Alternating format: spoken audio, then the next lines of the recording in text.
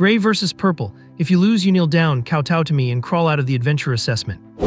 Facing the roar of Wang Liang, my nemesis in class who had just awakened a purple tier talent, I calmly picked my ear. Fine, then what if you lose? The whole class fell into a deathly silence, and everyone looked at me as if I were a madman.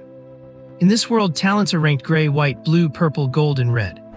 Purple represents a rare genius, starting with 5 skill slots. And I awaken the gray tier defective talent, which has only appeared twice in recorded history and is destined to have only 1 skill slot for life. A defective product actually dares to accept a death match against a purple tier genius. If I lose, I will give you a D-rank skill book, a pauper like you could never afford one in your entire life. Wang Liang laughed hysterically. This was exactly what I was waiting for. To hide the curve of my lips, I deliberately put on a look of indignation and accepted the bet. Returning to my seat, I closed my eyes and opened the talent panel I had just awakened. Fingling Yuying.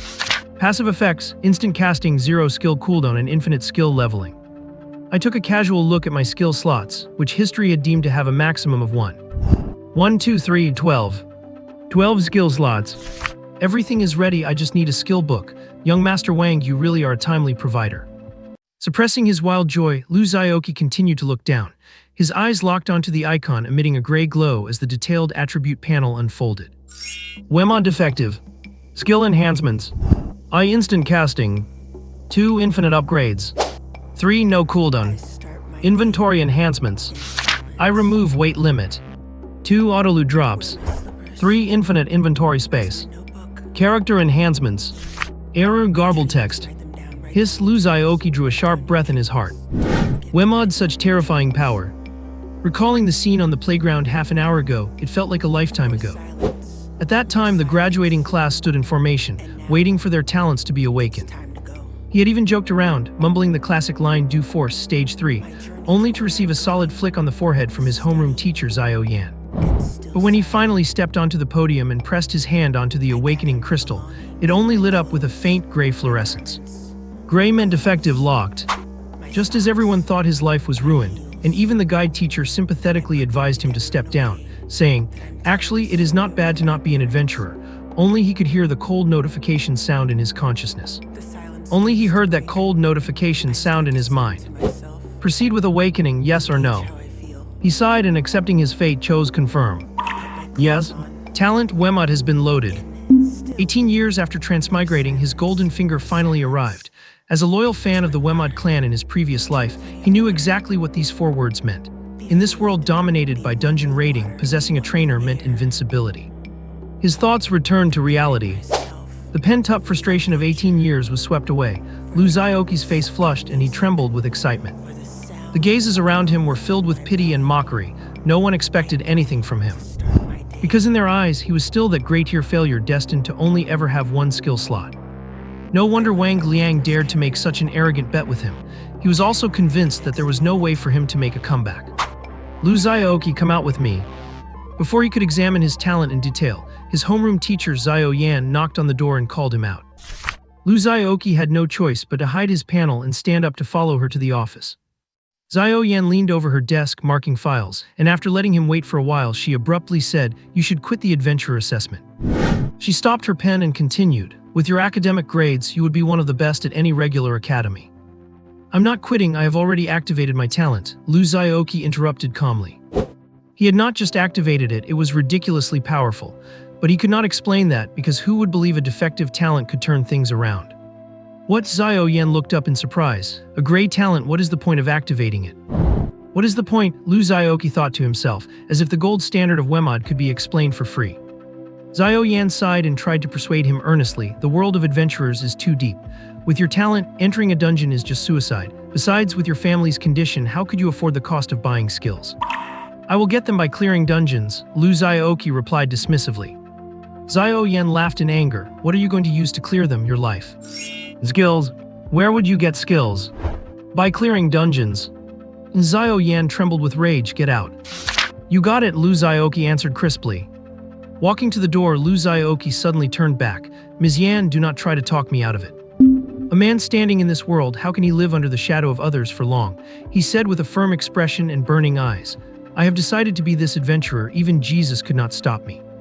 Looking at his surging fighting spirit, Xiao Yan faintly caught a glimpse of someone else's shadow and bit her lip, falling silent. On the way back to the classroom, Lu Xiaoqi, having just made his grand statement, calmed down. The boast was made and the bet was set. Although Wang Liang promised to give him a D-grade skill book if he lost, the combat drill was tomorrow afternoon. No matter how strong Wemod was, he could not directly convert it into combat power before obtaining a skill. How can he ensure he beats Wang Liang in tomorrow's drill without fail and gets that skill book? Ding! Class dismissed. No sooner had the teacher left than the classroom erupted into chaos. Lu Xiaoqi was about to sneak away when a hand pinned him firmly to his seat. A large, round face leaned in. Chen Haoran squinted his eyes, looking serious. "Old Chi, I think you have talent. Why not learn how to cook from me?" Lu Xiaoqi was amused, yet he knew the guy was genuinely concerned about him. It is the same in every world. Wherever there is a master of the grind, there is a god of slacking off. In this great era where everyone aspires to be an adventurer, Chen Haoran is just a lazy fish who spends his days coasting, with his only backup plan being to go home and take over the family restaurant. He really should have had nothing in common with Lu Xiaoqi, the top student in the grade. But Lu Xiaoqi's subpar grade talent somehow brought the two of them onto the same front. He still remembered that when he first found out about his grade talent, he was sitting blankly in the classroom, and this fat guy had crept over with that shifty look in his eyes. "Classmate Lu, want to learn cooking? I guarantee you will master it." But he and Chen Haoran were different after all. He had a reason he had to become an adventurer. So as usual, he kept a straight face and crossed his arms. No. Chen Haoran scratched his head. "Come on, why do you always reject me?" His tone was quite resentful. "Because you are not sincere enough. Sincerity is the ultimate move." "I am not sincere enough." Chen Haoran was getting anxious. "Mostly it is because your eyes are too small, so your sincerity is blocked. I cannot feel it."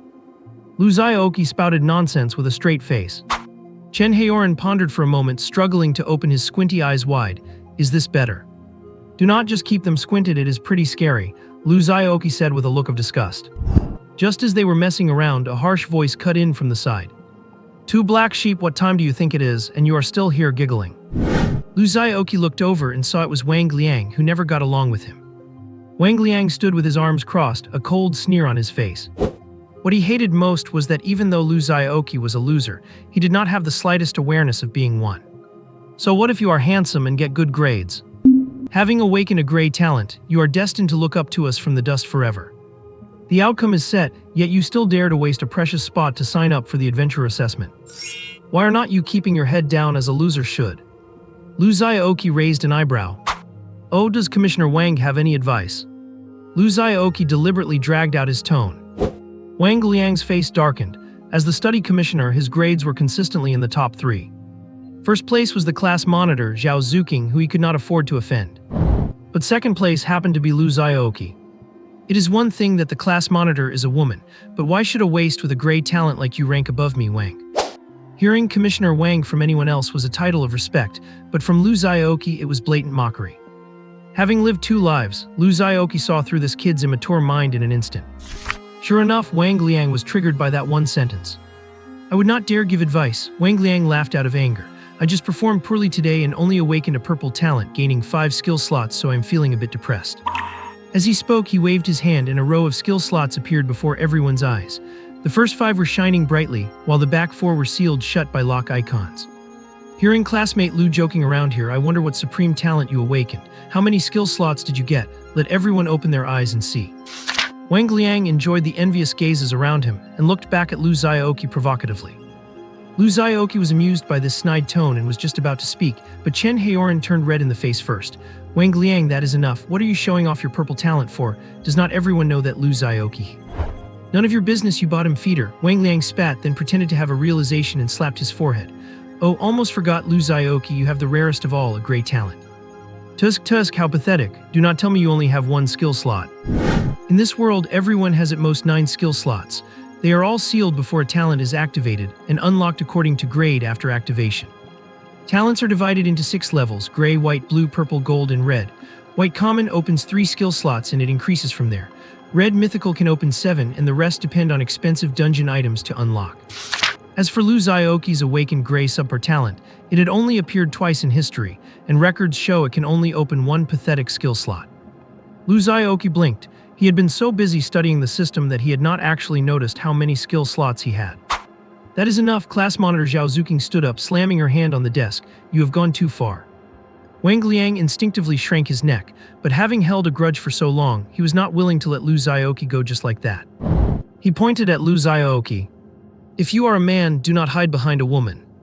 Practical exercise tomorrow afternoon, dare to get on stage and have a match with me. If you lose, just honestly quit the adventure assessment and hand over your spot. Spots for the adventure assessment are limited per class, and Lu Xiaoqi, being the top student in the grade, naturally took one.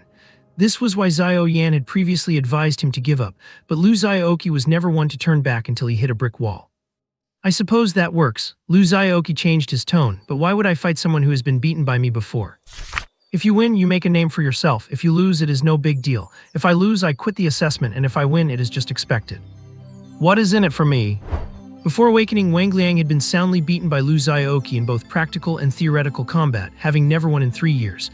But things were different now. He had awakened a purple talent, and he could learn skills prepared by his family. He considered himself to have the victory in the bag. In short, the sky cleared, the rain stopped, and Wang Liang felt like he was back in the game. Wang Liang was speechless for a moment. To provoke Lu Xiaoqi into accepting the challenge, he steeled himself. Fine, if I lose tomorrow's exercise, I will give you a D-rank skill book.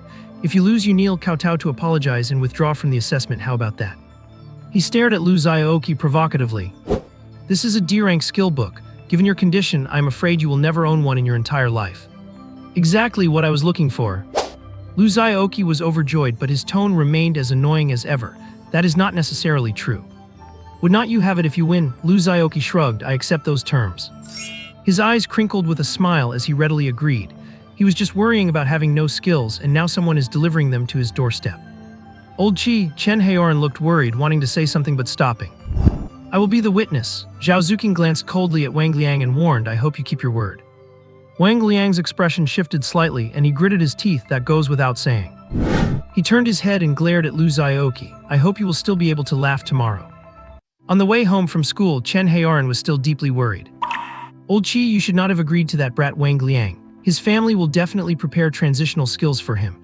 When the time comes, it will be a purple tier talent versus your gray tier, a character with skills against one without. What are you going to fight him with? Lu Xiaoqi waved his hand dismissively, not caring at all. Does not matter, I will make sure he knows that the master will always be the master. As a top student, Lu Xiaoqi knew very well. Skill slots are limited and skill reset items are extremely expensive. Mindlessly cramming skills is just asking for death. Even if Wang Liang's family is rich and prepared transitional skills in advance, he would not be able to use them proficiently immediately after learning them. Before Wang Liang fully mastered those skills, he had nothing to fear. Seeing that he could not be persuaded, Chen Haoran sighed. Fine, let us say you lose. Worst case, you do not become some fancy adventurer. You can just honestly learn to cook with me. We will grow Chen's restaurant into a huge chain across the country. If those adventurers are so tough, let us see them try to live without eating. Lu Xiaoqi broke into a cold sweat hearing that and quickly picked up his pace, trying to ditch the guy who was obsessed with dragging him into the restaurant business. After seeing Chen Haoran onto the bus, Lu Xiaoqi turned and slipped into a narrow, dark alley. After twisting and turning a few times, the high-rises disappeared, replaced by low-lying brick houses. The smooth asphalt roads gave way to potholed blue stone slab paths swirling with a bit of dust. Lu Xiaoqi stopped in front of a dilapidated courtyard and tapped on the gate. Sis, I am home. Coming. Footsteps came from the courtyard, accompanied by a few bouts of weak coughing. Greek. The wooden door opened, revealing a pale but beautiful face. Lu Wanny welcomed him in and reached out to take his heavy school bag, but Lu Xiaoqi stopped her. Sis, how many times have I told you not to treat me like a kid? I will do it myself, Lu Xiaoqi complained. Your health is not good, do not lift heavy things. All right, I know. Dinner is almost ready, you go rest first, Lu Wanny said with a smile. Usually Lu Xiaoqi would go to help in the kitchen, but today his mind was preoccupied with his talent, so he just urged her, leave the heavy lifting to me, do not push yourself. I know I am the big sister after all, Lu Wanny tapped him on the forehead. Slipping into his room, Lu Xiaoqi immediately pulled up his talent panel. Wind Spirit Moon Shadow Flawed. Attributes slightly. You call this a gray talent? Looking at the panel, Lu Xiaoqi could not hide his excitement. Perhaps it was because of his transmigration, but Wind Spirit Moon Shadow had changed from a game modifier into an enhancement-type talent. But this intensity was simply overpowered. A single talent contained 3 whole modules, and each module had various enhancement effects. Setting aside the garbled character and inventory enhancements, just look at the skill enhancements. Other people's enhancement talents look like this. Casting on the move rare. Moving will not interrupt skill channeling. While on Lu Xiaoqi's panel, it clearly stated, instant cast no channeling, immediate release.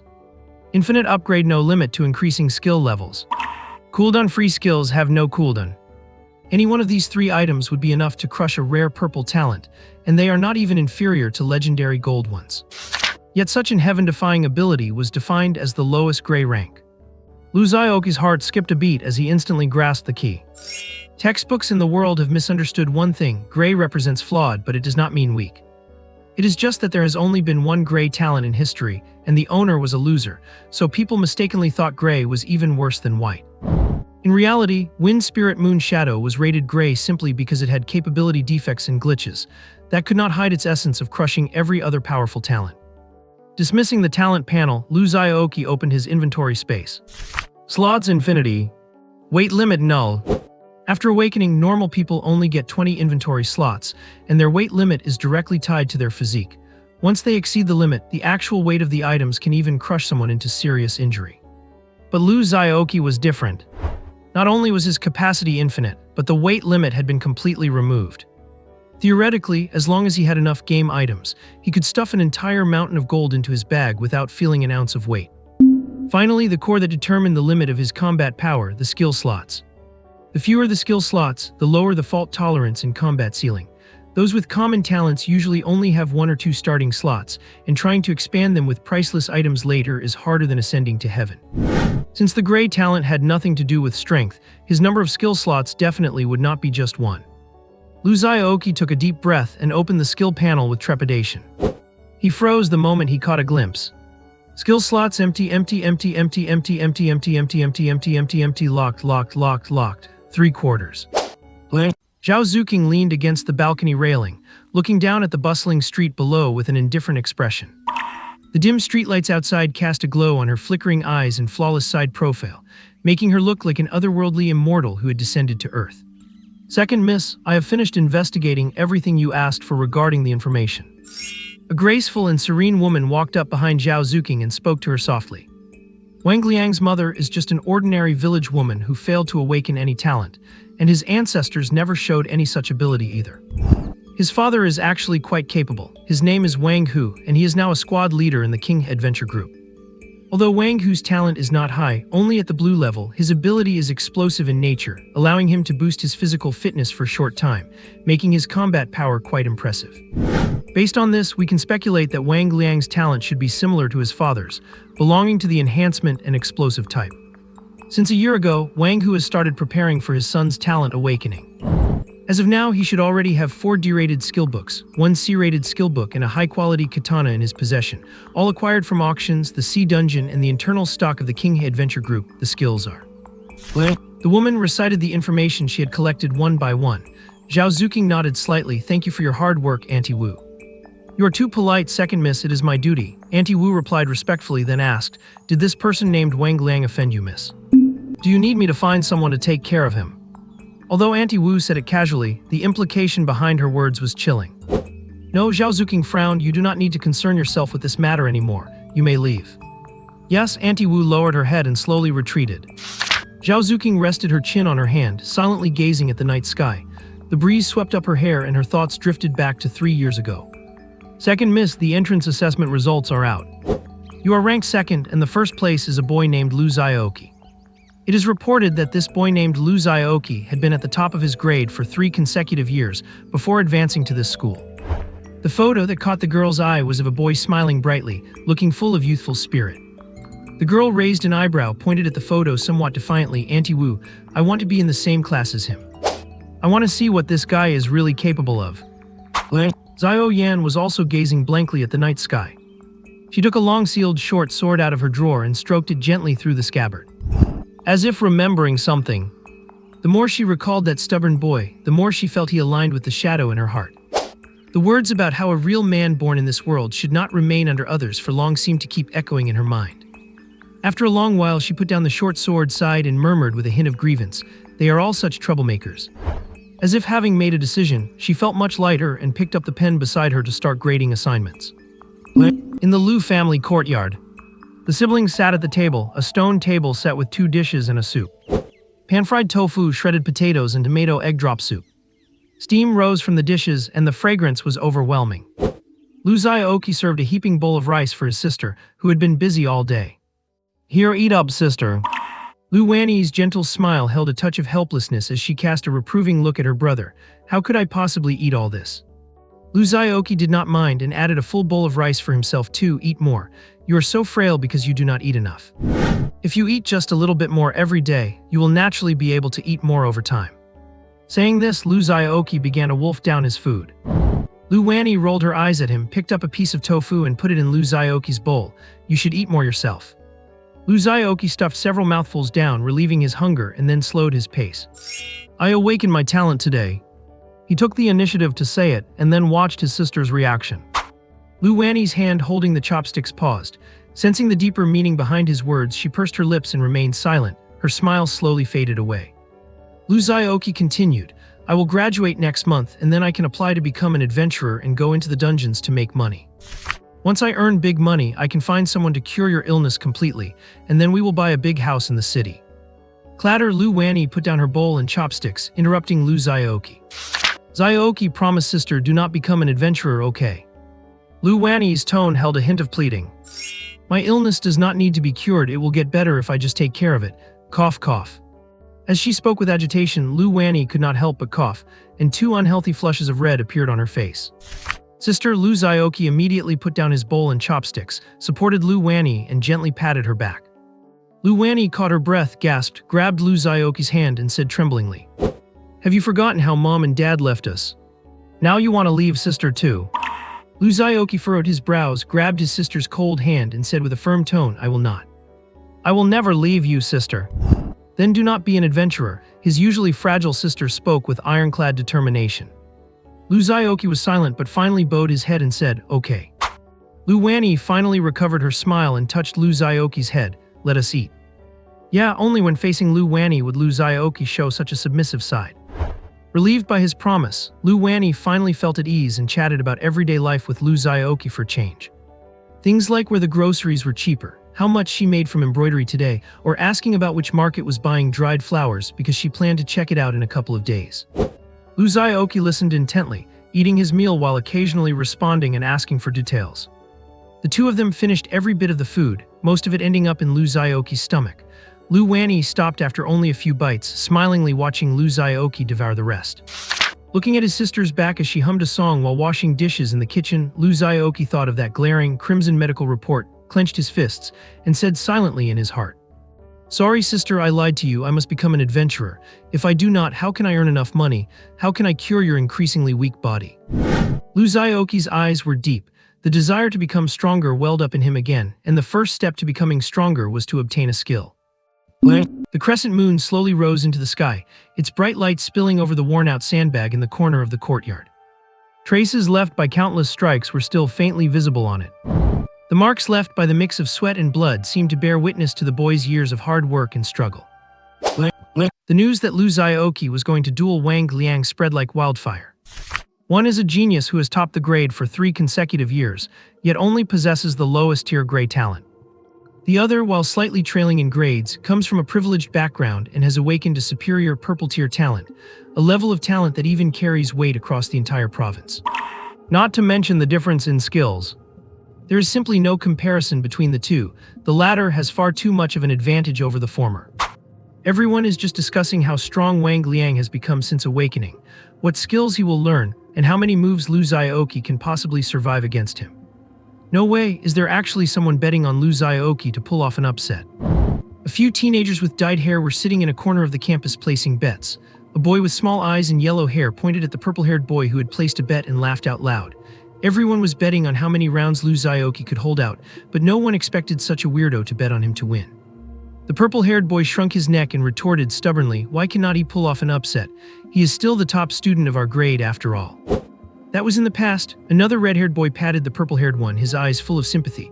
Different talent levels provide vastly different boosts to combat power. Besides, Wang Liang can learn skills while Lu Xiaoqi, even if he could learn them, he only has one skill slot. What a pity, the red-haired boy shook his head and sighed, seemingly feeling bad for his friend's wallet. At their age, they clearly could not gamble much, but even the cost of a pack of cigarettes could make one's heart ache for a long time. The purple-haired boy did not think so. How much power can a newly learned skill really unleash? And talent abilities come in different types. What if Wang Liang's talent does not provide a direct combat boost? Then you are wrong, the yellow-haired boy chuckled and said mysteriously, insider info. Someone heard Wang Liang bragging that his talent is a body stat enhancement type, a typical combat talent. Otherwise, why would he dare to bet his skill manual on a duel with Lu Xiaoqi? Ah, really? The purple-haired boy found it hard to accept the facts. Of course it is true, why would I lie to you? But let us be clear, once the bet is placed, there is no backing out. They all think you are doomed to lose. Chen Haoran sighed beside Lu Xiaoqi. Lu Xiaoqi closed his combat theory book full of notes and tilted his head to look at Chen Haoran. What about you, good guy, what do you think? What do I think? I will be sitting at the scene and unable to watch it, that is what, Chen Haoran said irritably. I want you to win, but the difference in power just will not allow it. Lu Xiaoqi's lips curled up slightly. Relax, not only will I win, but I will win in style. Chen Haoran rolled his eyes, completely speechless at this blindly confident guy. Wang Liang was dressed exceptionally handsomely today, specifically getting a stylish middle-part hairstyle, paired with gray-white suspenders and a black turtleneck. As soon as he sat down in the classroom, he attracted the secret glances of several girls, which made him feel incredibly smug. Today was the day. He will use absolute strength to crush Lu Xiaoqi and make a spectacular comeback. He wants to let Lu Xiaoqi know that fancy tricks are useless. What really matters is raw personal strength. He wants the whole school to know that he, Wang Liang, is the man who dominates Rongcheng Middle School. Zhao Zuqing was watching too, but she was not looking at Wang Liang. She was very curious. At a time like this, why was Lu Xiaoqi still so calm and even in the mood to pull out his textbook for review? The combat instructor was a burly man in his early 30s. The first thing he did upon entering the classroom was glance at the confident Wang Liang and the calm Lu Xiaoqi. Clearly, the news had reached him. The whole class, follow me to the training grounds. This lesson is for practical combat. The students started buzzing with discussion, many of them looking excited as if they could not wait to witness something. The instructor frowned and scolded, quiet down. Other classes are still in session. What are you making such a racket for? The classroom went silent instantly. The instructor nodded with satisfaction, seeing the effect of his commanding presence. Lu Xiaoqi touched his ear and looked at the teacher, speechless. Teacher, has anyone ever told you that your voice is actually the loudest? What? No one said that.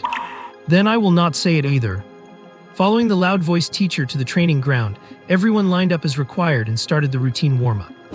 After warming up at the teacher's command, the students paired up on their own and began their combat practice.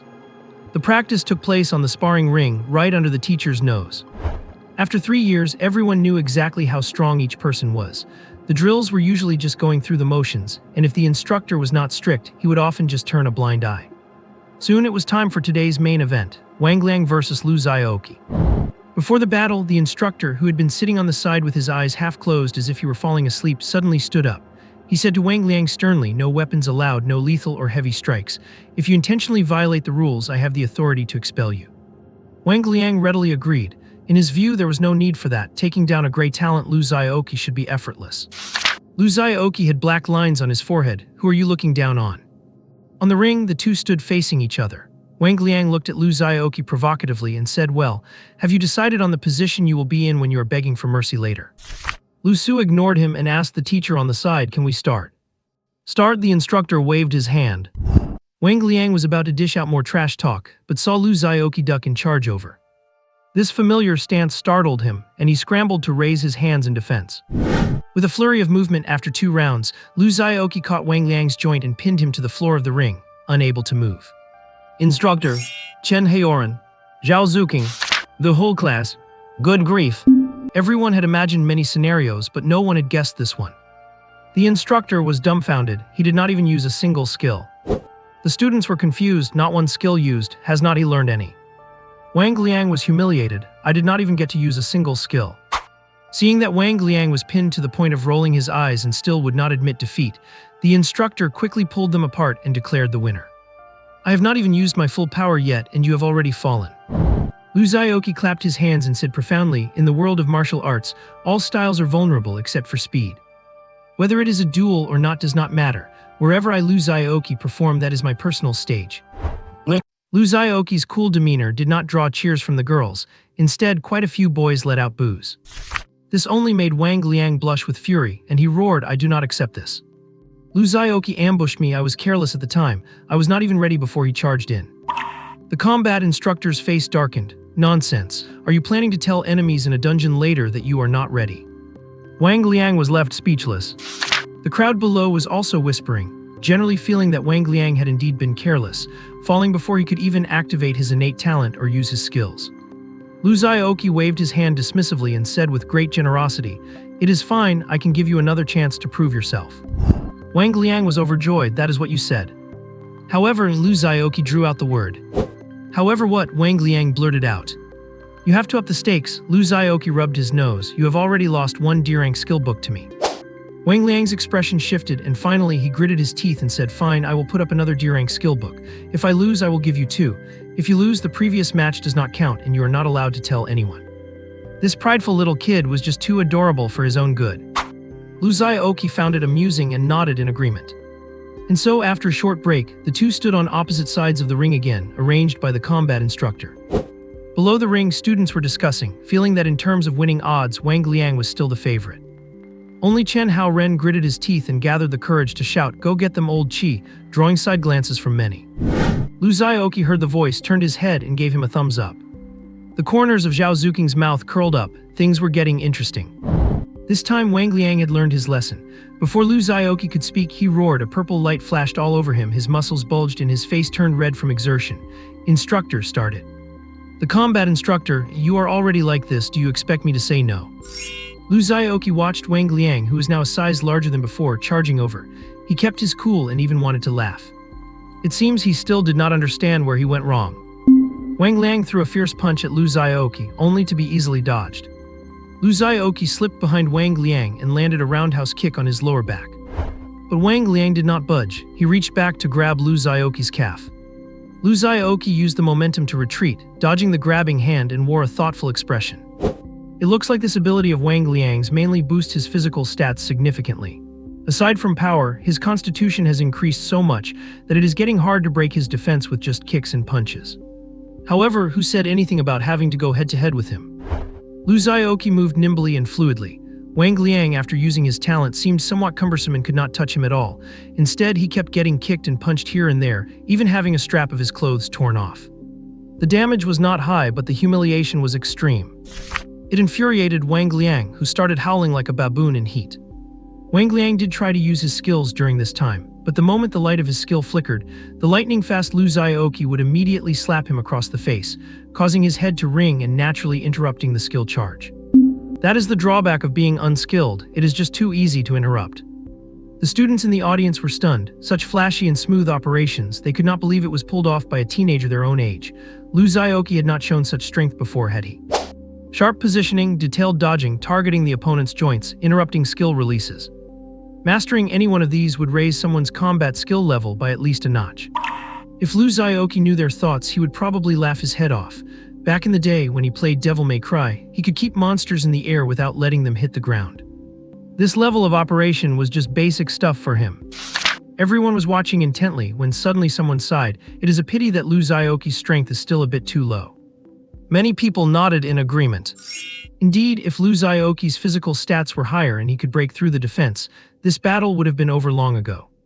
Zhao Zuking heard this too, but she shook her head with disdain. Do you really think that is all the damage Lu Xiaoqi can do? It is not that he cannot break the defense, it is that he cannot afford to stop. If this drags on, once his stamina is drained, Lu Xiaoqi will be finished. Every time Wang Liang threw a simple punch, Lu Xiaoqi had to dodge and maneuver to avoid a head-on collision, which naturally consumed a great deal of stamina. Some started debating how long Lu Xiaoqi could hold out.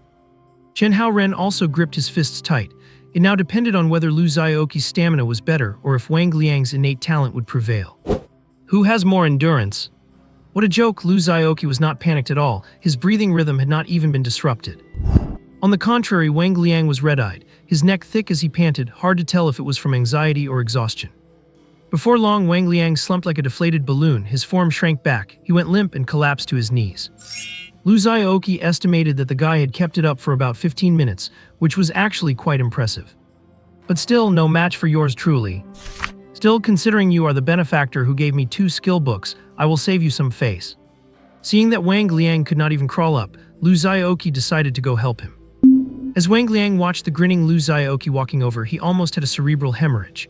With his talent active, he felt like a peerless warrior who could move mountains, yet he ran into Lu Xiaoqi, who was slippery as an eel, always dodging and weaving. He had all the strength but nowhere to use it. The more he thought, the angrier he got, especially after hearing people whispering that he was all show and no substance, unable to beat someone with a gray rank talent despite his own purple rank talent. Wang Liang lost his cool, let out a low roar, gathered his final bit of strength, and launched a dive punch toward the unsuspecting Lu Xiaoqi. "Watch out," the combat instructor exclaimed, immediately calling out, though it was too late to intervene. They were too close. Mostly because Lu Xiaoqi's mastery of rhythm was so perfect and artistic that even the instructor had been immersed in it and had not reacted in time. In the blink of an eye, Lu Xiaoqi's hair stood on end, and at the critical moment he caught Wang Liang's fist. A great force surged over, and he instinctively utilized the Tai Kai technique of 4 ounces to deflect 1,000 pounds. Receive, deflect, release. Under Lu Xiaoqi's push and turn, Wang Liang's hand lost its aim, and instead, Lu Xiaoqi used that momentum to execute a beautiful shoulder throw, tossing him flat on his back. Lu Xiaoqi was annoyed now too. With skilled grappling techniques, he locked Wang Liang down and growled, "Do you yield?" Hearing no response, he checked and realized the guy had already passed out. When Lu Xiaoqi let go of Wang Liang and stood up, clapping his hands, he noticed everyone's jaws had hit the floor. 3 years later, Lu Xiaoqi has become famous once again. Unlike last time when he gained fame for his great-tier talent, this time he made a name for himself because he did not rely on any talent at all. He single-handedly and effortlessly crushed Wang Liang, who possessed a purple-tier talent and 2 active skills. Wang Liang was carried away in an ambulance by Wang Hu, who rushed over as soon as he heard the news. He totally lost all his dignity. Many people with mediocre talents looked at Lu Xiaoqi, and hope reignited in their hearts. They felt that perhaps their white-tier talents were not as useless as they thought. After all, Lu Xiaoqi was able to defeat a purple-tier talent without even using his own. Does that mean if I use my white-tier talent, I might stand a chance to go toe-to-toe with the geniuses who have golden-tier talents? Meanwhile, the man himself was sitting in the classroom, basking in everyone's focused attention. Chen Haoran kept staring at him from every angle, as if trying to find a flower growing on his face. Unable to stand the gaze anymore, Lu Xiaoqi quickly blocked his view with a textbook and whispered, "That's enough, I am not into men. Even if you keep looking at me with those lustful eyes, it will not do you any good." Old Chi. Chen Haoran had long been immune to his verbal attacks. He chuckled, "You really did it, man. When I was down by the stage and saw that guy Wang Liang glowing with purple light, I broke out into cold sweat. But you danced around him and he could not even lay a finger on you." Chen Haoran looked even more excited than if he had won the fight himself, chattering away with wild gestures and sparkling eyes. He had no idea that as the classroom atmosphere gradually turned quiet, a terrifying figure was already standing right behind him. Cough, cough, Lu Xiaoqi signaled him with his eyes to watch out for the danger behind him. To his surprise, his usually sharp friend just looked at him with confusion.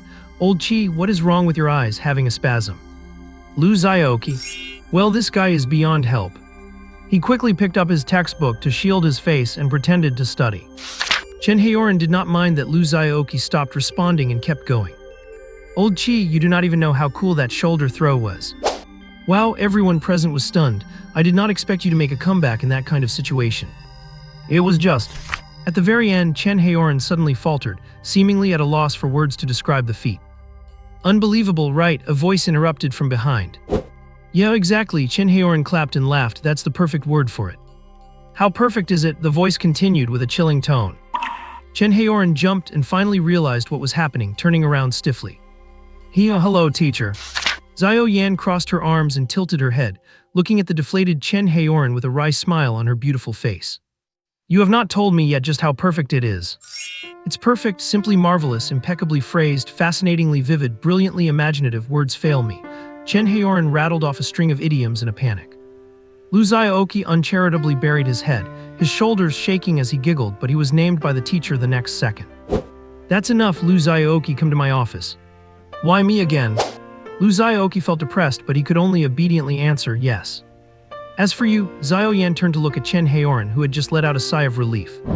"Before class ends, write 100 phrases using the word marvelous and bring them to my office." Chen Haoran's face immediately turned sour. A roar of laughter erupted from the students, and the classroom was suddenly filled with a cheerful atmosphere. "Everyone study silently and keep it down." Xiao Yan dropped that final command and strode out of the classroom. In the office, Lu Xiaoqi stood by Xiao Yan's desk, hands behind his back, looking honest, innocent, weak, and pathetic. Xiao Yan ignored his act, picked up her pink mug, took a sip of tea, and cast a glance at him. You put Wang Liang in the hospital. Lu Xiaoqi could not figure out her game, so he just offered a weak explanation. You might not believe me, but he actually caused that himself by overexerting his own power. Xiao Yan rolled her eyes and said, I'm not here to hold you accountable. The combat instructor has already reported the details to the dean's office. Since they are not pursuing it, why would I step in? Oh, Lu Xiaoqi looked at her, so why did you call me here? Xiao Yan took a package out of her drawer. Wang Liang's father left this for you before he left, and he asked me to give you a message. The people of the Wang family always keep their word and accept their losses. Today Wang Liang was simply not skilled enough, but when the adventurer examination comes around, we will let him face you again. Lu Xiaoqi's eyes lit up, his gaze locked onto the package. This Uncle Wang is really a stand-up guy. He chuckled, oh my, how could I accept this? It is just a fight, and yet he even left a gift for me. As he spoke, his hand was already reaching out to take it. He's so polite. Maybe I should take a basket of eggs to visit him after school. These are organic eggs from our own chickens. Wang Liang, I would like to say thanks, but no thanks. Xiao Yan shoved the package into his hands and said impatiently, I advise you not to go wandering under their noses. I'm not responsible if you get beaten up. Lu Xiaoqi shrank his neck, never mind then, maybe some other time. And put him in the hospital again next time. That would be a total disaster. Xiao Yan was speechless at this cheeky guy, but remembering why she called him here, she calmed down and asked, how many skill slots have you unlocked? It was common knowledge that skill slots for other talent tiers were basically fixed. Only the gray tier was unique, so Xiao Yan could not be sure how many he had. Lu Xiaoqi blinked, thinking it would be better to keep his ridiculously large number of skill slots hidden and lay low. So he held up 2 fingers.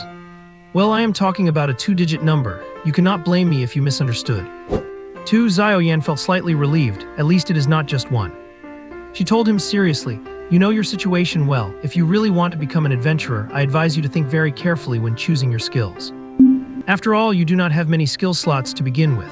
If you fill them all with D-tier skills, you will not have any room for growth in the future. Do you understand what I am saying?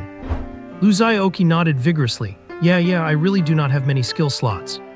Only 12 usable ones, that is indeed too few. The cooldowns alone are too much to manage. I almost forgot, mine do not even have cooldowns. Never mind then. Xiao Yan felt at ease seeing him listen, so she rested her chin on her thumb, massaged her temple with her middle finger, and frowned. Get out of here, looking at you is annoying. Lu Xiaoqi chuckled, stood at attention, and gave a stiff salute. Understood. Back in the classroom, Chen Haoran was still lying on his desk, writing with a sad face. Lu Xiaoqi leaned in to take a look, and it read, marvelous, magical, graceful, wonderful medicine. Mysterious, let us learn how to meow, meow, meow, meow. Lu Xiaoqi. What the heck with the meowing? You are really a genius, Haoran. Lu Xiaoqi, please wait a moment. After school that afternoon, Lu Xiaoqi and Chen Haoran were walking to the school gate with their bags on their backs when someone called out to them. He turned around, and the person who came was none other than Zhao Zuking. She was dressed in white as snow, her dark hair braided into a crown, making her look exceptionally noble and elegant. Lu Xiaoqi touched his nose in confusion. Oh, it is classmate Zhao. Is something the matter? Would you mind if we spoke privately? Zhao Zuking asked calmly. Chen Haoran caught the hint immediately and said, I have something to do, so I will be heading off first. I will not wait for you, Lao Qi.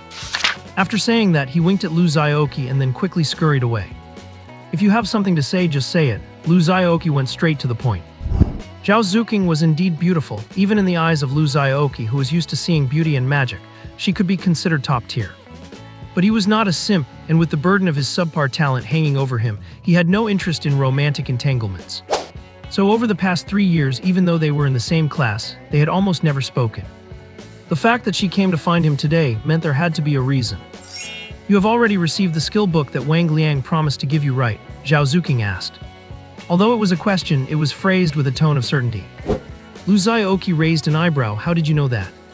Zhao Zuking did not answer but paused and said, there's one skill book in there that is very important to me. Would you mind if I traded with you for it? As she spoke, Zhao Zuking flicked her wrist and took out a skill book that looked like an ancient manual from her inventory. Lu Xiaoqi looked closely, // Because Zhao Zuking had opened her permissions, Lu Xiaoqi easily saw the attributes of this skill book. /grade D. By accumulating power, unleash a powerful slash. If the target is finished off by the charge slash, it permanently increases your power. A growth type skill. Lu Xiaoqi's pupils shrank and his heart jolted. So-called growth-type skills were just like Nasus is Q, Vaegar's passive Cho'Gath's R. They permanently boost the skill's power once certain conditions are met. Such skills could almost accompany an adventurer for a lifetime. They were something every adventurer both loved and hated. Because before growth-type skills are fully developed, their damage is undoubtedly weaker compared to skills of the same level, or the damage might not be low, but the form or release conditions are flawed and harder to satisfy than other skills. Where there is an advantage, there must be a disadvantage. The Tao of Heaven is impartial and unavoidable. Just like this charge slash, the power itself is decent, but it requires the user to accumulate power over a long time to complete it. If you are in the heat of battle amidst blades and swords, who is going to give you the chance to charge? So basically, you only get the chance to release it on the initial strike. But the growth attribute of this skill requires you to kill a target with it. Unless you have grown to the point where you can one-shot mobs, or you have a professional team controlling monsters for you to land the finishing blow. Otherwise, this skill is like a chicken rib. Tasteless to eat but a pity to throw away.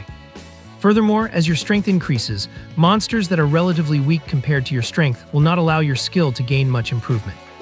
There might even be zero growth if the disparity between the two is too large. This also prevents those powerhouses from having everyone stack damage on low-level monsters in low-level dungeons once they have grown up. What is a growth skill? Only one that grows and progresses with you can be called a growth skill. But regardless, no adventurer would easily let go of a growth-type skill that suits them. After all, a developed growth-type skill has limitless potential. Lu Xiaoqi's expression was a bit strange.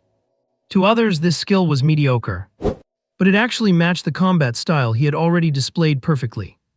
In others' eyes, he wins by constantly moving around, looking for openings, wearing down the enemy's stamina and health, and then landing a one-shot kill. Lu Xiaoqi can avoid attacking frequently, use movement to dodge damage, accumulate power, and then strike the enemy's vital point. In other words, this skill was tailor-made for Lu Xiaoqi. This woman, what is she up to? Lu Xiaoqi's eyes narrowed. But would he let food that is already in his mouth go to waste? Obviously not. So he agreed readily, sure, let us trade. Lu Xiaoqi took the package out of his bag, unwrapped it, and handed it to Zhao Zuqing. Take a look and see which one you need. Zhao Zuqing casually pulled one out. This is it, steel bones, I am missing a defensive skill, here you go. Lu Xiaoqi took the charge slash with a strange look on his face, his mouth twitching slightly. You clearly just read the name just now. And you said it was very important to you. I do not believe a word of it. Before this, Lu Xiaoqi had not even opened the package, so he naturally did not know what skills were inside. Now it seems that Uncle Wang is not as straightforward as he thought. The two skill books were Steel Bones and Parry. Both were pure defensive skills. Lu Xiaoqi's combat style was biased towards agility and evasion. If he learned these two, it is not that they are useless, they are just absolutely pointless. Of course, that is just from the perspective of others. If you asked Lu Xiaoqi if he would learn them, of course he would. Why not learn skills that are given for free? It is not like leaving 12 skill slots empty is fun. In this way, Zhao Zuqing's motives were even more suspicious. It was as if she already knew about Lu Xiaoqi's predicament and had specifically come to help him out. Could she be after my body? Lu Xiaoqi shuddered and looked at Zhao Zuqing with a face full of caution. Zhao Zuqing, of course, did not know about Lu Xiaoqi's internal monologue. Having achieved her goal, she was clearly in a good mood, with her lips curling into a smile. She gently tucked her wind-swept hair behind her ear, and that subtle elegance almost stunned Lu Xiaoqi. All right then, I will take my leave now, classmate Lu. Zhao Zuqing nodded slightly to say goodbye. Yeah, okay, goodbye, classmate Zhao. Lu Xiaoqi watched Zhao Zuqing's retreating figure, feeling that this unpredictable girl was very dangerous. He had no idea what she would do next. I, a dignified transmigrator, am actually being led by the nose by someone. How terrifying, I must stay away from her in the future. Lu Xiaoqi looked at the two skills in his hand. He had already checked the charge slash from classmate Zhao. He had not seen the parry from Uncle Wang yet. Since he had already opened them, he might as well check what the quality of this parry was. Parry grade D. Effectively blocks an enemy attack and reduces a certain amount of damage. That is it. Lu Xiaoqi curled his lips, it was really mediocre. Perhaps this is what they mean by no comparison, no harm. With the gem that was charge slash already in hand, looking back at this parry made it seem. Lu Xiaoqi took a rough look. The damage reduction effect of this skill was average, but the cooldown was quite short, almost non-existent, so it could be considered a standard skill. But unfortunately, since he had his cheat engine, the biggest advantage of this skill was rendered useless. However, something is better than nothing. Lu Xiaoqi decided to learn it anyway. Since he had plenty of skill slots, the margin for error was quite high. A brief explanation here. Releasing skills is not cost-free. There is a minimum cost which you can adjust yourself. As long as it is higher than the minimum threshold, it will release successfully. The higher the cost you consume, the greater the skill's power will be. In addition, the higher the skill grade, the higher the minimum cost. Therefore, novice adventurers will not directly try to learn skills above grade B, because even if they do, it is hard to meet the requirements for release, and they will not be able to form effective combat power. Generally, combat series skills consume stamina, like swordsmanship, knife techniques, marksmanship. Specialized series skills consume mental energy, like spells, charms, illusions. That is why physical training and mental meditation are listed as compulsory courses in compulsory education by relevant departments, and are also part of the physical fitness assessment. At the same time, after learning skills, practicing them will also increase your corresponding attributes. Bang, bang, bang, bang, bang. The Lu family courtyard. The sandbag hanging from the tree flew high into the air with every strike. Under the tree, Lu Xiaoqi was shirtless and drenched in sweat. His muscles rippled rhythmically, and he put his entire body's strength into every single punch. Sweat trickled down the contours of his muscles, soaking his pants halfway down. He was the classic example of someone who looked lean in clothes, but possessed a perfect, muscular physique underneath. Lu Xiaoqi was persistently training every part of his body, combining his past life experiences with the techniques taught at school. 10 years day in and day out. This was also why Lu Xiaoqi's reaction speed was far superior to others his age. Others' cultivation, taking pills, medicinal baths, supplements, and moderate exercise to activate the medicine. Lu Xiaoqi's cultivation, impact training, weight training, jumping training, reaction training, and eating massive bowls of food. Beginner cultivators are not at the level where they can absorb the energy of heaven and earth yet. To improve their realm, they have to honestly get enough energy from food or cultivation resources. In truth, when it comes to cultivation, Lu Xiaoqi's talent for meditation is actually far higher than his talent for physical training. Perhaps because he is a reincarnator, Lu Xiaoqi's mental attribute during the entrance assessment was more than double that of his peers. However, meditation cultivation is just too expensive. A single bottle of mental essence for cultivation, even the lowest grade, costs 30,000. Lu Xiaoqi simply cannot afford that. Without mental essence, relying solely on meditation, the progress is pitifully slow.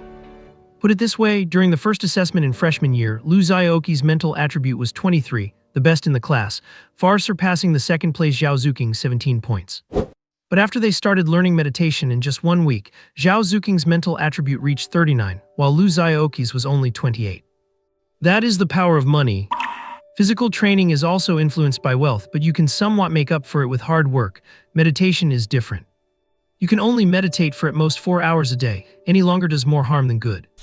Frankly speaking, being a mage is really not something a poor person can afford to play. Xiaoqi, it is time to eat. Lu Wenni's voice drifted out from across the kitchen door. Coming, Lu Xiaoqi replied, stopping his movements. Heat rose from his body and white steam was actually drifting off his head. Lu Wenni walked out carrying dishes, and Lu Xiaoqi leaned in with a grin. Let me see what delicious food you have made today, sister. Go wash up, you are covered in sweat, it is disgusting.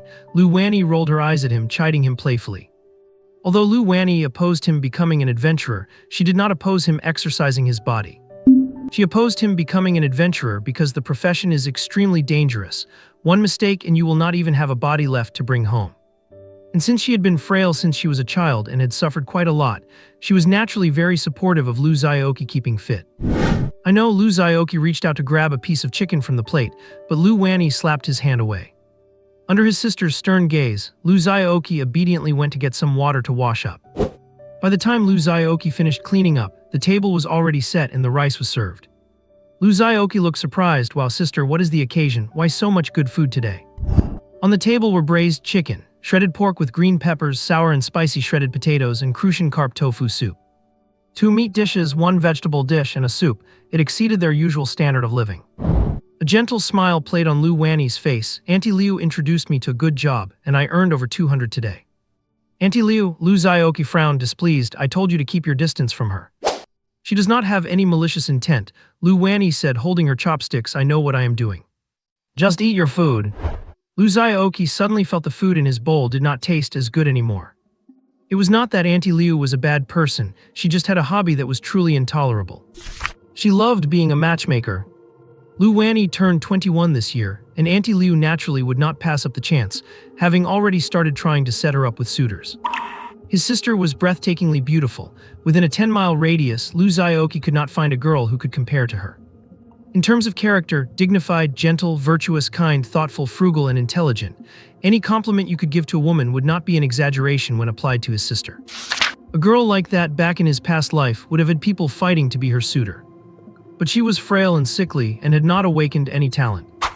Their family was poor, they had no parents, and she was carrying the burden of a younger brother. Because of that, she was not exactly popular in the matchmaking market. Auntie Liu had introduced a few young men to Lu Wanny, but in Lu Xiaoqi's eyes, they were all losers. Lu Xiaoqi despised them, yet Auntie Liu kept pushing. It is no wonder he did not have a good impression of her. Moreover, toward this sister of his who was not related by blood, Lu Xiaoqi harbored some unusual feelings. Lu Xiaoqi was adopted. 18 years ago, when Lu Xiaoqi first arrived in this world, he was abandoned on the side of the road and Lu's father happened to pass by. And so, 3-year-old Lu Wanny gained a little brother. When they were little, Lu's father and mother often joked about it, claiming they had found a child husband for their daughter. Lu Wanny often used this as a threat to make Lu Xiaoqi play house with her. Until Lu Xiaoqi was 12, when Lu's father and mother went into a dungeon and never returned. Just turned 15, Lu Wanny was forced to drop out of school and take the entire Lu family on her shoulders. The outwardly strong Lu Wanny, he did not know how many times she had sobbed in her bed in the dead of night. Lu Xiaoqi had witnessed it all silently. From then on, the child husband joke was never mentioned again, and the two became even closer. Lu Xiaoqi had tried to shoulder the burden for his sister, but she was too stubborn. The seemingly gentle sister actually had a mind of her own. Once she decided that Lu Xiaoqi should just focus on his studies while she earned the living, that is how it stayed, and no matter how hard it was, she never complained. If Lu Xiaoqi disobeyed, Lu Wanny would not say anything. She would just sit alone in the room wiping away tears. It only happened once, but it broke Lu Xiaoqi's heart, and he never dared to go against her wishes again. Perhaps sensing her brother's mood, Sister Lu gave a gentle smile and kept putting food in Lu Xiaoqi's bowl, as if to comfort her gloomy brother. After dinner, Lu Xiaoqi helped her clean up and returned to his room. Taking the 2 skill books out of his inventory, Lu Xiaoqi had a resolute look in his eyes. I cannot delay this any longer. To protect my sister, I must grow stronger immediately. The skill books in his hands dissolved into 2 white lights and vanished. 2 icons appeared in Lu Xiaoqi's empty skill bar. Skill bar. Power/rating D. Level 9 stars can be upgraded. No need to count, it is 9 white stars. By accumulating momentum, release a powerful slash. If the target is defeated by power slash, it permanently increases your momentum, up to a current cap of 100 points. Trait none. Consumption 30 stamina minimum. Cooldown none. Parry rating D. Level 9 stars can be upgraded. Effectively blocks 1 enemy attack and reduces a certain amount of damage. Trait none. Consumption 5 stamina minimum. Cooldown none. Skill levels are marked with stars. A white star means it is empty. When a white star is filled to become a black star, it means the skill level has increased. A newly learned skill starts at level 0, 9 white stars, and a max level skill is level 9, 9 black stars. Every 3 stars you can randomly acquire a trait. Therefore, even with the same skill, the form, damage, and effects can vary greatly due to different traits. It is said that traits are not entirely random. They are related to the user's attributes, habits, and even their weapons. But none of that mattered to Lu Xiaoqi. He looked at the shining upgrade symbol behind the skills and pressed it without hesitation. Lu Xiaoqi's abilities were all thanks to himself. Cheat codes upgrade me now. Power/rating D. Level 9 stars up. Builds up power to unleash a heavy slash. If the target is defeated by power slash, it permanently increases your power stat, currently up to a maximum of 1000 points. Traits: armor break, rapid charge, critical strike. Consumption 10 stamina minimum. Cooldown and slashing. Parry rating D. Level 9 stars up. 9 stars. Effectively blocks 1 enemy attack and mitigates a certain amount of damage. Traits: force deflection, stance maintenance, skill switching. Consumption 1 stamina minimum. Cooldown and slashing. Armor break reduces the enemy's armor defense by 10% when a hit is successful. Rapid charge increases charge speed by 20%. Critical strike instantly kills targets with health below 5%. Force deflection, when blocking a powerful overwhelming attack, 20 of the damage can be redirected.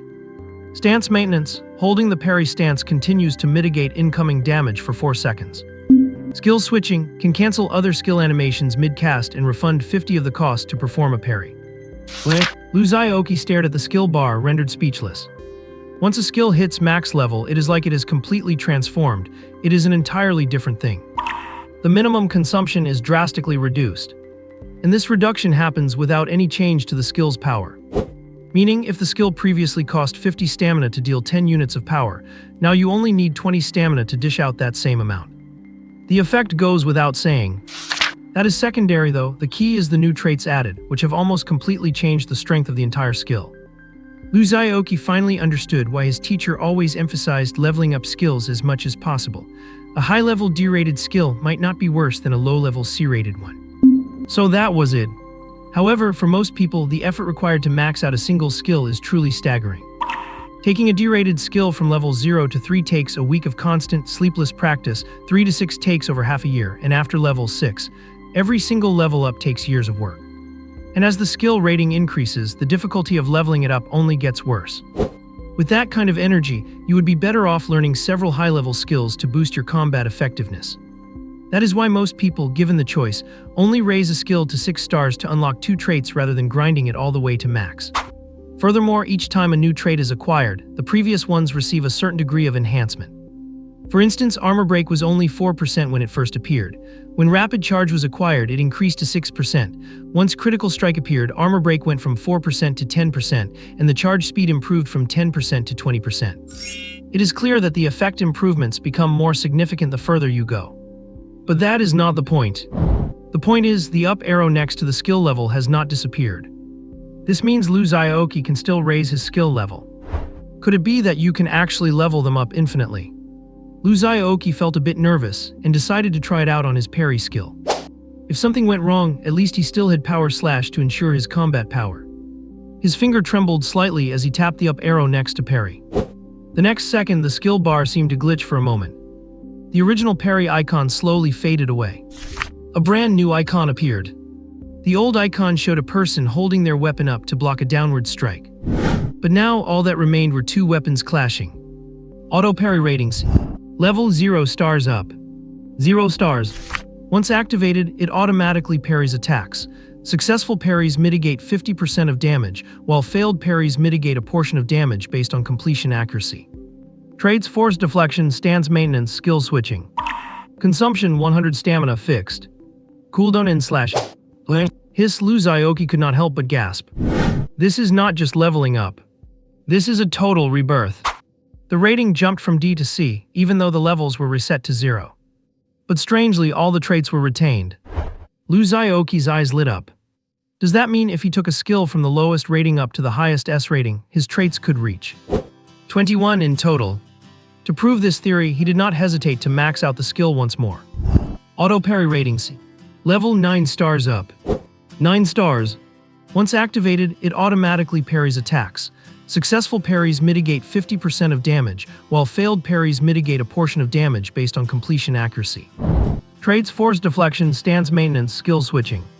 Consumption: 100 stamina fixed. Cooldown and slashing. The up arrow remained, meaning it could still be upgraded. Lu Xiaoqi let out a sigh. It was obvious this shortcut had not worked. Releveling did not grant any new traits. However, the previous traits were all upgraded once again.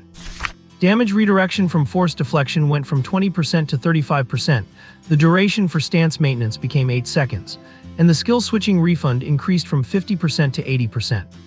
It seems that leveling up still has an impact on the traits. Another issue. This level up did not change the skill's cost, it remained 100 stamina. While still within Lu Xiaoqi's tolerance, if it were to go any higher, that might not be the case. After hesitating for a long time, Lu Xiaoqi chose not to continue upgrading, wanting to see what changes would occur if the skill reached a B rating. His gaze turned to the other skill. Power slash. Soon a brand new icon appeared before his eyes, showing a figure crouching and drawing a blade. Sword draw ratings. Level 0 stars up. 0 stars. After preparation, draw your weapon from its sheath to inflict both sword energy and physical damage.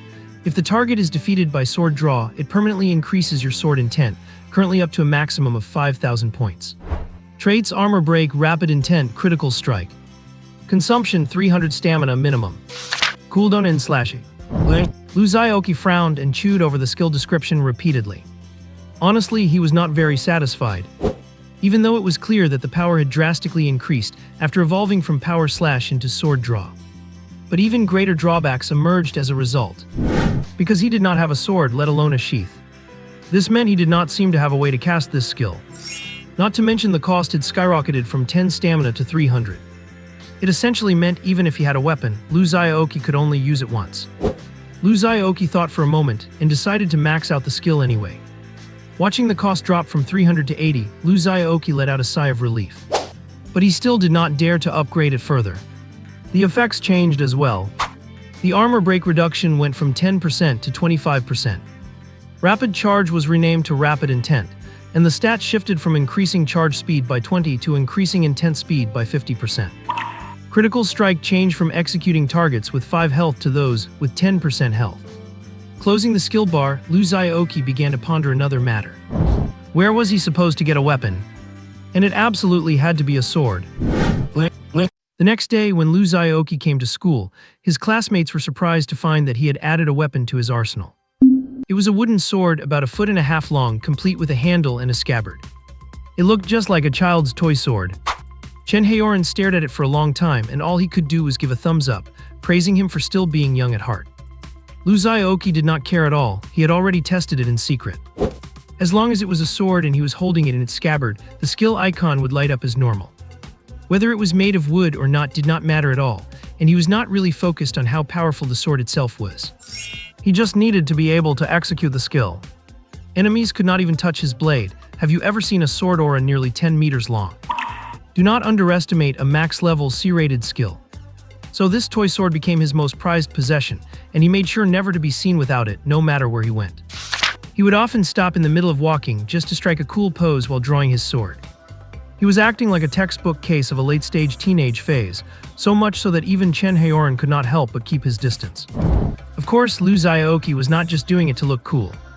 He was simply looking for a feel for it.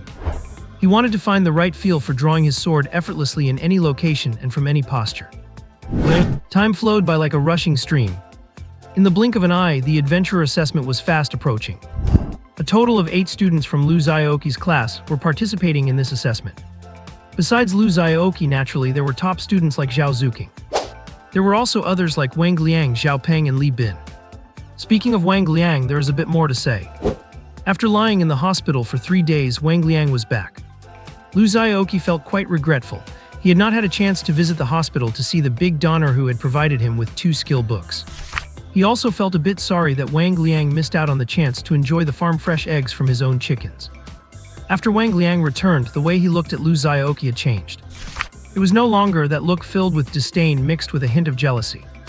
But there was still clearly some lingering defiance in his expression. And that sense of defiance became more and more obvious as time went on.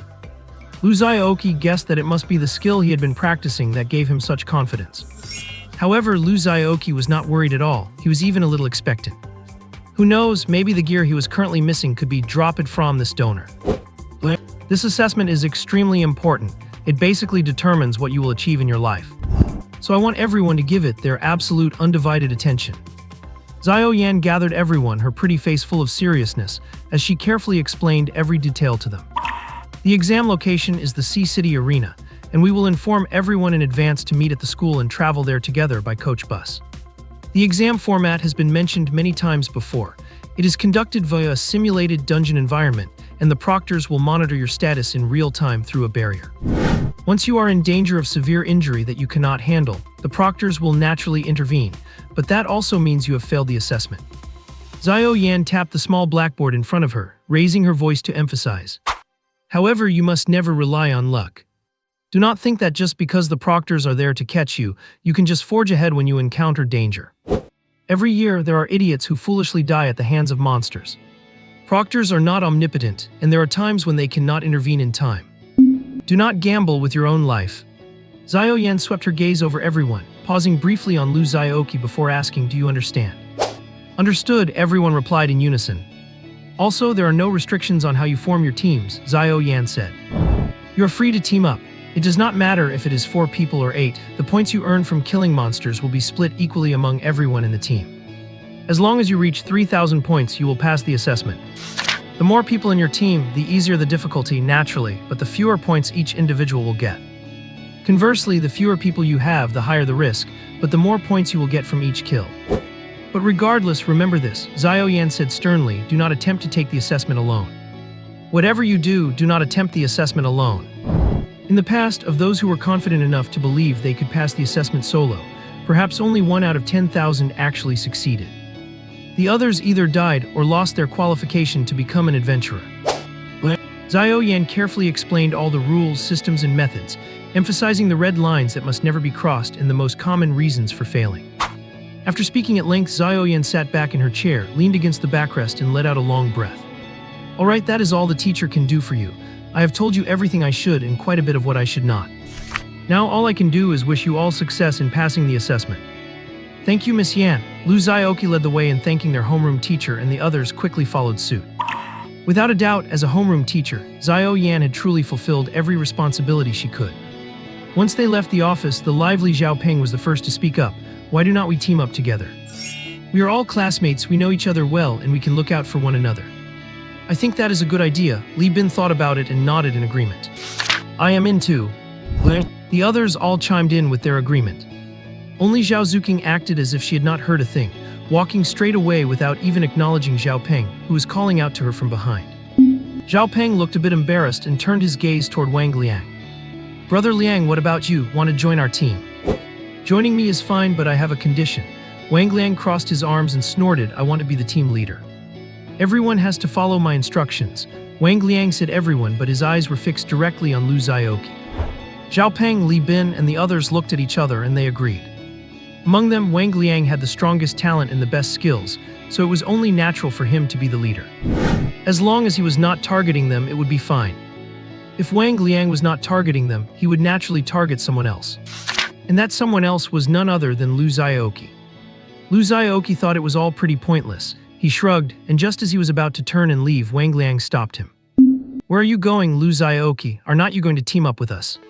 Heng Xiaoqi waved his hand, no thanks, hope you all have a good time. Lu Xiaoqi, do not think you can get cocky just because you beat me once. Wang Liang shouted, I am a completely different person now than I was before. Oh, Lu Xiaoqi's indifferent attitude made Wang Liang grit his teeth in frustration. Brother Liang, what now? Li Bin asked. Forget him, who would want to team up with someone who has grade talent. In the end, he will still come crawling back to beg me, just wait and see. Wang Liang stared viciously at Lu Xiaoqi's back, speaking with a bitter edge. Every time the adventure assessment is held, the resources consumed are quite staggering. Even with the full effort of the entire nation, it can only be held once a year in the provincial capital. If you miss this opportunity, you have to wait another year. The assessment organized by the school is free of charge, and it includes room and board. After all, we are nurturing the flowers of the motherland. But the spots available to each school are very limited, and can only be given to a very small number of outstanding students. And if you fail this assessment, you will have to pay for the next one out of your own pocket.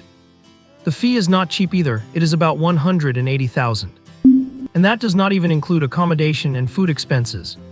So for children from ordinary families, this is basically their only chance to take the adventure assessment.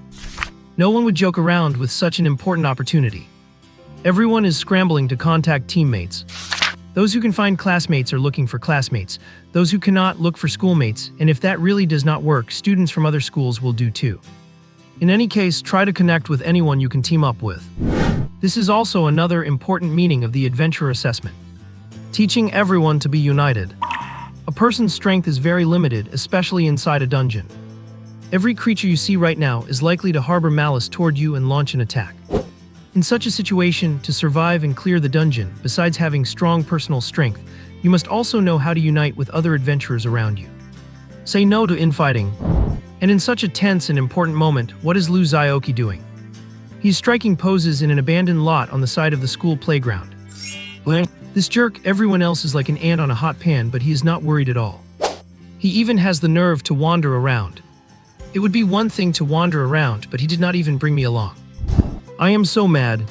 Chen Haoran climbed the dozen-meter-high stairs, grumbling and panting heavily from fatigue. Just as he reached the last step, he saw Lu Xiaoqi standing with his back to him in a sword-drawing pose.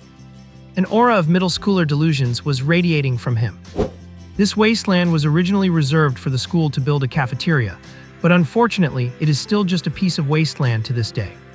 Other than Lu Xiaoqi, there was not a soul in sight, not even much weeds, so it is no wonder Chen Haoran spotted him immediately. Just as Chen Haoran was about to call out to Lu Xiaoqi, he noticed that the sword at his waist had changed. It was as if a 30-watt light bulb had been installed, and it began to flicker with white light. As the brightness reached its peak, Lu Xiaoqi slowly gripped the sword hilt. Whoosh! A 20-meter-long crescent-shaped sword beam quickly tore through the sky and vanished into the clear air. Chen Haoran's mouth formed an O shape, his eyes wide with disbelief. Lu Xiaoqi's sword was firmly back in its scabbard, as if nothing had just happened. Chen Haoran rubbed his eyes, almost suspecting that he had been hallucinating. "Hey Haoran, why are you here?" Lu Xiaoqi turned around, startled to find Chen Haoran staring at him with a distorted expression and vacant eyes. That wooden sword." Chen Haoran was so shocked that he stuttered, gesturing wildly as he asked Lu Xiaoqi, trying to verify something. "You must not be fully awake yet." Lu Xiaoqi did not even blink, it was obviously a hallucination. Really? Chen Haoran began to doubt himself as well. "As real as it gets." Lu Xiaoqi patted the wooden sword at his waist. "If it were that powerful, would it be in my hands?" "I guess that is true." Chen Haoran scratched his head, completely baffled. "Alright, stop overthinking it. If you do not believe me, touch it. It is just an ordinary wooden sword." Lu Xiaoqi took off the toy sword and handed it to Chen Haoran, "But I'm warning you, you have to pay for it if you break it." Chen Haoran's hands were shaking as he took the sword, but he swung it at empty air a couple of times and nothing happened at all. He could not help but fall into deep thought. Lu Xiaoqi felt a little regretful. "I was a bit too flashy." He really should not have been messing around at school. The main thing was that ever since he got this skill, apart from finding a secluded corner to test it out when he bought the wooden sword, he had not had any chance to properly experiment with his abilities. Having a divine skill but no chance to use it is even more frustrating than wearing silk in the dark. Lu Xiaoqi definitely dared not use it in his own small courtyard. Destroying the environment was a secondary concern. The main issue was that he could not let Lu Wanny find out. Otherwise, how could his sister not guess what he was up to? He could not use it on the street either, because even if he did not scare any kids, it would not be good to go around damaging flowers and grass. After much deliberation, Lu Xiaoqi decided to test the full power of his skill in this wasteland, where basically no one ever came. To avoid making a scene, Lu Xiaoqi even aimed his attack at the sky. Everything was going according to Lu Xiaoqi's plan, until Chen Haoran suddenly popped out of nowhere. But at the end of the day, Lu Xiaoqi still managed to get the data he wanted. First, one difference between the sword draw technique and the power charge slash is this. The charge slash must reach a minimum threshold before it can be released, and its power grows as you charge it longer and consume more stamina. The sword draw technique is different. It relies on the actual motion of drawing the sword. As long as you perform the draw, you can release the technique, and the intention will accumulate spontaneously during the process. Of course, to achieve maximum power, you must deliberately build up your intent. Only when the sword intent is pushed to the limit can the most intense sword energy be released. At the same time, the stamina cost will increase significantly. Lu Xiaoqi estimated that the minimum cost is 80 stamina, while the maximum should be around 400. The difference in power is at least tenfold. Back in the classroom looking at Chen Haoran, who still seemed a bit dazed, Lu Xiaoqi felt a twinge of guilt. It is not like he intended to deceive Chen Haoran on purpose. But when it comes to his own safety, he naturally cannot be careless.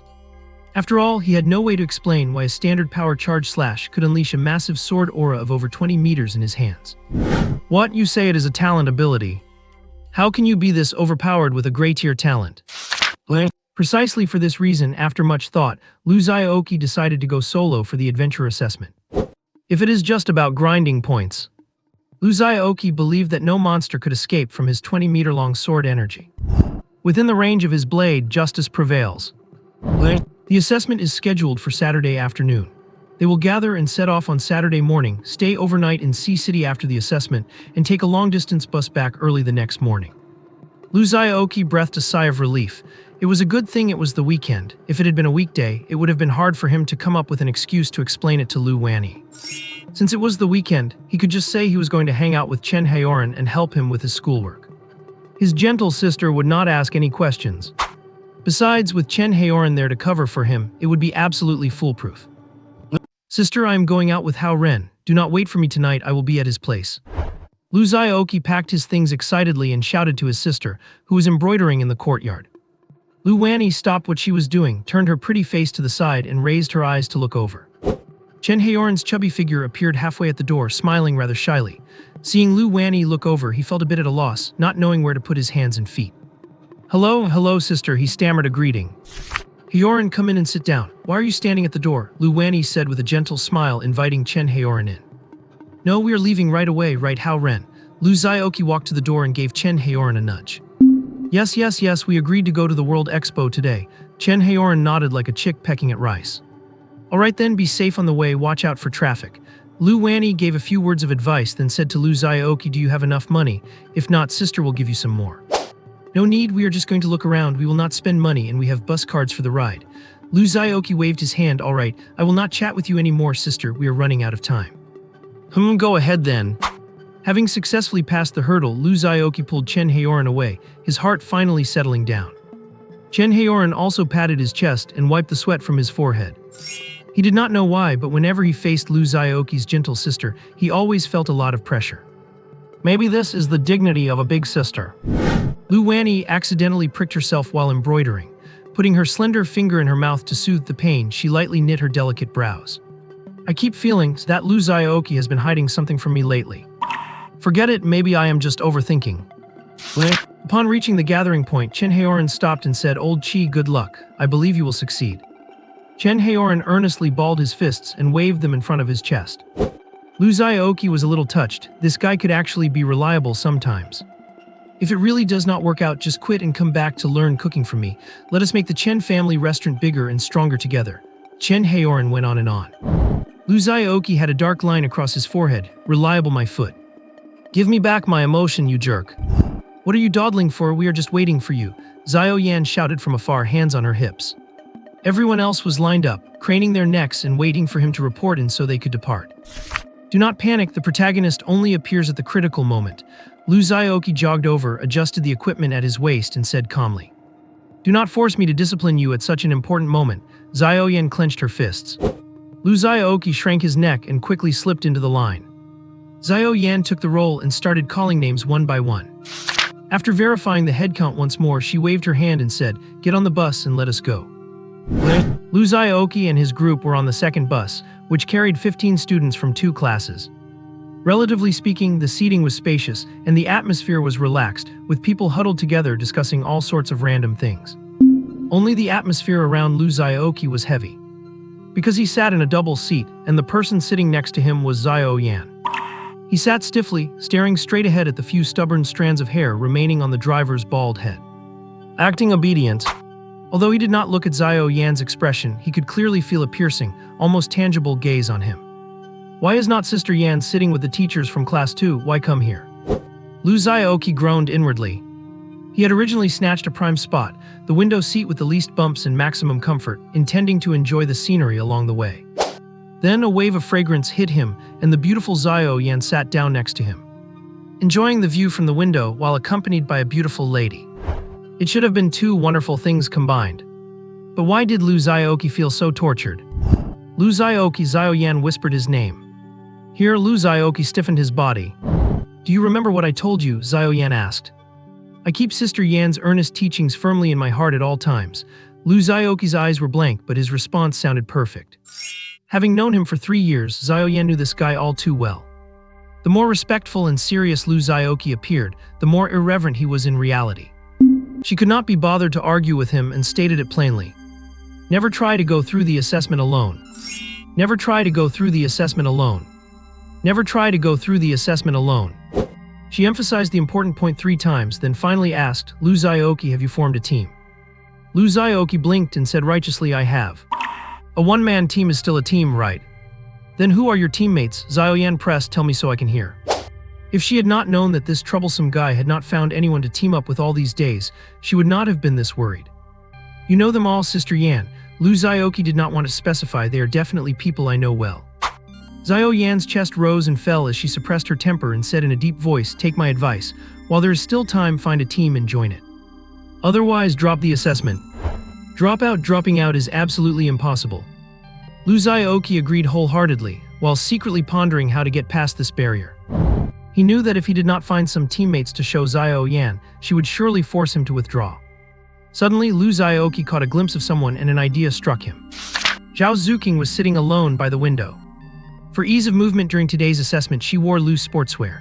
Her beautiful dark hair was pulled up into a bow-style princess updo, exposing her long, fair neck simple and beautiful. She turned her body to gaze out the window, looking at the scenery leisurely. An aura of untouchable elegance emanated from her. Other students would only steal a few glances at her, not daring to approach. Lu Xiaoqi plopped down next to Zhao Zuqing. "Zhao, do me a favor." Zhao Zuqing turned her head, and Lu Xiaoqi was staring at her with sparkling eyes. "I agreed to trade skills with you last time. Does that mean you owe me a favor?" Lu Xiaoqi said shamelessly. The corners of Zhao Zuqing's mouth twitched. "Silence means you agree." Lu Xiaoqi clapped his hands.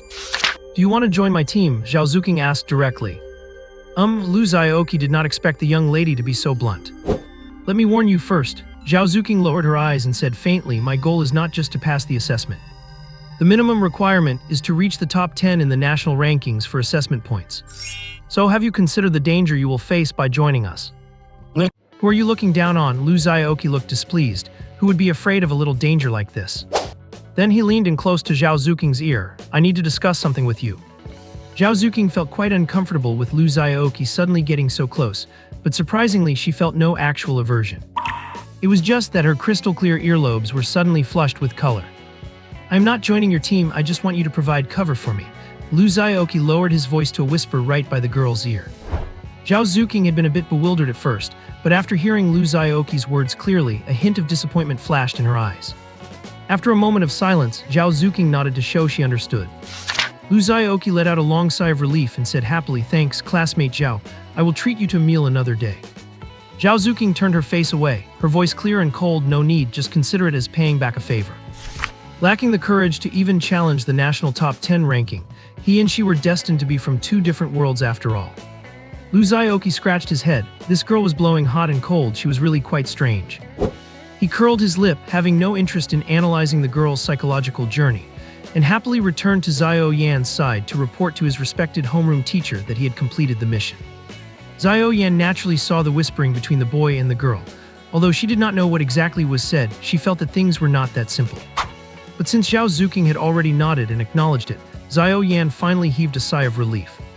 There was not much to say about the rest of the journey. Lu Xiaoqi looked left and right, enjoying the scenery on both sides, his mood naturally very pleasant. "Lu Xiaoqi, you stop right there." When they got off the bus to head to the registration office, Wang Liang finally could not hold it back anymore. He had waited and waited, but Lu Xiaoqi never bowed down to him. He had not heard that he had found a team either, and with registration right around the corner, he was naturally starting to panic. He only wanted to suppress Lu Xiaoqi and give him a hard time. But he never wanted to actually harm him. What if Lu Xiaoqi really acted on impulse and took the assessment alone? Wang Liang did not dare to think any further. Lu Xiaoqi turned back and looked at the aggressive Wang Liang walking over, frowning slightly. "Even if you are a big spender, pestering me like this is getting annoying. Join our team." Wang Liang could not say anything soft to Lu Xiaoqi, and after struggling for a long time, only managed to squeeze out half a sentence. Lu Xiaoqi was baffled. "Why would I join your team? I already have my own team." "What then? Why did not you say so earlier?" Upon hearing this, all of Wang Liang's worry and fear turned into a burst of anger. "I was here worrying about you getting into trouble, and it turns out you had already found one yourself. Not joining our team is one thing, but you did not even make it clear to me." Lu Xiaoqi looked speechless. "Did not I already reject you, and what does it matter to you whether I find a team or not?" Seeing that look on his face, Wang Liang grew even more furious and snorted, "That is even better. Then let us have our two teams compete and see who gets the higher score." "Want to bet something?" Lu Xiaoqi asked nonchalantly, making Wang Liang's momentum stall. Bet, all you know is betting." Wang Liang turned and walked away. "What are we betting on?" Lu Xiaoqi, a bit reluctant, shouted after him. Wang Liang walked even faster. He was a bit scared of this guy. It was not that he could not afford to lose, but he was never sure he could win against him anyway, and hearing that question made him even less confident. Although Lu Xiaoqi was very annoying, he was indeed a guy who could create miracles. "Individual participation, are you sure?" The staff member at the registration desk looked at the young man in front of him and repeated. He had been working here for almost 5 years, and this was the first time he had met someone doing the individual assessment. He took a careful look at this reckless young man. Clean-cut hair, delicate features, a handsome face, and a tall, lean physique. He certainly looked like a bright and handsome boy. It is just a pity his brain does not seem to work very well. The staff member shook his head and sighed inwardly, but still carefully registered him in the system and handed him a bracelet-like device with a code on it. 9,527. This is your proof of registration and a tracking tool. Do not lose it, or your life might be at risk. Lu Xiaoqi nodded and put the bracelet on. Walking out of the hall, Zhao Zuqing was waiting outside. Since she had promised to cover for Lu Xiaoqi, she was very diligent about it. Lu Xiaoqi waved at her and walked over with a smile on his face. Zuqing, is this that Lu Xiaoqi from your class? Before Lu Xiaoqi could speak, a flippant voice came over. The speaker was a yellow-haired guy in glasses who looked somewhat refined. Nice to meet you, I am Tang Yu from Huancheng No. 1 High School. The bespectacled guy, oh no, Tang Yu smiled and cupped his hands. Lu Xiaoqi raised an eyebrow. This person made him uncomfortable, but out of politeness he said hello. Tang Yu turned to Zhao Zuqing and said, Zuqing, you said you were going to bring someone along, do not tell me it is him. I heard he has the legendary gray talent, would not it be a bit to have him in the group? What Tang Yu meant by his words was simple. Lu Xiaoqi, I look down on you. That is right, Zuqing, you are aiming for the national ranking list. Bringing someone who will drag us down really is not good, is it? Another girl also frowned and added. Lu Xiaoqi then realized that the three people standing with Zhao Zuqing were probably her teammates. Besides this man and woman, there was a burly young man standing behind them like a bodyguard, looking serious and not saying a word. Lu Xiaoqi did not care, he was already used to it.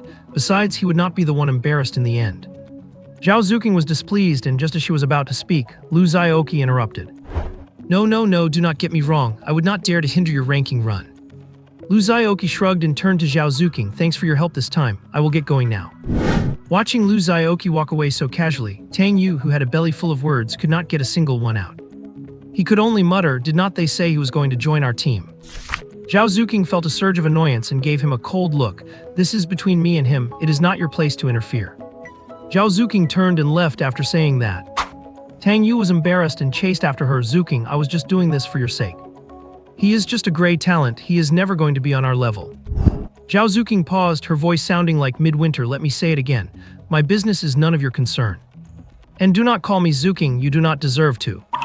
Tang Yu's face turned completely black, but he could not vent his anger on Zhao Zuqing, so he secretly started holding a grudge against Lu Xiaoqi. The exam location was set within a massive arena. This was Lu Xiaoqi's first time seeing a structure of such immense scale, comparable to the Bird's Nest Stadium from his previous life.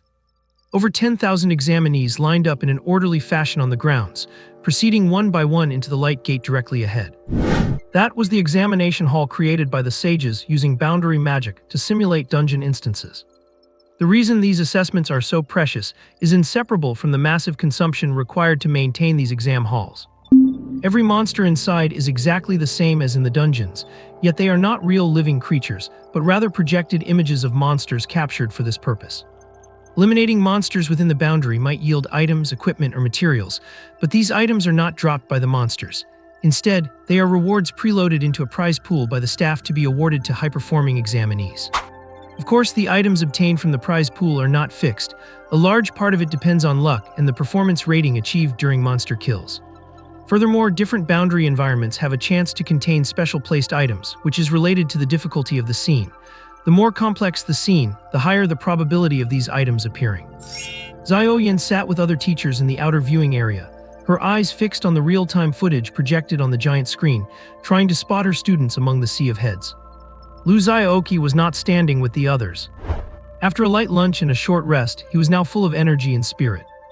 09527. A staff member called out his number, and he immediately raised his hand and stepped forward. Here. The staff member this time was a woman who still possessed a touch of grace. She adjusted her gold-rimmed glasses and frowned slightly. 09527, are you sure you want to enter alone? Yeah? Then sign here. The woman pointed to a paper form. Lu Su took a closer look. Disclaimer of liability. Lu Xiaoqi. He silently exclaimed wow, but still signed his name with a flourish on the paper. The woman took the form back, gave Lu Xiaoqi a look of slight pity, pointed to the light gate and said, go on in. Lu Xiaoqi held his head high, rested his hand on the wooden sword at his waist, and stepped into the light gate.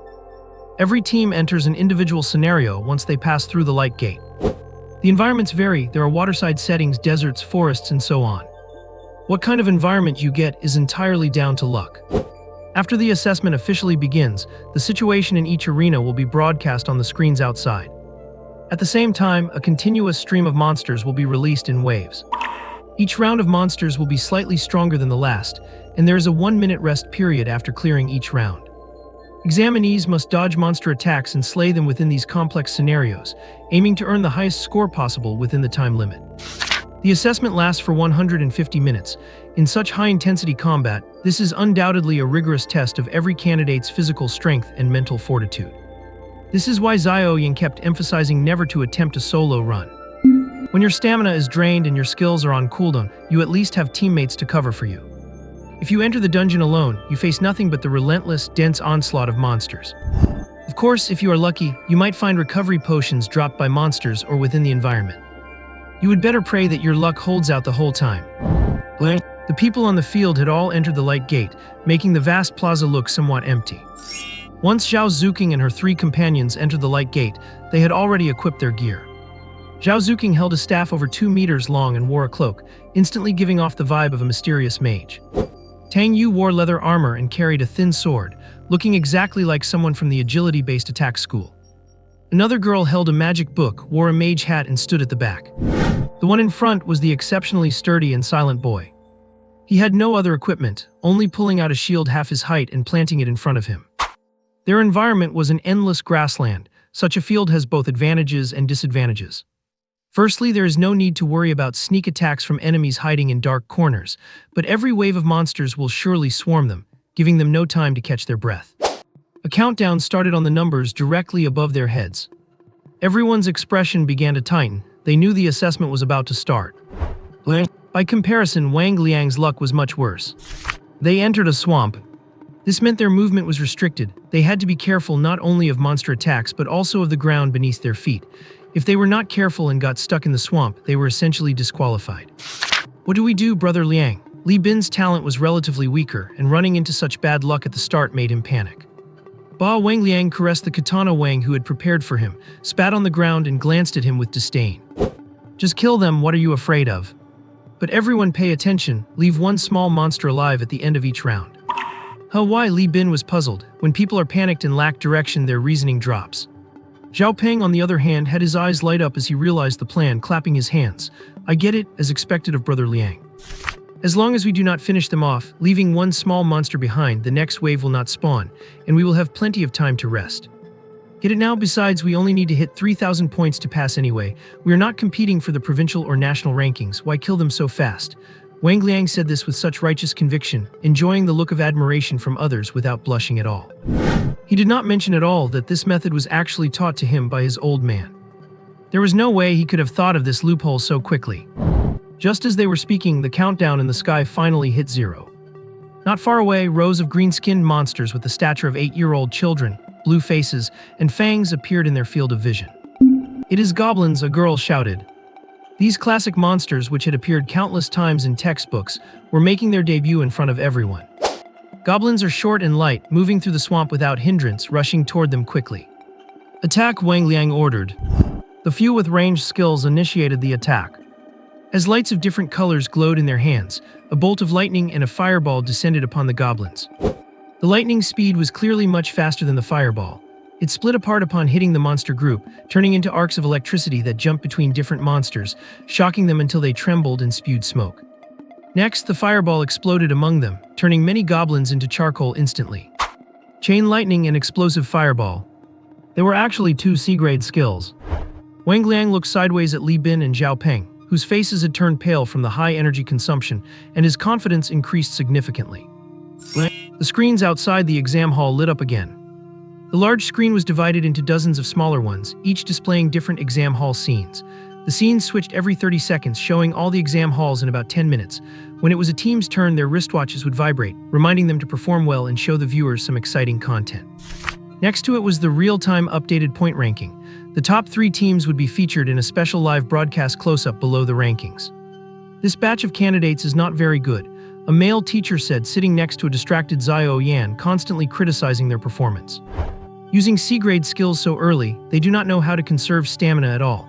They will probably be disqualified after the next few waves of monsters appear.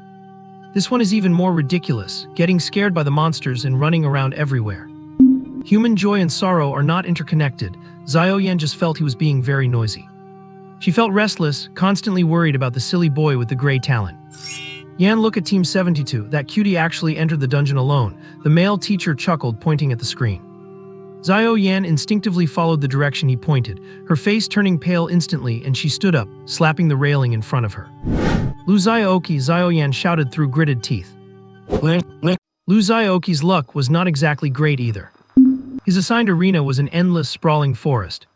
He was almost ambushed by a goblin sneaking under his feet right at the start. If it were not for the fact that he activated his auto-block skill the moment the match began.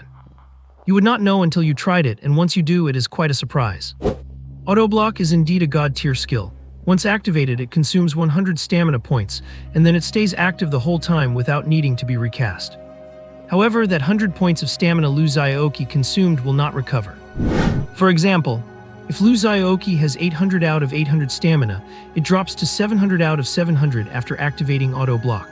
Those 100 points remain permanently occupied by the skill unless he deactivates it. But that fixed cost of 100 points is totally worth it. Not to mention the various capabilities granted by its special traits. Just the fact that it multiplies his sensory perception several times over and instills him with muscle memory for countless blocking techniques makes Lu Xiaoqi feel it is worth far more than the cost. Whenever an attack comes, he often senses it before it even gets close. He does not even need to think, his body automatically raises his weapon to block the strike. Lu Xiaoqi let out a long breath and kicked the lunging goblin away. Monsters like this are not inherently dangerous, much like children. You just need to watch out for the weapons they carry and their reckless suicidal attacks. Lu Xiaoqi did not immediately use his sword-drawing technique. Primarily, he needed to conserve his stamina to deal with the monsters that would come later. The current monsters were not worth exposing his true strength this early and wasting his output. Besides, if he cleared them too efficiently and accidentally ranked too high, he might end up on the livestream and have his secrets exposed to everyone. If that caused a stir, it would be very difficult to hide it from his sister. Lu Xiaoqi's plan was to play the fool early on and try not to use his sword-drawing technique to clear monsters unless absolutely necessary. Once the livestream stopped at the very end, that is when he would make a final push for points. After all, the ranking rewards were quite tempting for a penniless guy like Lu Xiaoqi. That is why he did not even use his sword. Using it would be a waste. What kind of damage could you expect from a toy sword? The weapon he was using now was a pair of nunchucks pulled from his sleeve. Two pieces of steel pipe swiped from a construction site welded to a chain that formed this simple and brutal weapon. In fact, his history of playing with nunchucks could be traced back to his past life. 10 years would be an understatement. He was absolutely masterful with them. Many people think they are just for show, but they could not be more wrong. The nunchuck is a weapon that combines hardness and softness. It can be rigid or flexible, used for both offense and defense. In his past life, people had proven that one could strike with hundreds of pounds of force using nunchucks, easily shattering sandbags. In this world where everyone cultivates, the power would naturally be even greater. At least Lu Xiaoqi did not think a goblin's skull was harder than a sandbag. As the last goblin had its head cracked open by Lu Xiaoqi and vanished into a white light, the first round officially ended. Lu Xiaoqi panted slightly, his eyes narrowing as he realized that under several large trees, two types of fruits he was very familiar with had actually dropped. Refreshing Liujing fruit. Restores 120 stamina over 60 seconds after use.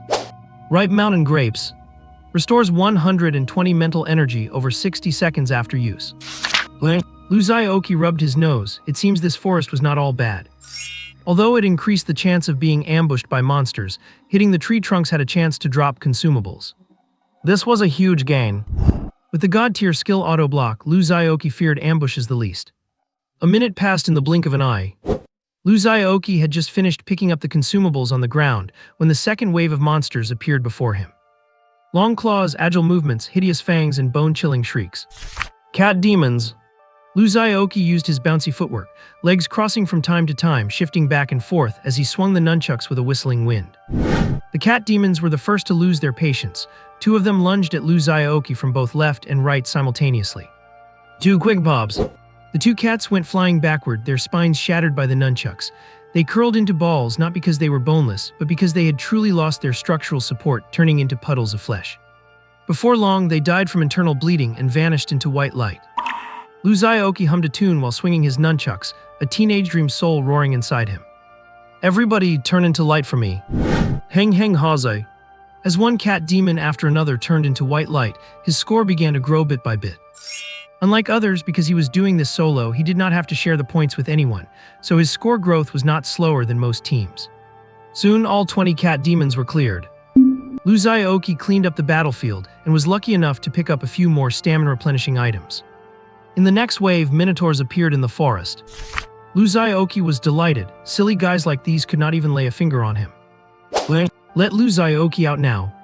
Xiao Yan rushed into the competition monitoring room and shouted desperately. The staff member blocking her said awkwardly, "Sorry, ma'am, the competition has already started.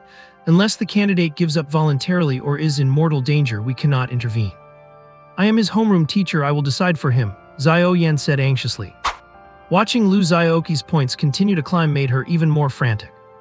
In her eyes, those points did not represent honor, but a countdown to Lu Xiaoqi's death. "Sorry," the staff member insisted on doing his job. "Please trust our monitoring teachers, they are all very professional." "What is going on?" The security guards walked over as well. Xiao Yan slumped to the ground, holding her head in her hands, closing her eyes in pain. Once again, she was watching this kind of thing happen in front of her all over again. Two young, naive faces slowly overlapped in her heart. "When I grow up, I want to be a great adventurer just like my sister. I am definitely going to be an adventurer, not even Jesus can stop me." Xiao Yan hated her own helplessness at that moment. She could not stop anything. She could only pray that Lu Xiaoqi would return safely. The 5-meter-tall minotaur giant collapsed in front of Zhao Zuking. She frowned at Tang Yu, who was showing off in front of her, her expression turning colder. "Is not it impressive? This is my talent, bloodthirst. When I deal damage to an enemy, I absorb their life force to restore my own stamina so I can use my skills without any restraint." Tang Yu twirled his thin sword and looked up, boasting to the group. "Brother Yu is amazing." Another girl was clearly a bit infatuated, falling for Tang Yu's act, her eyes starting to sparkle. "Zinren, restore Zhang Heng's condition, get ready for the next wave." Zhao Zuking coldly interrupted their interaction.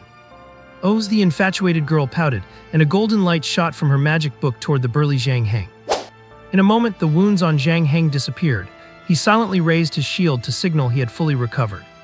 Boom! With a strike of lightning, a purple goblin, far more robust than the others, appeared before them, wielding a sharp scimitar. "Thunder Goblin!" Zhao Zuking gripped her staff tightly. So soon, an elite monster appeared. On the giant screen, Lu Xiaoqi's points were still steadily increasing. Xiao Yan bit her lip, staring fixedly at the screen. Her heart was a complex mix of emotions. Seeing Lu Xiaoqi's points rise rapidly, she was deeply worried, fearing that he might exhaust his stamina and struggle to keep going. But the moment his point growth slowed down, she became even more restless, constantly wondering if he had run out of energy and was no longer able to slay the monsters. As she looked away, she could not help but let her imagination run wild, fearing that the next moment, the boy who looked so much like her brother would be carried out covered in blood. The only thing she could do was clench her hands and repeat in her heart, "God bless him." 1 hour has already passed, just another hour and a half and he will be out. She silently cheered for Lu Xiaoqi in her heart. Xiao Yan was not even thinking about whether Lu Xiaoqi could pass the assessment. She only prayed that he would return safe and sound. But the next moment, Lu Xiaoqi's points stopped changing. A minute, 2 minutes, 3 minutes passed. In the blink of an eye, 5 minutes went by. Yet the points for Team 72, representing Lu Xiaoqi, remained motionless.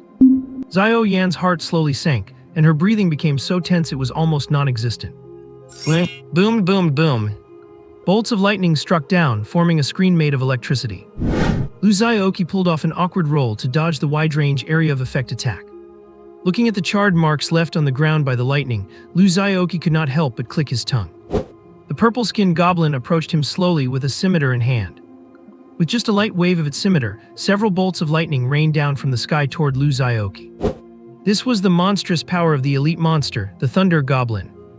After 10 waves of various Monster Sea tactics, the first elite monster had finally appeared before Lu Xiaoqi. He was immediately completely pinned down. As everyone knows, metal conducts electricity. Faced with the Thunder Goblin's attack, Lu Xiaoqi tossed away the nunchucks in his hands the very first second. Even though he was not hit directly, his hand holding the iron stick was instantly paralyzed. After several minutes of drawing it out, Lu Xiaoqi's palm finally started to regain feeling. He clenched his hand to adjust his state and began to calculate in his heart. "I cannot get close at all." Faced with such an intense lightning barrage, with no one else to draw fire, Lu Xiaoqi could not even get an inch closer to the Thunder Goblin. He would move forward a few meters, only to have to pull back to dodge the lightning. This is endless, is not it? Lu Xiaoqi gritted his teeth, feeling an absolute loathing for this high-frequency, paralysis-inducing, wide-range and high-damage lightning. He lowered his palm slowly until it rested on the hilt of his sword. I cannot keep going like this. If I keep tangling with it, I will only drain more of my stamina. The wooden sword began to emit a faint white light. Lu Xiaoqi leaned forward and dashed. Cackle, the purple goblin, let out a triumphant, strange laugh and pointed its blade at him. Several bolts of lightning crashed down toward Lu Xiaoqi. This time Lu Xiaoqi did not dodge. Instead, he gripped the hilt tighter. Let us see within 7 steps whether your lightning is faster or my sword energy is. As H-Wing, a 10-meter-long pale blue flash of sword energy manifested out of thin air. Even the lightning falling from the sky was overshadowed by it. Lu Xiaoqi panted heavily. The wooden sword had returned to its sheath without him realizing when. The sky full of lightning scattered across the ground without causing the slightest bit of damage to Lu Xiaoqi. Because the master who unleashed them could no longer wave its blade. Ga and the Thunder Goblin stared blankly at its scimitar, now sliced into 2 pieces as thin trickles of purple-green blood seeped from its forehead. Its face was filled with utter disbelief. How could a measly human who had been scurrying in panic under its lightning barrage suddenly unleash such a stunning sword attack and take it out in one hit? Its eyes grew vacant. A sword mark that had sliced it straight in 2 appeared on its body. Before any blood could spray out, it vanished into thin air within a flash of white light. Clatter, an item dropped. Lu Xiaoqi's spirits lifted. It dropped an item. Lu Xiaoqi quickly picked it up and gave it a brief glance. It was a C-grade skill book, Lightning Strike. Having no time to study what the skill was actually like, he put it into his inventory and pulled out a cooling Liujing fruit to pop into his mouth. For the next 360 seconds, his stamina recovery would increase by 2 points per second. 60 seconds flew by in an instant. Lu Xiaoqi adjusted his state slightly, and the next wave of enemies spawned right before his eyes. Venomous Cat Demon. Purple-black fur, sharp green claws, and glowing yellow eyes filled with bloodlust and cruelty. The Venomous Cat Demon is an advanced version of the Cat Demon, a very cunning elite monster. It is extremely fast. As it moved, Lu Xiaoqi could only see a blur. Zwish, zwish. The Venomous Cat Demon used the surrounding tree trunks to turn into a black shadow, circling Lu Xiaoqi rapidly. It was searching for a weakness in Lu Xiaoqi. Unfortunately, every time there seemed to be an opening to attack, Lu Xiaoqi would change his stance and the supposed weakness would vanish. Lu Xiaoqi sighed, knowing he could not spare his stamina this time. This cat demon's claws and teeth were filled with deadly venom. It was potent enough to kill with a single scratch. Without any purification-type skills, Lu Xiaoqi dared not engage it in close quarters. The wooden sword began to glow with a faint white light once again. The venomous cat demon stopped on a tree, tilting its head to size up the boy who had suddenly stopped moving. Cruel and cunning as it was, it felt a bit confused. Even before it started its attack, this human could sense its movement path and adjust his posture in time to react. Why had he suddenly stopped moving? Is it a trap? It thought for a moment, but was soon dominated by its bloodthirsty instincts. Whatever, I will just try to kill him. With that, it leapt high into the air, lunging toward the back of the boy's neck. Then it saw a gorgeous crescent moon. The venomous cat demon vanished into white light midair. Lu Xiaoqi walked to the tree to pick up a few fruit consumables that had dropped due to the shockwave. The corner of his mouth curled up. He was clearly in a good mood. He had discovered another way to utilize automatic block. It turned out that after sensing an attack, you can not only cancel a skill cast to perform a block, but conversely, you can cancel the blocking stance to switch to another skill. Perhaps this was the true usage of the skill switching trait. You cannot fully grasp the true mystery of a skill just by reading its description. Xiao Yan's heart was in a tumult. Just a moment ago, she had been burning with anxiety. Lu Xiaoqi's points suddenly surged, leaping past dozens of teams ahead of him in one go. She had just let out a sigh of relief, knowing he must have overcome that difficult wave. But the next moment, his points skyrocketed again. He squeezed straight into the top 10 of the provincial rankings. Xiao Yan felt a bit dazed, the boy who was always acting goofy in front of her as if nothing mattered. She felt like she could not quite understand him anymore. Roar, the bright red Minotaur chieftain, made a grand entrance, brandishing a giant axe as big as a door panel, and let out a deafening roar at the very start. War cry. The massive shockwave sent 2 frontliners flying on the spot, dealing continuous damage to everyone present. The weaker team members were even plunged into a state of dizziness. Quick, draw his fire, Wang Liang shouted at the top of his lungs, ignoring the blood seeping from his ears as he saw the situation turn dire. A short boy gritted his teeth, clutched his dagger, and rushed forward. Clang, his weak attack struck the Minotaur chieftain's steel armor, failing to penetrate its defense at all. But fortunately, he succeeded in catching the chieftain's attention. It turned its head and swung its giant axe at the boy. Boom, the boy successfully dodged the attack, but the massive boulder behind him was smashed to pieces. He gulped with difficulty, his eyes fixed blankly on the giant axe, and he scrambled to put some distance between himself and the Minotaur. Damn it, Wang Liang yelled, realizing the trouble. He immediately rushed to wake up the two still in a daze. Xiaopeng, Li Bin, wake up. These were the only two ranged attackers in their squad. Quick, use your skills to interrupt its charge, Wang Liang roared. The two looked on with a dazed expression as if asking themselves who they were and where they were, before following Wang Liang's finger to look ahead. The Minotaur chieftain was stooping down, scraping the ground with one foot, its body radiating a red glow, a posture of an impending charge. The two were jolted awake by the sight, instantly snapped out of their stupor. The short boy who was being targeted by the Minotaur was scared out of his wits, pulling out all the stops to break away from its aim. Fortunately, at the critical moment, a bolt of lightning successfully interrupted the Minotaur's charging skill. Black smoke rose from the chieftain's head as it stumbled.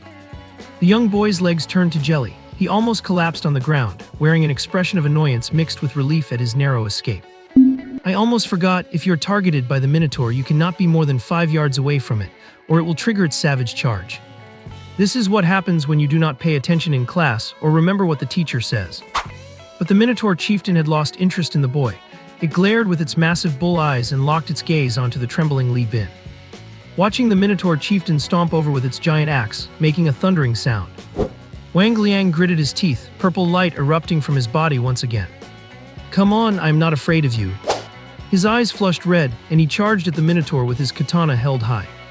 From 5 meters away, he used the momentum of his sprint to leap high into the air and slash down at the chieftain. Mountain crashing strike. After a fierce battle, the Minotaur chieftain, covered in wounds, fell with a crash, its body slowly dissolving into nothingness amidst a burst of white light. Everyone was panting for breath, and Wang Liang checked the score. 30-97. He could not help but feel relieved and shouted to those behind him, the points are enough. Everyone does not need to fight for their lives anymore. For the next elite monster, just take turns pulling it and focus on controlling it. As long as we survive these last 30 minutes, we have won. Hearing this, everyone breathed a sigh of relief, some even getting so emotional that they let out premature cheers. Wang Liang felt drained after using his talent. This assessment was far more difficult than he had ever expected. At this moment, he could not help but think of Lu Xiaoqi. That asshole who seems careless about everything. Can that guy really pass the assessment? Thinking of this, he shook his head again. HMPH, whatever, he would not team up with me, so it serves him right if he fails. Xiao Yan checked the time, there was only half an hour left. Lu Xiaoqi's score had surged to over 20,000. He always managed to keep his score steady, but whenever he fell behind and was about to drop off the provincial leaderboard, he would suddenly burst out with a massive gain in points. Whenever the camera switched to his perspective, you could only see him struggling with monsters, hacking away at them with a cheap pair of nunchucks. That thing, which could not even be called equipment, naturally could not penetrate the defense of elite monsters. But every time the camera switched away and then back, in the blink of an eye, his score would jump significantly, catching him right back up to the others and keeping him firmly in the top 10 of the provincial rankings. It was as if he was managing his score. Yes, that is exactly what it feels like. Xiao Yan recalled the first time she met this guy. He got first place in the whole grade in his first exam. Out of 1,000 points, he scored 998. Xiao Yan asked him how he managed to achieve such excellent results. It is simple, duck. I just left one fill-in-the-blank question blank. What? Why leave one blank? Getting a perfect score makes it easy for me to get arrogant. That was Lu Xiaoqi's nonchalant answer. Since then, Xiao Yan knew that this kid, who looked like a good boy, was definitely the biggest challenge of her teaching career. Thud, thud, thud. Steam rising from his body, Lu Xiaoqi leaned against a tree trunk, watching the mechanical beast closing in step by step. He checked the time remaining in the assessment. 28 minutes left. That is enough, he muttered to himself. He popped another refreshing Liu Jing fruit into his mouth. The duration of his stamina recovery buff of 2 points per second had reached 1800 seconds. This meant he no longer needed to lure monsters to destroy the trees around him, allowing him to pick up the fallen fruits in the meantime. The test was drawing to a close. The last 30 minutes would not be broadcasted. From the official perspective, everyone's level had been sufficiently shown in the first 2 hours, and the final 30 minutes were just to test the candidate's endurance. To save resources, the live broadcast would be cut off half an hour early. Therefore, Lu Xiaoqi did not have to keep hiding his strength anymore. Then let us go. The wooden sword at Lu Xiaoqi's waist shone with a brilliant white light again. Zhao Zuking's team was resting.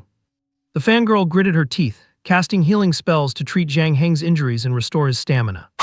Tang Yu, who had been bragging about having infinite skill casts, was wiping the constant sweat from his forehead with a silk handkerchief. Zhao Zuking was slightly better off. Her talents and skills were the best among them, so she was just mentally exhausted, frowning as she drank a bottle of stamina potion. Their team's score was currently 37,000. They had a chance to reach over 40,000 before the end. But according to past precedents, to get into the top 10 of the national leaderboard, you needed at least 45,000 points. Thinking of this, she glanced at Tang Yu. This guy, still holding back a trump card, HMPH. Look at Team 72. Outside the arena, someone in the stands let out an irrepressible gasp. What is going on? This does not seem right, does it?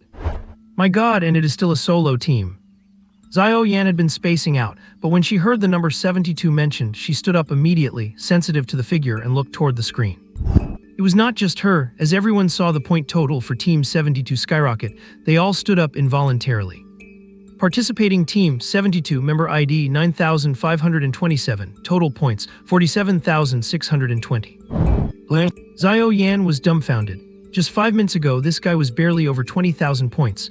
How did he reach 47,000 while she was just spacing out for a moment? This score jumped straight from 10th on the provincial leaderboard to the top 4 in the national rankings. In the entire Dragon Kingdom, only 3 candidates this year had higher points than him right now.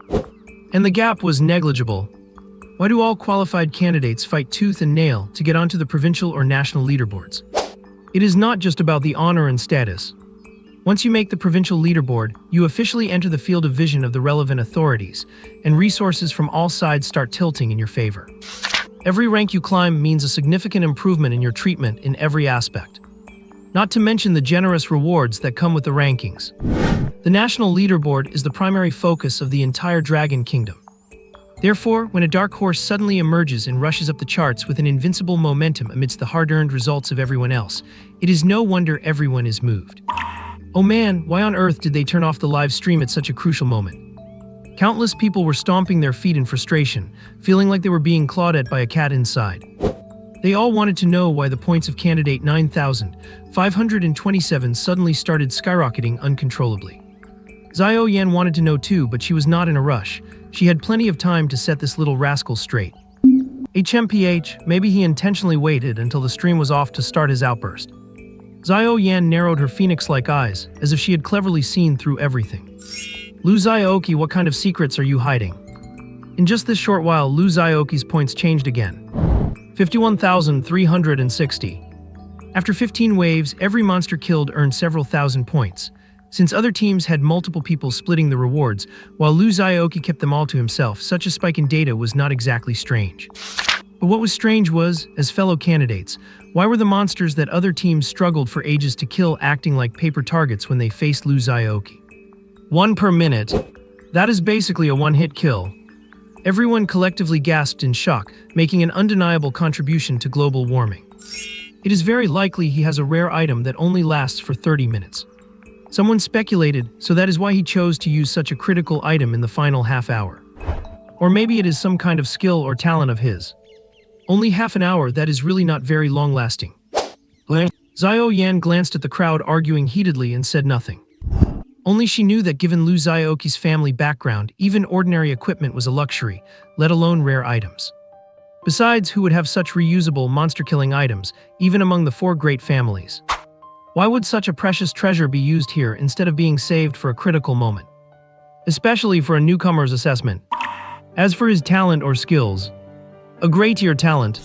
His only skills were 2 D-rated ones he managed to wrestle from Wang Liang's father. How powerful could they really be? Regardless, he has a way of turning the impossible into a miracle that only he can achieve. That is just the kind of guy Lu Xiaoqi is. Recalling how he once beat an idiot with a purple talent into the ground. Xiao Yan smiled slightly, a different kind of spark in her eyes. I underestimated you, teacher was wrong, Lu Xiaoqi. You really can do it. Oh ho ho ho. The Ice Queen appeared amidst countless frost and snow, boldly asserting her presence. Her mere arrival caused the heavens and earth to change color. Hail mixed with snowflakes ravaged the forest, coating the earth in a layer of frost in the blink of an eye. She wore a crown on her head, her blue hair possessed a crystalline luster, her slender body was wrapped in fur, and she stood in 10-centimeter crystal heels, looking noble, cold, and utterly arrogant. But she only glanced at Lu Xiaoqi for a moment before a massive wave of sword energy engulfed her. Lu Xiaoqi had been timing his charge. The moment the monster spawned, his fully charged sword-drawing technique was released. If damage numbers were visible, a vibrant orange 999, indicating an instant kill, would have exploded above the monster's head. So far, not a single monster had been able to withstand a single hit from this full-power sword-drawing technique. The process of dissolving into white light was even skipped. It simply melted away within the sword energy. The Ice Queen was no exception. Just after her grand entrance, she vanished in a blink, leaving only a staff lying lonely on the ground. Loot dropped. Lu Xiaoqi's eyes lit up, and he immediately went forward to pick up the staff. Ice Queen's patronage. Basic spell damage increased by 576. Skill attacks deal additional ice attribute damage. Frost series skill cooldowns reduced by 10%. Lu Xiaoqi gasped. It was actually a rare grade piece of equipment. Equipment is divided into 5 grades: normal, fine, rare, legendary, and mythic. Judging them is very simple. Look at the stat lines.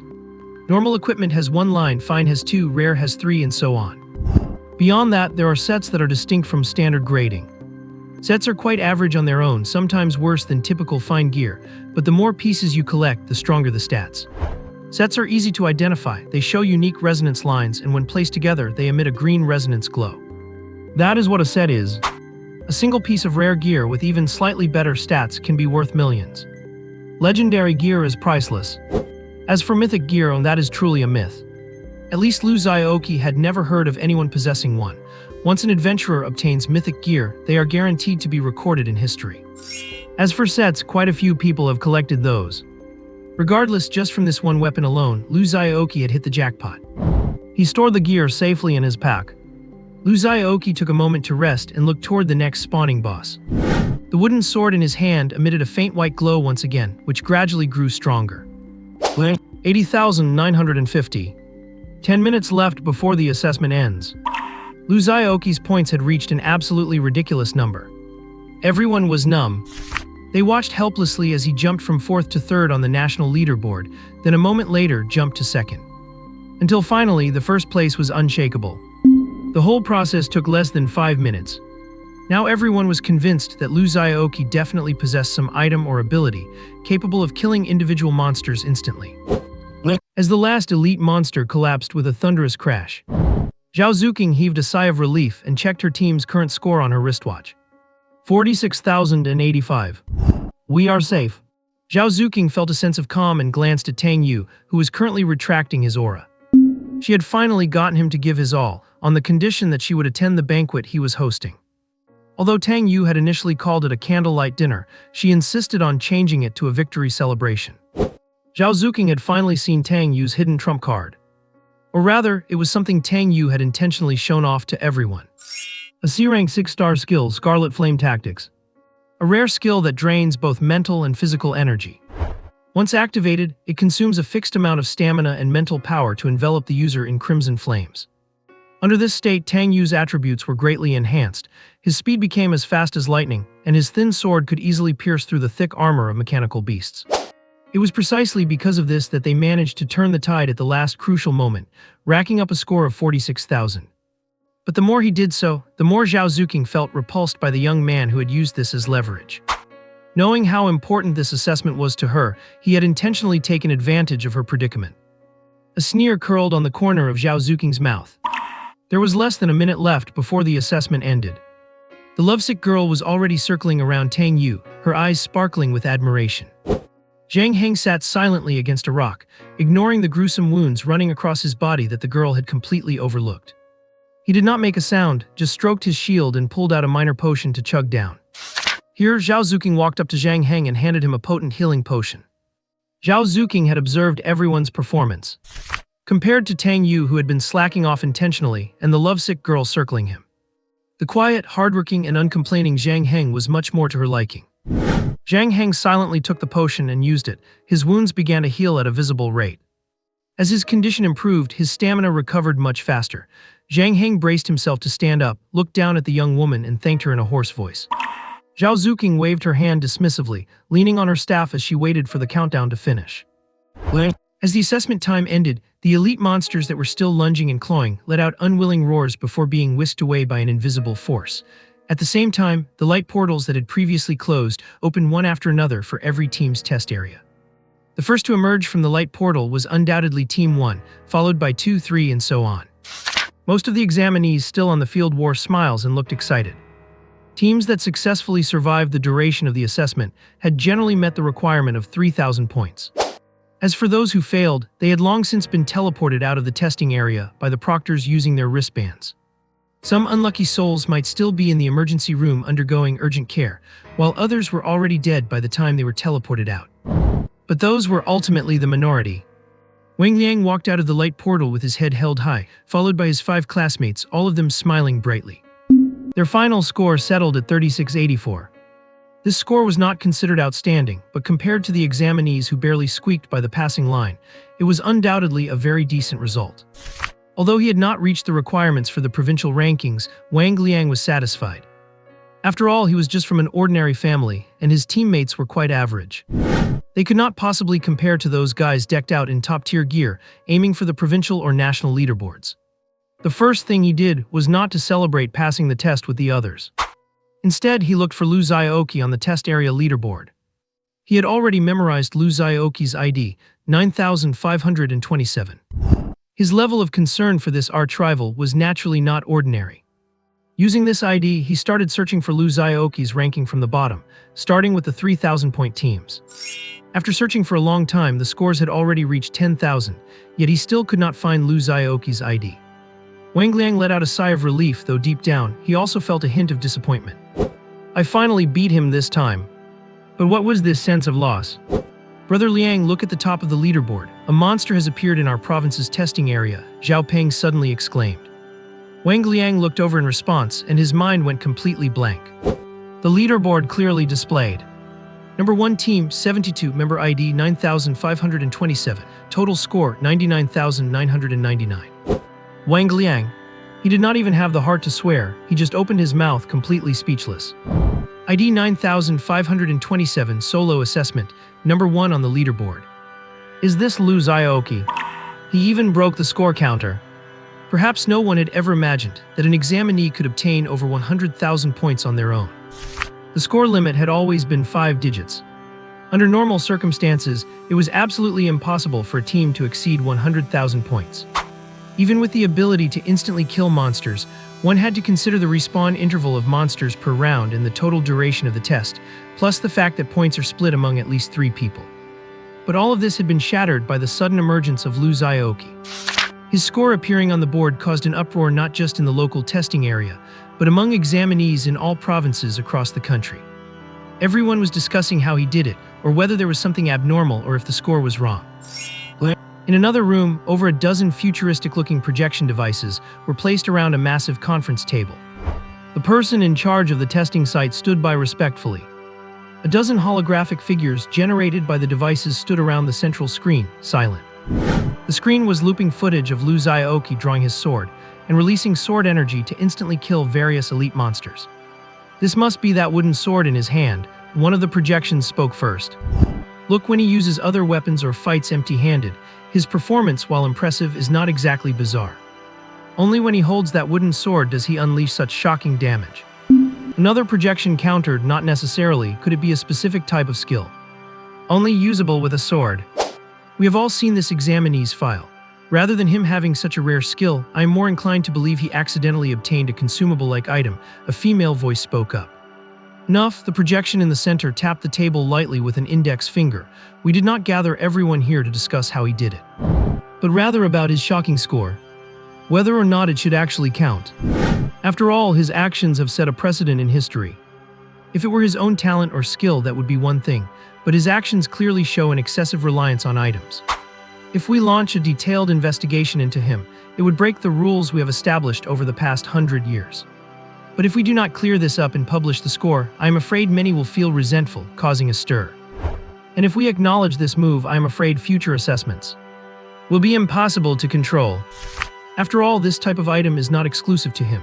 Everyone here, which family does not have these kinds of items? If everyone uses these items for assessments in the future, how can we talk about fairness and justice? Would not the national and provincial Zia become a joke? A joke, was not it already a joke long ago? A holographic projection sitting with legs crossed let out a scoff. Everyone turned to look at him. The speaker was a slovenly middle-aged man, lounging carelessly in his seat with a lit cigarette dangling from his mouth. The other projections could not help but frown at the sight of him. What your family members are allowed to set fires, but common folk like us are not even allowed to light a lamp. Talking about equipment and items. Ask yourselves, when your family's descendants go to take the assessment, is not every single one of them fully armed? Even in daily life, are not they all using the best items, practicing the most suitable skills, and taking drugs to boost cultivation speed?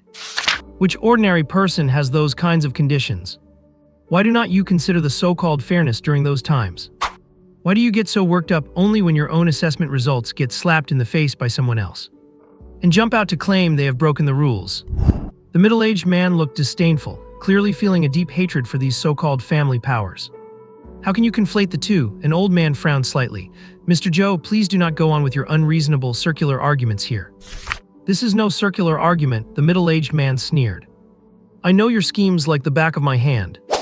Under the guise of an investigation, what you want to do, what you are capable of doing. As someone who has experienced it firsthand, how could I not know?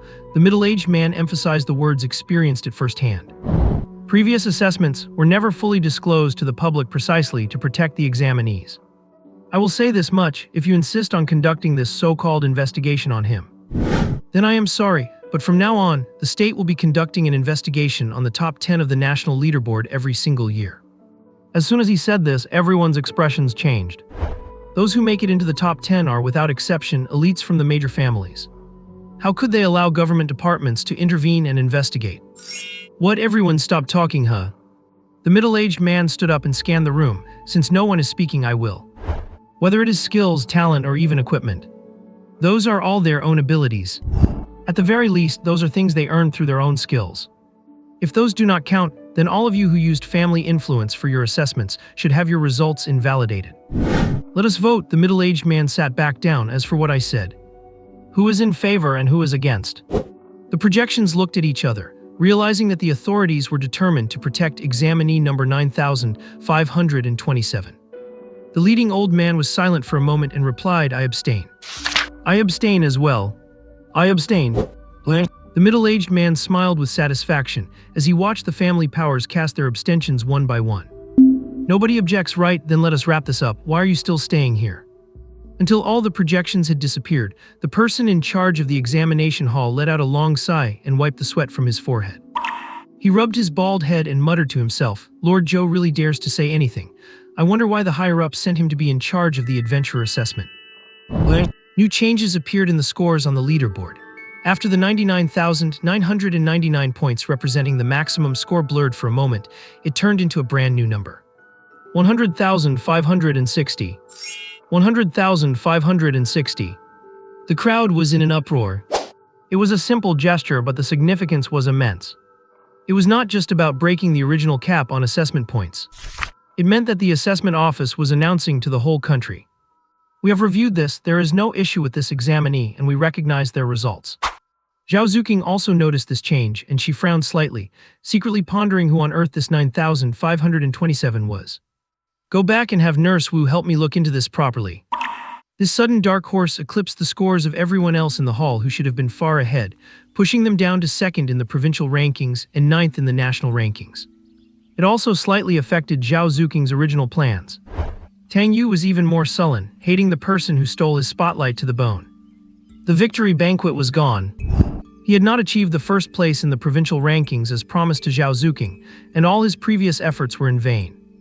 He had even played his long-hidden trump card for the sake of this chance to get close to her, but it was all ruined by this bastard who came out of nowhere. And what was the star of everyone's discussion doing at this moment? He was begging for mercy. Sister Yan, I was wrong, I was really wrong this time. Lu Xiaoqi's cries were miserable enough to draw stares from everyone around. Xiao Yan, who was pinching Lu Xiaoqi's ear tightly, wore a cold sneer on her face. She said nothing as she dragged him away. Lu Xiaoqi had realized that there was no point in killing anymore after his points reached 99,999. He also knew that he had probably gone too far this time. It was originally just a whim to kill a few more to climb the national leaderboard. But it ended up hitting the point cap directly.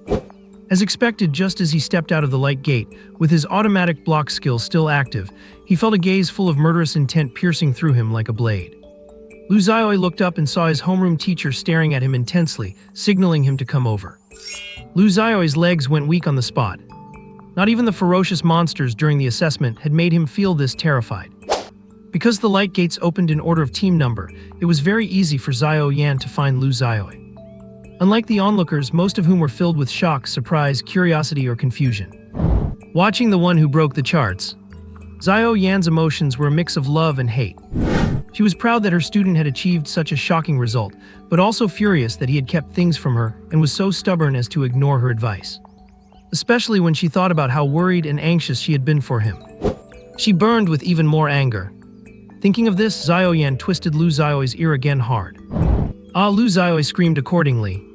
"Sister Yan, take it easy," Lu Xiaoqi begged repeatedly with an extremely exaggerated expression. Xiao Yan was both annoyed and amused. Did she not know how much force she was using? His expression was just too fake. But with this little distraction, her anger actually dissipated a bit. "Go wait with the others for now, I will deal with you later," Xiao Yan said with a straight face as she let go, making a fierce gesture that her anger had not vanished and she would settle the score later.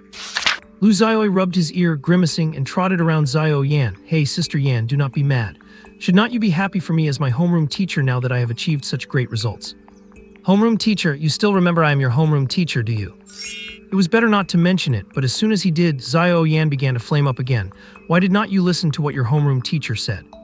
And you even teamed up with others to deceive your homeroom teacher. Lu Xiaoqi, you have got some nerve."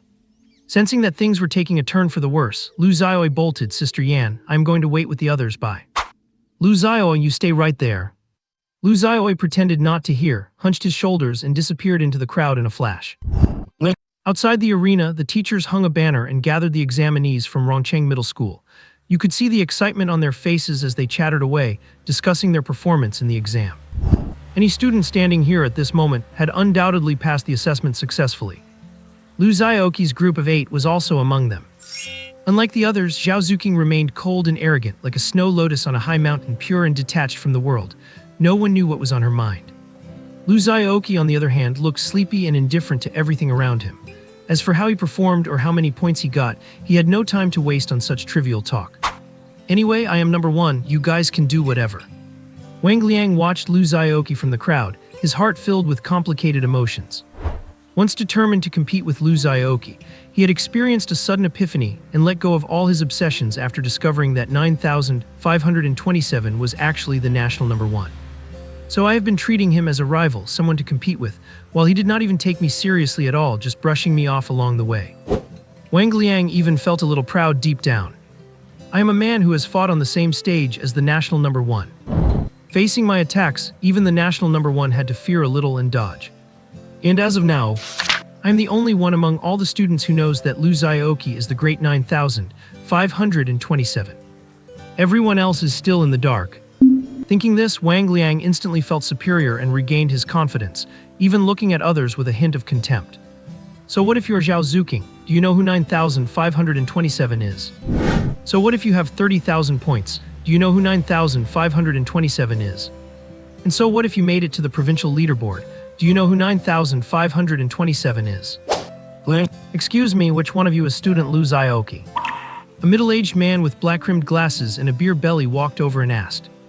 The student saw the examiner's staff badge on him and pointed to Lu Xiaoqi, who was resting with his eyes closed. "Over there, it is him." "Thank you." The middle-aged man wore a kind smile, thanked the students politely, and walked over to Lu Xiaoqi. "Student Lu Xiaoqi, sorry to trouble you, but please come with me. There are some details about the assessment I need to discuss with you." Lu Xiaoqi's slightly muddled brain woke up instantly and he perked up. "All right, let us go." He guessed the examiner's purpose immediately. What else could it be but to award him his prize? I wonder what kind of reward a double leaderboard champion gets. Lu Xiaoqi guessed to himself and followed the examiner into the arena. As soon as he left, someone asked, "Why do you think the examiner is looking for Lu Xiaoqi?" "I do not know. Could it be that he broke something and they want him to pay for it? Maybe they found out his points were wrong and need to adjust his score." Everyone started discussing it.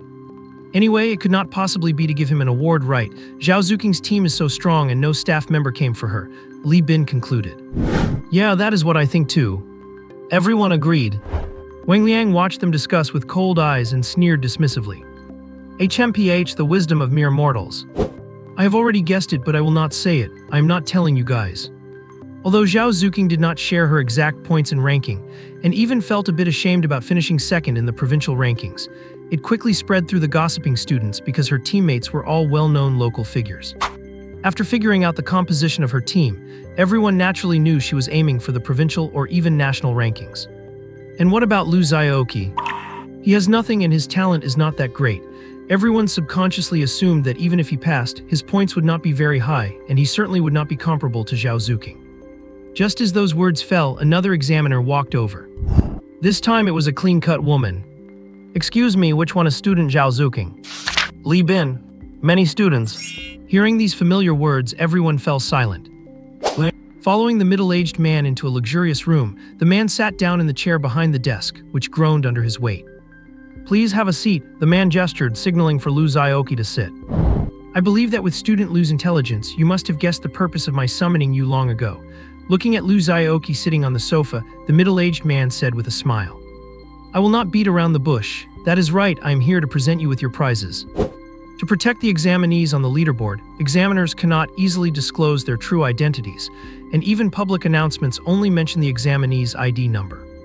If anyone dared to leak examinee information privately, the relevant authorities would show them what the reach of the law looks like. That is why the awarding of prizes is also done in private. We only have the authority to award the provincial prizes here. As for the national prizes, they will be sent to you by a special envoy along with the relevant medals later. Should we put down your home address or the school as the shipping address?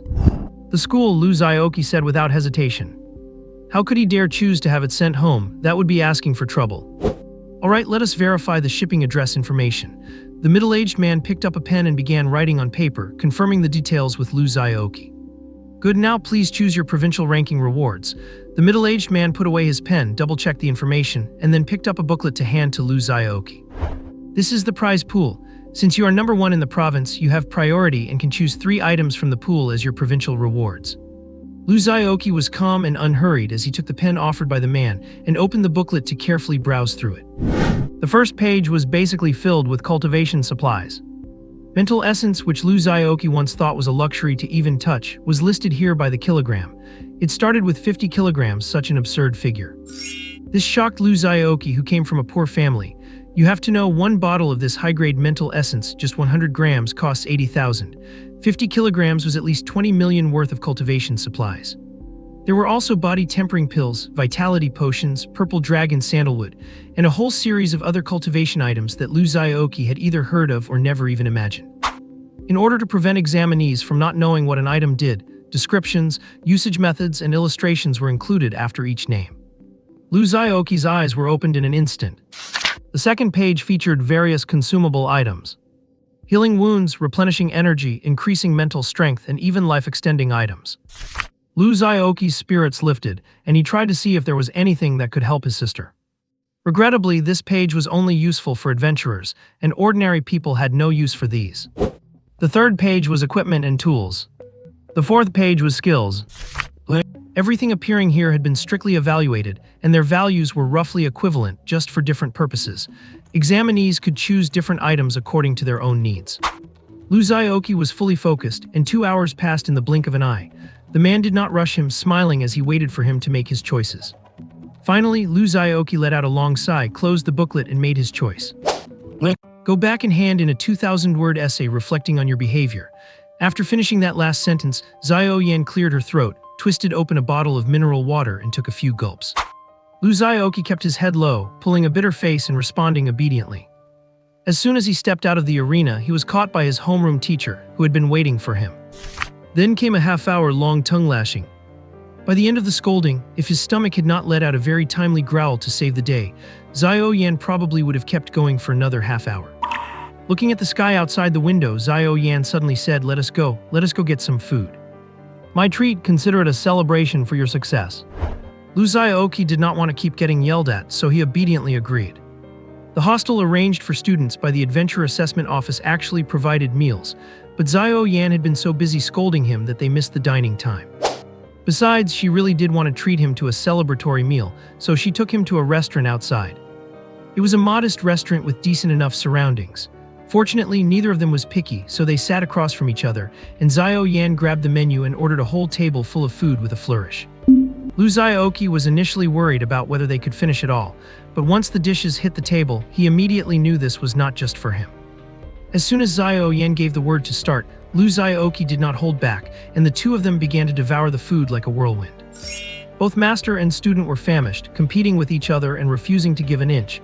The scene was indescribably strange, yet somehow harmonious. It was already nearly 9 o'clock when Lu Xiaoqi returned to his room, rubbing his rounded belly. This hostel had one good thing going for it: everyone got a single room with its own private bathroom. Although the room was not big, containing only a single bed, a wardrobe, and a vanity, it was quite compact. It was only about 10 square meters, but since it was provided for free, Lu Xiaoqi had nothing to complain about regarding such a freebie. Lu Xiaoqi sat on the stool at the vanity, facing the bed, and began to take stock of his gains for the day. First, the loot from the assessment.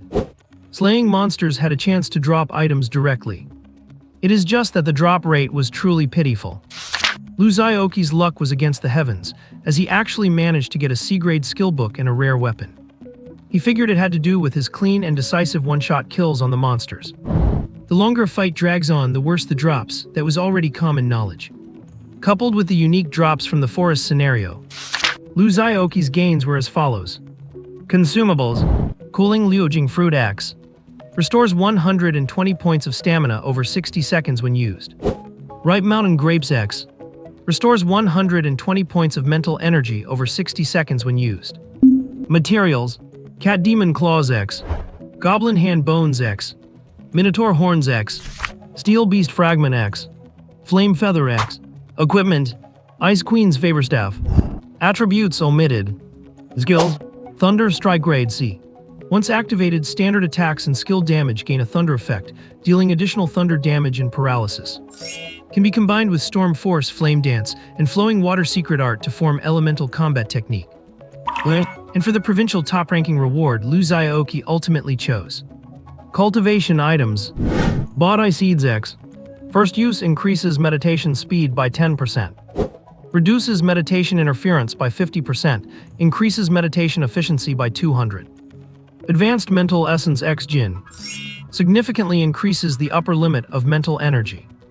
Long-term consumption permanently increases mental recovery rate. Equipment: Which is Whisper Earrings. Increases mental capacity by 10%. Increases stamina capacity by 10%. When activated, dispels self-debuffs and recovers 50 of lost status points, cooldown 600 seconds. Consumables go without saying, every dungeon requires supplies, even for Lu Xiaoqi. If he did not have enough cooling Liujing fruit to keep him going, he would not be able to release Sword Chi so recklessly.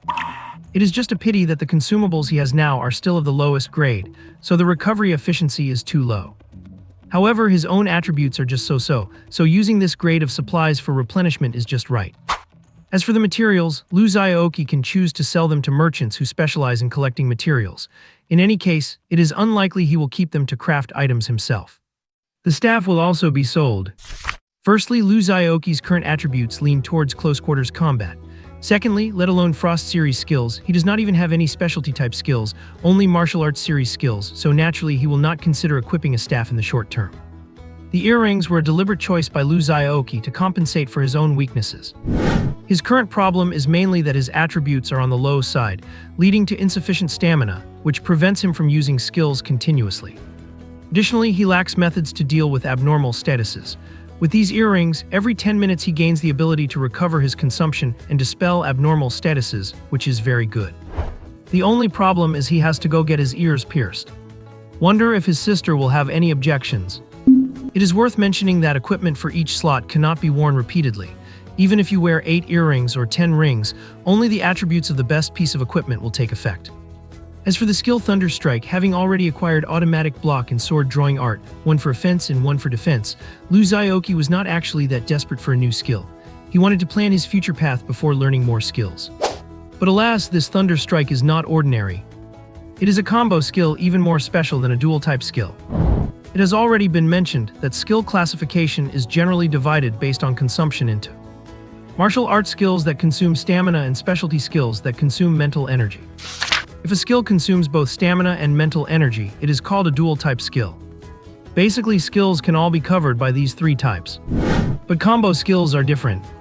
They are not classified by consumption, but are separated and distinguished from ordinary skills.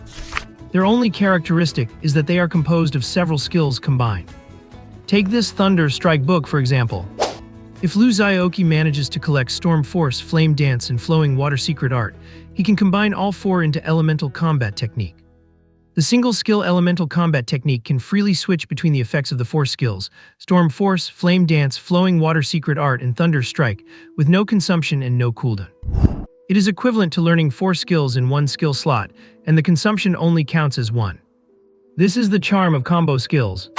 Of course, where there are advantages, there are flaws. A typical example, if Lu Xiaoqi only had 3 skill slots, then even if he had obtained these 4 combo skill books, he could only sigh in frustration, helpless to do anything.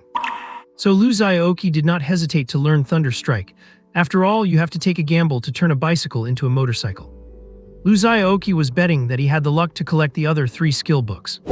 With this skill, it also partially compensated for the lack of attack power when he was not using sword drawing art. Finally, regarding the cultivation items. After thinking it over, Lu Xiaoqi decided to bolster his weak points and make up for his deficiency in mental cultivation. The Mr. Lu once said, "How much water a bucket can hold depends on its shortest plank." With his special abilities, Lu Xiaoqi certainly was not content with being just a frontline brawler. Even if he were a warrior, he would be a well-rounded one. Early the next morning, the school bus from Rongcheng High School arrived. Everyone gathered at the entrance of the guest house, ready to depart. Zhao Zuqing glanced at Lu Xiaoqi, who was stuffing his face with a steamed bun, her expression a bit complex. She already knew that Lu Xiaoqi had been called away by the staff both yesterday and the day before. This meant that this guy had also made it onto the provincial rankings. She just was not sure what his specific rank was. Even so, she found it hard to believe. She knew Lu Xiaoqi's social circle well. She could not imagine who could have helped him break into the provincial rankings, and besides, she had a detailed file on every strong candidate. She knew exactly who everyone was and who they were teamed up with. After all, they were all her competitors. But regardless, anyone who could make it to the provincial rankings definitely had some tricks up their sleeve. Zhao Zuqing did not doubt Lu Xiaoqi's strength. After all, this was the guy who had been suppressing her for 3 whole years, leaving her with no chance to shine. But thinking back to yesterday, when he asked her to team up and she said she was aiming for the top 10 in the national rankings, Lu Xiaoqi immediately acted like a coward, only to turn around and make the provincial rankings. Zhao Zuqing could not help but pout, feeling a bit resentful. When this expression appeared on her normally cold and frosty face, the stark contrast was so charming that it completely captivated the boys who were secretly watching her. "That expression is just and so cute, classmate Zhao." The boys were screaming internally, completely love-struck. Zhao Zuqing's expression was fleeting, and she quickly returned to her cold and arrogant demeanor, which left the boys feeling a bit regretful. Zhao Zuqing had no time to pay attention to their inner journeys. She only had 2 things on her mind. First, who exactly was that dark horse, 9527, who had suddenly burst onto the scene? Second, who had Guang Xiaoqi teamed up with to make the provincial rankings, and what was his actual rank? As soon as she got back, she would have Wu Ma find out everything. Although the assessment office strictly forbids staff from leaking candidate information, you cannot stop the candidates themselves from announcing it. If a scion of a noble family achieves a good rank, they cannot wait to show off their results to the whole world. The more outstanding, excellent, and high-profile they are, the more resources they get funneled to them and the more backers they attract. The more the family values them, the greater the protection they receive, so there is no need for the relevant departments to worry at all. And if an ordinary person happens to get a good result, they will not hide it either. It is their stepping stone to a higher level. Why would they hide it? If they hide their edge and no one thinks highly of them or invests in them, they will not be able to team up with equally talented adventurers to clear dungeons and get rewards, and their growth will slow down significantly. Even with shocking innate talent, they would eventually just fade into the crowd. After all, even if the relevant departments value you, they can only offer appropriate protection and resources. They cannot go all out to supply one person's cultivation. To put it plainly, you still need to strive for these things yourself. Therefore, usually after an assessment, unless the results are average, anyone with even slightly brilliant scores will advertise them. And if you have been in a circle for a long time, it is hard to keep secrets completely. People like Wang Liang or Xiao Yan, for example. Although Heng Guang never told anyone his score, he would clearly attract the attention of observant people. It is just that Wang Liang had his own agenda and did not broadcast it widely. Xiao Yan also kept quiet to protect Lu Xiaoqi. After all, his points total was truly astonishing. It was a historical first. But regarding the ranks of other candidates, the major families actually know everything behind the scenes. Lu Xiaoqi himself would not draw attention to his own existence. His situation was quite special. He could not afford to be high profile because he could not stand up to scrutiny. For example, everyone else competed based on their own abilities, but Lu Xiaoqi was different. He was cheating in the competition, so of course he had to keep it a secret. And he did not want to appear too outstanding in front of everyone. After all, he still had to hide it from his sister. If he was too high profile and she found out, that would be bad. Xiao Yan was clearly in a good mood today, looking radiant. After taking roll call, she waved her hand and said, "All on the bus. We are going home." The students cheered and flooded onto the bus. With 2 blasts of the horn from the driver, the bus slowly started moving. All 8 students from Lu Xiaoqi's class had successfully passed the adventure assessment, so they were naturally very excited. After blowing off steam throughout the night, they were still happy today, but everyone was able to control their emotions. Groups of friends sat together, whispering gossip. Some were saying that according to their analysis, the person ranked first in the nation must have achieved such a monstrous score by some means. Others were discussing which family that person belonged to. Some even claimed they knew the person. Only Wang Liang sat in the last row, using his high vantage point to look down on everything. Listening to the students' chatter, he crossed his arms and a cold sneer played on his lips. "You know him. Of course you know him." Lu Xiaoqi had an MP player in his pocket and headphones on, playing current pop music while he looked at the scenery outside the window. Chen Haoran had shoved this MP player into his hands before leaving, fearing he would be bored on the trip. On the way there, Lu Xiaoqi had been so overwhelmed by Xiao Yan that he had not had a chance to use it. Coming back, he had successfully become an adventurer, taking a step closer to his goal. In a great mood, he took out the MP player, put the earbuds in his ears, and enjoyed this rare journey. But before he could listen for long, a familiar scent wafted over. His left ear felt lighter as one of the earbuds was snatched away. Xiao Yan took the earbud and put it in her own ear. Listening to the catchy music blasting away, she looked at Lu Xiaoqi with some surprise. She looked him up and down. "You actually like listening to this kind of music?" Lu Xiaoqi looked innocent. "It is Chen Haoran's MP player. What does it have to do with me, Lu Xiaoqi?" "Switch to something quieter." Xiao Yan was blunt, her slender hand reaching directly into Lu Xiaoqi's pocket to grab the MP player and change the song. She frowned and picked for a long time before finding a song she was satisfied with and playing it. Lu Xiaoqi listened to the wailing melody, all about breakups and love, and felt completely speechless. Is this what a tough guy should be listening to? Might as well play Cat Call instead. But his protest was ignored by Xiao Yan. Lu Xiaoqi could only submit to Su Yan's pressure. The bus had already pulled onto the highway. Listening to such romantic, soft-spoken songs was very sleep-inducing. Before long, Lu Xiaoqi's eyelids started drooping. Just as he was about to fall asleep, Xiao Yan next to him suddenly shouted, "Stop the bus." Lu Xiaoqi was startled awake and quickly looked at Xiao Yan. Xiao Yan was staring at the window with a grave expression. Lu Xiaoqi turned to look. He saw that the view outside the window was foggy, and the scenery in the distance had become blurry. In 18 years of traveling to this world, this was the first time Lu Xiaoqi had ever seen the fog of this world. He immediately realized that they were in big trouble. Lu Xiaoqi immediately shouted at the driver, "Driver, it is foggy, stop the bus." The driver slowly turned his head, twisting it a creepy 180 degrees, cracked open a mouth full of scarlet gore to give him a cackling laugh, and instead of stopping, he slammed on the accelerator and charged into the mist. What people fear most is not death, but the unknown that lies behind it. In this world, the mist represents another kind of unknown. People cannot know how it forms when it appears, or even worse. They do not know what strange dungeons and terrifying monsters are hidden within that mist. About 300 years ago, humanity still relied mainly on technology and industrial development. Suddenly, mist began to emerge randomly all over the world. It was like a bottomless abyss, swallowing one life after another. Through the continuous exploration of our predecessors, an eerie truth was revealed to humanity. Dungeons, they appeared in people's field of vision for the first time. The reason we call these things dungeons is because they really are just like dungeons in a video game.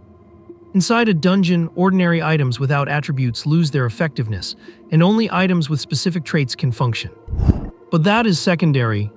The main point is, since it is called a dungeon, it must involve levels and the monsters guarding them. The most terrifying part is that if you fail to clear these dungeons within the time limit, the monsters inside will emerge into the outside world through the mist.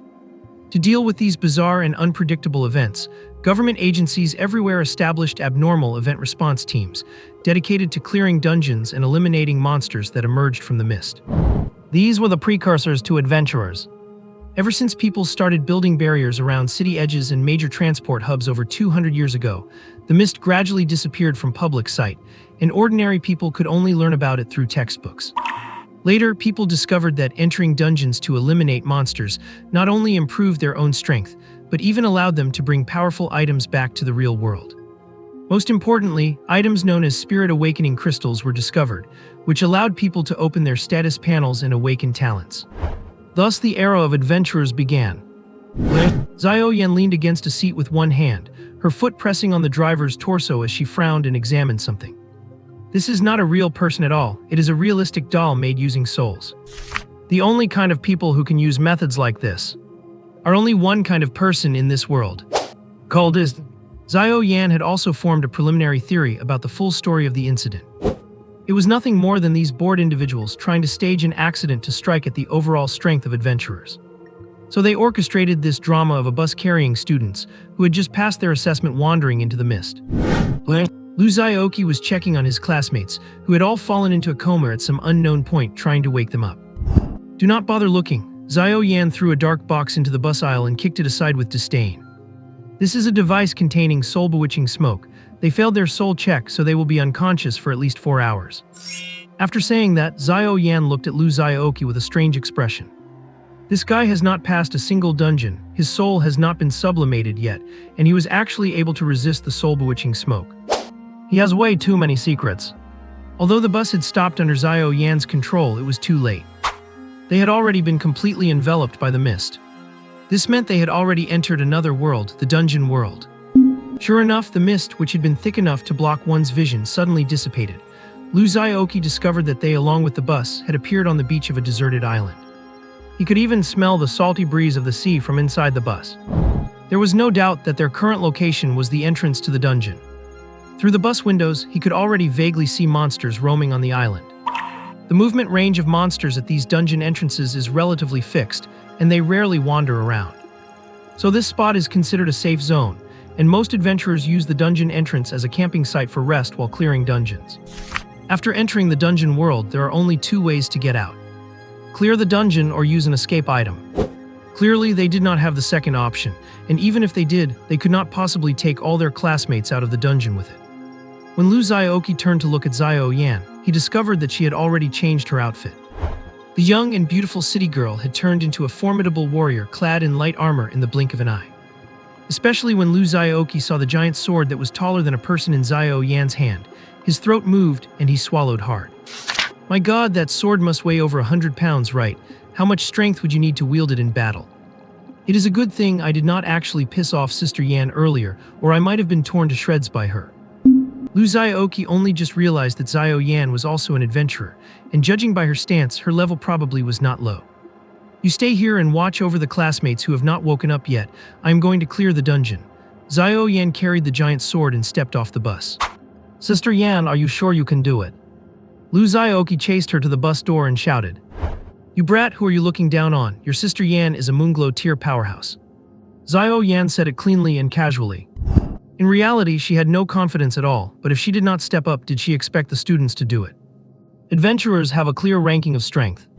Those who have not cleared a dungeon and rely solely on their own training are at most only slightly stronger than ordinary people.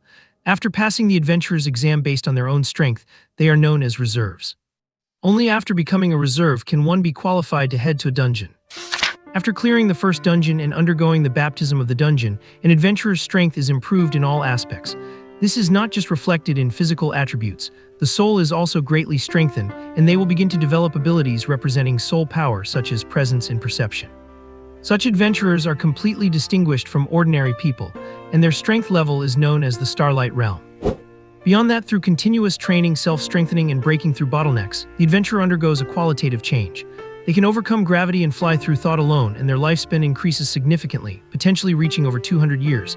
The exact lifespan is unknown because the first person to reach this level has not yet passed away. Adventurers at this level are known as Moonglow Realm powerhouses. Above the Moonglow Realm, there is a level called Sun Radiance, and there are no more than 10 such people in the entire world. People at this level can already be called human nuclear bombs. Every move they make possesses the power to destroy the world, and they can even change the rules of the game to a certain extent, flexibly applying the rigid game mechanics. The Adventurer's Exam is one of their masterpieces. Mist dungeons are also known as primal dungeons. They are dungeons that have not been cleared by anyone yet. These dungeons have one specific trait. As time passes, the monsters inside grow stronger and stronger until the dungeon is cleared for the first time. Once cleared, the mist retracts back into the dungeon, leaving behind only a portal to represent it. If it remains uncleared for too long, once the monsters reach a certain level of strength, they gain intelligence, and the boss can even develop the ability to tear through the dungeon, break the mist, and enter the real world. The current difficulty classification for dungeons is based on how long it takes for a primal dungeon to be cleared. Easy level dungeon, a dungeon discovered and cleared by people just as the mist is forming.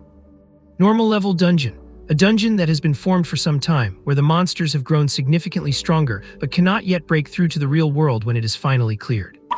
Hard level dungeon, a dungeon cleared at the point where the monsters have gained intelligence and can enter the real world through the mist, but the boss Liu power is not yet sufficient to directly confront the outside world. Nightmare level dungeon, a dungeon that is only cleared after the boss has grown strong enough to appear in reality, requiring a joint effort to take it down. Even after clearing the last two types, they require long-term monitoring to keep the monsters sealed and prevent them from escaping. Before becoming a teacher, Xiao Yan was a talented adventurer with extraordinary potential. She reached the peak of the Starlight rank in her early 20s. However, good times did not last. She could not accept the reality of her brother's death and became increasingly depressed. Eventually, she said goodbye to her former teammates and hid away to teach at Rongcheng Middle School. Without the tempering of dungeons, years of practice barely allowed her to break through from Starlight to the Moonbeam realm. Her gear and items were never updated, still the same set from her Starlight days. She never thought she would have to wear them to fight again, but life had other plans. The dungeon difficulty levels also correlate with the strength of adventurers.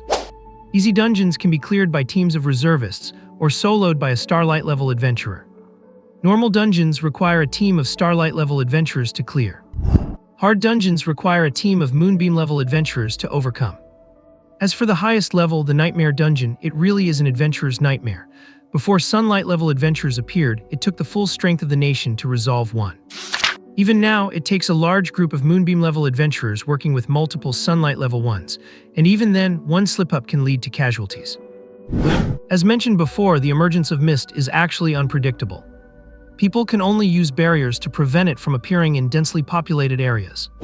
Those cultists certainly do not have the ability to create the mist themselves. Otherwise, they would have ruled the world long ago. Their ability lies in sealing an already discovered primal dungeon, transporting it to a specific location, and then breaking the seal to summon the mist. As for what level of dungeon they have summoned, there is no way to tell unless you are the one who sealed it. But given their usual nature, Xiao Yan could make a guess. It definitely would not be an easy level dungeon that just formed. Is not that just a free gift for the newcomers? It is highly likely to be a normal level dungeon, as only this difficulty causes heavy casualties among reservists, fulfilling their goal of creating chaos while weakening the forces of adventurers.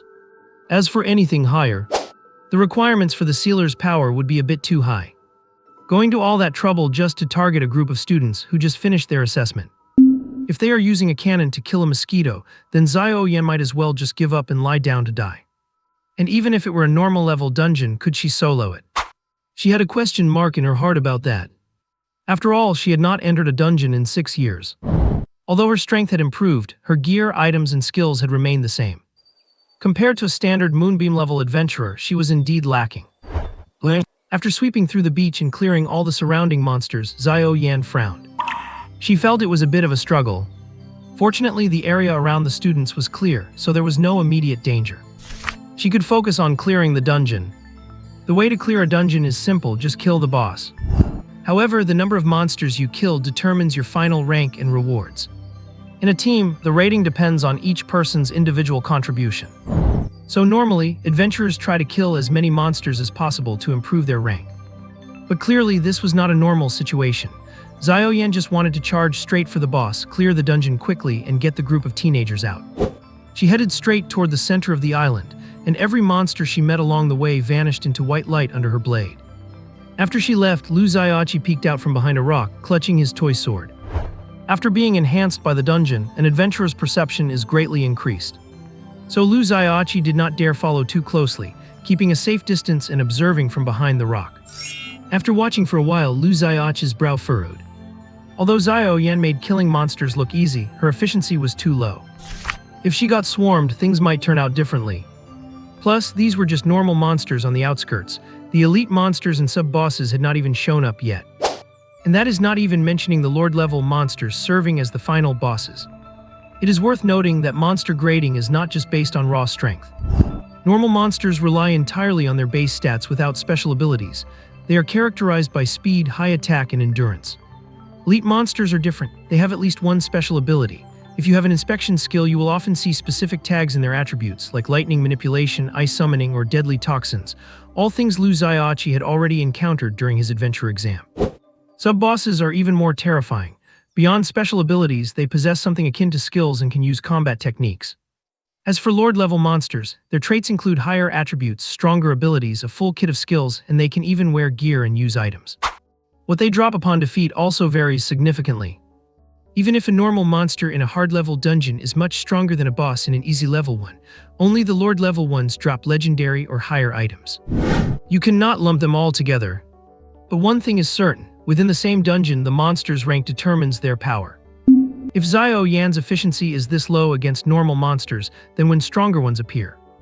Lu Xiaoqi thought about it and decided he had to step in. Man, this homeroom teacher really is a handful. Lu Xiaoqi sighed and shook his head. Draw sword technique rank C. Level 9 stars upward trend. 9 stars. After channeling, draw your weapon from its sheath to unleash a dual attack of sword chi and physical damage.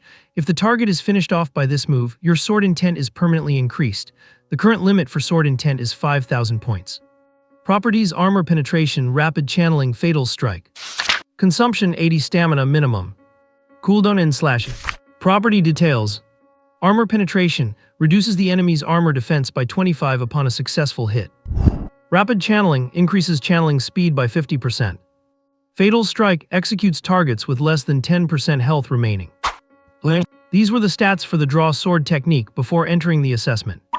After the fierce battles during the adventurer assessment competition, its sword intent limit has quietly crept up to 6,730. It is clear that the higher the level and strength of the monsters killed, the greater the boost to sword intent. The higher the sword intent stat, the more powerful the skill becomes. This is what makes growth-type skills so overpowered. Normally, compared to standard skills, growth-type skills have certain flaws, such as high consumption and low power early on.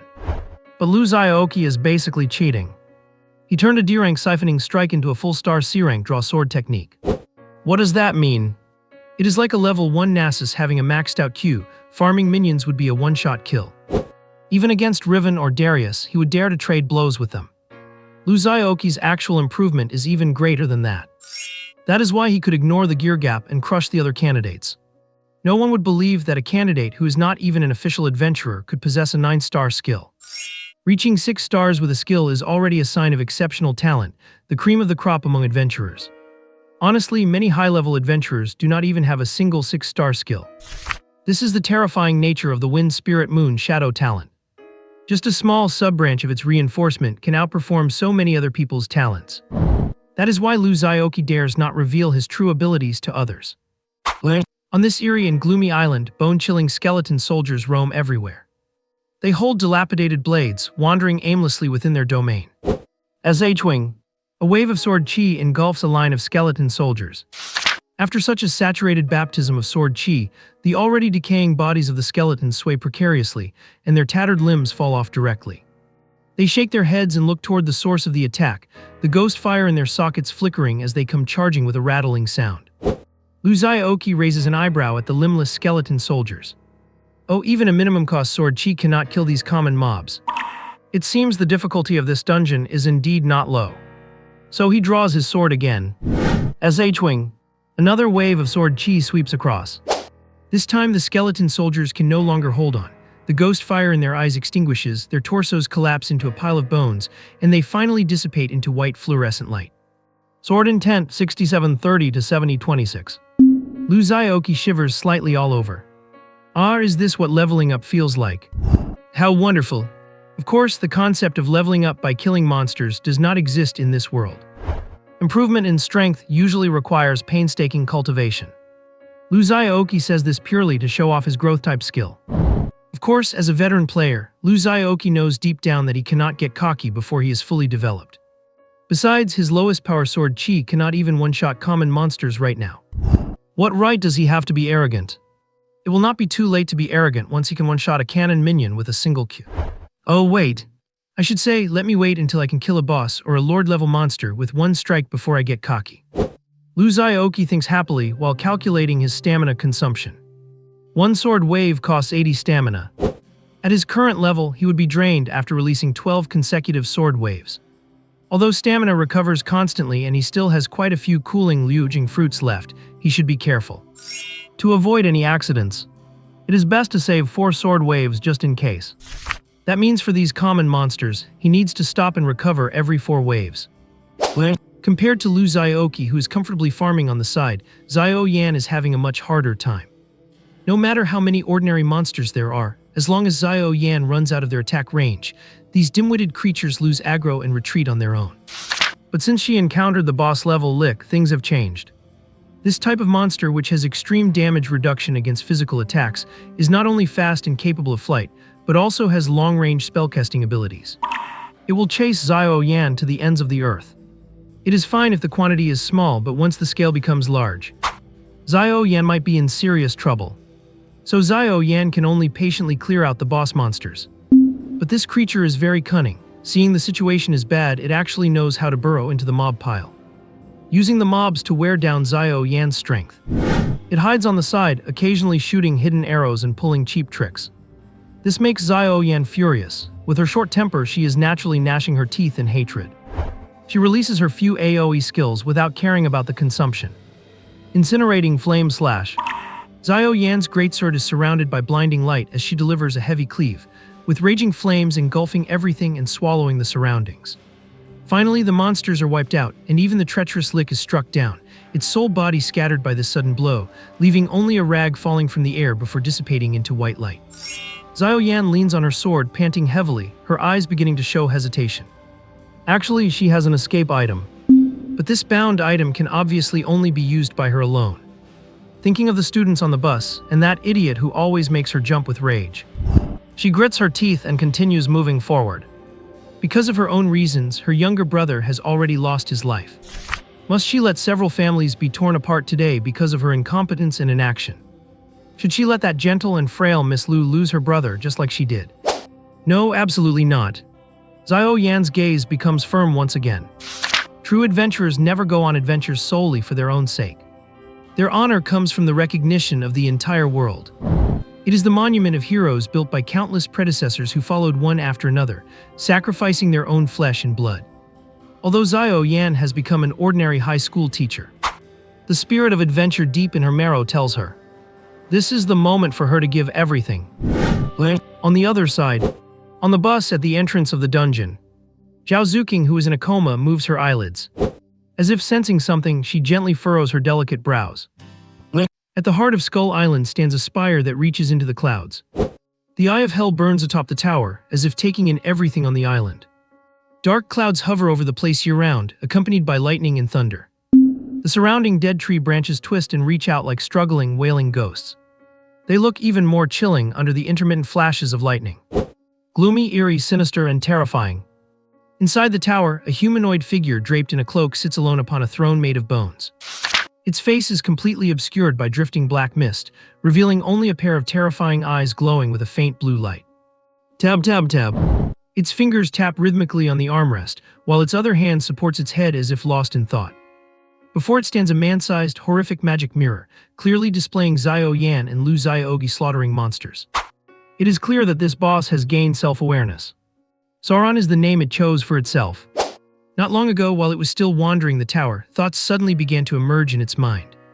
Who am I? Where am I? What am I supposed to do? Its subconscious told it that it is the Lich King, the master of this island, controlling countless chilling undead creatures.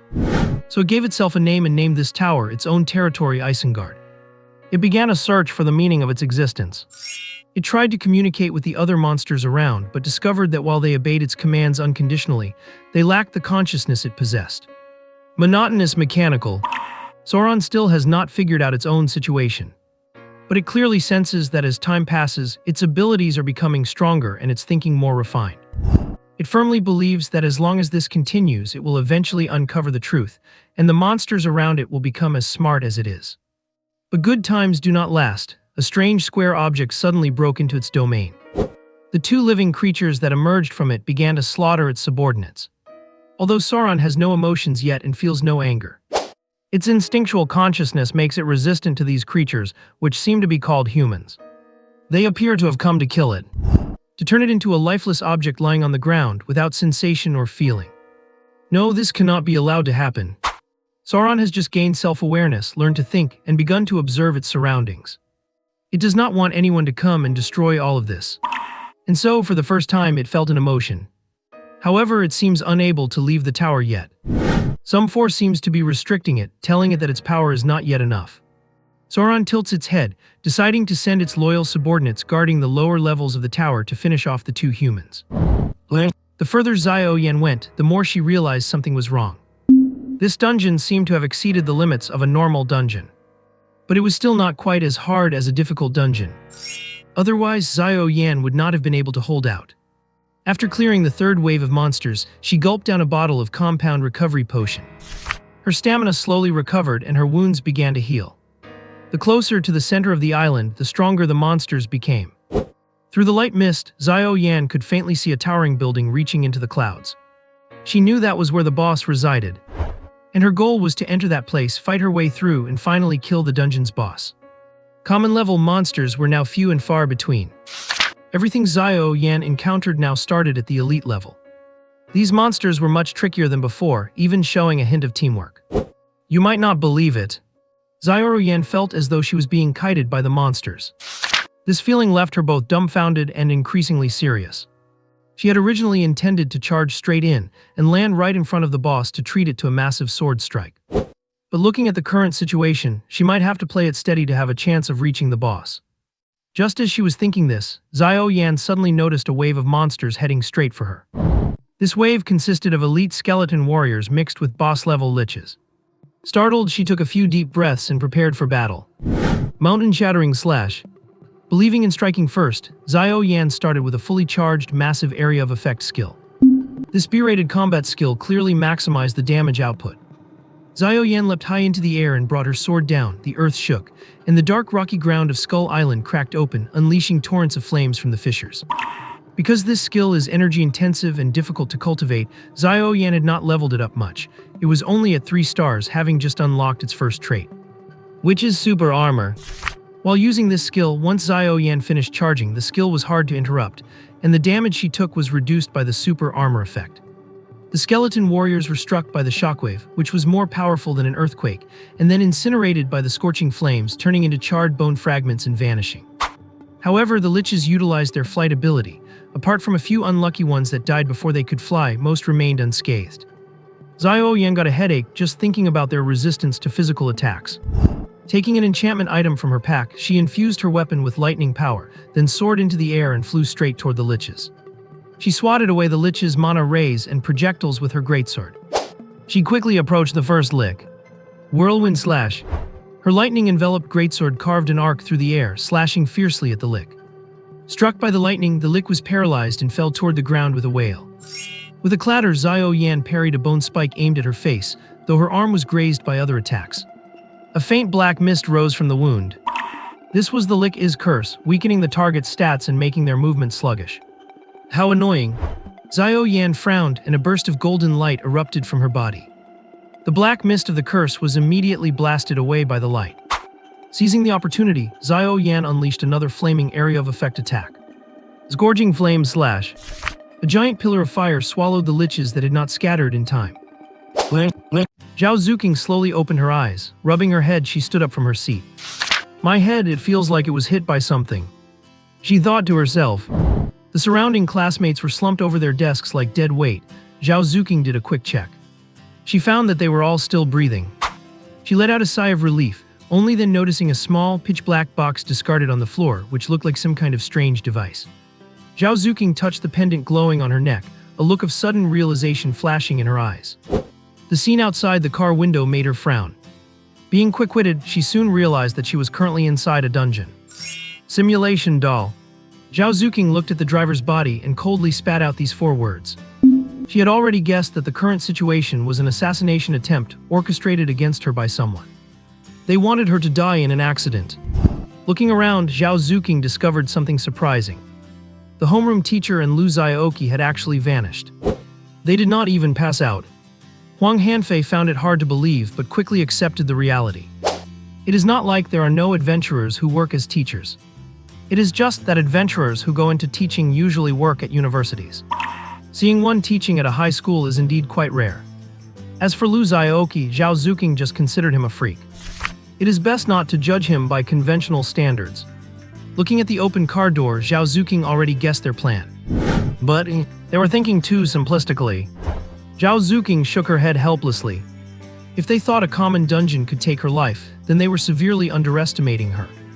Since they dared to make a move, they must have had foolproof plans. Draw sword technique. Draw sword technique. Draw sword technique. Sword intent, 18,940 to 20,600. With the increase in sword intent, the damage from Lu Xiaoqi's draw sword technique had more than doubled compared to the tournament. Now a casual swing was a one-hit kill, whether against skeleton soldiers or ghosts. Because of this, his speed in clearing monsters had significantly increased. Increasing sword intent leads to faster monster clearing, which in turn speeds up the increase in sword intent, leading to even faster clearing. In this cycle, the monsters around him were basically wiped out. So he followed the traces left by Xiao Yan, moving forward slowly while never forgetting to stack his sword intent. Whenever he saw his sword intent value soar under his draw sword technique, the corners of his mouth could not help but curl up. The joy of stacking Q like a Nasus main is something most people would not understand. Once my ultimate skill is mastered, a single draw sword technique will one-shot the boss, loot legendary items everywhere, and earn me a ton of worshipping gazes. Lu Xiaoqi daydreamed happily. But as he advanced, common monsters gradually decreased, and elite monsters started appearing in groups. His efficiency in clearing monsters began to suffer. Elite monsters were far stronger than common ones in terms of both defense and health, not to mention their various special ability tags. Tags like strong, swift, and agile. These tags might seem ordinary, but they severely hindered Lu Xiaoqi's experience of going on a rampage. Lu Xiaoqi narrowed his eyes and cautiously pulled a cooling Luo Jing fruit from his pack to pop into his mouth. Then I will not hold back. Boom! A bolt of heavenly lightning descended, and Lu Xiaoqi was infused with its power like a god of thunder descending. Thunder strike. Charge draw sword technique. Boom! Xiao Yan was knocked down by the sudden attack, falling like a kite with a broken string into the bushes, kicking up a cloud of dust. Xiao Yan spat out some blood and wiped the corner of her mouth, looking quite disheveled. She had thought the previous situation was just an accident, but she did not expect that it was only the beginning. Wave after wave of monsters emerged, not giving her any chance to rest. That would have been fine, she could have gritted her teeth and persisted. But suddenly, a new type of boss monster appeared on the battlefield. Gargoyle. These monsters possessed immense strength, and their bodies were made of solid stone, making them freakishly hard. Not only could they fly and run, their eyes could emit a slowing ray that reduced Xiao Yan's speed. Combined with the harassment from the liches on the side, Xiao Yan was injured because she let her guard down for a second. If I were a mage, I would turn you all into a fruit platter. Xiao Yan was incredibly annoyed, throwing away all manners and cursing out loud. This is so disgusting. This dungeon is extremely unfriendly to melee adventurers.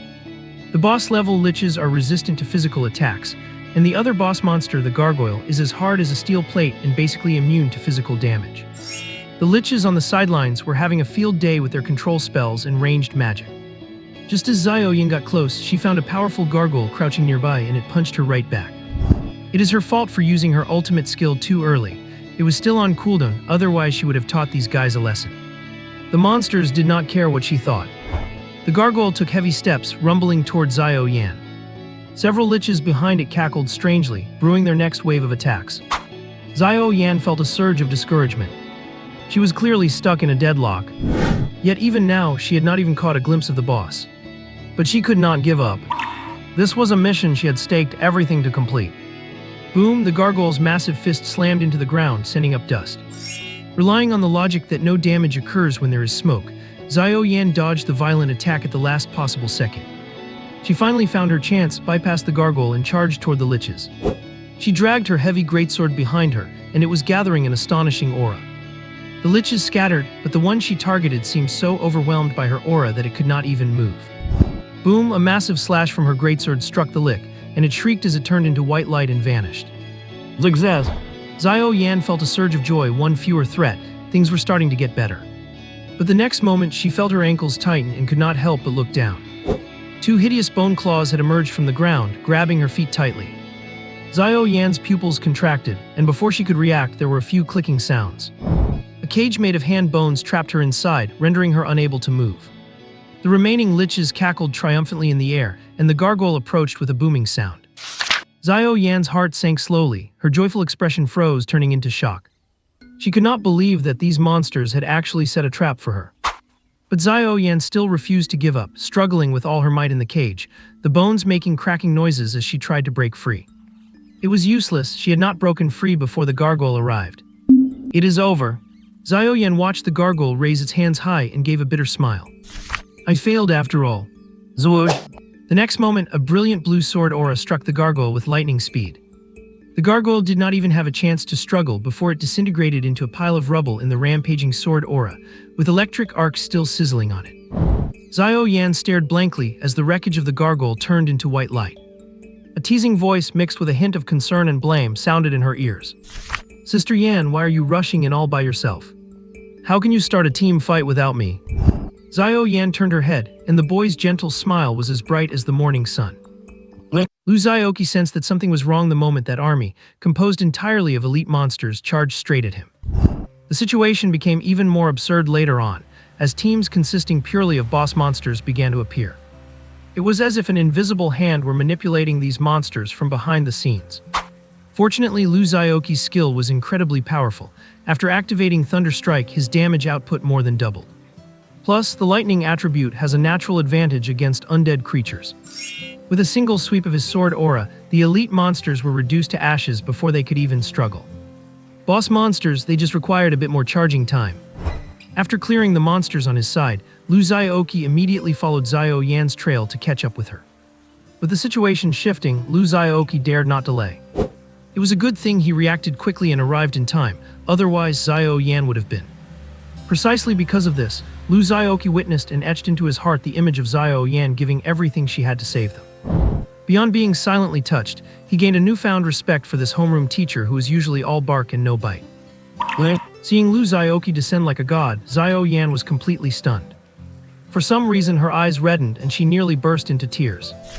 Lu Xiaoqi unleashed two sword auras with a quick sword drawing technique, wiping out the banshees flying in the sky, and turned back to see Xiao Yan looking like she was about to cry. Seeing his usually formidable teacher look so fragile for the first time, he could not help but chuckle. He spread his arms, performed a cocky dance move, walked up to Xiao Yan and said with a smile, "Hey Miss Yan, do not cry, need a hug." Xiao Yan, you jerk, give me back my sentimental moment. She backhanded her fist into a hammer and slammed it onto Lu Xiaoqi's head. Who told you to follow me? Do you have a death wish? Ouch, Lu Xiaoqi held his head looking aggrieved. Miss Yan, I just saved you, you know. Even if you want to repay kindness with ingratitude, is not this a bit too fast?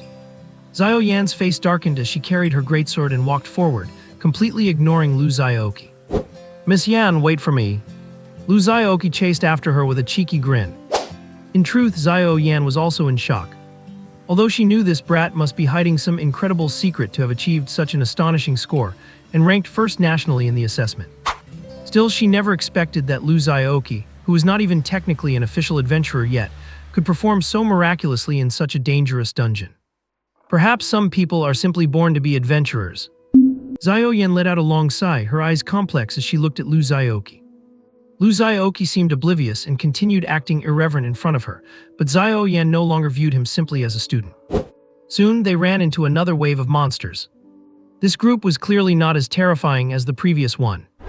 Most were common monsters, with a small number of elites and bosses mixed in. Lu Xiaoqi held Xiao Yan's hand, grinning as he said, "Let the student do the hard work. You rest up, Miss Yan, leave these small fries to me." Xiao Yan watched Lu Xiaoqi pat his chest with confidence, feeling a warmth in her heart. She knew that while this brat was usually goofing around, he was reliable when it counted. Having just gone through a bitter struggle, she was exhausted and her injuries had not healed, so she let Lu Xiaoqi take the lead. Lu Xiaoqi looked solemn, standing before the large wave of monsters just outside their aggro range, his right hand resting on the hilt as he began to charge his power. After exploring for so long, Lu Xiaoqi clearly had their behavior patterns figured out. A bright white light ignited on the sword scabbard. Whoosh! An unrivaled arc of sword aura swept out, instantly engulfing the monsters before him. Before Xiao Yan could even react, the monsters had dissolved into white light, and Lu Xiaoqi's sword was already back in its sheath. Xiao Yan. She had not looked closely when Lu Xiaoqi saved her earlier, but seeing it now, she was shocked once more. Even when she watched carefully, she still could not see how Lu Xiaoqi had launched the attack. Is this really the kind of damage a student who just passed the assessment can dish out? She originally did not believe those people who claimed Lu Xiaoqi's results were entirely due to using items. But seeing this scene, she could not help but start to wonder. What kind of skill is so absurd right from the start? Even with talent bonuses, it is impossible. If Lu Xiaoqi is actually this strong, does not that make her, a Moon Radiance level adventurer, look useless? Lu Xiaoqi, Xiao Yan called out, staring at the wooden sword in his hand. She resisted the urge to inspect it closely and asked with a frown, "How many more times can you release that sword aura?" Lu Xiaoqi was caught off guard by the question, but he mentally calculated his remaining stamina and answered cautiously, "If I am careful, I can probably use it about 10 more times." "Only 10 times left." Xiao Yan looked pained. "How much have you wasted along the way?" "Stop using it now. Something this important should be saved for the crucial moments." Lu Xiaoqi. "I know you have misunderstood, but what on earth are you thinking?" Xiao Yan lectured Lu Xiaoqi, then took out a few recovery potions to restore her own state. She thought about how Lu Xiaoqi had fired off 3 sword auras just to save her. Even though he could have defeated the gargoyle with one and handled the rest of the banshees himself, he wasted such precious charges. Xiao Yan felt itchy with frustration at Lu Xiaoqi's wasteful behavior. But after thinking about it, she felt relieved. Given Lu Xiaoqi's current strength, how could he have made it this far without relying on items? At the very least, those 10 remaining charges meant that for Xiao Yan, the chance of clearing the dungeon had increased by 20%. Added to her original 30 winning chance. Rounding it up, this means a sure victory. Xiao Yan regained her confidence, regrouped, and took the lead with her greatsword. The gloomy island was filled with craggy rocks and charred ground, exuding an atmosphere of deathly silence. Zhao Zuqing followed the tracks of the battle toward the center of the island, finding all the monsters along the way completely wiped out. Although monsters disappear when killed, the destruction caused by skills remains. She was increasingly surprised as she walked, never imagining that the homeroom teacher, who was usually so methodical in class, was actually such a supreme master. At that moment, she stood beside a giant rock, observing the astonishing power of the destruction. Crisscrossing cracks had completely penetrated the reef rock. The mirror-smooth cutting surface was truly chilling. The key was the sheer quantity. She could see them every few steps. This meant that the person seemed to be able to unleash such incredible power with just a casual attack. Otherwise, why would the marks be so dense, so sloppy, and so casual? Do not their skills have cooldowns? Are they just basic attacks? Advancing several more miles, Zhao Zuqing looked at a deep crater in the ground. Steam was still rising from the middle of the crater. It seemed to have been created by a fire attribute skill just a short while ago. But the power seemed somewhat less impressive compared to the previous exaggerated destruction. It looked like attacks from 2 different people. Besides Xiao Yan, was there someone else? It could not possibly be Lu Xiaoqi, could it? Zhao Zuqing rubbed her forehead, decided not to think about it, and hurried to meet up with them. Rongcheng Administrative Building of the relevant department. What a mist was discovered on National Highway G, and it has already lasted for 3 hours. Why am I only being told about something so important now? What exactly are you all good for? The bearded man slammed the desk, stood up, and roared. The subordinate below wiped away his sweat, accepting the leader's storm of fury with a bitter face, feeling quite helpless inside. We just found out about it too. That location is remote, sitting at the border between 2 cities, with weak surveillance and very little traffic. If the Rongcheng Middle School authorities had not reported that one of their school buses went missing there, I bet no one would have even noticed by now. What is the situation on the ground? We have already sent people for reconnaissance, and according to adventurers at the scene, it is very likely a mist dungeon of above average level. Then what are you standing there for? Get people organized to storm it. The Special Operations Department sounded the alarm, and everyone became busy. In the conference room, a burly man leaned on the table and looked around, the team members at their seats looking solemn. That is the situation. Does everyone understand? Understood. If you understand, then prepare to move out. Because the situation was urgent, the meeting only took 5 minutes from gathering personnel to finishing. Yo, Captain Lee is as swift and decisive as ever. The conference room door was suddenly pushed open, and a man in leather pants with a mohawk hairstyle led a team inside. The man wore a mocking expression, looking at the people in the room sideways, and his eyes lit up when he saw a female team member in the Special Operations Squad. Yo, we have a newcomer, that is truly rare. A man in a suit wiped his sweat and walked between the two groups with a flattering smile. Captain Lee, this is the raiding team assembled by the Adventurers Guild. No need for nonsense, Captain Lee is an old acquaintance of ours, right? The Mohawk man acted sloppily, forming a sharp contrast with the serious expression on Captain Lee's square face. Are the details clear yet? Captain Lee ignored the provocation and asked him back. With such a huge pile of stuff, who would want to read it? The Mohawk man licked his lips, his eyes full of excitement. Is not it enough to just know that there is a difficult level starter dungeon waiting for me to raid? The rewards from clearing a starter dungeon are undoubtedly much higher than an ordinary one. The first clear reward alone is enough to make a fortune. Zhao Chongxiu, you are being irresponsible to your team members, Captain Lee frowned and said in a deep voice. True experts do not need to pay attention to such insignificant things. The Mohawk man sneered and spread his hands. Our entire team is at the Moon Glow rank, do we still need to waste time on this? Seeing that his teammates behind him all shared his sentiment, Captain Lee could not be bothered to say more and just said coldly, then let us move out. Captain Lee, how about we make a bet? Zhao Chongxiu felt irritable seeing his attitude and said loudly, let us see which of our two teams clears this dungeon first. Captain Lee stopped his stride as he walked out of the meeting room, did not reply and headed straight out, his teammates following one by one. Walking through the long hallway, the new girl, who had a rather active personality, finally could not hold back and asked, Brother Long, who is that guy? He is so arrogant. Especially the way he looked at us just now, lecherous and disgusting. The person called Brother Long also frowned slightly. That is the deputy leader of the New Moon Adventure Group. They have been at odds with our Special Operations Department for a long time. The girl had short hair and was wearing combat gear, looking youthful, clean, and lively. She pouted. Then why did not Captain Lee agree to compete with him? She waved her hand fiercely in front of her chest as she spoke. Slap him in the face hard and see how he acts arrogant. Brother Long looked at her helplessly. Do not let Captain Lee hear that, otherwise he will make you copy the team rules 100 times. Was our Special Operations Squad established for you to show off and be aggressive with others? The girl playfully stuck out her tongue, covered her mouth, and stopped talking. In front of the spire, Xiao Yan and Lu Xiaoqi looked at each other. Since that wave of small monsters was cleared earlier, they had been almost unimpeded the whole way, as if someone had lured the monsters away just to let them get here. An empty city strategy, or luring the prey into a trap. The howling wind blew into the weird and eerie forest nearby, and the dry branches and trunks knocked against each other, making strange and terrifying noises. Lu Xiaoqi shrunk his neck and asked Xiao Yan hesitantly, Sister Yan, did you hear any strange sounds? It seems I did. Do not speak for a second. Xiao Yan tilted her head to listen.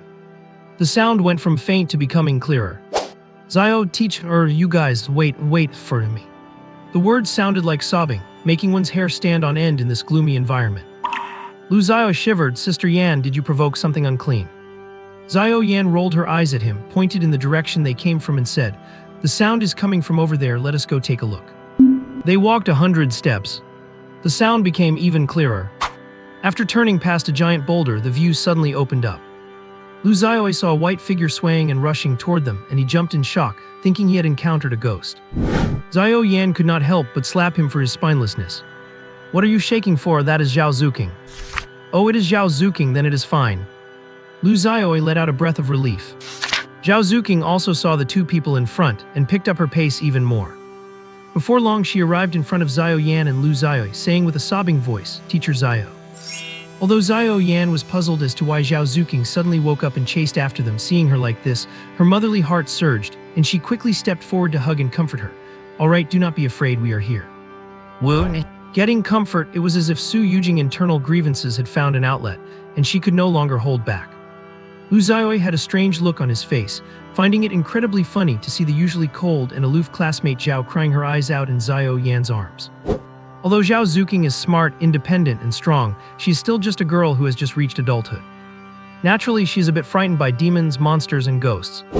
It was mainly because she was all alone, and the atmosphere in the environment was perfect.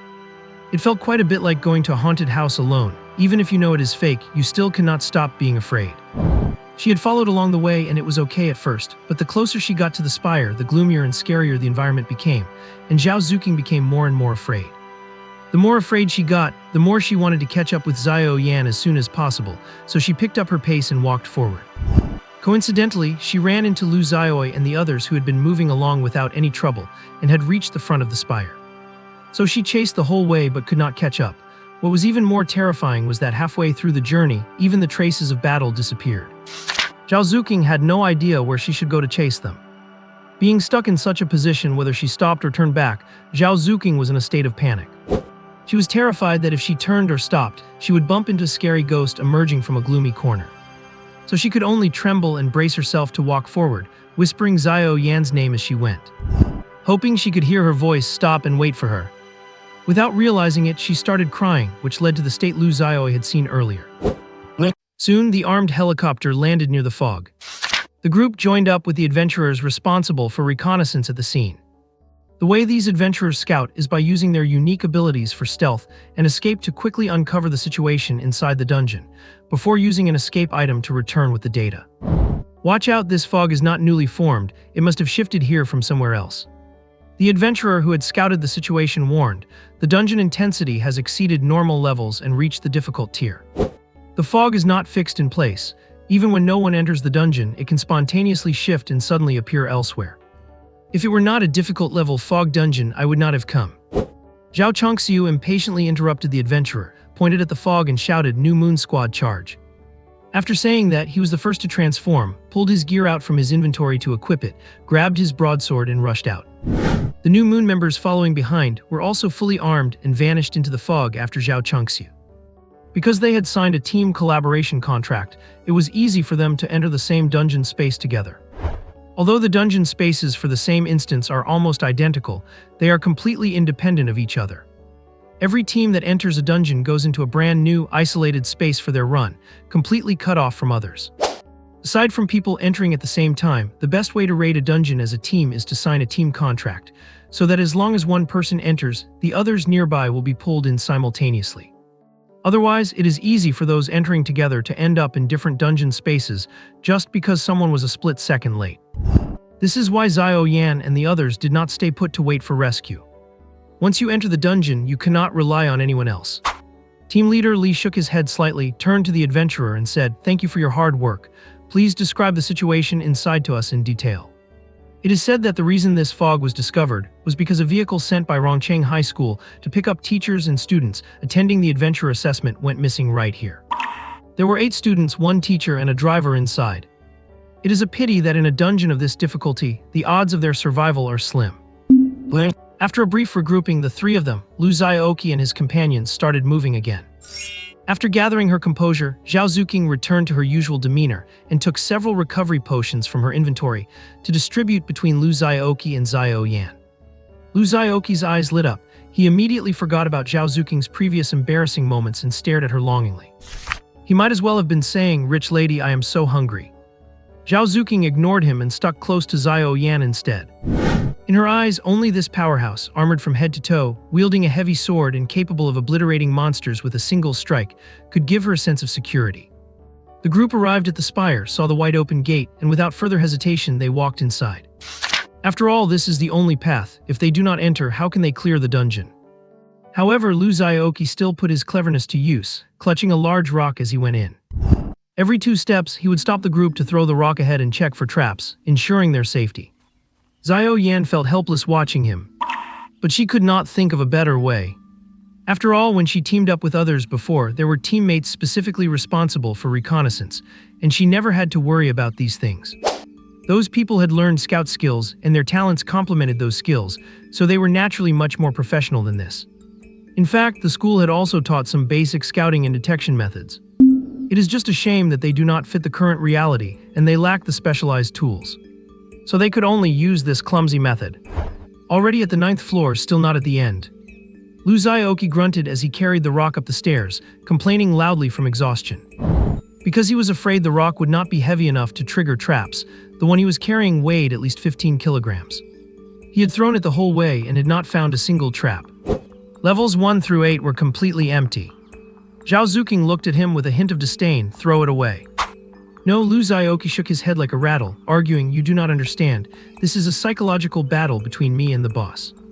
It is betting on when I will throw the rock, and I am betting on when it will set off a trap. Zhao Zuqing, what can I say? Go ahead and keep carrying it then. Stop gambling, we are already at the end. Xiao Yan flicked Lu Xiaoqi on the forehead and pointed toward the end of the 9th floor hall.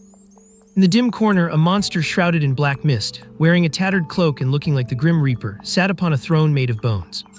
The aura it projected made it obvious that it was the target of their journey. The area boss, the Lich King, Lu Xiaoqi. The boss had long since discovered their arrival.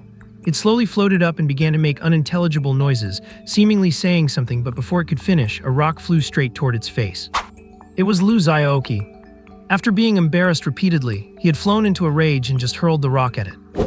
Unfortunately, it was blocked by the boss's shield from far away and clattered onto the floor. The Lich King seemed to realize from this gesture that there was no room for negotiation, and with a flick of its hand, a scepter appeared. The next moment, a barrage of rays as dense as a storm came crashing down on them. Back away, Xiao Yan hoisted her greatsword and shielded the other two behind her. Scourging flame slash. Xiao Yan opened with her ultimate move. A single swing kicked up towering flames, engulfing all the incoming attacks as she charged straight at the boss. The intense battle between the two soon unfolded in the Grand Hall. The Lich King hovered high in the air, spreading its arms slightly as the scepter floated automatically before it. Countless rays and magical orbs appeared out of thin air behind it and shot toward Xiao Yan. Xiao Yan held her greatsword with both hands, blocking and dodging, struggling to get close to the Lich King. Any occasional offensive maneuver was blocked and deflected by the Lich King's incredibly thick shield. It seemed that Xiao Yan had fallen into a disadvantage, completely suppressed by the Lich King. Frost Storm. Zhao Zuqing was puzzled. Why did not teacher Xiao display the astonishing power she had used before to take out the Lich King in a few hits? But she did not hesitate, took out her staff, which was taller than she was, and unleashed a continuous attack skill. She had leveled this C-rank skill up to 6 stars. As long as she did not stop, she could deal continuous frost damage to the enemy, while the frost effect slowed the target's movement and interrupted their charged attacks. If given time to stand still and output damage, it was not only terrifyingly powerful, but it also came with a built-in soft crowd control effect. Although Zhao Zuqing's attack was blocked by the shield, the control effect took hold successfully. For a moment, the Lich King's offensive significantly slowed, and the rays and orbs it fired became sparse. Xiao Yan, catching a breath, slashed away an incoming attack and roared back at Lu Xiaoqi. Draw your blade. Draw your sword. Xiao Yan shouted. Zhao Zuqing was a bit confused. Draw sword, who is Ms. Xiao telling to draw a sword? Lu Xiaoqi. She turned her head and saw that Lu Xiaoqi, who had been prepared for a while, already had his hand on the hilt of his wooden sword. The familiar fluorescent glow slowly lit up. At this moment, the Lich King Sauron let out a cackling laugh. Through the eye of hell, he had already seen through their moves clearly. He had sent out so many subordinates just to figure out everyone's trump cards. Although the human who appeared later was not in his expectations, her cowardly performance made her unworthy of his concern. He naturally had a plan for an attack that could threaten him. Seeing Lu Xiaoqi's signature move, he simply extended a finger and lightly pointed toward him. A wisp of black energy instantly struck Lu Xiaoqi before he could dodge. Lu Xiaoqi, Xiao Yan's eyes nearly burst with rage, but she was trapped on the spot by a binding spell and could not move. Lu Xiaoqi was stunned for a moment, then patted his chest and checked himself up and down. Absolutely nothing wrong. What is going on? Is the Lich King faking an attack? Creaking, a strange sound erupted. Lu Xiaoqi looked down, hurriedly took off the wooden sword tucked at his waist and threw it away. Before it even hit the ground, the wooden sword turned into a pile of ash, scattering everywhere. Even the Lich King himself had not expected this effect. His curse spell could disable a target's use of items, but it was not strong enough to destroy equipment. But that is even better. This guy's threat to him clearly stemmed from that weapon. His actual strength was even weaker than the one in white who had been sniffling along the way. Without his weapon, this human clearly had no power to resist. It is over. Xiao Yan's mind went blank. Without the sword aura to support him, Lu Xiaoqi was immediately reduced back to his true self. Now she could only rely on herself. She let out a loud shout, broke free from the restraints and charged over, wielding her greatsword. Mountain-crushing strike. Xiao Yan leaped high, relying on her invincibility effect to tank several of the Lich King's minor spells. The electric-enchanted greatsword, surging with infinite power, tore through the blockade of the Lich King's magic and slammed into its thick barrier. Bang! The Lich King's magic shield took a heavy blow. Its light began to flicker and ripples spread across its surface. Boom! Sauron triggered a magic burst, and a powerful shockwave sent Xiao Yan, who had just approached, flying back. Xiao Yan flew over 10 meters, suddenly twisted in midair to disperse the force, and landed beside Lu Xiaoqi and Zhao Zuqing, one leg bent and the other kneeling on the ground. She wiped the blood from the corner of her mouth, and just as she was about to tell Lu Xiaoqi to leave this dangerous place, she heard him ask Zhao Zuqing, "Student Zhao, do you have any spare weapons, the kind that comes with a scabbard?" "A sword would be best." "A weapon? With a scabbard? A sword?" At a time like this, Lu Xiaoqi is still concerned about the type and configuration of his gear. Zhao Zuqing was a bit confused but still answered truthfully, "No, I do not use swords."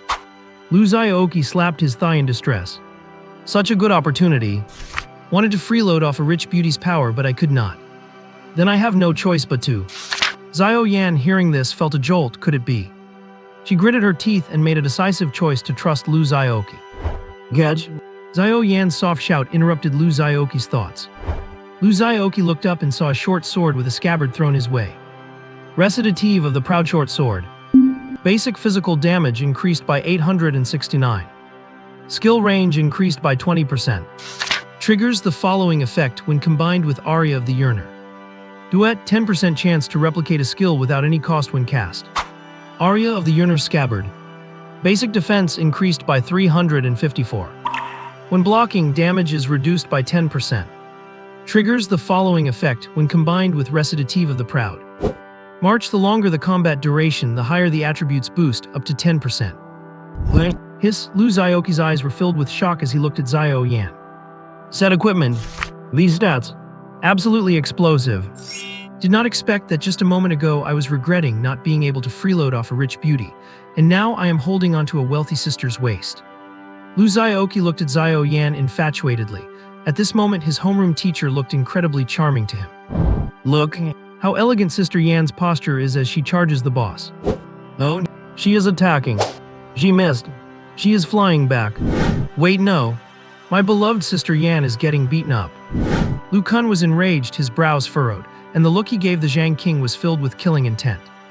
The newly acquired short sword began to charge, and a shimmering white light shone once more. At this point, Zhao Zuqing was also quite bewildered. This was not the scenario she had imagined. It should have been the expert Xiao Yan leading them to slaughter their way through and taking down the boss in a few quick moves. How did it end up like this? She looked at Xiao Yan with a blank expression. Ms. Xiao, where are your basic attacks? Just use basic attacks, stop using skills. If you keep using skills, you are going to be killed by the boss. Once the Lich King Sauron had neutralized the only item that posed a threat, he felt at ease, cackling as he played around with Xiao Yan, who was rushing at him blindly. Ever since he gained sentience, this was the first time he had been this happy. After all, being with a bunch of mindless creatures was truly boring. It was a shame they could not communicate, otherwise he really wanted to chat with this human. It would be best if he could convince her to surrender and become his subordinate.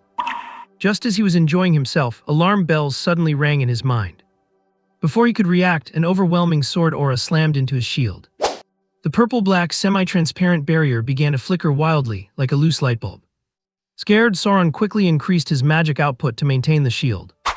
Oh, Lu Xiaoqi, now that he had his new gear, was in a high-spirited mood, but his first fully charged sword aura was blocked by the monster. This made him lose face a bit, and he gave a cold snort. Thunder Strike activate. Boom! A bolt of lightning struck Lu Xiaoqi out of thin air. He looked like a Super Saiyan after transforming, his whole body wrapped in blue lightning, his hair standing on end, and his eyes glowing with intensity as he gripped the short sword once more. There is nothing Lu Xiaoqi cannot solve with a single sword drawing technique. And if there is, then I will just use 2, 3, 4, 5 more. Zhao Zuqing's neck stiffened. Lu Xiaoqi was standing right beside her. So after the first sword aura was unleashed, her mouth never closed again. Her mind went blank, and even the frost storm she was outputting stopped. She knew she had guessed wrong. She had guessed everything wrong. Damn it, Zhao Chongxiu slashed a skeleton warrior, spat on the ground and grumbled. The endless sea of skeletons seemed intent on drowning them. Ever since they landed on the island, these mindless monsters had been swarming them like mad. Even trying to dodge was a luxury. It was as if someone had already provoked the monsters. The moment they entered their aggro range, every single one of them attacked at once. Is this the horror of an initial dungeon? Captain Zhao, my mana is running dry, a team member said with a pale face, crying out to Zhao Chongxiu. Even after consuming a high-priced rapid recovery potion, his spirit had not recovered. After all, every single hit was landing directly on the shield he was maintaining. Lao Wu, stop saving your skills. Let us clear a wave together and give the brothers a breather, Zhao Chongxiu said with a fierce look in his eyes and a low growl. Got it, the man known as Lao Wu responded crisply, and both began charging their energy. Thunder Crescent Slash. Tiger Roar Dragon Howl Wave. Two B-grade AoE skills instantly wiped out the majority of the surrounding mobs. The other team members exhaled, hurriedly gulping down recovery potions. They also took the time to pick off the remaining stragglers. Captain Zhao, I did not expect this dungeon to be so difficult. I wonder how the special forces are doing. If we are struggling this much, how much better could they be doing? They might have even retreated to the entrance to recover. Zhao Chongxiu snorted, looked at the increasingly clear spire in the distance and flicked his blade. The first clear will definitely be mine. On the other side, Captain Li, also surrounded by a sea of skeletons, was faring better than the members of the New Moon Adventure Group. They had circled up, divided into 3 rows, and formed a tactical formation. The 2 outer rows took turns rotating to attack or defend. Those in the middle were responsible for covering any gaps. In this steady manner, they pushed forward little by little. Captain Li held his spear, gazing deeply forward, passing through the heavy encirclement of monsters, and fixed his eyes on the spire. This was not his first time tackling an initial dungeon. Naturally, he knew many unknown secrets. Once a dungeon is elevated to hard level, the difficulty of clearing it rises exponentially. Because the monsters start to possess intelligence. Not only that, while each dungeon instance is independent for adventurers, it is not for the monsters. Their memories are shared. They pass the memories they possess to the monsters in other dungeon instances. For instance, what skills the first people to enter the dungeon used, and what kind of attack patterns they employed. The monsters in subsequent dungeon instances will all know everything. This means that once a raid fails, it becomes increasingly difficult to clear later on. These monsters being so berserk is clearly because they were provoked by the adventurers who went before. Who knows what those guys named Zhao actually did? Lu Xiaoqi, having fired off 3 consecutive charged sword drawing techniques, felt completely drained and hurriedly pulled out a recovery potion specially supplied by Zhao Zuking and gulped it down. His stamina surged immediately, recovering 50 points per second. That is 25 times the effect of the cooling Liu Jing fruit in his bag. The only pity was that it only lasted for 10 seconds. 3 massive sword auras crossed and blasted toward the Lich King Soren. He did not dare to take that head-on. After all, just that one sword aura from before had nearly extinguished his mana shield. The space on the 9th floor of the spire was not large, and it was mostly sealed off by these 20-meter-long sword auras. Soren had nowhere to hide and had to resort to his ultimate move. He chanted a spell, and in a spot hidden from everyone at the very top of the spire, the fiercely burning eye of hell suddenly widened its pupil, turned toward the base, and shot a beam of pitch-black light toward Soren. The Lich King Soren was engulfed by the black beam of light, as if he had activated invincibility. The sword auras that hit it were simply deflected. With a rumbling sound, a corner of the spire collapsed from the impact of the sword auras. Xiao Yan walked up to Lu Xiaoqi with a solemn expression, her armor damaged and looking rather disheveled. She did not even have time to ask about Lu Xiaoqi's sword auras. She just grabbed the 2 of them and pulled them back. Careful, this boss monster has entered Berserk mode. When Berserk, a boss's skills and stats are greatly enhanced, but after lasting for a period of time, it will fall into a weakened state. Generally, a boss only goes Berserk when its HP is critically low. But this time was different. Soren had no choice. If he did not activate it, he would be instantly killed. Then what are we waiting for? Run. Lu Xiaoqi blinked, put away his weapon, and took off running. Zhao Zuking was stunned for a moment, then was dragged down the tower by Xiao Yan. By the time the Lich King Soren finished his transformation, the large hall was empty, with only him left. Soren, what happened to the epic 300-round battle? Do not run. At this moment, he was no longer shrouded in black mist. The Lich body that had originally hidden beneath the cloak like a soul had disappeared. He had absorbed the power of hell, reconsolidated a physical body, and turned into a powerful demon with arms thick as logs and fists the size of heads. If it really came down to a brute force fight, he dared to say that his dozen or so abdominal muscles alone could crush Lu Xiaoqi and his group. It is just a pity that Xiao Yan sensed the change, shouted berserk, and Lu Xiaoqi ran faster than a rabbit. They did not give him any chance to show off. Soren, reacting, roared and chased after Lu Xiaoqi's group. Once he reached the base of the tower, Soren hesitated. Leaving the spire meant losing the protection of the spire, without the endless magic and the help of the Eye of Hell. Even his current demon body would become like water without a source. Besides, there had always been an ethereal voice urging him not to leave the spire. He had always listened to that voice before. But now let Lu Xiaoqi and the others go. Clearly, he could not do that. If someone broke into your home, beat you up for no reason, and then ran off, would you be angry? You would be so angry you would cry. You would grab a kitchen knife and fight them to the death. That was exactly how Soren felt. So he bravely rushed out. And then he got game over. Outside the tower, waiting for him was Lu Xiaoqi's fully charged sword drawing technique. Thunder Strike plus max charge sword drawing technique. It also luckily triggered the combined special effect of the short sword set, Duet. And so two 40-meter-long massive sword auras formed an X, pinning Soren against the tower wall and fiercely grinding him. It was not over yet. Lu Xiaoqi, with a recovery potion in his mouth, saw his short sword glow again. 2, 3, 4. Zhao Chongxiu, still fighting in another dungeon instance, suddenly froze and looked up. His teammates also sensed the change in the dungeon. After a long while, he grumbled and went back to hacking at the monsters. Damn it, they actually beat us to it. They succeeded. Captain Li frowned as well. He did not expect that in just half a month, this guy's strength had improved so rapidly. The newly joined young girl pouted. How annoying, they actually got the first clear. As she spoke, she struck even harder, blasting the lick flying in the sky into white light. The first time, whether it is for a dungeon, a person, or anything else, is always incredibly important. A dungeon cleared for the first time loses its capacity to grow. All the mist returns to the core, stops moving, and is reduced to a tool to aid the growth of adventurers. Reserves who clear a dungeon for the first time will be baptized by the dungeon's power, breaking through the limits of ordinary human capabilities and officially becoming Starlight-level adventurers. The first time is the sign of saying goodbye to innocence and moving toward maturity. Lu Xiaoqi stood before the spire, panting slightly after unleashing his final sword energy. At this moment, apart from the teachers and students who had entered the dungeon, all remaining monsters, the environment, and everything else within were fixed by an invisible force, like specimens in amber. Xiao Yan paced toward the deep crater in the spire's wall. Looking at the massive hole blasted out by Lu Xiaoqi, she wore a puzzled expression. Not a single drop. Killing a boss with no drops, this is the first time I have ever seen this happen. Lu Xiaoqi, is your luck really that bad, or does your sword energy have destructive properties? You even destroyed the drops. The Lich King Soren did not even have time to leave any last words before turning to ash under the constant baptism of sword energy.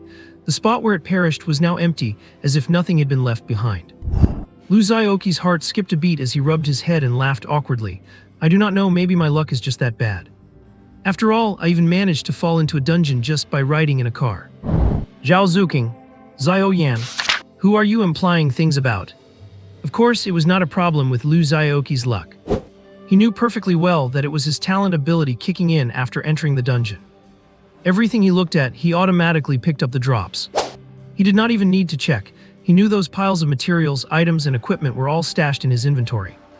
But for him to just pull the stuff out straight away, is that appropriate? Clearly not. One is a wealthy socialite and the other is a moonbeam-level powerhouse. Would they really haggle over gains and losses with a rookie like me who just finished the adventure certification? Obviously not. So playing the fool to get through this is the wisest choice.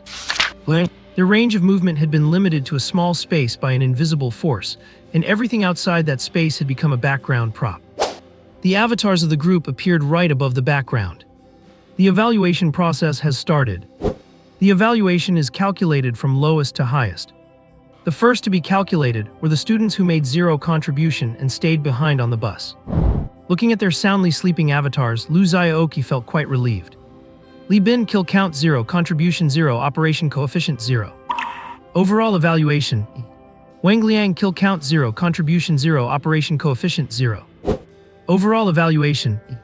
Xiaopeng kill count 0, contribution 0, operation coefficient 0. Overall evaluation E. Next is the wealthy lady. Zhao Zuking kill count 0, contribution 9, operation coefficient 5. Overall evaluation D. Although the rich lady did not kill any monsters, she provided a large amount of recovery potions for the team, making an indelible contribution and provided some soft crowd control in the final boss fight, easing the pressure on her teammates, which earned the recognition of the dungeon evaluation. She was barely given a D, which is a step better than the lowest E evaluation. Then there is the class teacher. Xiao Yan kill count 531, contribution 21, operation coefficient 80. Overall evaluation B. Sister Yan's efforts were unquestionable. While Lu Xiaoqi was still quietly leveling up, she stood alone and carried the burden of clearing the dungeon. Although limited by her strength and unable to turn the tides completely, she was literally risking her life to carry the team. A B evaluation is well-deserved. The last one is naturally Lu Xiaoqi himself, who killed the boss and cleared the dungeon. Lu Xiaoqi kill count 8927, contribution 70, operation coefficient 15. Overall evaluation S. Because Xiao Yan had been charging at the front killing enemies, she did not see Lu Xiaoqi's performance lurking in the back. But through these terrifying stats, she could probably guess what this kid, currently rubbing his head and smiling foolishly in front of her, had actually done. Operation coefficient 15. What kind of concept is this? The lower the operation coefficient, the more you were slacking off. Generally, anything below 10 is pure being carried to victory. Anything below 50 is just a slacker fighting half-heartedly. Only when it is above 60 can it be considered serious effort. Xiao Yan's coefficient of 80 meant she had truly given it her all. Anyone who performed better than that was likely having a moment of pure genius, with their skills pushed to the limit. If someone could manage a coefficient above 80 once in 100 dungeon runs, they would be considered a god-tier player. But Lu Xiaoqi, with just this 15 coefficient, managed to drag his rating all the way to S. This goes to show just how strong his raw power must be, to just steamroll everything without relying on technique. If this were not living reality, Xiao Yan would suspect the kid was hacking in a game. But it was not over yet. The evaluation interface paused and a new line appeared representing bonus points. Overlevel challenge. Your team's overall strength is far below the dungeon difficulty. All team members' evaluations increased by 1 tier. The next moment, the E evaluations of the unconscious students turned into D, and Zhao Zuking's D became a C. Xiao Yan from B to A, Lu Xiaoqi from S to S+. Xiao Yan widened her eyes. This was her first time ever seeing an evaluation above S. Or rather, she had never even heard of one. Not only that, but the information on the settlement panel kept scrolling. Achievement Dungeon First Clear. This dungeon was cleared for the first time. All team members' evaluations increased by 1 tier. Xiao Yan. Unconscious students, D to C, Zhao Zuking, C to B, Xiao Yan, A to S, Lu Xiaoqi, S+ to SS. My feelings are complicated. Xiao Yan was a bit dazed. Was her first ever S-tier evaluation achieved like this? Or rather, achieved under these specific circumstances? Never mind Xiao Yan, even Zhao Zuking and Lu Xiaoqi, despite their lack of experience, could see that the pace of this skyrocketing score was a bit wrong. This does not look like what you see in a normal clear. However, it should be over now. Xiao Yan breathed a sigh of relief. Today, she had already had her understanding of the world shattered multiple times. Her worldview was crumbling a little bit. Yet fate did not intend to let her off so easily. Because on the settlement panel, while the others' evaluations had stopped, Lu Xiaoqi's was still scrolling. Shining gold characters kept appearing line by line. Achievement off-the-charts damage. The damage you dealt to the monsters far exceeded their endurance limits. Achievement critical strike. You dealt a finishing blow to the boss. Achievement King of Destruction. You altered over 10% of the dungeon terrain. Achievement Caught Off Guard. When completely unprepared, you forced the boss into its berserk state. Lu Xiaoqi SS to SSS+. Finally, Lu Xiaoqi's evaluation also settled amidst the flashing golden text. Evaluation complete. Under the stunned, numb expressions of Xiao Yan and Zhao Zuking. The settlement panel turned into beams of golden light and shot into everyone's body. Xiao Yan did not react much, but Zhao Zuking and Lu Xiaoqi in front of her both closed their eyes and drifted into midair. She was not surprised at all, she knew. The dungeon baptism has begun. First clear baptism, also known as dungeon baptism. It refers to the process where a reservist, after clearing a dungeon for the first time, receives the dungeon's power to break through human physical limits and achieve transcendence. It happens once and only once. Through extensive testing, people have discovered that there are rules to this first clear baptism. The higher the rating of your first clear, the greater the boost you receive during baptism. The stronger your base strength, the more significant the improvement. For example, the human limit for attributes is 100. If person A trains their attributes to 80 and receives a D rating during the dungeon baptism, then after the baptism, their strength could increase to 96, a 20% boost. Of course, they can continue to train afterward to exceed the previous limit of 100, reaching 120 or even higher. Additionally, the difficulty of the first cleared dungeon is not directly related to the baptism itself. But for a novice adventurer, if you can clear anything above normal difficulty, your rating will not be too low regardless. After repeated exploration, people have deduced the extent of the attribute boost provided by different ratings. E 10%, D 20%, C 40%, B 60%, A 80%, S 100%. As for anything above S, sorry, Xiao Yan has never heard of it. Although passing the baptism is enough to break the threshold of transcendence and allow for future growth, the better your attributes are before the clear and the higher your rating, the more you can seize the advantage and pull far ahead of others. For instance, if person B raises their attributes to 100 and earns an S rating, after the baptism, their stats would be more than double those of person A. Whether it is future cultivation or dungeon diving, strength is what matters most. As the saying goes, if you are fast by one step, you are fast by every step. The gap created by being twice as strong is essentially leaving others in the dust, where they cannot even see your back. But high ratings are not easy to get. Anyone who can achieve a B rating or higher on their first clear is an elite nurtured by major factions at great expense.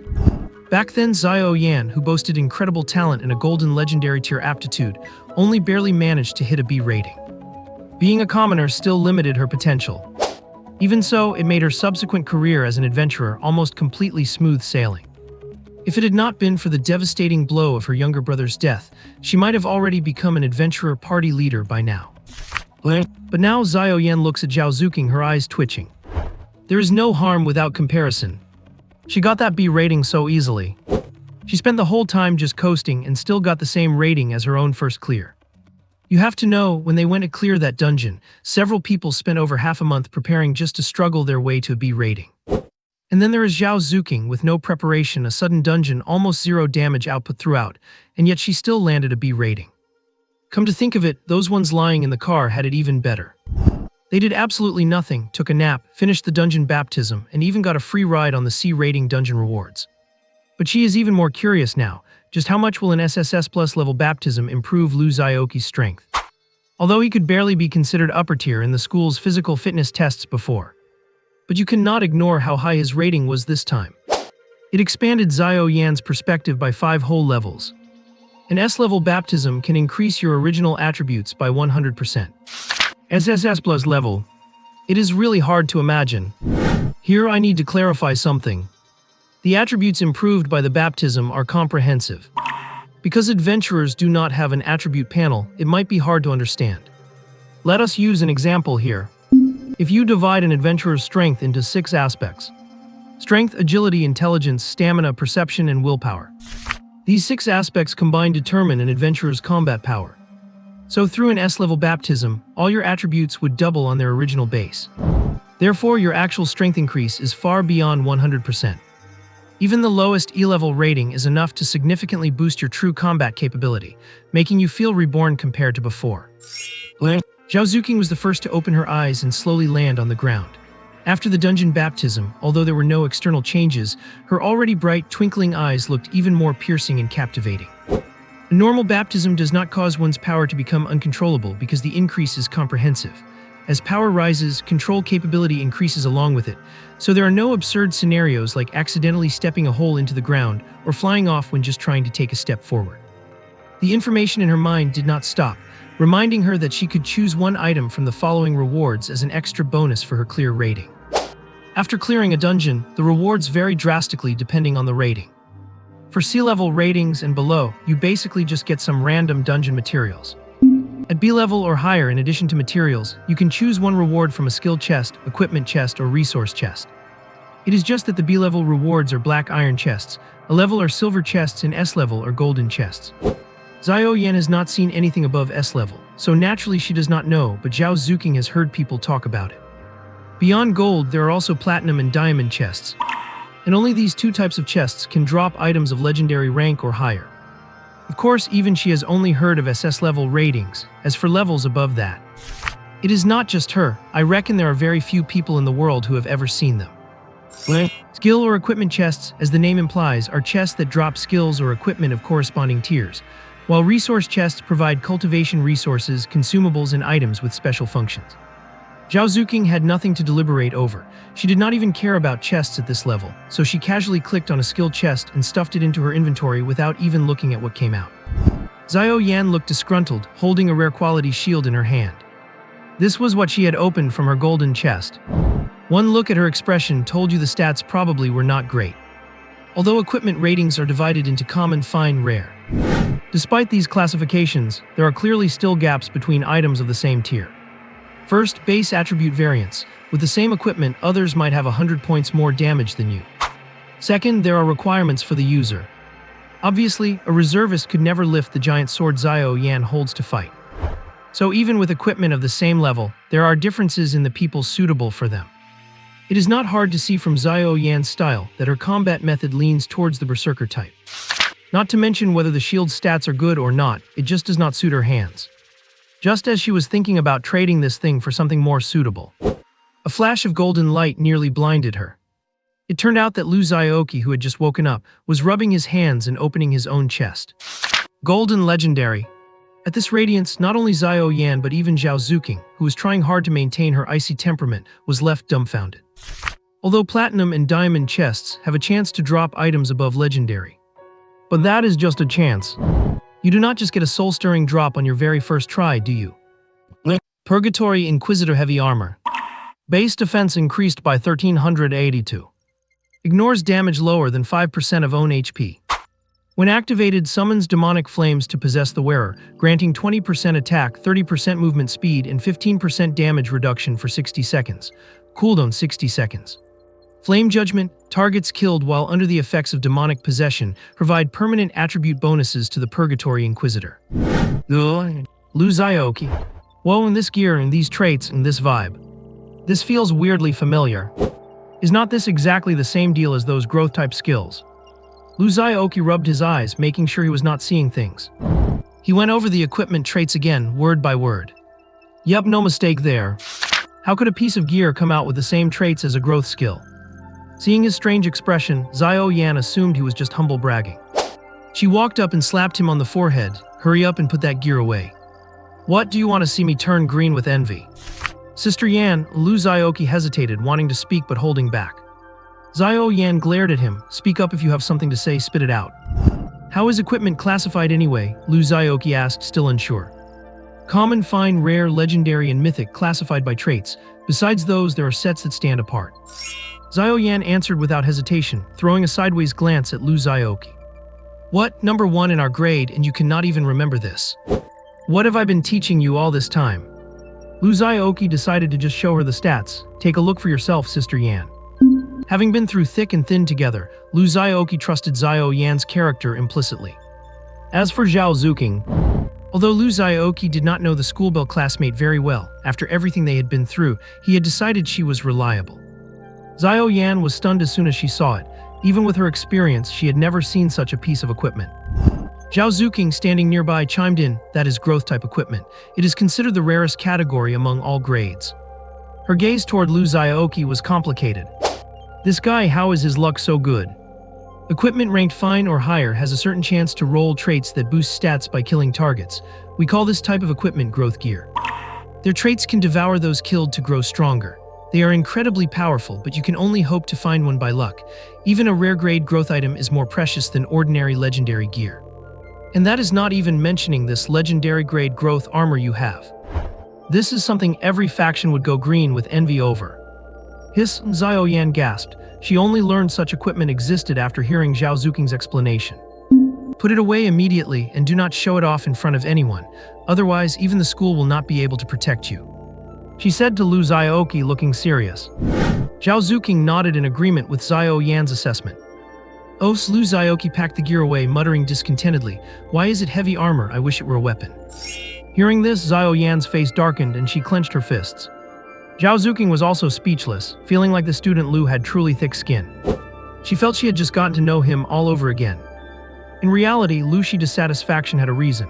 In his eyes, this thing was utterly useless. This heavy armor was a full-body set. Once equipped, it covered you from head to toe. Some might say is not that a good thing, one piece covers a whole set. And it comes with built-in growth. It is basically heavy armor lasts forever, one set serves for eternity. But who is Lu Xiaoqi? With his innate talent, would he ever be short on good gear in the future? Obviously not. So this suit became a bit of a burden. Because it occupies the head, body, and limbs, all the important slots. Average adventurers struggle to collect gear for every slot, and even if they do, their combined stats rarely exceed this suit. But Lu Xiaoqi is different. Based on the current trend, he will likely be getting good gear continuously. But if he equips this heavy armor, even if Lu Xiaoqi gets better gear later, he will have nowhere to put it. And because of its rarity, it is impossible to find an appropriate price to sell it. There is a term for that, priceless but marketless. It is worth a fortune, but you cannot easily offload or resell it. And keeping it for himself is just frustrating. If it were you, would not you feel annoyed? Lu Xiaoqi was not done yet after putting away the gear. He still had treasure chests to open. The SSS Plus rating gave him 3 opportunities to open diamond chests. He did not plan on opening any more gear this time. The first one had already left a bad taste in his mouth. Skills? He did not need skills for now. Lu Xiaoqi's skills could level up infinitely, so there was no issue of needing to replace them. Besides, he only needed specific types of skills. Lu Xiaoqi did not believe his luck could be good enough to get exactly what he wanted right away. So he turned his focus to the resource chests. Whether it is high-level restoration potions, cultivation resources, or even rare items, these were all things he was currently missing. Lu Xiaoqi went all in, opening 2 at once. Premium Full Recovery Potion X. Upon use, instantly restores 30% of all states, cooldown 30 seconds. Mystic Spirit Soul Gem. While worn during cultivation, physical and mental growth speed increases by 30%. Long-term wear slowly improves soul quality. Nice stuff. Lu Xiaoqi's eyes lit up. No need to even mention the recovery potions. Percentage-based full recovery, though they have a cooldown, the rarer they become in the later stages. For a reservist, it might only restore 100 points of energy or spirit, but for a Sun rank expert, it could potentially restore hundreds of thousands in consumption. The second item was even more important, as it directly increased cultivation speed. And it could improve soul quality. It was said before that the reason dungeon baptisms are important is because they improve an adventurer's soul quality. The higher the soul quality, even without skills or innate talent buffs, the more extraordinary manifestations one would show. For example, supersensitive perception, telekinesis, or imposing pressure, and so on. Lu Xiaoqi did not hesitate to put it around his neck. When the Mystic Spirit Soul Gem touched Lu Xiaoqi's chest, a trace of extreme cold energy flowed through his skin. Lu Xiaoqi shivered and almost tore it off and threw it away. However, thinking that long-term wear would improve his soul quality, he gritted his teeth and endured it. Even if it is small, a mosquito's leg is still meat. The dungeon space collapsed as the final countdown ended, like a mirrored world shattering as the glass broke. Lu Xiaoqi and the others stood in the middle of the road, the bus they had taken earlier visible nearby. With the end of the dungeon, they returned to the place where they had entered the mist.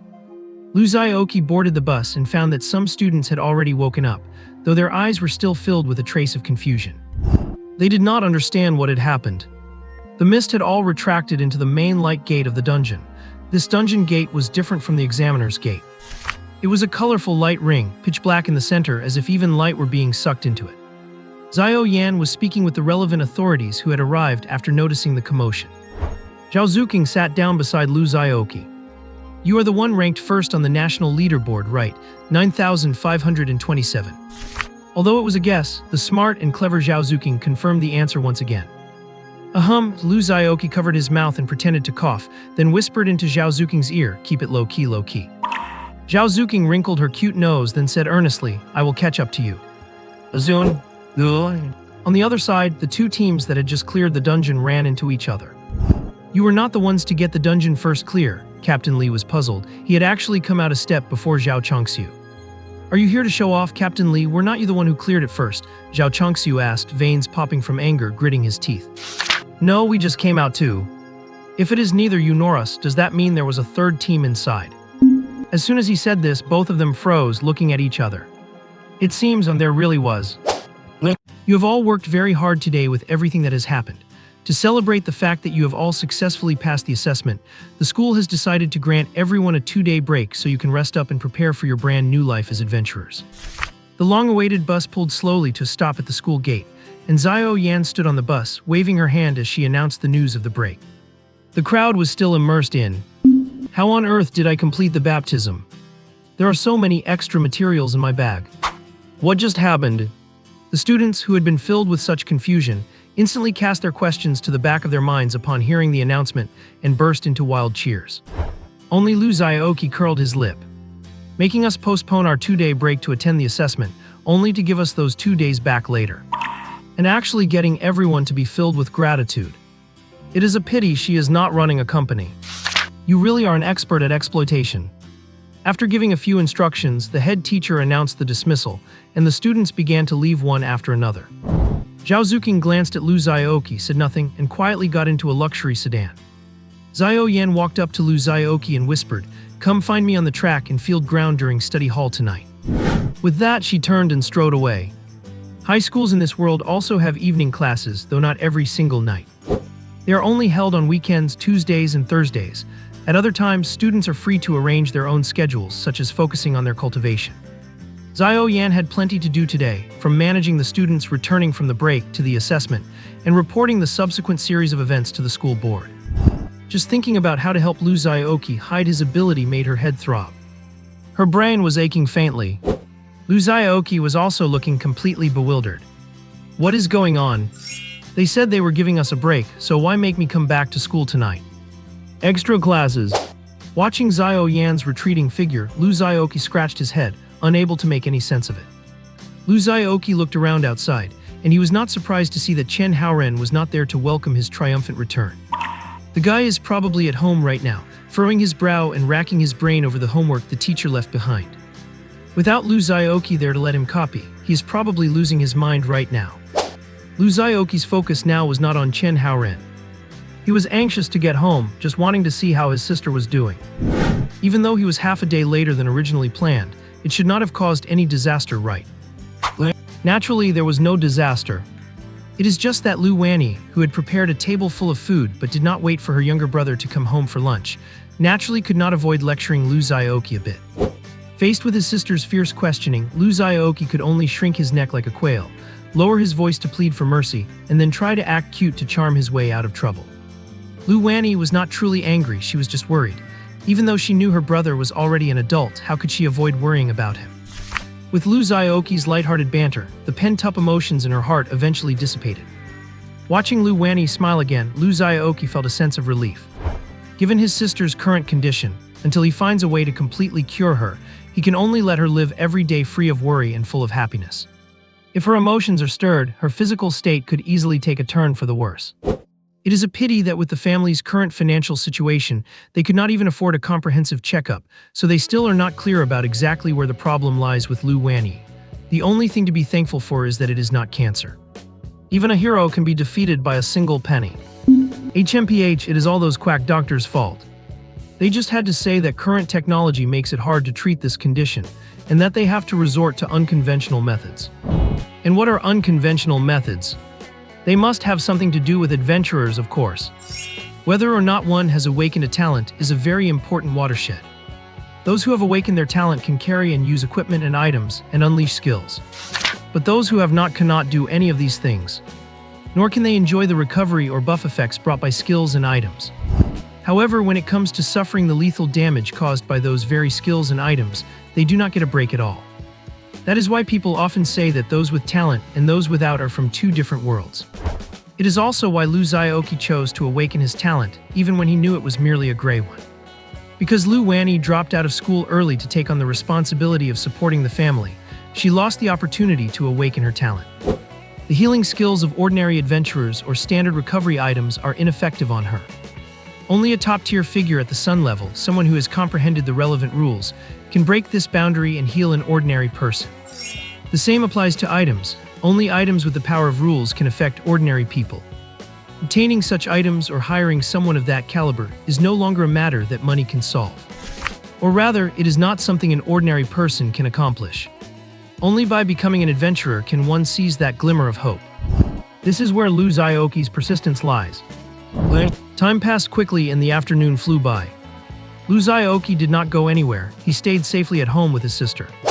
Since the students who passed the adventurer assessment would be on break for the next 2 days, he had plenty of time to organize his haul.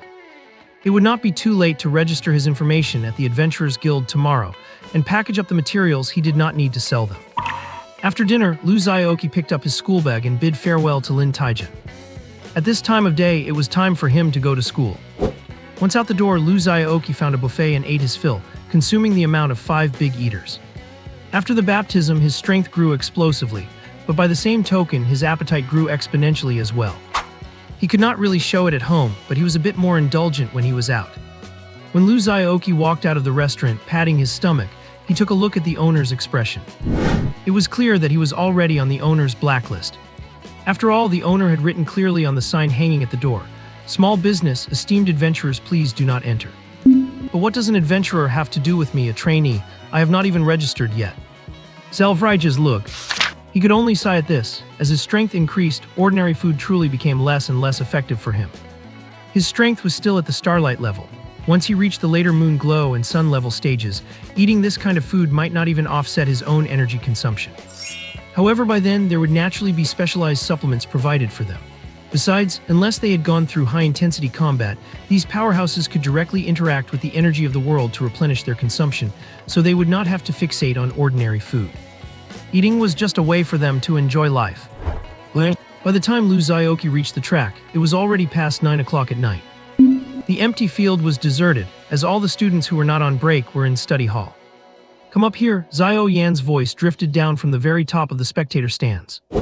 Lu Xiaoqi followed the corridor and arrived by her side. He smelled the alcohol from far away and felt a surge of surprise. Xiao Yan was notoriously strict with herself and never touched tobacco or alcohol in her daily life, let alone during work hours.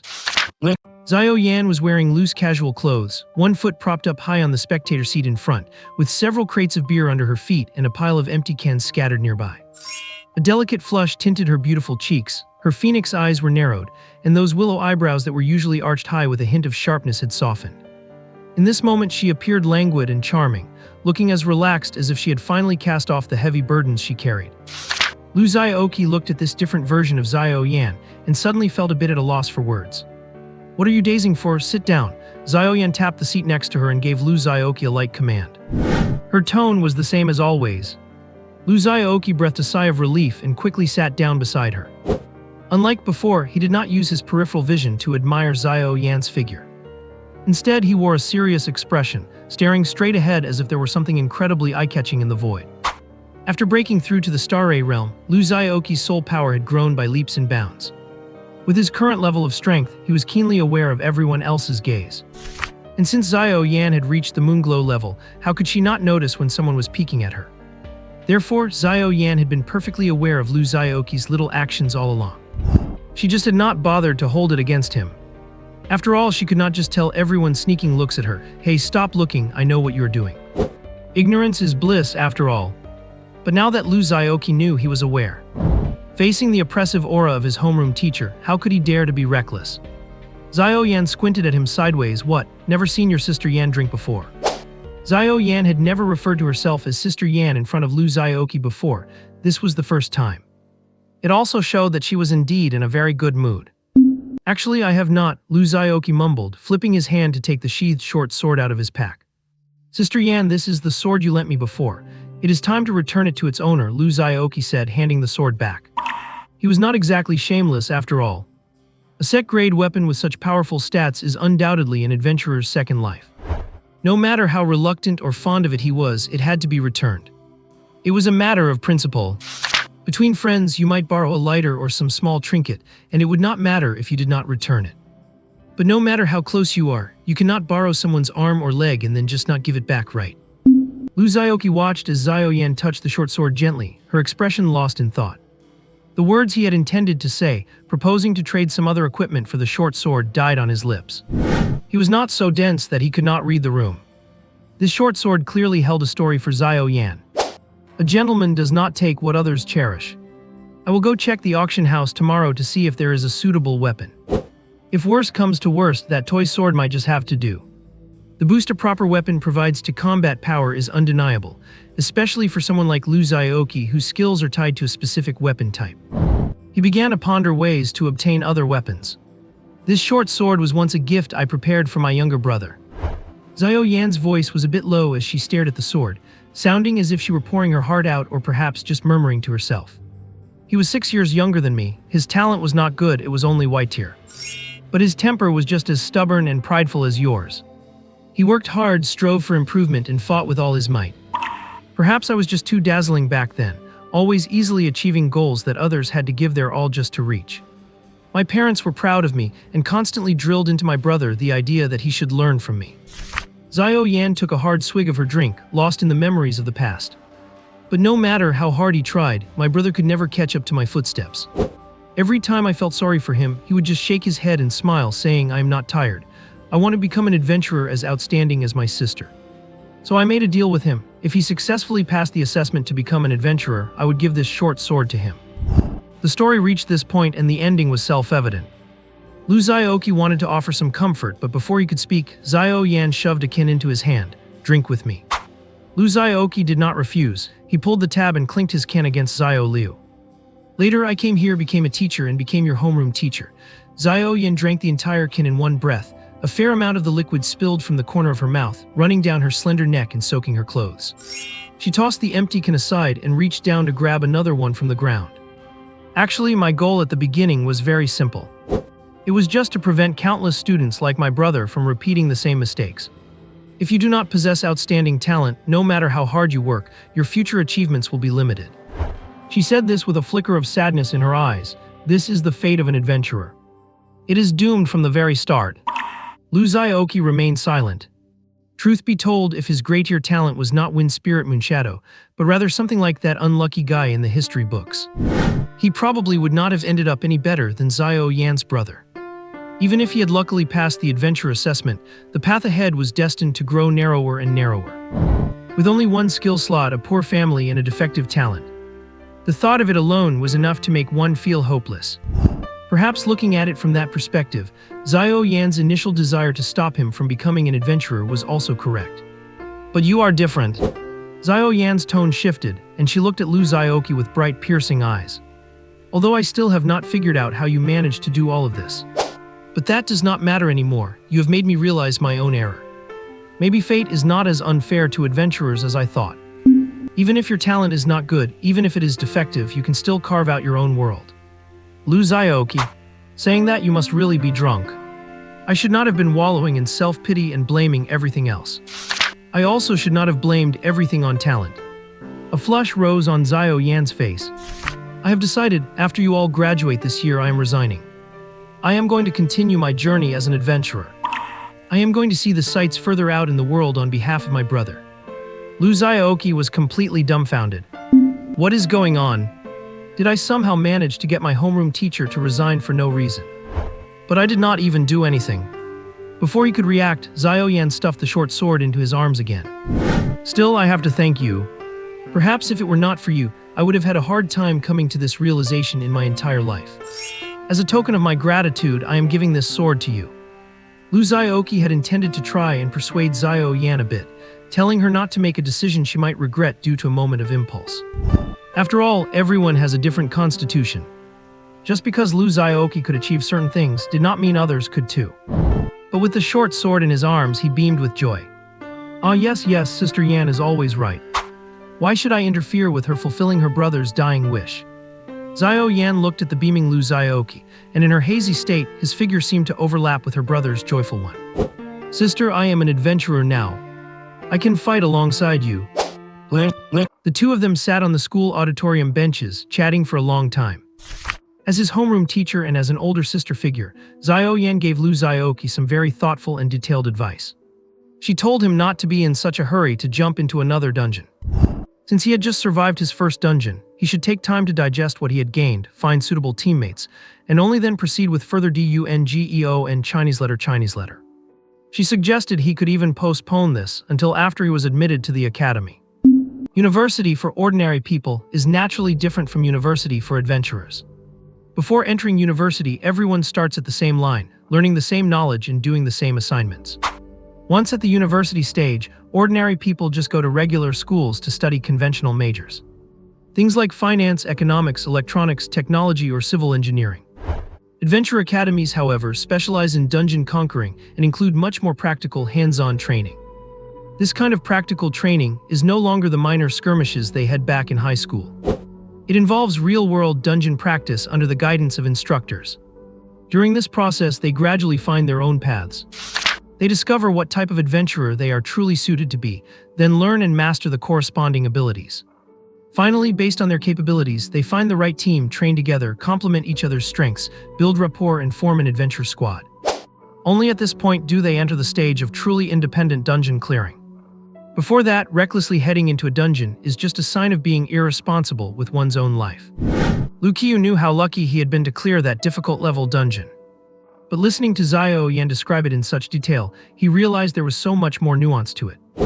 It is not the case that every dungeon just requires rushing in and slashing everything to finish. Many dungeons are filled not just with traps, but also mazes and deduction puzzles. Some monsters are adept at invisibility or fleeing, while others can only be killed with specific types of attacks.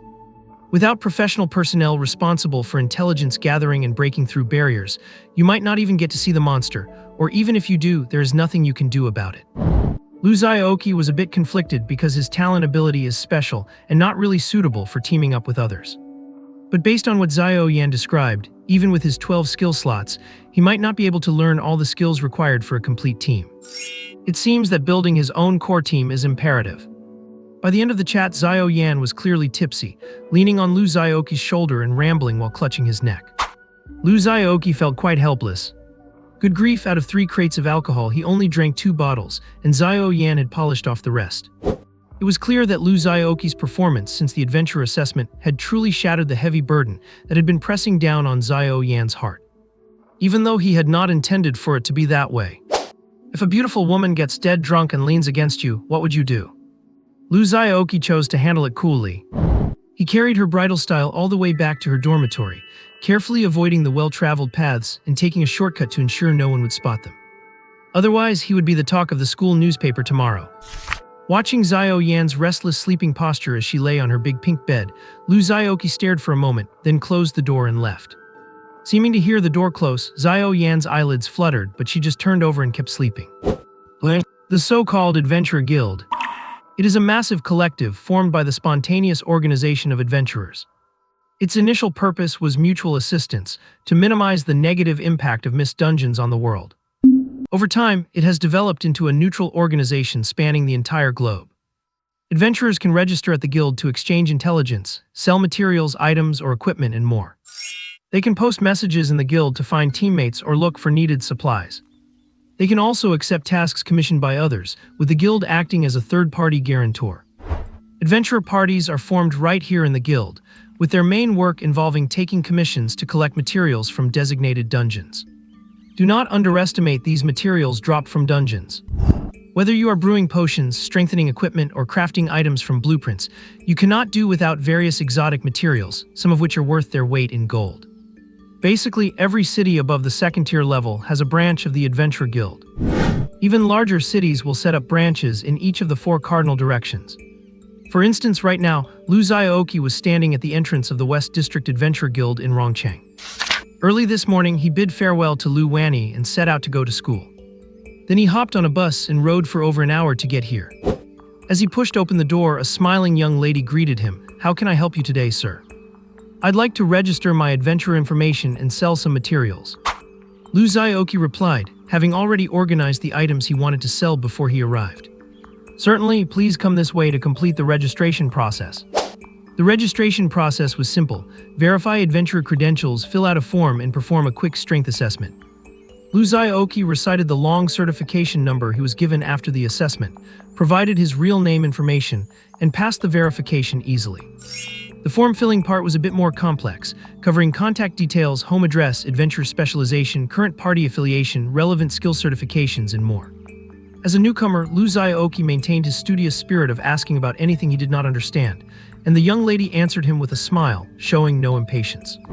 In the end, Lu Xiaoqi skipped most of the optional fields and only filled in the necessary ones to complete the second step. The strength assessment naturally was not as crude as having you perform martial arts combinations or using a punching machine in the guild.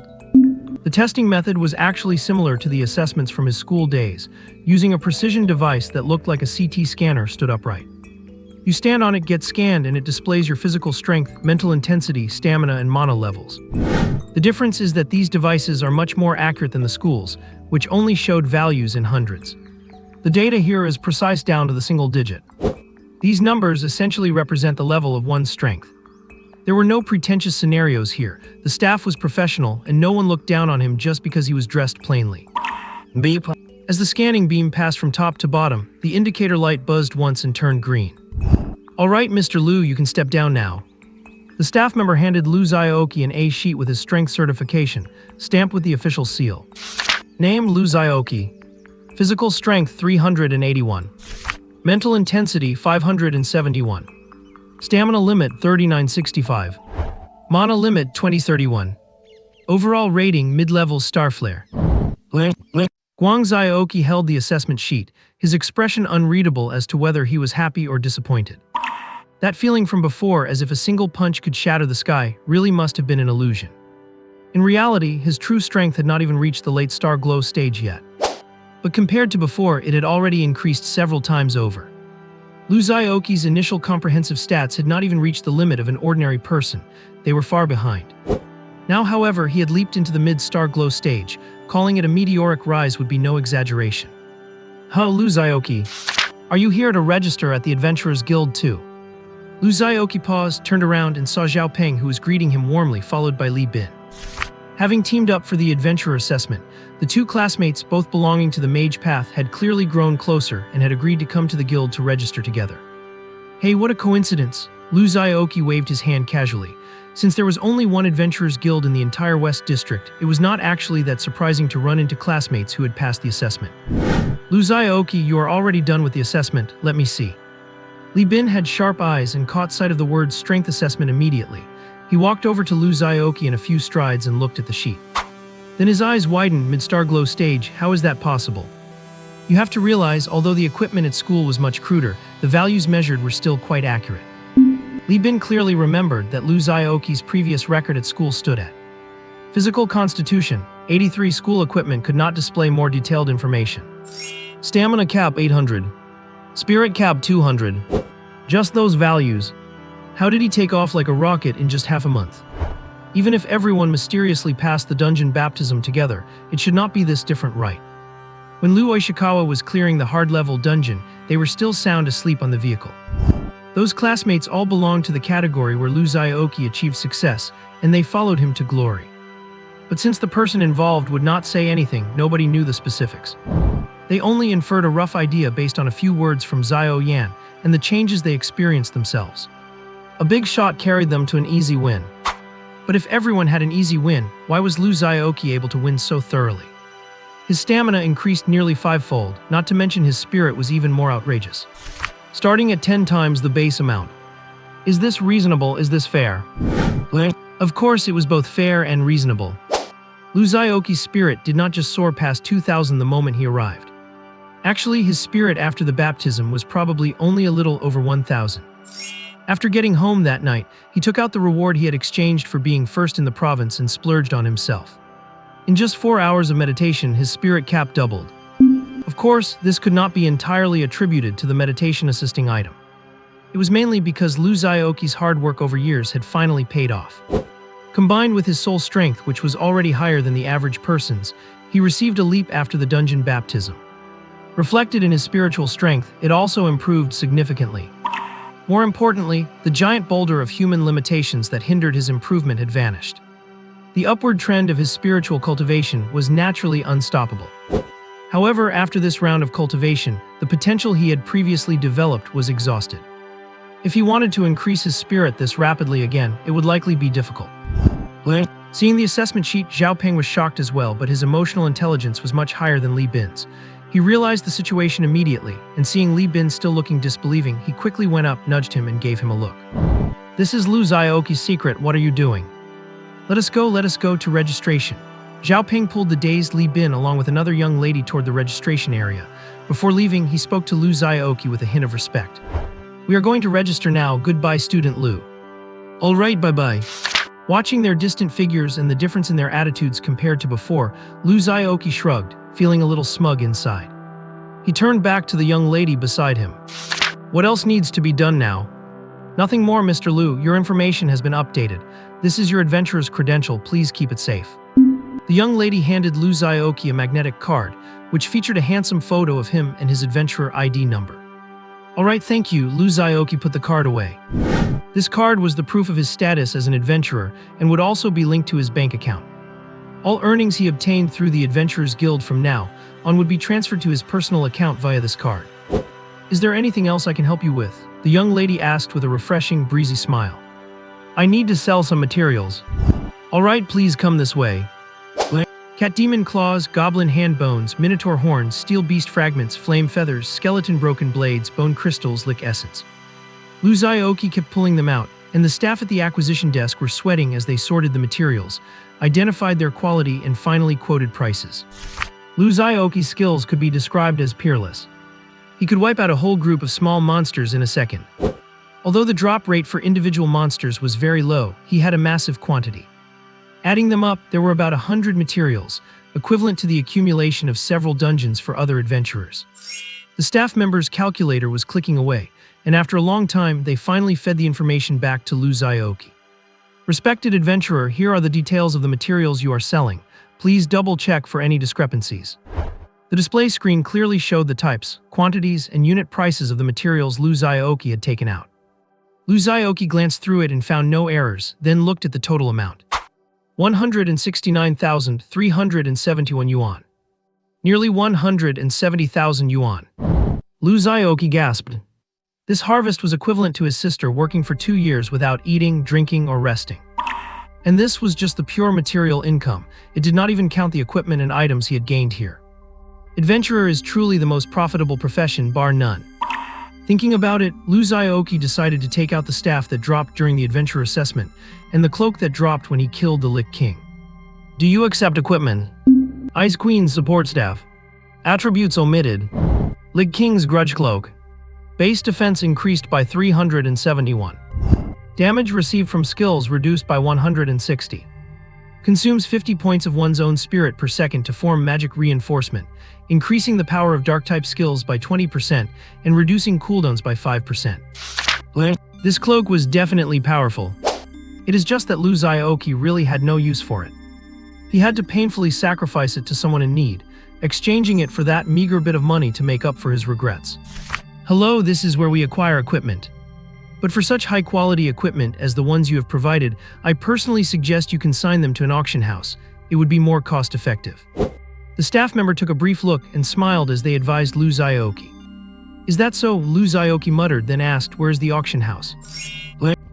The auction house is naturally not located with the Adventurers Guild. In fact, the Dragon Country's auction house is an institution supported by relevant government departments, emphasizing transparency, fairness, and public accessibility. However, everything that makes it to the auction block is of treasure status, so naturally, those who visit are either wealthy or influential. Lu Xiaoqi, who had previously struggled on the poverty line, naturally never had the chance to encounter such things. Stepping out of the taxi, Lu Xiaoqi sized up the luxurious building before him. The exterior was intricately carved and painted with shimmering glazed tiles, while the interior was gold-plated and magnificent, exuding opulence. A plaque hung at the entrance, Rongcheng Auction House. It confirmed that Lu Xiaoqi had come to the right place. This was the first time Lu Xiaoqi had been to such a grand place, to the point where he was almost afraid to step inside. But then he thought, why panic? He was a man who could afford a taxi ride now. Besides, he had spent dozens of bucks to come all the way from the West City. Would not it be a waste not to go in and have a look? So he swaggered through the door. Welcome, a hostess wearing a kippah bowed slightly to show respect. As a gentleman, Lu Xiaoqi, of course, did not take the opportunity to sneak a peek at the fair skin revealed by her neckline. Well, he was looking quite openly. Lu Xiaoqi suddenly had an impulse to turn around and leave. Of course, he did not want to leave because he was scared or anything else. He just simply wanted to hear these cute young ladies welcome him sweetly again. But in the end, he could not bring himself to do something so lacking in class.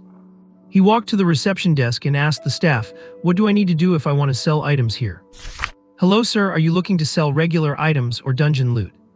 "If it is regular items, you will need to provide relevant appraisal certificates." The young man in a crisp suit introduced the process professionally in fluent Mandarin. "I am selling dungeon loot." "Alright, please show me your adventurer credentials so I can register them for you." Lu Xiaoqi handed him the card and watched as he began to operate the equipment skillfully. Before long, he respectfully returned the card to Lu Xiaoqi with both hands. "Hello Mr. Lu, the registration is complete. Please take the elevator on the right to the third floor, appraisal room 302, where a professional appraiser is already waiting to serve you." Arriving at appraisal room 302, Lu Xiaoqi marveled at the scale of the auction house. Lu Xiaoqi's physique was already far beyond the average person's, and with his sharpened eyesight, a single glance revealed that the room in the very corner was labeled 398. That meant there were at least 98 appraisal rooms on this circular floor alone. Pushing open the door, he entered a luxurious room with a partitioned area. Through the glass partition, he could see the appraiser sitting inside. He was a gentlemanly man with a mustache. Seeing someone enter, he stood up and greeted Lu Xiaoqi through the glass. "Hello, Mr. Lu. I am your dedicated appraiser, badge number 971. I am very happy to be of service to you." This script must have been learned from telemarketers. Lu Xiaoqi muttered to himself but nodded calmly on the surface. "Let us get started. Please show me the items you wish to consign, Mr. Lu, and I will estimate their value based on current auction market prices." Lu Xiaoqi complied, took out the equipment, and revealed its attributes. After reviewing them, the appraiser began typing rapidly on the computer. "Sir, based on the staff you have shown, we offer an acquisition price of 3 million. As for this cloak, it is 5 million. 2 items, 8 million. Lu Xiaoqi's legs trembled slightly. Even in 2 lifetimes, he had never possessed this much money. Seeing Lu Xiaoqi remain silent for a long time, the appraiser thought he was dissatisfied with the price and immediately said, "Sir, the attributes of these 2 pieces of equipment are limited, requiring frost or dark skills to enjoy the full bonuses. This type of attribute is on the lower end of the market in all categories, and your staff's base stats are quite low, only suitable for Starlight tier adventurers. If you are not satisfied with this acquisition price, you can also choose to consign them." Lu Xiaoqi snapped back to reality. "Consign, how is that different from selling?" "It is like this, sir," the appraiser explained. "Selling means selling the items directly to our auction house, and then we handle the external sales. If something happens, like these items suddenly dropping significantly in price, or the price being too high for them to sell, for example, if you have already sold them, you do not need to worry about that anymore. That means if the item price goes up, the extra profit has nothing to do with me." Lu Xiaoqi curled his lip, only talking about the pros and not the cons. What a scoundrel. Consigning means you set your own base price and the auction house holds an auction for it. From the final sale price, the auction house will charge a 5% service fee. Of course, a storage fee will also be charged. If the base price you set is inconsistent with the market, you bear any resulting losses or failed bids yourself. The appraiser paused and continued. "The acquisition price is generally slightly lower than the market price, but this is normal because we, the auction house, assume all the subsequent risks." Lu Xiaoqi waved his hand. "All right, I understand, let us just sell them directly." He had no interest in fussing over that. After all, this was just the profit from a single dungeon run plus the adventurer assessment. Rather than racking his brains to maximize profit, it is better to spend time improving himself, clearing more dungeons, and obtaining better items. "Very good, please sign here." The appraiser handed over a duplicate contract through the opening at the bottom of the glass window. The gist of it was that Lu Xiaoqi sold these 2 pieces of equipment for 8 million to the auction house, blah blah blah. After confirming there were no errors, Lu Xiaoqi signed his name with a flourish. He muttered to himself, "Just like that, I am a man with a net worth of 8 million. After signing, a tray rose from the side of the table, and Lu Xiaoqi placed the equipment on it as requested. As the equipment vanished in a flash of light, his cheap phone in his pocket gave a slight vibration. He took it out and saw a text message notifying him that the Rongcheng auction house had transferred 8 million yuan to his account. With money in his pocket, Lu Xiaoqi was instantly filled with high spirits, and a desire to splurge began to stir in his heart. So he turned and asked the appraiser, "Where do I go to buy things here?" The appraiser smiled. "The grand auction is held regularly once a month, and the next one is on the 8th of next month. If you just want to buy some regular adventurer items, you can check out the exchange on the 5th floor." Lu Xiaoqi thought it over, nodded, and left, deciding to go check out the 5th floor. The moment Lu Xiaoqi stepped out of the elevator onto the 5th floor, he almost thought he had come to the wrong place. Elegant and melodious music drifted into his ears.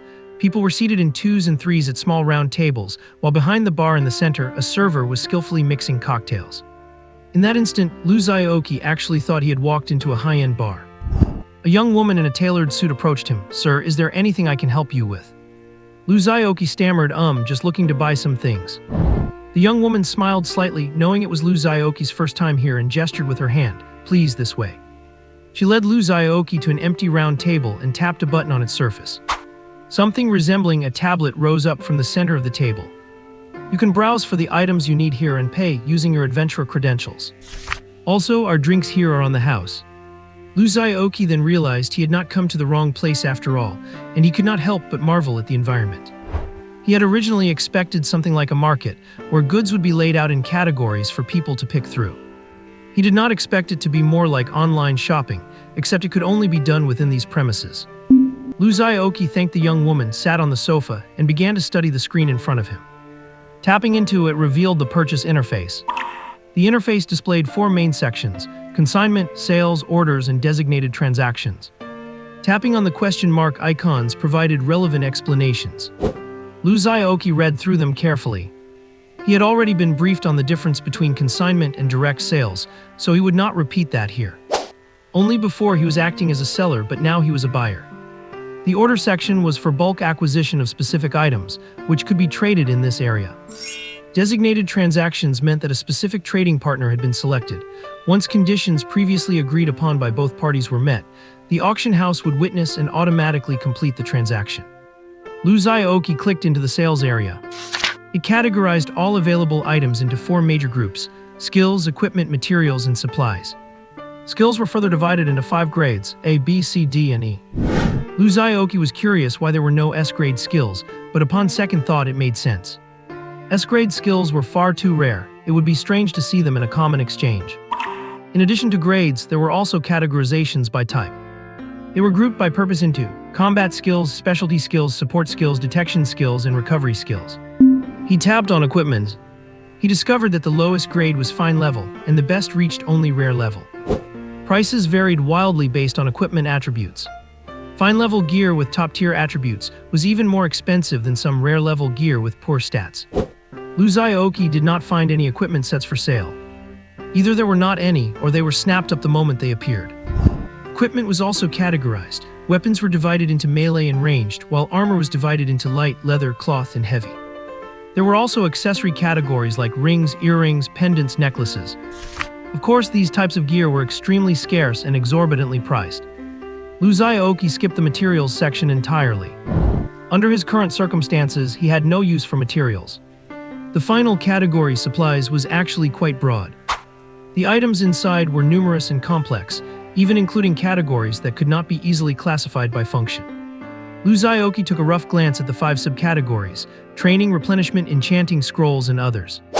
Training contained some common items for self-improvement. Replenishment included items to restore stamina and spirit, heal injuries, satisfy hunger, and special utility items like invisibility potions, speed potions, strength potions, eagle eye potions, and so on. Enchanting involved items that added special effects to gear, such as holy water for divine attributes, evil eyes for dark attributes, or phoenix feathers for flame attributes. Scrolls were even more interesting. Blank scrolls would have different effects based on the rules encoded into them. This was something Lu Xiaoqi learned in school. Party contracts were created by encoding rules into scrolls. Common scrolls came in 4 types: contract skill, meaning a skill is pre-recorded and released upon use; storage, using a scroll to store goods even if they are not dungeon items or lack special descriptors; and summoning/teleportation, simply put, return scrolls. However, this stuff was for the rich. Even with a net worth of 8 million, Lu Xiaoqi could only drool over them for now. Others referred to miscellaneous items that were hard to classify, which would be discussed in detail later. Walking out of the auction house, Lu Xiaoqi looked back at the grand golden building, his expression somewhat forlorn. Before stepping in, Lu Xiaoqi had over 100,000 in his pocket, feeling full of spirit. But after coming out, he only had a dozen yuan left, barely enough for the subway. 8,160,000. Lu Xiaoqi had spent it all. Note: readers confused by this, please stay calm and listen to the author's excuse at the end of the chapter. Aside from conventional training items such as body tempering aids, marrow cleansing pills, rapid thunder pellets for training reaction speed, muscle strengthening, and bone forging paste. Lu Xiaoqi also bought a large amount of premium grain pellets, a type of food used to replenish energy and stave off hunger. Though only the size of a pea, the energy they provided was hundreds of times that of so-called compressed biscuits. They taste good and are filling. They just do not have much flavor. And they are a bit pricey. Then there were large quantities of recovery items. Intermediate Stamina Recovery Potion. Restores 2,400 points of stamina over 60 seconds upon use. Intermediate Spirit Recovery Potion. Restores 2,400 points of spirit over 60 seconds upon use. Intermediate Healing Potion. Heals wounds below critical severity and replenishes 5,000 points of health over 60 seconds upon use. 99% Lu Xiaoqi bought 5 sets of each. Finally, he unexpectedly stumbled upon a skill. Enhanced Training Grade E. With this skill, training efficiency increases by 10% passive ability. Although it was only an E-grade skill with no offensive power, and the effect was mediocre, only increasing training efficiency by 10%, which presumably included both physical and mental aspects.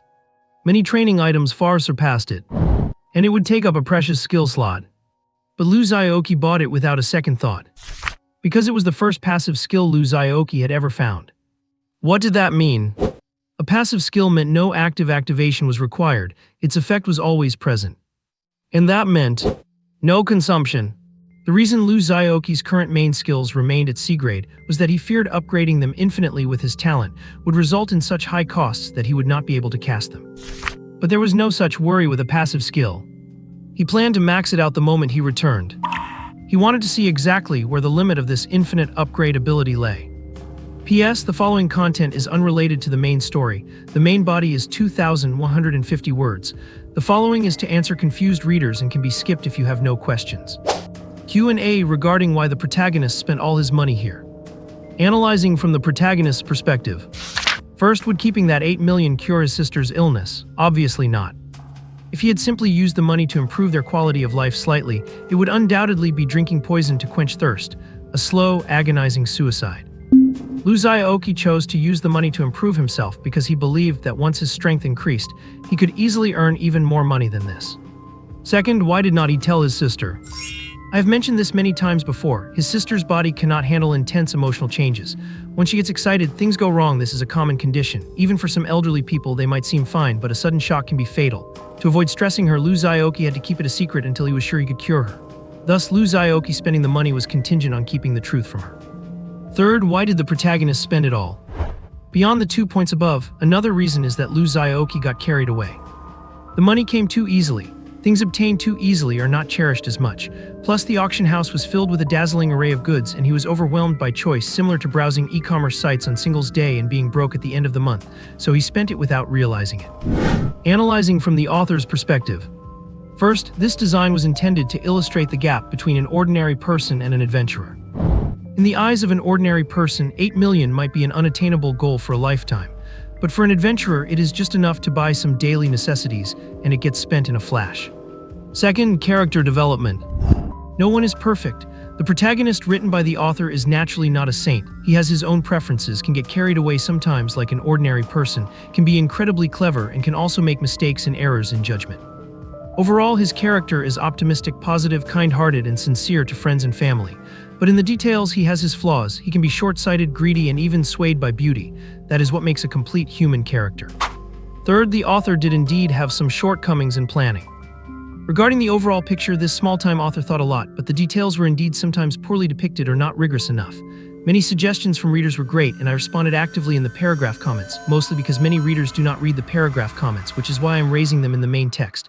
This book has been running for over a month now, and many things have actually been revised based on reader suggestions.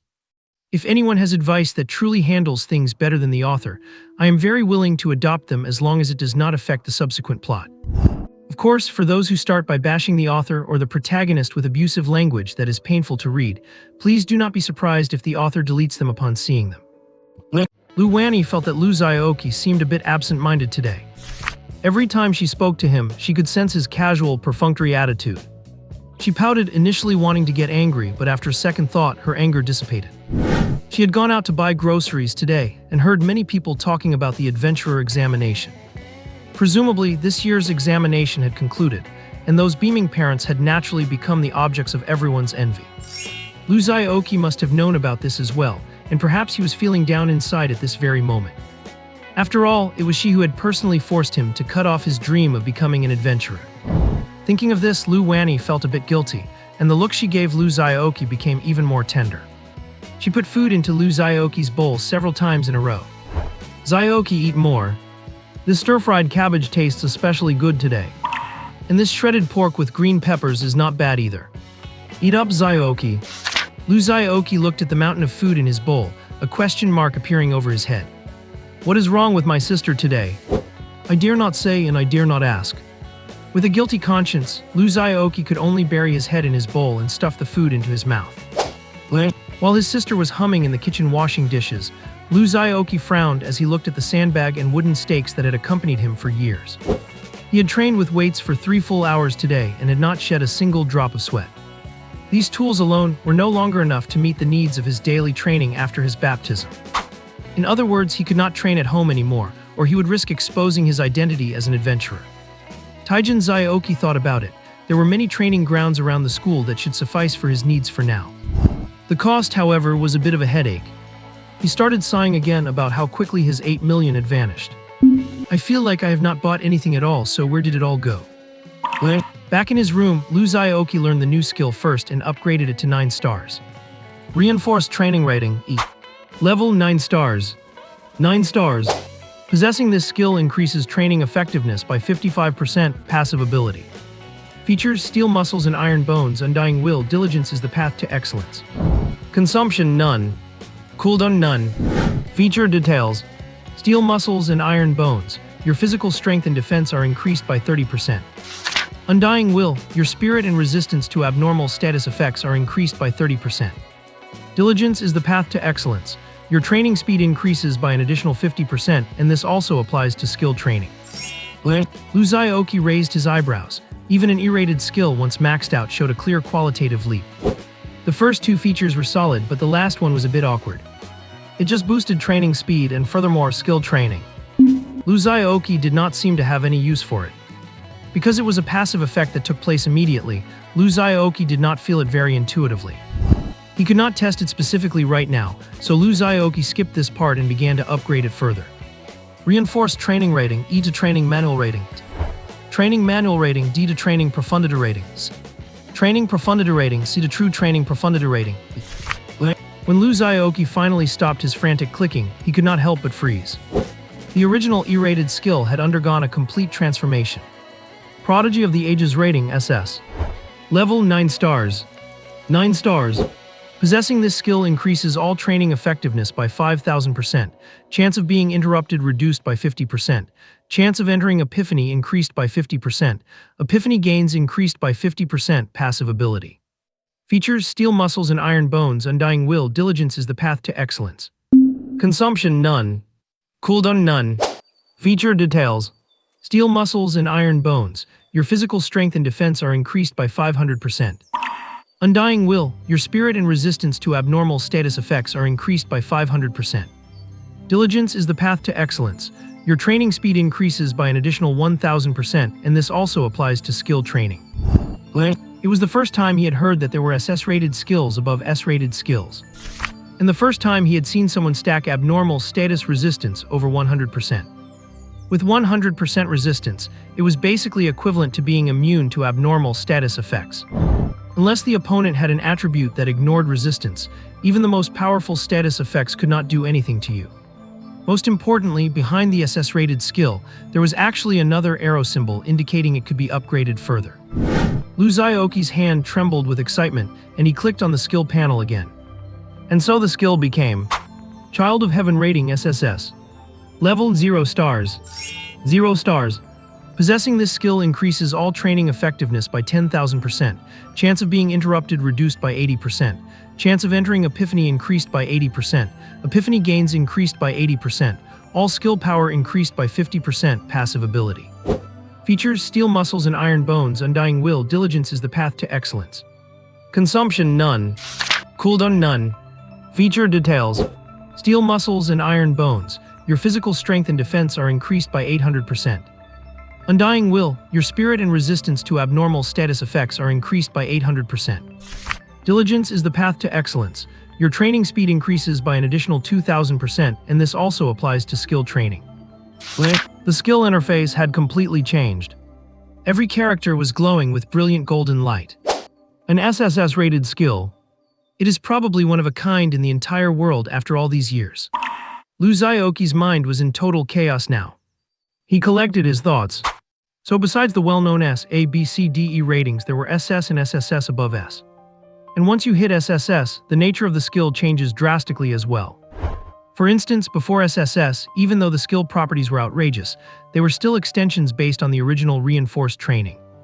But at the SSS level, it added a game-breaking entry. All skill power increased by 50%. What kind of concept is that? In other words, this single entry is roughly equivalent to a dark attribute user wearing 2 pieces of Lich King's resentment. And this is still at 0 stars. What if it reached 9 stars? Lu Xiaoqi tried, and then he was dumbfounded again. Child of Heaven rating SSS. Level 9 stars. 9 stars. Possessing this skill increases all training effectiveness by 15,000%. Chance of being interrupted reduced by 100%. Chance of entering Epiphany increased by 100%. Epiphany gains increased by 100%. All skill power increased by 100%. Passive ability. Features: steel muscles and iron bones. Undying will. Diligence is the path to excellence. Consumption: none. Cooldown: none. Feature details. Steel muscles and iron bones. Your physical strength and defense are increased by 1000%. Undying will. Your spirit and resistance to abnormal status effects are increased by 1000%. Diligence is the path to excellence. Your training speed increases by an additional 5000%, and this also applies to skill training. Lu Xiaoqi's temples started throbbing. Even a freak like him thought such a skill panel was freakish.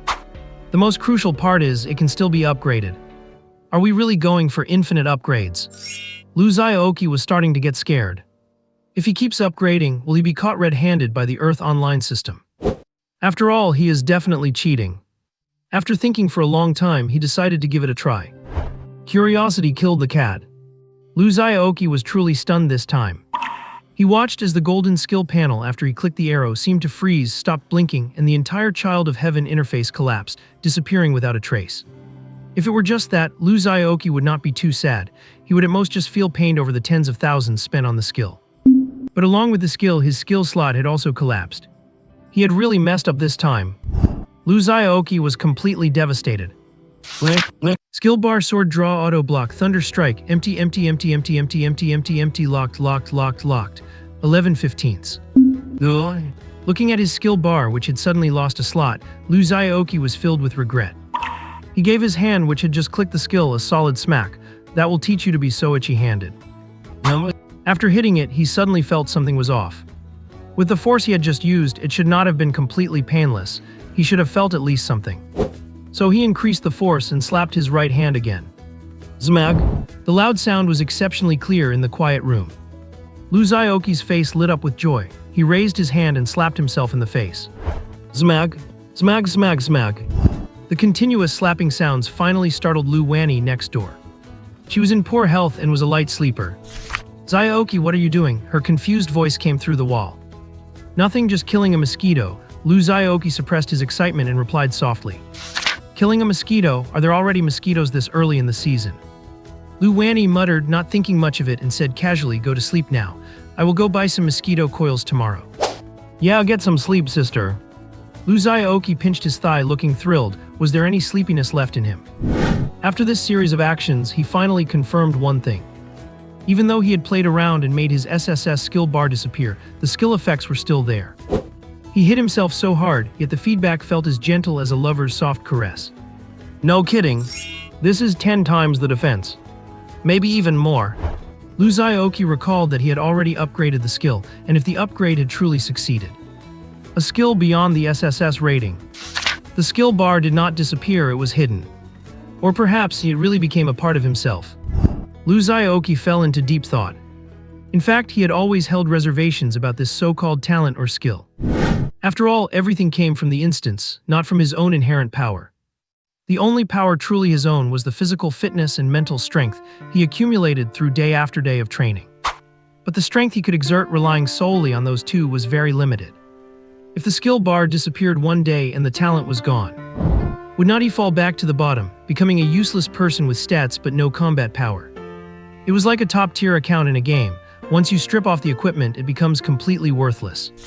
As the saying goes, with God-tier gear you are invincible. Without God-tier gear you are pathetic. This was the worry that had always lingered in Lu Xiaoqi's heart. But now he saw a new possibility. If he could elevate the skill beyond SSS rating, could he break free from the shackles of the skill bar and make it truly a part of himself? Lu Xiaoqi was not sure. This hypothesis remained to be verified. The most important thing for him right now was to hurry up and practice his meditation. He wanted to test the changes this Super SSS rated skill had brought to his cultivation. After settling his emotions, Lu Xiaoqi sat cross-legged on the bed. Following the meditation techniques taught at school, he began to clear his mind and adjust his breathing rhythm. In and out, in and out. Lu Xiaoqi's consciousness condensed in his mind, like a small pool of water. Previous training meant working hard to gather more droplets to flow into this pool. However, without the support of supplementary cultivation drugs, it took 2 or 3 meditation sessions just to condense a single drop. After taking drugs, vapor would form throughout his vast sea of consciousness. By capturing this vapor, it could be easily converted into droplets to fill the pool. In this process, his mental strength would also naturally rise as the pool filled up. But now the situation was different. The pool was 10 times larger than before. Now it could be called a pond. As soon as Lu Xiaoqi began his meditation, a whirlwind spontaneously appeared, and the vapor generated from the cultivation supplements he had taken was instantly sucked in. The next second, a stream of water appeared out of thin air and flowed into the pond. Lu Xiaoqi opened his eyes, stunned. Is this what it feels like to be a genius? The amount of supplements that used to support a whole day of training. It was all finished just as he had begun. The power of a Super SSS skill is definitely no joke. Lu Xiaoqi gritted his teeth and pulled out a whole bottle of advanced mental serum. Glug, glug, glug. He downed it in one go. He closed his eyes and began to practice. Countless vapor particles formed in his mind, only to be swept into the whirlwind the moment they appeared. Streams of water flowed into the pond, sending ripples across its surface, and the depth grew at a rate visible to the naked eye. But Lu Xiaoqi had no time to focus on that anymore. His meditation lasted a bit longer this time. His mind gradually emptied, and he seemed to hear a wondrous sound ringing in his ears. It was like celestial music, deafening yet enlightening, as if a master had poured wisdom into his mind, clearing away the fog to reveal infinitely beautiful scenery. This is amazing. I feel like I understand everything. Lu Xiaoqi was spellbound, lost in the experience. Time flew by like a white horse passing a crack, and the 4-hour limit for meditation passed by without him even realizing it. Lu Xiaoqi slowly opened his eyes. This time they were bright and radiant, shimmering with a hazy, profound air as if he had grasped the deep truths of the world. He fell into deep thought. Enlightenment, a state that ordinary people seek but never find, and he entered it with such ease. And it lasted for nearly 4 hours. If other adventurers knew about this, they would be green with envy. Of course, Lu Xiaoqi, who understood the value of keeping a low profile, would never let others get a clear look at his secrets. So he backhanded a piece of eraser the size of a thumb from the desk and flicked it with his finger. Clatter! In the dim corner of the room near the inner wall, a small spider quietly resting on its web tumbled and fell to the ground. Its 8 legs struggled weakly once, then it stopped moving. HMPH, you knew too much. Lu Xiaoqi was clearly satisfied with his marksmanship, the corners of his mouth curling up. Higher accuracy meant better control over his own body and better mastery over his surroundings. After these 4 hours of training, the increase in mental power was secondary. What mattered most was the baptism the enlightenment had given him. He was now even more sensitive to everything around him. This was not just reflected in his control over every tiny joint in his body, but also in an inner-to-outer feeling that everything was under his control. Of course, for now, that feeling was still just an illusion. But with constant improvement, if this ability developed to its peak, he might become like those figures in myths, capable of manifesting thousands of forms, regenerating from a drop of blood, calculating destiny with a flick of the fingers, and deciding life and death with a single glance. Stop daydreaming. Lu Xiaoqi wiped the corner of his mouth. Sleep time. Having emptied his purse, Lu Xiaoqi finally settled down. He spent a wonderful day off sneaking out to cultivate. The next day, he headed to school happily with his backpack on. But the moment he stepped into the classroom, his joyful expression froze. With his ever-strengthening perception, he grasped the general situation in the classroom in a split second and locked his gaze on his good buddy, Chen Haoran, immediately. He had originally intended to share, or rather show off, his recent gains with him. Instead, he found Chen Haoran bruised and battered, with bandages wrapped around his head. Lu Xiaoqi's face darkened instantly. He walked silently to Chen Haoran's side, his tone as casual as ever. "Yo Haoran, in the few days I was gone, do not tell me your old man beat you up like this because you could not finish your homework." Seeing Lu Xiaoqi walk over, Chen Haoran forced a smile. "Old Chi, you are here. I have not even congratulated you on passing the assessment." "I knew you could do it if it was you." "You did not say that back then," Lu Xiaoqi teased. "Who was the one obsessed with starting a restaurant with me? How come you have changed your tune now?" "I had to help you prepare a backup plan, just in case, right?" Chen Haoran managed a strained smile. His bruised left eye socket looked particularly ridiculous. He already had small eyes to begin with, and now they were reduced to mere slits. Lu Xiaoqi did not smile. He fell silent for a moment, then abruptly dropped his relaxed demeanor and asked, "Who did this?" Chen Haoran's heart skipped a beat and he quickly replied, "Nobody hit me, I just slipped and fell by accident." "Slipped?" Lu Xiaoqi pointed at his left eye. "Can you get a panda eye from slipping?" Chen Haoran pressed Lu Xiaoqi's hand down and looked down, saying, "Old Chi, do not ask anymore." Lu Xiaoqi did not say a word. He slowly put down his school bag. Not long after he arrived at this class, he was tested to have a gray talent. Once that news got out, he instantly went from being someone people looked up to and fawned over to a laughingstock for the entire school and even the city. His formerly brilliant performance was viewed by others as just a flash in the pan. No one knew how much pressure he was under back then, and no one cared. At that time, only Chen Haoran stood up to interact with him, completely disregarding what others thought. That was why he became his friend. His only good friend over the past 3 years. The Chen Haoran before him was silent, cowardly, and humble. He was a far cry from the chatty and boisterous fat guy in his heart. Lu Xiaoqi felt a nameless rage burning in his chest, so he turned and walked out of the classroom. Xiao Yan was in the office, frowning as she graded homework. "Report." Lu Xiaoqi checked to make sure no one else was in the office, called out the report and walked in. "Why are not you at morning self-study? What are you doing here?" Xiao Yan recognized Lu Xiaoqi's voice immediately and asked without looking up. "Do you know about Chen Haoran being beaten up?" About that, Xiao Yan paused with her pen inside. She knew Lu Xiaoqi would never let this go. It was a campus dispute. The person who did the hitting has already apologized and paid for Chen Haoran's medical expenses. The school's intention is just to make the big problem small and let it go. "Sister Yan, he beat Chen Haoran like that and it is just going to be brushed aside." Lu Xiaoqi could not believe these words came from her. "If an apology worked, what would we need the police for? Speaking only of medical bills, who's going to compensate for Chen Haoran's psychological trauma? If justice is not upheld, what is the point of so-called fairness?" Even after living through 2 lives, Lu Zhang still could not understand this decision. Rather than saying he could not understand it, it was more that he could not forgive it. Xiao Yan looked at Lu Xiaoqi with a stern expression. "You do not understand. Letting this matter end here is actually the best choice. Chen Haoran's family background is average. His parents are just ordinary restaurant owners, while the person he provoked has a major background. The other side could just say a random word, and Chen Haoran's family restaurant might not be able to stay open. As his friend, even if you can help him once or twice, can you possibly protect him for a lifetime? This is the helplessness of ordinary people. Without power or status, all stability is nothing more than a reflection in the mirror or mist in the air." Lu Xiaoqi gritted his teeth and said nothing. "I advise you not to be reckless," Xiao Yan gave a serious warning. "Even though you are an adventurer now, your sister is not." In the end, Xiao Yan still did not tell Lu Xiaoqi who exactly had beaten Chen Haoran. Because she knew that with Lu Xiaoqi's personality, once he found out who the culprit was, this matter would never end. Lu Xiaoqi could understand Xiao Yan's actions, but he did not agree with her point of view. Before he transmigrated, Lu Xiaoqi had suffered deeply from school bullying and detested it to his core.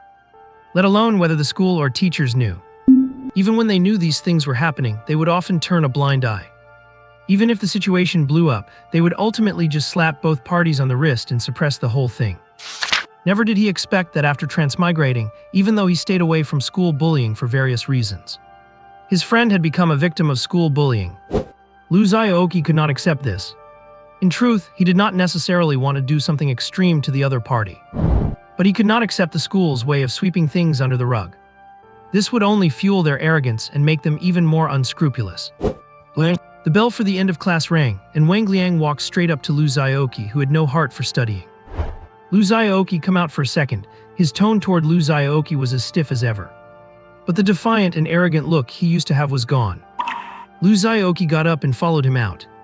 The two reached the area near the men's restroom, and Wang Liang leaned against the corridor railing, pretending to look at the view, while suddenly saying, "You know about Chen Haoran being beaten, right?" "Did you do it?" Lu Xiaoqi narrowed his eyes, an invisible aura of pressure radiating out. Wang Liang was startled. "How is that possible? I am not that kind of person." "I know," Lu Xiaoqi released and then instantly retracted his aura, waving his hand. "Even though you usually look down on people and act all arrogant about your talents, I know you are a good student and would not do something like that." "Well, thanks a lot for that." Wang Liang wiped the cold sweat from his temple, feeling completely exasperated. "Do not digress, get to the point," Lu Xiaoqi said seriously. "Who the heck is the one digging into things?" Wang Liang was speechless, but he was too lazy to argue with Lu Xiaoqi. Having fought for over 2 years, he had never once gotten the better of Lu Xiaoqi in a verbal exchange. Not to mention a physical one. He could not beat him before, and as for the future. In the future, he would definitely refuse to fight him. He said straight out, "I know who did it. I even witnessed almost the entire process." Ding-a-ling. Lu Xiaoqi and Wang Liang returned to the classroom following the school bell. Throughout the entire lesson, Lu Xiaoqi's mind was not on the lecture at all. Wang Liang had already told him the entire sequence of events exactly as they happened. And the origin of the whole thing actually had a little something to do with him. After the adventure assessment, Xiao Yan gave them all a break and then submitted the list of successful candidates to the school administration. The next day, the school posted the results on the notice board to celebrate the outstanding performance of interspecies high school in this adventure assessment. Out of the 60 or so students who went, nearly 50 passed. That is an impressive 80% pass rate.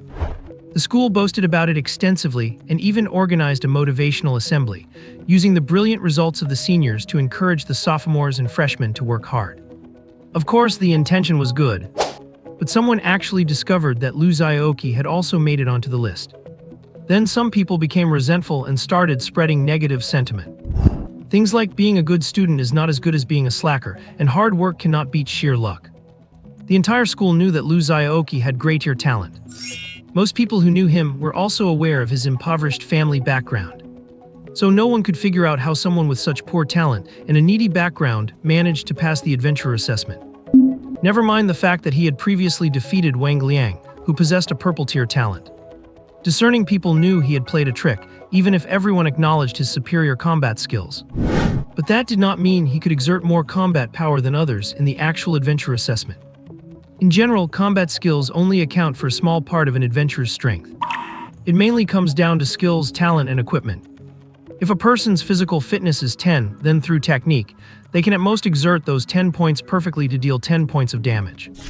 But when combined with talent, skills, and equipment, they could potentially dish out 100 or even more damage. In the adventure assessment, as long as the team coordination does not suffer a major breakdown, it is impossible for someone not to be able to cast their skills. With monsters charging right at you and teammates covering you, there is no way you would miss your skills.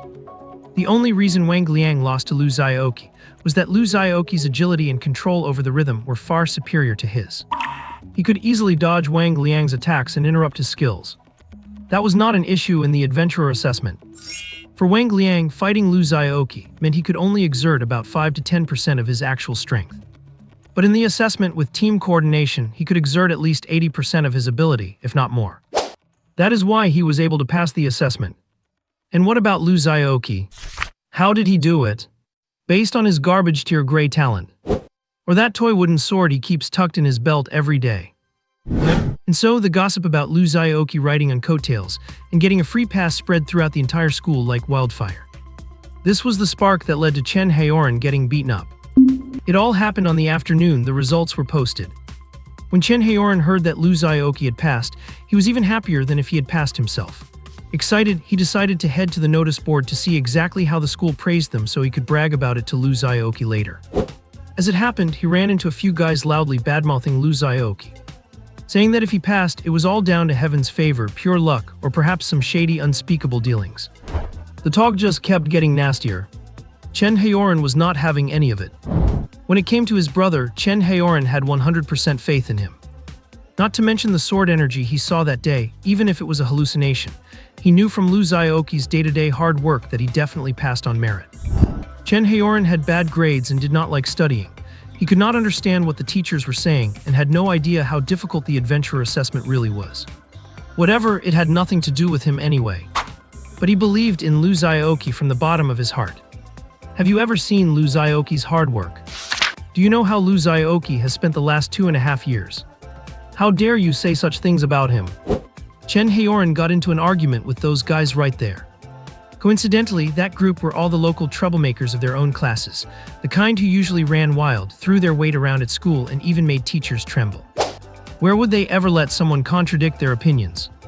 Moreover, the only reason they were slandering Lu Xiaoqi was because of the jealousy in their hearts. Both having poor talent, why is it that Lu Xiaoqi can keep being the top of the grade? Why can you, Lu Xiaoqi, go to the adventure assessment? Why can you pass by riding on someone else's coattails? My dad is so-and-so. I am so awesome and I did not even get a chance. So while Chen Haoran was still there trying to reason with them, the lead bully just shouted, "Beat him up." At his command, the bullies swarmed Chen Haoran and began wailing on him. Others saw it but were too afraid to intervene and just watched from afar. Luckily, Wang Liang happened to pass by and immediately recognized Chen Haoran, a classmate of his. Even if he usually looked down on the loafers in his class, they were his classmates, and it was not anyone else's place to bully them. So he immediately shouted and put an end to their vile actions. The bully was sharp-eyed. He recognized Wang Liang instantly as one who had passed the adventure assessment, possessed a purple-tier talent, and had several skills. He was someone they could not afford to mess with. So they reluctantly stopped, and before leaving, the bully spat on the ground and said to Chen Haoran, "Are not you a tough guy, and that Lu Xiaoqi is not he pretty tough too?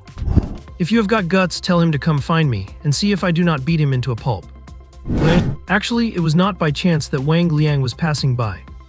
He had heard from others that the school had posted the celebration list and had specifically come back to see it. Wang Liang was not there for any other reason than to hear how others were praising him. After all, thanks to his efforts, their class had a 100% pass rate. Why else would he come all the way to school when he could have been resting at home? To save Chen Haoran's skin, only to find that the spotlight had been stolen by Lu Xiaoqi again. He walked around several times, and everyone was just talking about how Lu Xiaoqi passed the assessment. Listening to them doubt and slander Lu Xiaoqi, Wang Liang remained unmoved, even finding it a bit funny. They had no idea what kind of legendary figure the Lu Xiaoqi they were talking about really was. He passed the adventure assessment solo, broke the historical point record, and even raised the point ceiling. Of course, he did not expect Chen Haoran, who usually ran amok with Lu Xiaoqi, to be so brave and stand up directly to the school bullies. It is a good thing he wandered by enough times, otherwise it would not have just ended with minor injuries. Naturally, the whole incident escalated. It was not just the school that found out, even Chen's parents were made aware of it. How could they possibly sit still after seeing their son beaten up like that at school? Chen's father, who is usually honest and simple-minded, flew into a rare rage at the school, demanding an explanation. He had spent his whole life avoiding conflict, quietly running his business, and he always taught his son to stay out of trouble. He did not care about the boy standing out from the crowd. He just wanted him to grow up safe and sound, and eventually take over the family restaurant so they could live a peaceful and happy life. Yet even such a simple wish could not be fulfilled. Seeing Chen Heng, who was still bruised and swollen, weeping in grievance even after being bandaged by the school nurse. Chen's mother was sobbing uncontrollably by his side. No matter how gentle he usually was, Chen's father could not help but be furious. Meanwhile, the school had managed to catch all the perpetrators. And boy, oh boy, it was quite a shock. They were all the local bullies from their own class. Even the dean felt a bit uneasy. Especially the ringleader, the cocky Su Jiahao.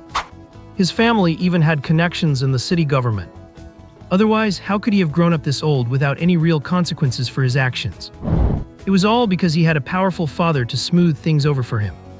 This time was no exception. When the school called his parents, they just said coldly, "I know, you handle it yourselves." They could not even be bothered to show up. Did the school dare to just handle it? Obviously not. So after much pleading and persuasion, they finally got the bullies to reluctantly agree to an apology and compensation. Watching those jerks apologize to his son in such a perfunctory manner and walk away without a shred of sincerity, Chen's father was clearly not going to let it go. But before he could explode, the school leaders pulled him outside for a long, hushed conversation. When he returned, Chen's father looked far more defeated than before. He seemed to have aged significantly. He stared at his son for a long time, then whispered just a few words. "Let us go home." Those 4 simple words seemed to drain all the life out of him. He looked as if he had lost his backbone. Chen's mother fell silent, and the light in Chen Haoren's eyes faded away. As a witness to the whole affair, Wang Liang had been there the entire time, seeing everything unfold. He found it difficult to stay calm inside.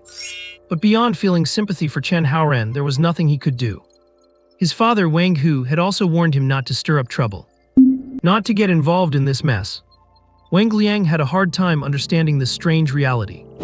This was not the world he had imagined, and it certainly was not what he wanted it to be. Wang Liang's heart was struck by an unprecedented sense of shock. The once innocent and carefree boy grew up quite a bit in an instant. At that moment, he thought of someone. Lu Xiaoqi. If it were him, what would he do? So when Kun Xiaoqi returned, Wang Qixu told him everything. What should he do? Lu Xiaoqi pondered the same question. Then he smiled. Why hesitate? Since the school could not provide a satisfactory answer to this, then I will solve it in the student's own way. I will handle it my own way. If I am timid about a little thing like this, would I be worthy of Fatty Chen's trust? Would I be worthy of my identity as a transmigrator? Would I be worthy of my cheat menu talent?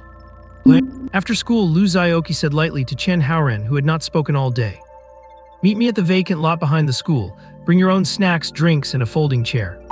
Zhang Haoren knew exactly what he was planning. He panicked, grabbing Lu Xiaoqi and saying, forget it. This little injury is nothing.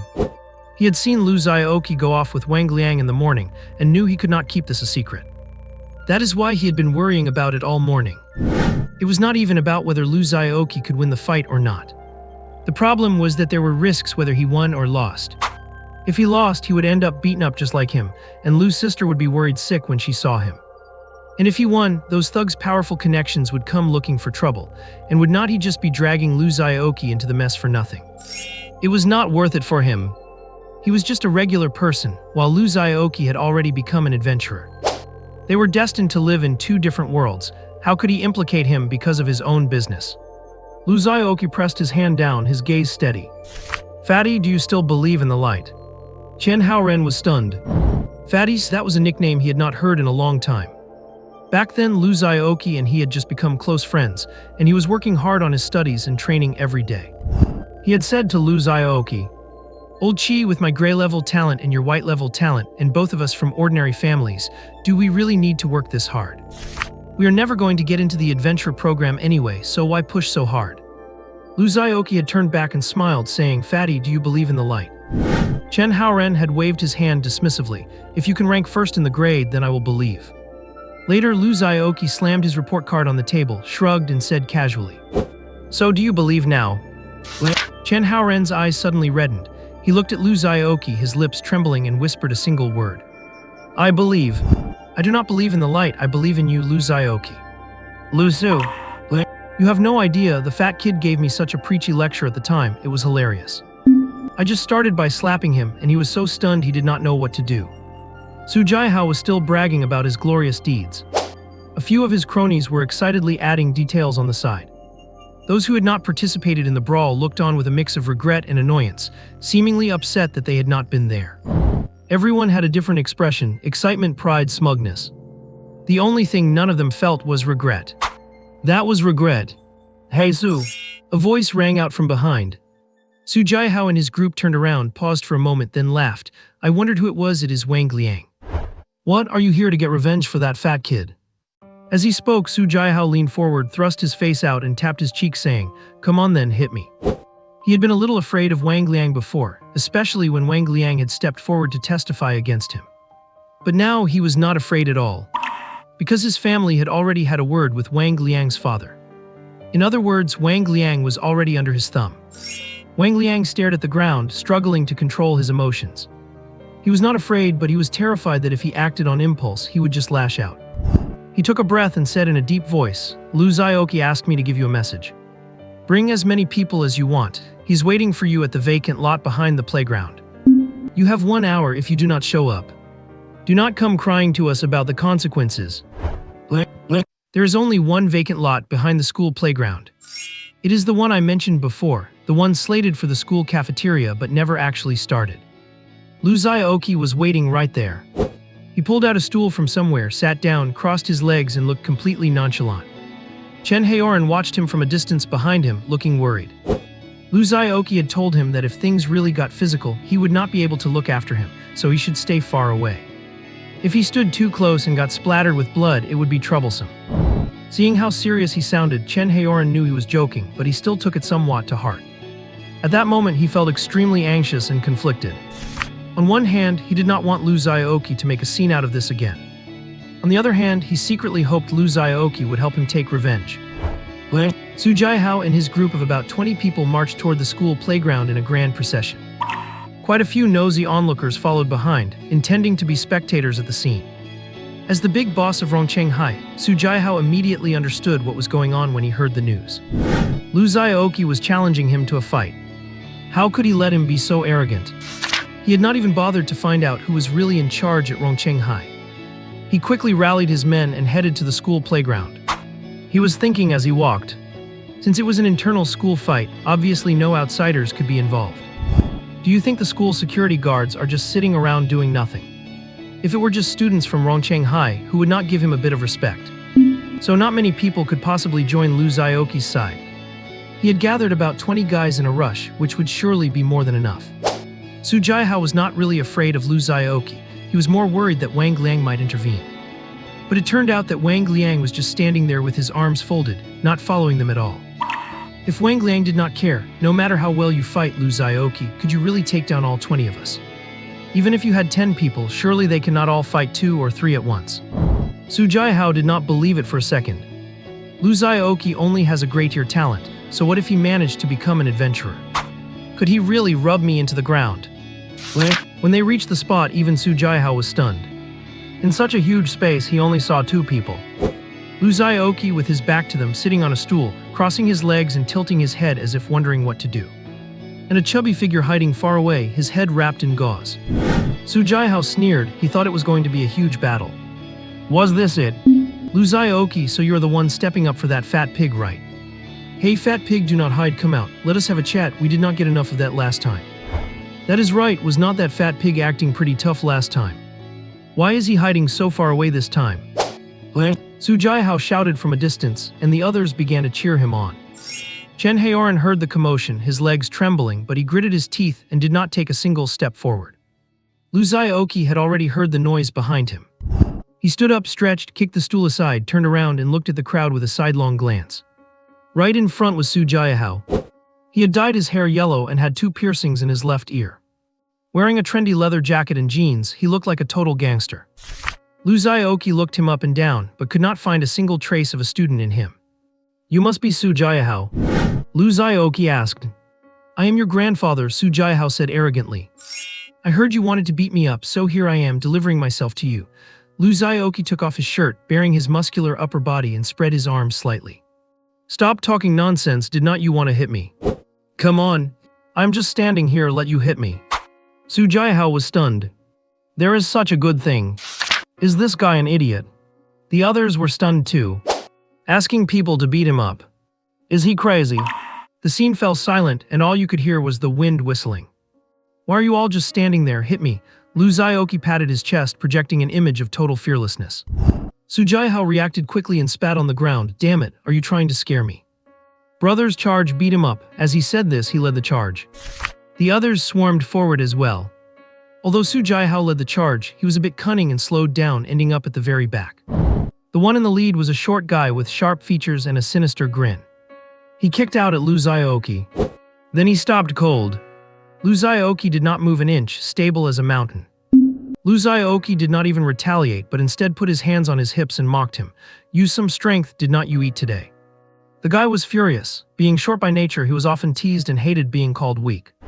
Stung by Lu Xiaoqi's taunt, he lost face and with all his might flew another kick at Lu Xiaoqi. Lu Xiaoqi still did not move, and the short guy instead fell flat on his back. By then, the others had reached Lu Xiaoqi. A crowd of them threw punches and kicks without any technique, all aimed at Lu Xiaoqi. Lu Xiaoqi stood firm as a rock, protecting only his lower body, letting them do whatever they wanted. Like a boulder in a rushing river, he remained unmoved.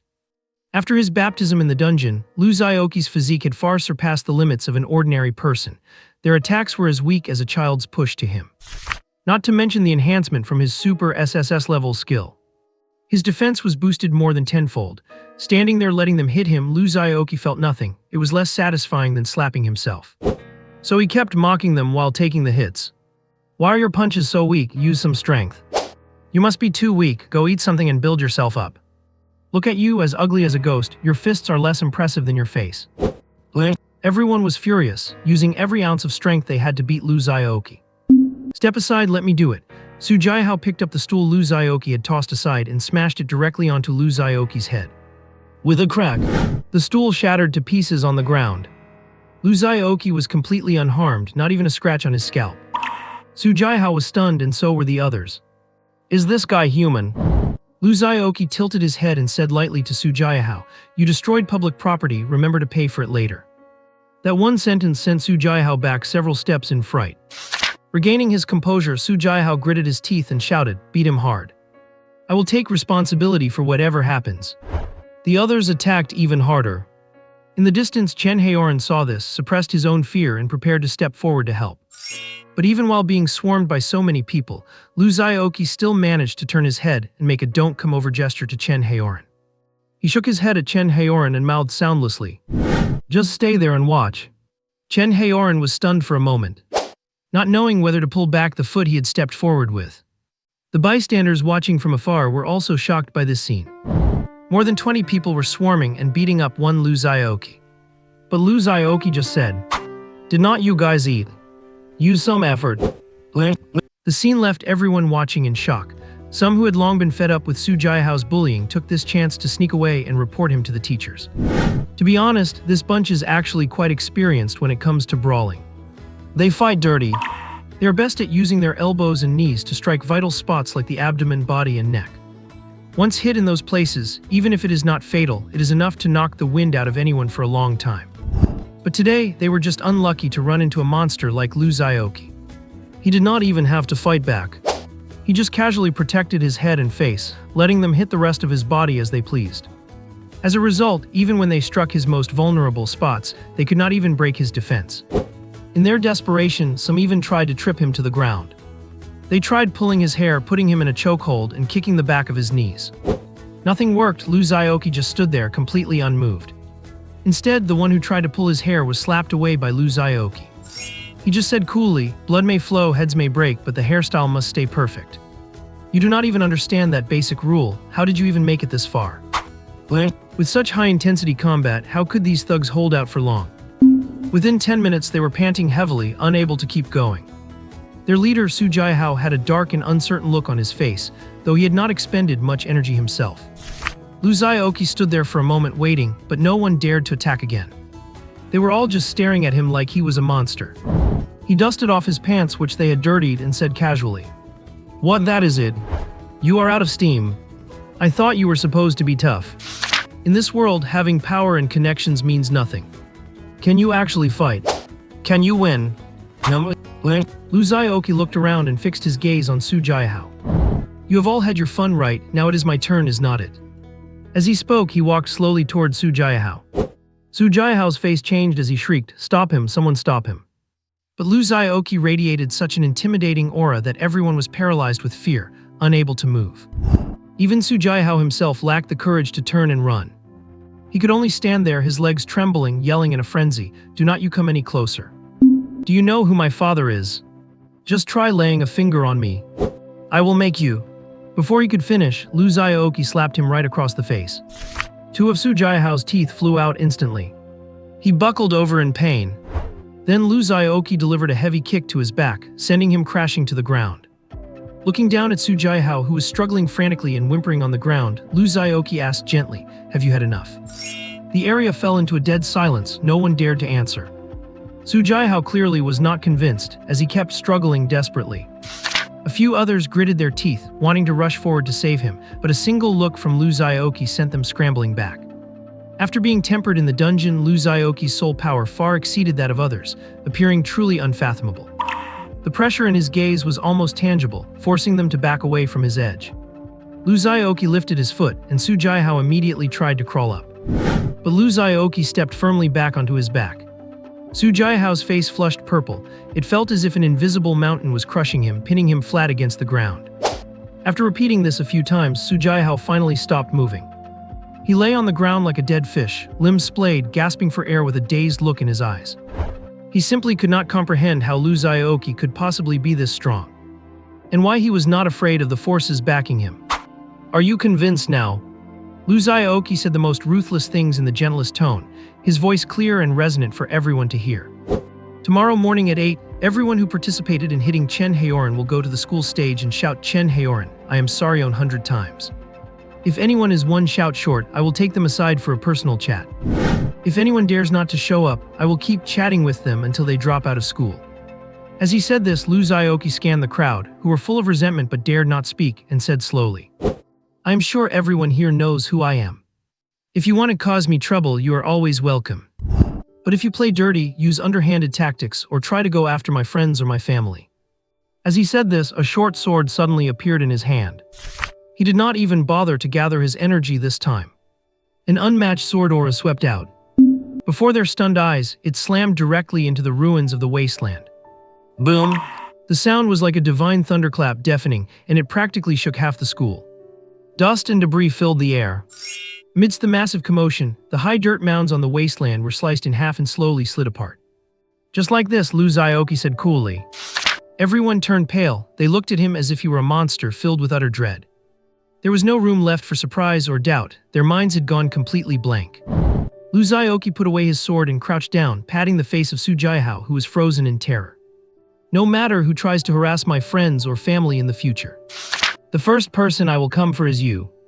Do not say you have not been warned." As he finished, Lu Xiaoqi suddenly frowned, smelling something pungent. Looking down, he noticed a wet patch spreading underneath Su Jiahao. He stepped back in disgust and waved his hand. "Get out of here, all of you."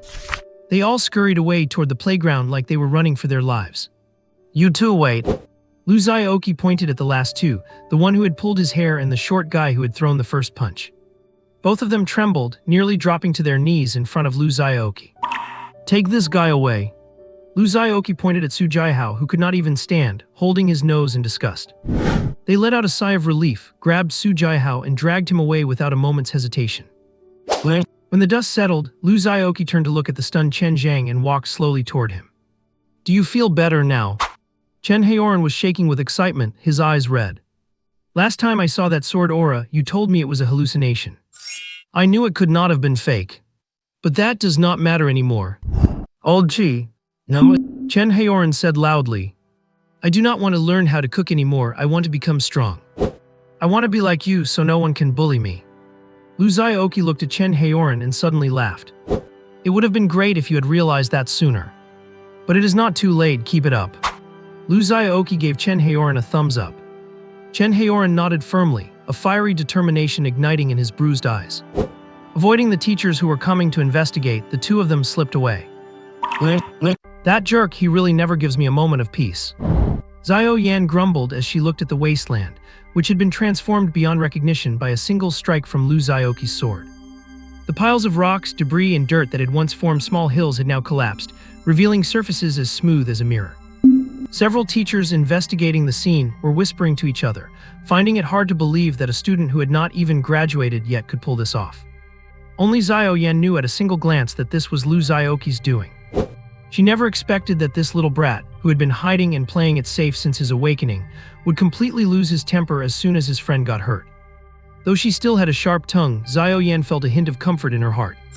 He really was the same Lu Xiaoqi she had always known. That fearless, devil-may-care personality had not changed one bit. The teachers also began to piece together the truth from the students who had witnessed the incident. They looked at each other, all feeling a massive headache coming on. Normally, an on-campus incident involving gang fighting like this would be considered extremely serious. The consequences would range from disciplinary probation to detention by the police or even expulsion. But this case was different, because the one who caused such a huge commotion was not the aggressor. It was the victim who had barely fought back throughout the entire ordeal. Even if you claim he did fight back, did not he hit Su Jiahao? Give me a break. When you have over 20 people attacking one guy, he is just acting in self-defense, and all he did was capture the ringleader to stop the rest of them. Did Lu Xiaoqi keep hitting Su Jiahao after he was already incapacitated? So there is absolutely no way to classify Lu Xiaoqi's behavior as a gang fight. Because he was not fighting at all. If we really had to hold someone accountable, it should be Su Jiahao and those bullies for ganging up on him. Are you going to argue that he damaged school property? But he was targeting a wasteland. There was practically no valuable public property there. It was just rocks and piles of dirt. If the school actually wanted to build something there, they should be thanking him for clearing the lot. The only thing you could criticize him for is making a bit too much noise. But regardless, if this story gets out, it would still have a major impact on the school's reputation. The issue itself is minor, but the nature of the situation is quite troublesome. The dean of students rubbed the bridge of his nose and said in a deep voice, "Issue a notice. We are having an emergency meeting and every teacher in the school must attend." Xiao Yan sighed, knowing she would have to clean up after that bread again. Meanwhile, what was our protagonist up to? He was being cornered at the school gate. You might not believe this, but Lu Xiaoqi, who was trying to sneak out, was not stopped by any teachers, students, or security guards, but by a guy in a military green uniform at the gate. "Are you student Lu Xiaoqi?" The guy had a buzz cut, a stern expression, and stood perfectly straight, looking very sharp. He politely stopped Lu Xiaoqi and asked. Lu Xiaoqi noticed the shoulder boards on the man's uniform immediately. The 2 bars and 3 stars were quite dazzling. "A colonel?" Lu Xiaoqi gasped internally, and the way he looked at the man changed immediately. This was someone from the state. "Yes, I am. May I ask what you need?" Lu Xiaoqi's eyes were full of respect, and his tone became much more formal. "There is a package at our office that requires your personal signature." The colonel's attitude was very courteous. "Please come with me to the car." "Old Chi, what is this about?" Chen Haoren looked at Lu Xiaoqi, then at the soldier, feeling completely lost. Lu Xiaoqi's mind raced, and he instantly realized why the colonel had come, but he still could not help but be surprised. He never expected that a reward for ranking first on the national leaderboard would actually involve the military. Truly unexpected. "It is nothing, you go ahead, I have something to take care of." Lu Xiaoqi waved his hand. "All right then, I am off." Chen Haoren left without hesitation. Lu Xiaoqi got into an SUV with the colonel, and one look told him this vehicle was no ordinary car. It looked plain on the outside, but the interior was high-end, to say nothing of the signs of custom modifications. He was shocked but did not show it. The colonel seemed to be a man of few words. He did not say much to Lu Xiaoqi, just announced that they were heading out, then silently started the engine. Chen Haoren got home much later than usual, but when his parents saw him with bandages on his head and swollen eyes, they felt nothing but heartache and guilt, unable to utter a single word of blame. In the past, when Chen Haoren had poor grades and did not try hard in his studies or training, his parents would scold him for his lack of motivation, but deep down, they did not really care. As ordinary folks, they did not expect their son to achieve anything great. They just hoped he would drift through school and then happily take over their restaurant. But after this incident, his parents began to resent that very mindset. They had wasted their own lives with such a passive outlook. Did they really want their son to walk down the same path? But now that things had come to this, what could they possibly do to change it? Although his mother had gone to the trouble of cooking a table full of delicious dishes, the atmosphere at dinner remained somber. His father ate in silence while his mother kept placing food into her son's bowl, her eyes filled with pity. Chen Haoren ate in large mouthfuls, polished off his bowl, then suddenly set his chopsticks down and said, "Mom, Dad, I want to be an adventurer." What? And both his parents were stunned as they looked at their son. "I said, I do not want to be a chef anymore. I am going to start working hard, and I am going to become an adventurer." Chen Haoren's eyes glowed as he said this to his parents, emphasizing every word with great seriousness. Seeing the new spark in their son's eyes, they were at a loss for words. His mother instinctively frowned, wanting to advise her son to stay grounded. Being an adventurer was too dangerous. But she did not say it in the end, afraid to discourage her son now that he had finally found some motivation. Besides, this kind of change in her son was exactly what she had wanted to see. His father's eyes suddenly filled with tears, and he slammed his bowl and chopsticks down, exclaiming, "Good. Son, I support you. Go and do what you want to do. Next year, I will sign you up for the adventurer qualification exam. If you do not pass next year, then we will try the year after. If that does not work, we will try the year after that. Even if your old man has to go broke and sell everything we own, I will help you achieve your goal." His mother looked at his father in disbelief, as if she were seeing this usually silent, honest, and simple man for the first time. At such a critical moment, he actually had so much resolve. "Yeah," Chen Haoren nodded firmly, and the two of them locked eyes. They could each see a blazing fire burning in the other's eyes. Lu Xiaoqi had been in the car for nearly 2 hours when it finally pulled up in front of a base. Seeing the colonel turn onto the highway, Lu Xiaoqi realized things were taking a turn for the worse, and he groaned inwardly. He had not even given his sister a heads up. There was definitely going to be a lecture when he got back. But there was no use worrying about that now. He had no choice but to bite the bullet and take things as they came. Lu Xiaoqi pulled out his beat-up phone, made up an excuse, and typed out a text message to send to his sister. "Student Lu, please follow me," the colonel said as he opened the car door and politely invited Lu Xiaoqi to step out. "Understood," Lu Xiaoqi replied, feeling a sense of urgency. Without further ado, he scrambled out of the car. Perhaps because they had the colonel leading the way, the two of them went through without any obstruction, heading straight into an administrative building. The colonel finally stopped in front of a private office and knocked on the door. "Reporting, General, student Lu Xiaoqi has arrived." "A general?" Lu Xiaoqi was completely stunned. Was it really necessary to bother someone at a general's rank just to present an award to a student who had not even graduated yet? Is this even necessary? Lu Xiaoqi had always assumed that having a colonel hand him the award directly was already a high-level honor. He had not expected that the colonel was just an errand boy. "Come in." A booming voice full of vigor came from inside. When the colonel pushed the door open and gestured for Lu Xiaoqi to enter, his legs felt a bit shaky. In both his lifetimes, this was the first time Lu Xiaoqi had ever seen someone of such high rank. The office was not large and the decor was quite modest. The only exception was the wall behind the desk, which was covered in rows and rows of medals and honorary certificates. There were two flags standing beside the office desk. One was the national flag and the other was the military flag. Sitting behind the desk was an elderly man who radiated spirit and vigor. He had a full head of silver hair cut into a standard crew cut. His face was clean-shaven, with only faint traces of stubble visible near his sideburns and chin. His square face looked grave and solemn, unsmiling, while his tiger-like eyes were piercing and bright. Seeing Lu Xiaoqi enter, he looked him up and down with an approving glint in his eyes. "Like father, like son, not bad." What does that mean?" Lu Xiaoqi was puzzled. Could it be that this old man actually knew his foster father? Perhaps noticing Lu Xiaoqi's confusion, the old man did not explain, simply saying, "My surname is Wang. If you do not mind, student Lu, you can just call me Old Wang. If you have any issues in the future, you can always come here to find me. As long as it is nothing illegal or immoral, I have enough influence to help you smooth things out." Is this general really this kind, this approachable? Lu Xiaoqi found it hard to believe. Even if his performance in the adventurer examination was indeed extraordinary, surely it would not warrant such a friendly attitude from a general-level figure, right? Lu Xiaoqi did not speak, and General Wang continued. "I trust you already know the reason you were brought here, so I will not beat around the bush. Let us get straight to business." With that, General Wang took out a box. "This is the reward for ranking first on the national leaderboard." Then he produced a contract and a pen. "This is a talent development program that our military offers to students who make it onto the national leaderboard. You can take a look at it first." Lu Xiaoqi took the contract from General Wang's hands and began to read it carefully. It outlined 3 general requirements. First, it required Lu Xiaoqi to achieve an outstanding score in the college entrance exam to be admitted to the National Military Academy.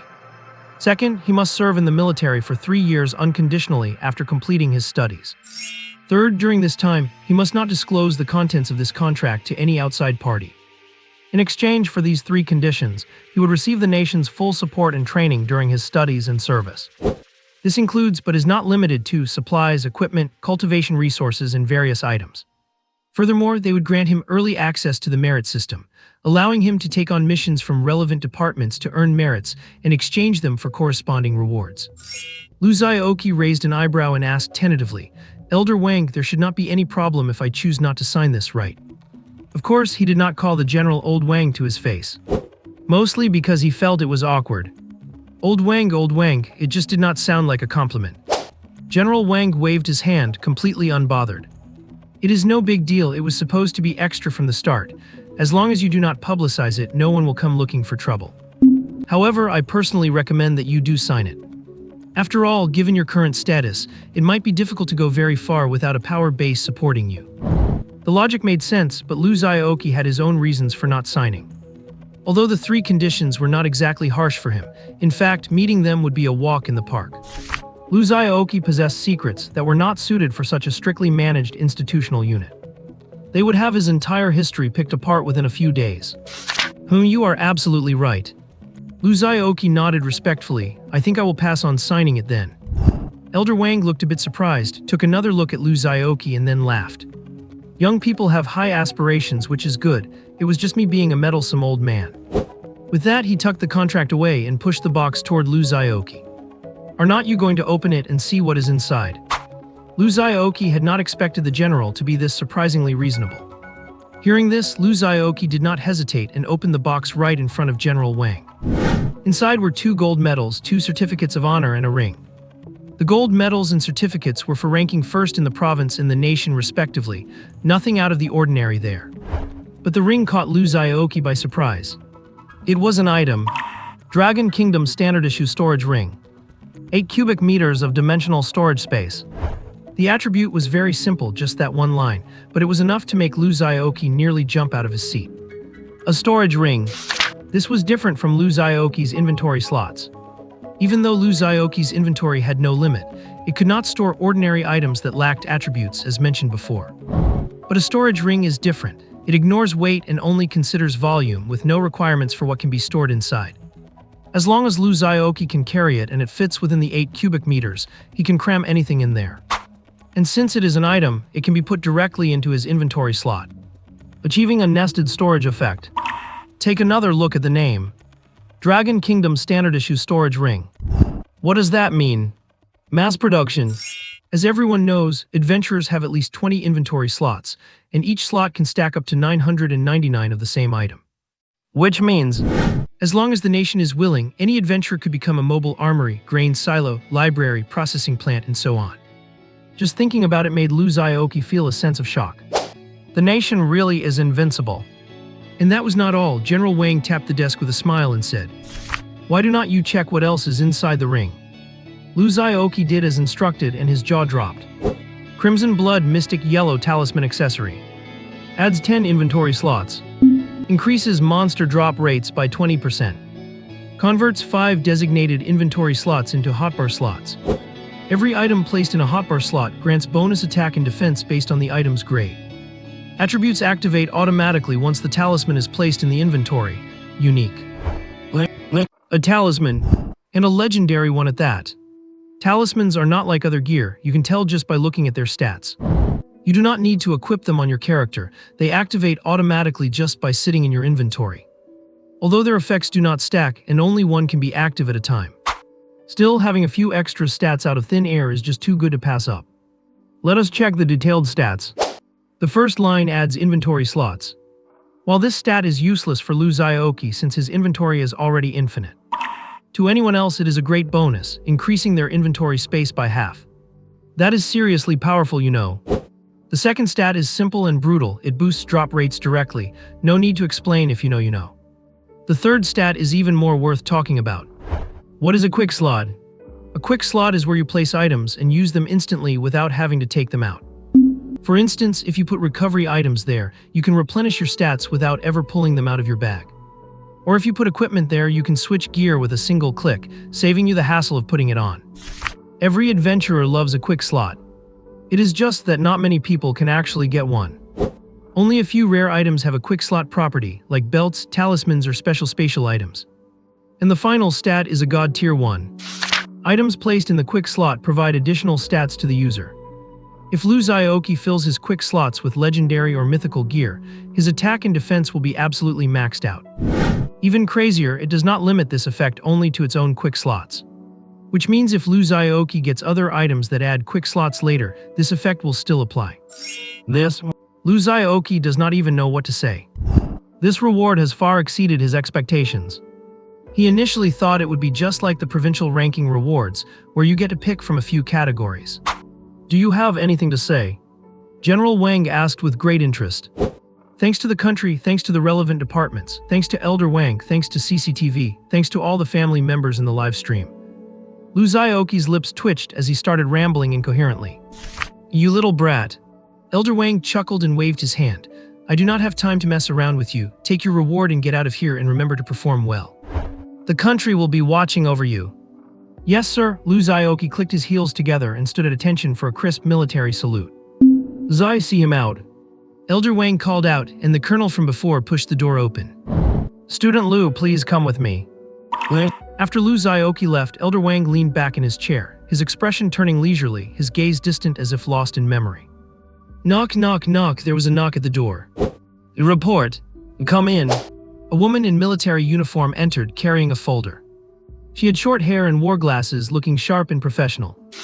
"General, this is the investigation report on Lu Xiaoqi."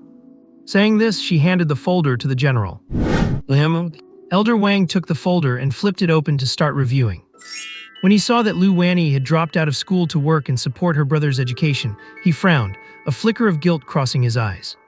Finding out that Lu Xiaoqi had excellent grades and was the top student in his year, a hint of satisfaction appeared. Reading to the end, it noted that Lu Xiaoqi had clashed with school bullies for the sake of his classmate. It also attached the identities and backgrounds of Su Jiahao and the others. He fell silent, his fingers tapping repeatedly on Su Jiahao's photo. The atmosphere became heavy. The woman in uniform, being quite perceptive, saw the general's grim expression and asked cautiously, "General, should we step in?" Elder Wang closed his eyes, handle it cleanly. "Yes, sir." The colonel dropped Lu Xiaoqi off at the entrance of the alley, and just as Lu Xiaoqi stepped out, he was called back. "This is my contact information. If you need to reach the general in the future, you can contact me directly."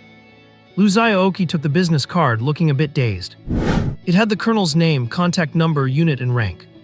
Name: Zai Wenbin. Contact 135 XXXXXXXX. National Defense 238th Army. Lu Xiaoqi glanced at it, still feeling a bit stunned. He thought Elder Wang was just being polite. He did not expect him to be serious. Now he was really beginning to wonder if the general knew his foster parents. "Goodbye, Student Lu." Colonel Zai saw Lu Xiaoqi take the card, nodded, and said a polite farewell. Watching the off-road vehicle drive away, Lu Xiaoqi put the card away and turned to head home. He was in a hurry to get back and explain things to Lu Wanyi. How did Hao Ren get beaten up so badly? He looked perfectly fine just 2 days ago. Lu Wanyi covered her mouth in shock as she looked at the photos on the phone. She immediately looked at Hong Xiaoqi, full of concern. "You did not get involved in the fight, did you?" "Of course not, I did not even know at first." Lu Xiaoqi shook his head like a bobblehead. To keep his sister from worrying about him coming home late, he was forced to betray his best friend. He claimed Chen Hao Ren had been beaten, and he had visited him after school. He even took out the ugly photos he had secretly snapped of Chen Hao Ren after the beating. He had originally planned to use them to tease his friend once he recovered, but they came in handy now. "That is a relief," Lu Wanyi breathed a sigh of relief. She reminded Lu Xiaoqi a few more times not to get involved in such things, and to report it to the teachers if anything felt wrong. In her eyes, her younger brother would never truly grow up. No matter how talented he was, she would always worry about him. Lu Xiaoqi helplessly enjoyed his sister's nagging, the two of them eating cold leftovers at the table, but the atmosphere remained warm. The next day, Lu Xiaoqi arrived at school with his backpack. Just as he entered the gate, he saw a row of people standing on the podium. They were all dressed to the nines, looking flashy, but their expressions were as miserable as if they would eaten something foul, like a bunch of drenched rats huddled together for warmth. It was nearly 8 o'clock. 8 o'clock was already time for early morning study, so there should not have been many students passing by the podium. However, news of what happened after school yesterday had spread like wildfire among the gossipers. This made the area below the podium quite lively. While not exactly a massive crowd, it was a solid mass of people. Everyone was willing to be late just to watch them make fools of themselves. Usually these people were arrogant, bullying their classmates. Now that they were finally being reined in, it was truly satisfying. A ding! When the time came, the people on stage seemed to hear a signal, jolted, and started shouting one after another, "Chen Hao Ren, we're sorry." It started out messy, but gradually became synchronized. As they shouted from above, some fearless people below started counting. Once, twice, 3 times, and that was not loud enough, start over. With that, everyone burst into laughter. Those who did not know the situation were whispering to others, "Who is Chen Hao Ren? Why have I never heard of him?" Lu Xiaoqi was also at the back of the crowd, crossing his arms and squinting his eyes. Su Jiahao was not here. Looks like he has not learned his lesson yet. Lu Xiaoqi, oh Lu Xiaoqi. I honestly do not know what to say to you anymore. Can you just stay out of trouble for once? You are back for 5 minutes and you have already stirred up more drama. How long has it even been since you handed in that 2,000-word self-criticism? Did you not write enough of it? Xiao Yan's chest heaved with anger as she pointed at Lu Xiaoqi and let out a barrage of scolding. Lu Xiaoqi just stood tall and proud, looking like someone who was happy to admit his faults but absolutely refused to change. That only made Xiao Yan even more furious. Just yesterday, she had fought tooth and nail, ignoring everyone's opposition to protect him. It was not until the headmaster returned from taking an important phone call that things finally took a turn for the better. Her persistent efforts had gradually won over the school leadership. In the end, the headmaster made the final decision to bury the matter and stop pursuing responsibility from Lu Xiaoqi, deciding that the homeroom teacher would handle the other participants privately, giving warnings where necessary and demanding self-criticisms where appropriate. And while Lu Xiaoqi escaped official punishment, he certainly would not walk away completely unscathed. The specific disciplinary measures were left to Xiao Yan, his homeroom teacher. Xiao Yan had a love-hate relationship with this little rascal. Whenever she thought about how he refused to listen to a single word of advice, she just wanted to grind her teeth in frustration. Especially his righteous attitude today, which really rubbed her the wrong way. It made all her worry and effort yesterday feel completely wasted. Lu Xiaoqi truly did not think he had done anything wrong. But seeing how livid Xiao Yan was, he could not help but shrink his neck and say weakly, "Sister Yan, I was wrong." "What were you wrong about?" "Everything." "The way you say that, it seems you still do not realize your mistakes. Stay here and reflect on yourself." Xiao Yan threw out these words in a huff and walked out with her textbooks to teach her class. To avoid angering her further, Lu Xiaoqi stayed in the office honestly all morning and was not let out until the lunch break. When he returned to the classroom, everyone had left, and even Chen Haoran had not stayed to wait for him. "HMPH, that ungrateful jerk, he did not even wait for me." Lu Xiaoqi muttered, feeling like his whole morning of scolding had been for nothing. So disloyal. As he packed his things, he caught a glimpse of a familiar figure at the door. He squinted to take a closer look. "Classmate Zhao, why have not you left yet?" The visitor was none other than Zhao Zuking. She was leaning against the classroom door, tilting her head to study Lu Xiaoqi. Zhao Zuking was wearing a light-colored dress today. Perhaps to better facilitate her future life as an adventurer, she had cut her hair quite short into a trendy jellyfish cut. Combined with her naturally icy temperament, she looked incredibly sharp and cool. Zhao Zuking tilted her head and looked him up and down, making him feel quite uncomfortable. "Classmate Zhao, do not look at me like that, I will be embarrassed." Lu Xiaoqi pretended to be shy and covered his face. Zhao Zuking rolled her eyes at him, then said, "The Su family has fallen." "Was this your doing?" "The Su family? Which Su family fallen? What on earth are you talking about?" Lu Xiaoqi was stunned, completely caught off guard. Zhao Zuking stared at him for a long time, unable to tell if he was playing dumb or not. Su Bai's grandfather was investigated for forming a clique for personal gain. Su Jiahao's father was caught for corruption and bribery.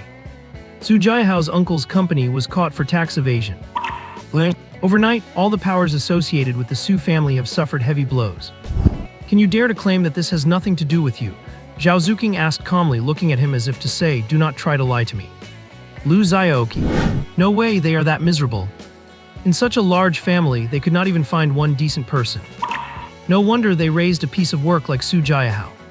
No wonder Su Jiahao did not come to school today." Before Xiao Yan dragged him off to the office to be scolded, he had actually gone to Su Jiahao's classroom to look for him. He found out the guy had not even shown up. At first, he thought the guy was starting some kind of secret scheme against him. Who would have thought that while waiting for the scheme, the person himself would be finished? Regardless, Lu Xiaoqi felt a weight lift off his heart. How could such a huge thing possibly have anything to do with me? Do I even have that kind of status? Lu Xiaoqi looked perfectly composed, not thinking it involved him in the slightest. Could it really be a coincidence? Zhao Zuking wrinkled her nose slightly, looking at Lu Xiaoqi's expression, and began to doubt her own judgment. Yesterday, after learning that Lu Xiaoqi and Su Jiahao had challenged each other, she had been prepared to use her family's influence to help him settle the matter. Then early this morning, she heard this shocking news from Wu Ma. She had suspected then that Lu Xiaoqi, who seemed so unremarkable, might be hiding an incredible identity just like her. To have the ability to take down the entire Su family in one fell swoop. Her concern for Lu Xiaoqi did not mean she was romantically interested in him. It was mainly because Zhao Zuking had an important matter of her own right now that required Lu Xiaoqi's help. Especially after witnessing his strength, she had a secret confidence in him. If he could step in, that dungeon would no longer be a problem. That was why she wanted to do him a favor. Yes, that is right, it has absolutely nothing to do with whether she has a good impression of him. Seeing Lu Xiaoqi flatly deny it, Zhao Zuqing did not press further and change the subject. Do you have time this Saturday? Lu Xiaoqi could not figure out what she was up to, so he just mumbled, maybe I do not. Zhao Zuqing. If anyone else had spoken to her in that tone, she would have turned and walked away immediately. Unfortunately, it was Lu Xiaoqi. He had proven one thing with his ample time and strength. He is truly a cheeky guy. Zhao Zuqing could not be bothered to dance around the subject. I am hosting a party this Saturday and I would like you to attend. No need. Lu Xiaoqi indicated he wanted to decline useless social events. But in the very next second, Zhao Zuqing used just one sentence to make this man change his mind. If you're planning to go on a dungeon adventure in the near future, I advise you to attend. I have information on a dungeon you absolutely cannot miss, and I am sure it will satisfy you. A dungeon you absolutely cannot miss. Lu Xiaoqi's ears perked up. Ever since he played that super SSS-rated skill to its limits, he had been watching the cultivation resources in his inventory shrink rapidly day by day.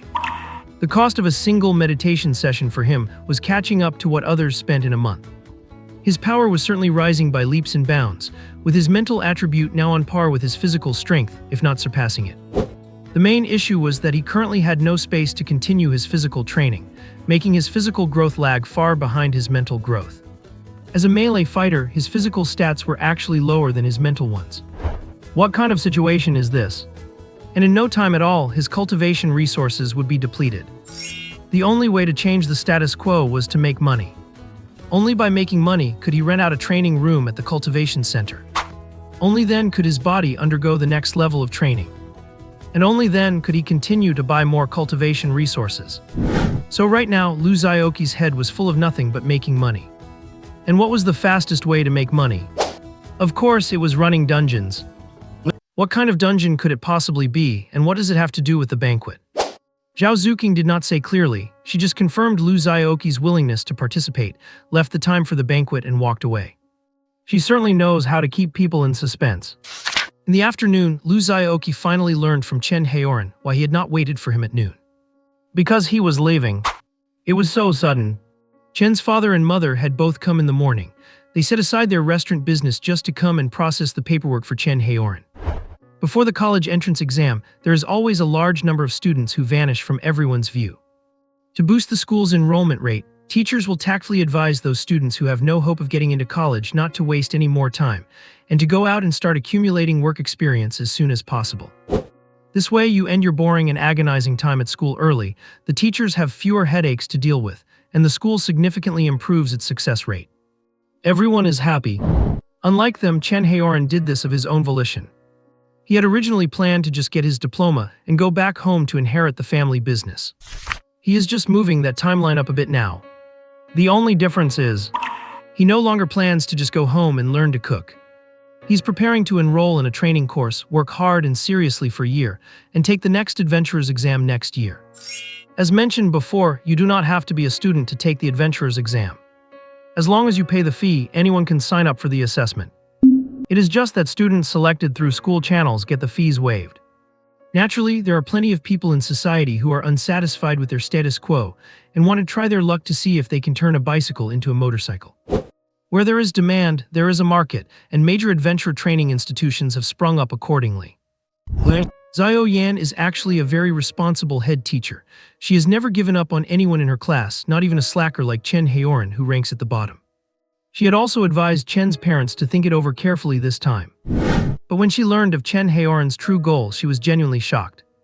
This little fatty who usually spends his days cutting corners and goofing off actually had such an ambitious goal. As mentioned before, Chen Haoran's natural talent is actually not that high. His entrance test in his first year of high school showed a white ordinary level talent. Through 3 years of his persistent efforts, he barely reached the blue level, finally standing on the same starting line as the vast majority of his classmates. However, he had no heart for it originally, and secondly, he was mindful of Lu Xiaoqi's feelings, so he never mentioned his talent to outsiders. His comprehensive physical fitness test scores always barely hovered at the passing line. This is different from Lu Xiaoqi's humble bragging about controlling his scores. He was truly only capable of getting those scores.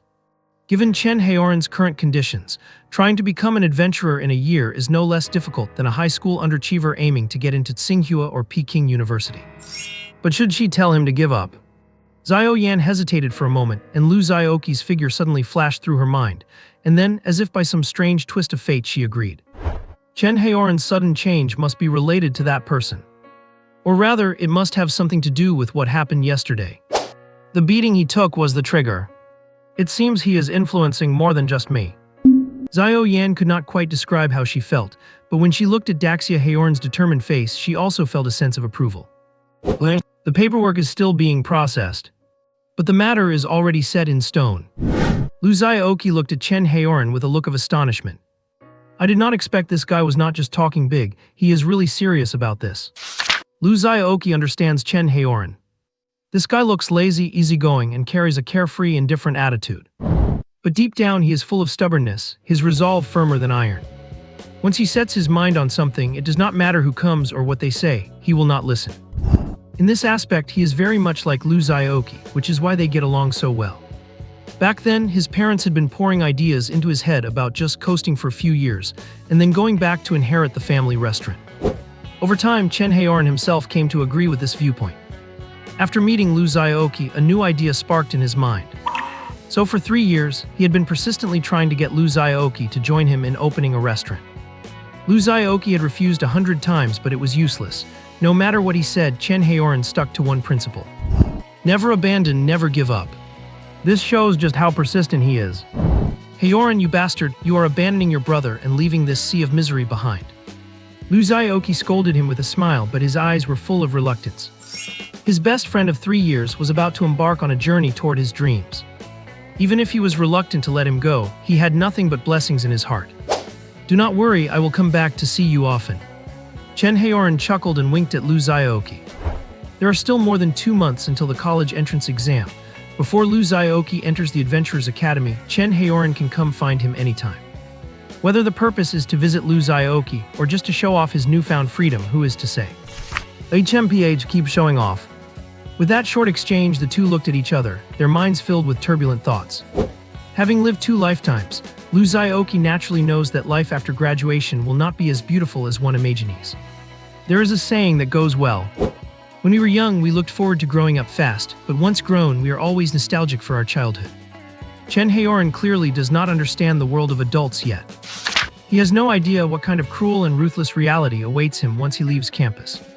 Chen Haoran actually felt a bit reluctant too. Not just about Lu Xiaoqi, but also about the school where he grew up for 3 years and his teachers. But partings and reunions are just a normal part of life. Always easygoing and carefree, Chen Haoran did not act sentimental and soon returned to normal. He put his arm around Lu Xiaoqi's shoulder as usual and said with great excitement, "Come to my place for dinner tonight, my dad is cooking himself. Let you see the ancestral craft of my Chen family." Lu Xiaoqi laughed, nodded, and agreed, "Sure, I definitely need to expand my horizons. Why do not we call Sister Wanny and make it a lively event?" Lu Xiaoqi hesitated a bit. It is not that he did not want to invite his sister to dinner. It is mainly because it is not a good idea for her to know about what happened these past 2 days. Especially since he had just lied, using Chen Haoran being beaten up as an excuse to go and visit him. And then in the blink of an eye, he is saying Chen Haoran is inviting him to dinner. Who has the mood to invite others to dinner after getting a brutal beating? It really does not fit. What is even worse is that he is afraid that they might let something slip at the dinner table. He could tip off Chen Haoran in advance, but he could not do that with Chen's parents. Seeing his expression, Chen Haoran guessed his concerns, laughed, and skipped over the topic. Lu Xiaoqi, fearing he might misunderstand, took the initiative to explain the reason. When Chen Haoran learned that Lu Xiaoqi had told a lie in his name regarding his beating, his eyes went wide, and he shouted, saying he would not let Lu Xiaoqi off the hook. The two of them played and joked around again, only settling down when the class bell rang. Chen Haoran did not come to school the next day, just as expected. His disappearance was silent and unremarkable, not stirring up a single ripple. Many people did not even realize how drastic a transformation he had undergone in such a short few days. Only Lu Xiaoqi would occasionally turn his head toward that empty seat, looking a bit dazed. I have to say, Chen's father really has a talent for cooking. At the dinner table, the whole family toasted Lu Xiaoqi twice, thanking him for looking out for Chen Haoran over the past 2 years. It made Lu Xiaoqi quite embarrassed. In reality, Chen Haoran had helped him just as much. There was no need to talk about who was looking out for whom. Chen Haoren treated him as a buddy, so he naturally treated Chen Haoren as a brother. Chen's father seemed to be the quiet type, rarely speaking. Chen's mother was especially warm toward Lu Xiaoqi, asking many questions and constantly piling food into his bowl. Even Chen Haoren, sitting on the side, felt jealous, whispering to Lu Xiaoqi that his mom was treating him better than her own son. After dinner, Chen Haoren walked him to the bus stop, and the two waved goodbye. Lu Xiaoqi watched him stand at the bus stop for a long time, until the bus turned a corner and Chen Haoren was no longer in sight. He knew that under his influence, Chen Haoren had chosen a rather difficult path. But there was no way for him to help any further. The path was Chen Haoren's own choice, and it was destined to be one he had to walk step by step on his own. Lu Xiaoqi could only stand on the sidelines cheering him on. Time flew by, and in a blink of an eye, it was Saturday night. A sleek pitch-black luxury car pulled up to the entrance of the alley, where Lu Xiaoqi, having received a call, had been waiting. The window rolled down and Zhao Zuqing poked her head out. "Get in." Lu Xiaoqi paused for a moment, not expecting Zhao Zuqing to come and pick him up personally. And even less did he expect that she could drive and actually had a license. She had just turned 18. However, he did not dally and climbed into the car. It was called a luxury car because even if you did not know much about cars, you could tell at a glance that it was something you could not afford. This was the first time in his life that Lu Xiaoqi had sat in a car like this. The exterior was a matte black-looking plane at first glance, but its texture revealed something extraordinary. The interior was understated luxury. It was not just about comfort, one could feel relaxed in any seating position. The car was also filled with an alluring scent, as if it were a high-end perfume. Sitting in the back, Lu Xiaoqi took a deep breath and asked, puzzled, "What kind of car perfume is this? It actually smells pretty good." Zhao Zuqing did not say a word, suddenly stepping hard on the accelerator to pick up speed. "What are you doing? Oh my goodness." Lu Xiaoqi was pressed into his seat by the powerful G-force, and he could not even bother to ask about the perfume anymore. What he did not notice was that ahead of him, a faint blush had appeared on Zhao Zuqing's beautiful face, and her earlobes under her hair were even redder and quite enticing. After a long while, Zhao Zuqing finally spoke softly. "Today is my birthday." Huh? That one sentence nearly made Lu Xiaoqi jump out of the car. "What do you mean? A birthday party? Why are you inviting me to your birthday party?" Lu, am not that important yet, am I?" "First things first, I have no gift for you." Lu Xiaoqi rubbed his temples. Just from that one sentence, he smelled trouble. "I do not need your gift." Zhao Zuqing kept her eyes on the road, her expression unreadable, but her tone made it clear she was speechless. "You need to do me a favor." Lu Xiaoqi's suspicions were confirmed, as Zhao Zuqing changed the subject and made a request. She had originally intended to use the favor of helping suppress the Su family incident as bargaining power to get Lu Xiaoqi's help this time. But unfortunately, the Su family had collapsed before she could even lift a finger. Even before that happened, she had been pondering how to get Lu Xiaoqi to agree. There was never a good opportunity. Now she could not wait any longer, so she just went all in, aggressive from the start. "Tell me what it is first," Lu Xiaoqi said, neither agreeing nor refusing. "There is someone I really hate who will be at the party today, and he keeps pestering me." "You know him too, his name is Tang Yu." Zhao Zuqing said. "Tang Yu?" Lu Xiaoqi tilted his head and thought for a long time. "Sorry, I do not really remember him." Zhao Zuqing. Of course, Lu Xiaoqi was not really forgetting him. His memory was not that bad. Especially after being baptized, he was basically photographic. It is just that as soon as he heard this cliché setup, his gut instinct was to steer clear. "How exactly is he pestering you?" Though he was still willing to listen to the gossip. "It is exactly the kind of pestering you're thinking of." Zhao Zuqing sighed, not wanting to go into detail. "I probably cannot help you with this," Lu Xiaoqi said instantly. "The guy is just a gentleman pursuing a fair lady. I cannot help you with that." Lu Xiaoqi's principle was that if you do not offend me, I will not offend you. If you do offend me, I will pursue you to the ends of the earth to punish you. Although Tang Yu and he had had some small friction before, there were reasons for it, and Lu Xiaoqi was not so petty as to deny someone a chance to rectify their mistake. As long as Tang Yu did not shove his face into Lu Xiaoqi's hand to be slapped, he would choose to let him off. "No, you misunderstood." Zhao Zuqing smirked where Lu Xiaoqi could not see. "Getting rid of him, no. That is just the first step. Besides, with his temper, the moment you stepped into my car. Even if you want to refuse, it is already too late. The car doors are locked." "Oh ho ho ho. This is not actually entirely helping me, it is helping you too. Because the original designated person for this dungeon was actually him." If you want to enter the dungeon, you have to eliminate him from the spot. And you do not have to worry about other things, you just need to work with me to fend him off. Lu Xiaoqi. I have the sinking feeling that I have been swindled. That is not what you said when you approached me back then. First of all, everyone should know. Dungeons are not free for all adventurers. Currently, all known dungeons are essentially controlled by major factions. If you want to enter a dungeon to get resources, you have to pay. This is why Lu Xiaoqi had never gone to a dungeon on his own. He is broke. He had intended to follow Xiao Yan's advice and take advantage of the Academy's resources after moving to a higher grade. But man proposes, heaven disposes. A single skill book ruined all his plans. He does not have enough cultivation resources now. So when Zhao Zuqing mentioned a dungeon, he agreed immediately.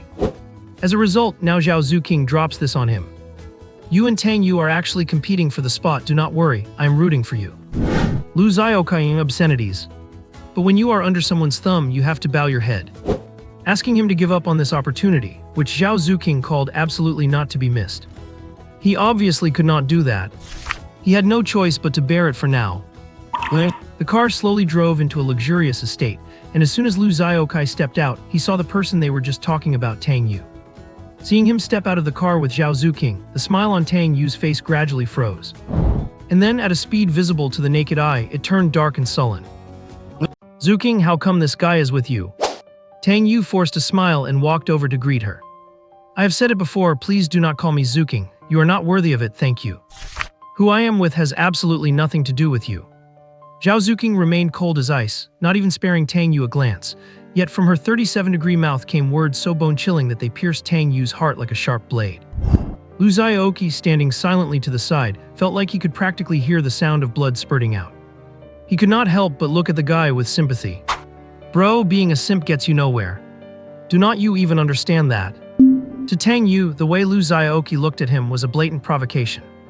It was like a raging inferno, completely igniting the fury in Tang Yu, who had already been frustrated several times. He took a deep breath and turned his gaze toward Lu Xiaoqi. This student surnamed Lu, do you even know what place this is? I dunno. Lu Xiaoqi blinked and said, Zhao Zuqing invited me here. Then do you know how prestigious the people inside are? I dunno. Lu Xiaoqi shook his head, Zhao Zuqing invited me here. Then on what basis do you dare to? Because Zhao Zuqing invited me here. Lu Xiaoqi shrugged with an innocent look on his face. Tang Yu felt a mouthful of old blood stuck in his throat, unable to spit it out. It was incredibly frustrating. What the hell with the Zhao Zuqing invited you line? Cannot you say something else? Seeing him standing there flushed and speechless, Lu Xiaoqi shook his head slightly. Still too young. All his thoughts are written on his face. Lu Xiaoqi followed behind Zhao Zuqing and swaggered into the banquet hall. He looked quite like a petty person riding on someone else's influence. Zuqing, a lady who looked like a socialite, approached them, looking a bit surprised when she saw Lu Xiaoqi behind her. And who might this be?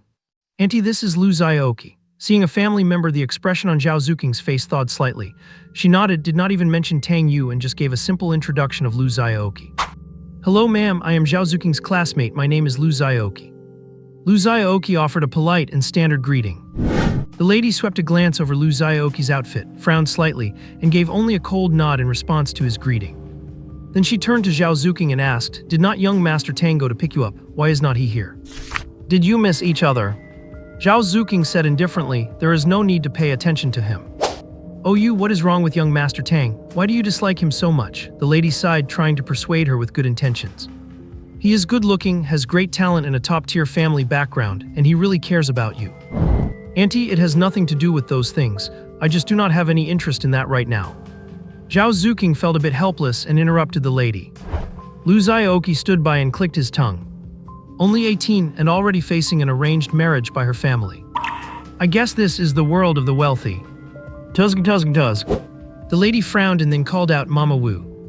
Another woman dressed as a housekeeper walked over and said respectfully, yes ma'am. Take this guest to rest first. The banquet is about to start. I am going to take Zuqing to freshen up. The lady did not even look at Lu Xiaoqi, gave the instruction directly, and pulled Zhao Zuqing away. Zhao Zuqing gave Lu Xiaoqi an apologetic look before turning to follow her aunt. Young Master Lu, please come with me. Mama Wu nodded at Lu Xiaoqi, signaling him to follow. This was the person who usually drove to pick up Zhao Zuqing from school. Lu Xiaoqi occasionally ran into her at the school gate, so although they had not talked, they were not complete strangers. The two came to a lounge. Mama Wu gave some instructions to the servants and turned to say to Lu Xiaoqi, "Young Master Lu, this is the lounge prepared for you. The banquet will start in a while. Please rest here for a moment. Someone will come to escort you to your seat when it is time." Glazzy. Such a high-profile birthday banquet. Lu Xiaoqi nodded, suddenly quite curious about Zhao Zuking's family background. However, he did not show it. After watching Mama Wu leave, he slumped onto the sofa in a relaxed posture and muttered how comfortable it was. On the table were 2 plates of snacks, a fruit platter, and a pot of steaming hot tea. Without saying a word, Lu Xiaoqi started feasting. You have to admit it was actually quite delicious. He had just stuffed 2 mouthfuls when he heard a knock on the door. Cough, cough, cough. He was startled and nearly choked, so he quickly poured himself a cup of hot tea and downed it in one go. "Come in. Mr. Lu, this is something Miss Chen asked me to give to you. Please check it." A servant entered the room and respectfully handed a stack of documents to Lu Xiaoqi. "All right, just put it on the table." Lu Xiaoqi pulled out a tissue to wipe his mouth and his hands. After the servant left, he finally had the time to look at the documents. The title was simple and striking. Detailed Guide to the Hard-Level Dungeon, Tower of Bewilderment. One sentence captured Lu Xiaoqi's full attention. He shoved another snack into his mouth and started reading the materials. As the title suggested, the entire content was about a hard-level dungeon called the Tower of Bewilderment. Although classified as hard-level, this dungeon was very special. It could only be challenged by adventurers below the Moonshine rank. Moreover, everyone only had one chance to challenge it, and a maximum of 3 people could form a team. Those who did not meet the criteria could not enter the dungeon. It was also a dungeon that, to this day, no one had ever fully cleared. What did that mean? Because unlike other dungeons, this one was divided into floors. Upon entering the dungeon, adventurers would find themselves on the first floor of a tower. Waiting for the adventurers, there were a whole bunch of minor monsters. After clearing the minor monsters, they could move on to the second floor, repeating the cycle until the 10th floor. After the 10th floor, they were no longer ordinary or elite monsters. Instead, they were boss monsters. After killing a boss, adventurers would be presented with 2 choices. Continue the challenge or finish the dungeon immediately. Choosing to continue meant heading to higher floors, while choosing to finish would teleport them out of the tower and into the reward settlement screen. With each subsequent floor, the difficulty would increase slightly, and each final kill would again offer the same 2 choices. Currently, the record for the highest cleared floor was 86, and they still had not reached the top. No one knew exactly how many floors it had. The only thing certain was this: the rewards were genuinely generous. Every floor they climbed, the rewards would increase accordingly.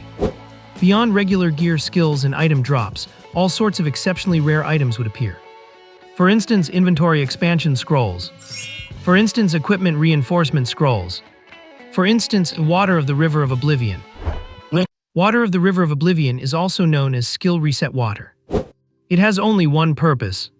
That is, once consumed, it clears all the adventurers' currently learned skills, returning the skill bar to its initial state. As mentioned before, a normal person only has 9 slots in their skill bar, so every skill is incredibly important. An item capable of clearing skills is undoubtedly extremely precious. Of course, Lu Xiaoqi is the exception here. Judging by his skill bar, he is not even human at all. Not to mention that he can even infinitely upgrade his skills. Still, even if it is relatively less important for him, if he happened to loot a few, selling them would bring in a ton of cash. Thinking of this, Lu Xiaoqi's eyes practically turned into dollar signs. Lu Xiaoqi was reviewing the documents while devouring pastries and fruit platters. After some time, he heard someone call out from outside the door, "Mr. Lu, the banquet has started. Please follow me to your seat." Lu Xiaoqi closed the file, still feeling unsatisfied. The pastries and fruits on the table were scattered about, mostly polished off by him. He opened the door to find a waiter standing there. Seeing Lu Su in his plain attire, a flicker of surprise clearly crossed the waiter's face. But he did not say anything, simply gesturing, "This way, Mr. Lu." The banquet, which seemed quiet just a moment ago, was now packed with people. Many were sitting at their tables chatting, while waiters wove through the crowd serving dishes. Everyone was dressed in their finest, making it a very grand occasion. The food on the tables dazzled Lu Xiaoqi so much that envy almost caused tears to well up in the corners of his mouth due to his own poverty. Elegant and graceful music began to play. It was not a recording, but a live performance by a band on the stage ahead. Sounds professional." Lu Xiaoqi tilted his head, pretending to savor the music, and nodded in approval of the band's ability. After the waiter led him to a table in the front row, he excused himself. Lu Xiaoqi turned around and realized there were only 5 people at this table. He had met 3 of them already. They were the same 3 people who had teamed up with Zhao Zuking earlier. Tang Zhang, the burly youth, and the petite woman. The burly youth was dressed little better than Lu Xiaoqi. He sat in his seat without saying a word, appearing quite reserved. The woman wore a cheongsam, though her figure was rather lacking. You probably could not even park a plane on her chest without it falling off. Her eyes were practically glued to Tang Yu, and she was completely focused on chatting with him. Tang Yu wore a tuxedo that highlighted his tall, upright figure, and faint traces of makeup were still visible on his face. After some time to compose himself, he had clearly regained his composure and was now chatting away charmingly with the petite woman. The other 2 were not in their age group. They appeared to be 5 or 6 years older, and their attire looked much more luxurious. They seemed to be a couple, sitting off to the side whispering and flirting with each other. Lu Xiaoqi sat down next to the burly youth. Neither spoke, but they exchanged a glance, and the youth gave him a shy smile. Lu Xiaoqi smiled back and nodded. Tang Yu glanced at him, his face unreadable, and he did not take the initiative to speak, continuing to talk to the woman as if Lu Xiaoqi were not there. Since Tang Yu was not talking to him, Lu Xiaoqi naturally was not going to be a nuisance. He just sat in his seat, staring longingly at the delicious dishes on the table. As for that woman, she did not even notice that an extra person, Lu Xiaoqi, had arrived next to them. "Please keep quiet, everyone, thank you." Zhao Zuking's aunt walked onto the stage, signaled for the music to stop, and picked up the microphone. The crowd stopped talking and turned their eyes toward the stage. "Thank you all very much for taking time out of your busy schedules to attend my niece's birthday banquet." The aunt spoke elegantly and confidently on stage, looking dignified and distinguished. Lu Xiaoqi tilted his head, feeling a bit confused. For such an important part of the event, should not the parents be the ones doing it? After speaking for a while, the aunt concluded, "Now please welcome the star of this banquet, my beautiful, lovely, and brilliant niece, Zhao Zuking." Everyone broke into enthusiastic applause. A spotlight hit the stage as the star, Zhao Zuking, appeared in a princess dress, instantly capturing everyone's attention. She looked stunning with a tall, graceful figure and a cold, beautiful face. Her every movement exuded an invisible elegance. Tang Yu watched, transfixed, while the woman beside him noticed his expression and pouted in annoyance.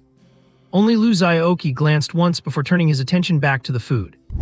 With his ever-increasing strength, his appetite could no longer be described as a bucket. Just call him a trough. For him, besides his sister, nothing was more important than eating.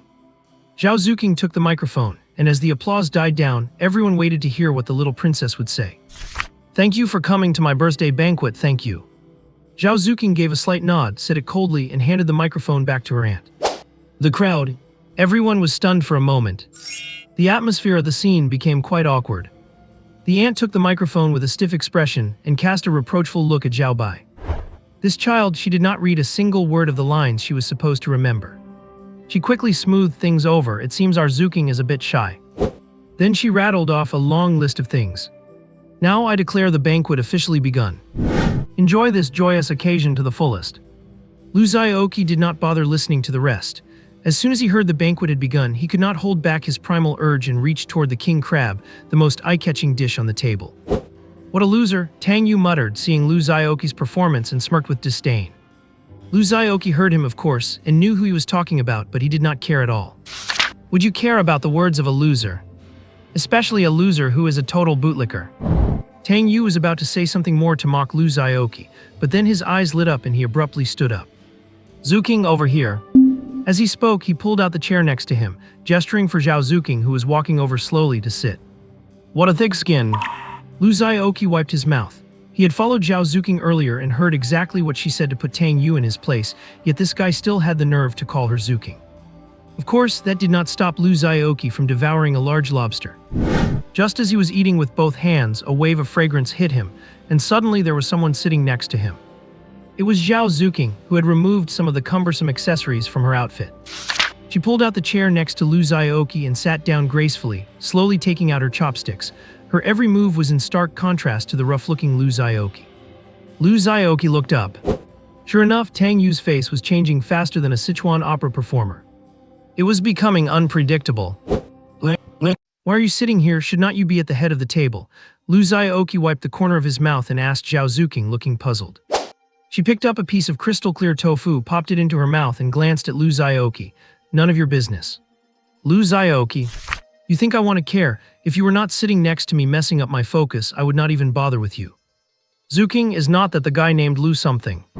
Why did you invite him over? The slightly obsessed-looking girl sitting on the other side of Tang Yu seemed to have just noticed Lu Xiaoqi and asked Zhao Zuking with a frown. Li Xinren, just worry about yourself. You do not need to concern yourself with my affairs. Zhao Zuking's words were particularly blunt. It seems that whatever bit of affection she had left for this airheaded girl had been completely worn out during the last adventure assessment. Li Xinren's face flushed red, clearly stung by Zhao Zuking's blunt and crude language. She looked over at Tang Yu. She realized he remained indifferent. Her expression flickered, but she decided to swallow her pride. After taking a few bites, Zhao Zuking shifted her gaze to another pair, a man and a woman, and spoke coldly. If you want to be all lovey-dovey, go outside. Do not ruin my appetite here. Little sister Zuking, that is not very nice of you. As your older brother, I came from so far away to celebrate your birthday. How can you have the heart to talk to me like that? The man did not get angry, but said with a smile. From his words, Lu Xiaoqi gathered that this man was Zhao Zuking's brother. Just not sure if it is a real brother or what. Let us skip the birthday wishes. We loathe the sight of each other, so it is best we do not see each other at all. As soon as these words came out, the woman next to her brother could not sit still either. Her brows arched in anger, and she prepared to say something. However, she was pulled back by Zhao Zuking's brother. He whispered a few words in her ear, and the woman pursed her lips and kept quiet. Zhao Zuking's performance made Lu Xiaoqi take notice. He had never thought anyone could be so thorough in handling social nuances.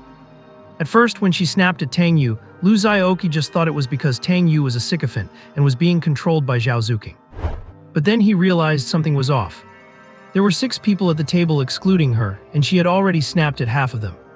It seems that this cold, proud classmate who usually looks so unreachable at school actually has a much more explosive temper than she looks. Zhao Zuking's brother, likely accustomed to her personality, stood up and said softly, "Since my little sister finds me so unwelcome, then I shall take my leave. By the way, I brought you a gift, sister. It has already been handed to Wu Ma. I hope you like it." Zhao Zuking did not even look up. She completely ignored what he was saying. Seeing this, her brother could only smile helplessly and left with the woman. Watching them leave, Lu Xiaoqi had a strange expression on his face. Zhao Zuking's brother spoke in such a weird way, you would think he popped out from a few hundred years ago.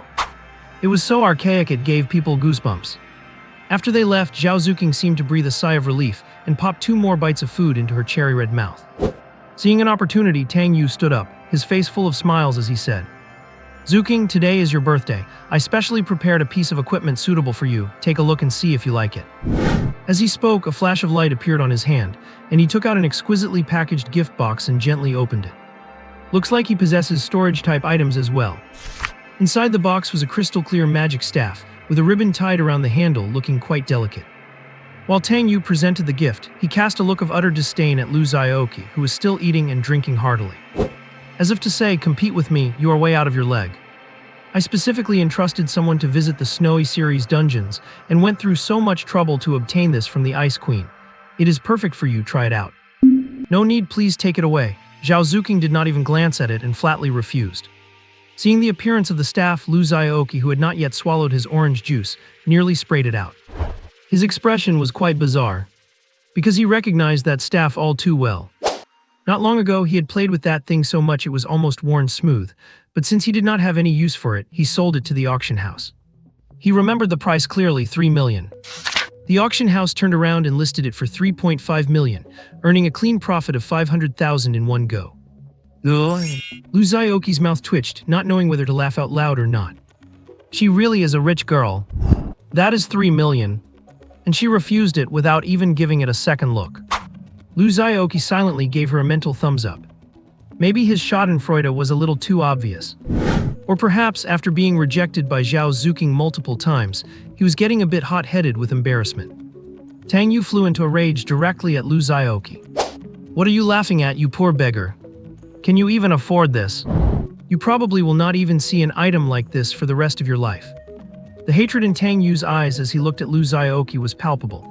In his view, ever since this guy showed up, his relationship with Zhao Zuking had taken a nosedive. His family was even counting on him to build a relationship with Zhao Zuking to gain some leverage with the Zhao family. Now, let alone becoming a couple, looking at how things are going, even being normal friends is a struggle. Just a stinking commoner living off his useless sister, and you still have the nerve to embarrass yourself here. Shut up, Zhao Zuking snapped, cutting off Tang Yu, her eyes turning cold as she looked at him. The people nearby all looked over at the commotion. Lu Xiaoqi, who had been busy eating, stopped. He kept his head down and did not speak. However, the corners of his mouth quietly curled up to a dangerous degree. No one had ever been able to insult his sister in front of him and get away with it unscathed. Please leave, you are not welcome here. Zhao Zuking's tone was as cold as eternal ice. Zhao Zuking, are you going to break ties with us for this commoner? Li Zhenren shrieked. Do not forget about the Tower of Despair you still depend on. He is a friend I invited and you two are not. Zhao Zuking said directly, and besides, forget about the Tower of Despair. I do not need teammates like you two who only hold me back. Li Zhenren's face flushed red again, but her family background was ordinary, and she lacked the courage to confront the vast influence of the Zhao family, so she could only stammer, unable to speak. Tang Yu's face turned ashen.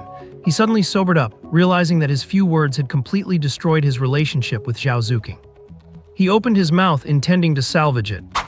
But he heard Lu Xiaoqi next to him suddenly say, 3.5 million. Young Master Tang is certainly willing to spend money. Tang Zia's heart skipped a beat, and pointing at Yunshin Xiaoqi, he said, what kind of nonsense are you babbling about? I am really sorry, I did not intend to expose you. Lu Xiaoqi stood up and wiped his hands with a napkin. Ice Queen's Favor Staff, rare grade equipment. Besides increasing basic spell damage, it adds Ice-type damage and reduces the cooldown of Frost series skills by 10%. Unfortunately, I am the one who sold this equipment to the auction house. Clatter, the box containing the staff fell to the floor. Tang Yu's mind went blank. He could not figure out where Lu Xiaoqi knew the equipment's attributes and source from. Could he really be the one who sold it to the auction house? Zuking, I came in a rush this time and did not know it was your birthday before, so I could not prepare a special gift for you. Lu Xiaoqi said leisurely, and then with a wave of his hand, a pair of exquisite earrings appeared in his hand. He openly displayed the attributes. Which is whisper earrings. Attributes omitted. Consider these earrings my gift for your 18th birthday. Happy birthday. Thank you. Looking at such delicate and exquisite earrings, especially with those powerful equipment attributes. Even Zhao Zuking was momentarily lost in a daze. Most importantly, this was a birthday gift from Lu Xiaoqi. Here, let me put them on for you. Lu Xiaoqi did not stand on ceremony at all, leaning in close to the young girl and putting them on for her himself. This was the first time Zhao Zuking had been touched on such a sensitive area as her ear by a member of the opposite sex. If it had been anyone else, she would have slapped them across the face long ago. But it just had to be Lu Xiaoqi. Not only was he a guest she had invited, but she also needed his help and had told him to cooperate with her at the critical moment. More importantly, given the current situation, the atmosphere for showing off and putting others in their place had already been set up, so it was truly hard to refuse and cause him to lose face. So she could only endure the strange sensation, her ears turning completely red. This beautiful sight was naturally seen clearly by Lu Xiaoqi, but he had no heart for it right now. His heart was aching terribly. These earrings were prepared for himself, yet he had never worn them even once. He was afraid his sister would find out he had pierced his ears and scold him for not behaving, so he never had a chance to try them out. Plus, the passive skill Son of Heaven that had merged with him was so effective that his mental and physical stamina had increased more than tenfold, and he was no longer short on mana. His immunity to abnormal statuses was also ridiculously high. These earrings were naturally no longer needed, and there was no point in risking his sister's anger just to try them on. He had originally planned to sell them in a few days to trade for some cultivation resources. Because they were such a rare drop, demand exceeded supply. The price for the earring slot was often 10 times that of other gear slots. Trading them for resources would be enough to last him through a period of cultivation. Now just to put on the show and slap Tang Yu's face. It could be said to be a heavy loss. Seeing such an intimate gesture, Zhao Zuking did not object at all. Tang Yu stepped back several times, his internal suspicions seemingly confirmed. As expected, Zhao Zuking did not help this pretty boy for no reason. The two of them definitely had something going on. It is just that Tang Yu could not fathom it no matter how hard he thought. How could a commoner like Lu Xiaoqi possess such a rare piece of equipment? What is rare equipment? It refers to equipment that is very scarce and rare on the market. And earrings even more so. After putting the earrings on Zhao Zuking, he turned around and stared at Tang Yu with a calm gaze. Oh, I forgot to tell you. The reason Zuking did not team up with you to go to the Tower of Bewilderment is because she chose me. That is a total burn. That was truly a savage blow. What a masterstroke of emotional damage. When they first met, he had vaguely pointed out that Lu Xiaoqi had poor talent and was not worthy of being in their team. Now he was even directly implying that Lu Xiaoqi was from a poor background, just a broke loser. But Zhao Zuking would rather choose Lu Xiaoqi than him. Is not this an insult? Tang Yu was both ashamed and furious, his lips trembling and his eyes turning red. He gritted his teeth and said, "Zhao Zuking, you will regret this." Having said that, he no longer had the face to stay and strode away. "Brother Yu, wait for me." Li Xinren glared fiercely at Lu Xiaoqi before hurrying after Tang Yu. What is going on? At this moment, Zhao Zuking's aunt, who had been busy mingling among the tables, finally noticed the commotion and rushed over. "Where is young Master Tang? Where is Xinren?" The aunt frowned and asked Zhao Zuking. She did not ask about the situation with Zhao Zuking's brother and the others, probably aware that their relationship was poor. It is hard to know what they were thinking when arranging the seating to actually put two pairs of bitter rivals together. Looking at Zhao Zuking's defiant attitude, Lu Xiaoqi had reason to believe it was she who had arranged it herself. "Aunt, we do not need to associate with those two anymore," Zhao Zuking said with an icy face. "They are not worth it." The aunt's expression soured. Although she did not know exactly what happened, she could guess a thing or two. However, she could not lose her temper at Zhao Zuking in front of everyone and embarrass her own family, so she could only awkwardly try to smooth things over. "Just a small issue, nothing major. Everyone, please continue, enjoy your food and drinks." The music and dancing resumed. The banquet atmosphere soon returned to normal. Lu Xiaoqi was actually still a bit annoyed. The impact of this show-off session was not enough. It was not enough to appease his hatred for the insults directed at his sister. But what could he do to Tang Yu? It is a society governed by law after all. He could not just resort to violence whenever there was a disagreement, right? That would be asking for serious legal trouble. However, this incident served as a wake-up call for him. Judging by Tang Yu's words, he had already investigated him in private. And not just him, but his sister as well. His situation did not seem as safe as he had imagined. After all, as he gradually started to stand out, these things were inevitable. So he thought of the mysterious code that the colonel had given him. He felt a bit conflicted. Should he bother them for such a small matter? That would not be very good, right? After experiencing this turn of events, he was not in the mood to continue eating and drinking. After briefly discussing the dungeon matters with Zhao Zuking, he decided to take his leave. Zhao Zuking originally wanted to see him off but was stopped by her aunt. Seeing her aunt's grim expression, Zhao Zuking knew that everything that had just happened had probably reached her aunt's ears. She naturally could not get away, so she asked Aunt Wu to send Lu Xiaoqi home. The disturbance thus came to an end.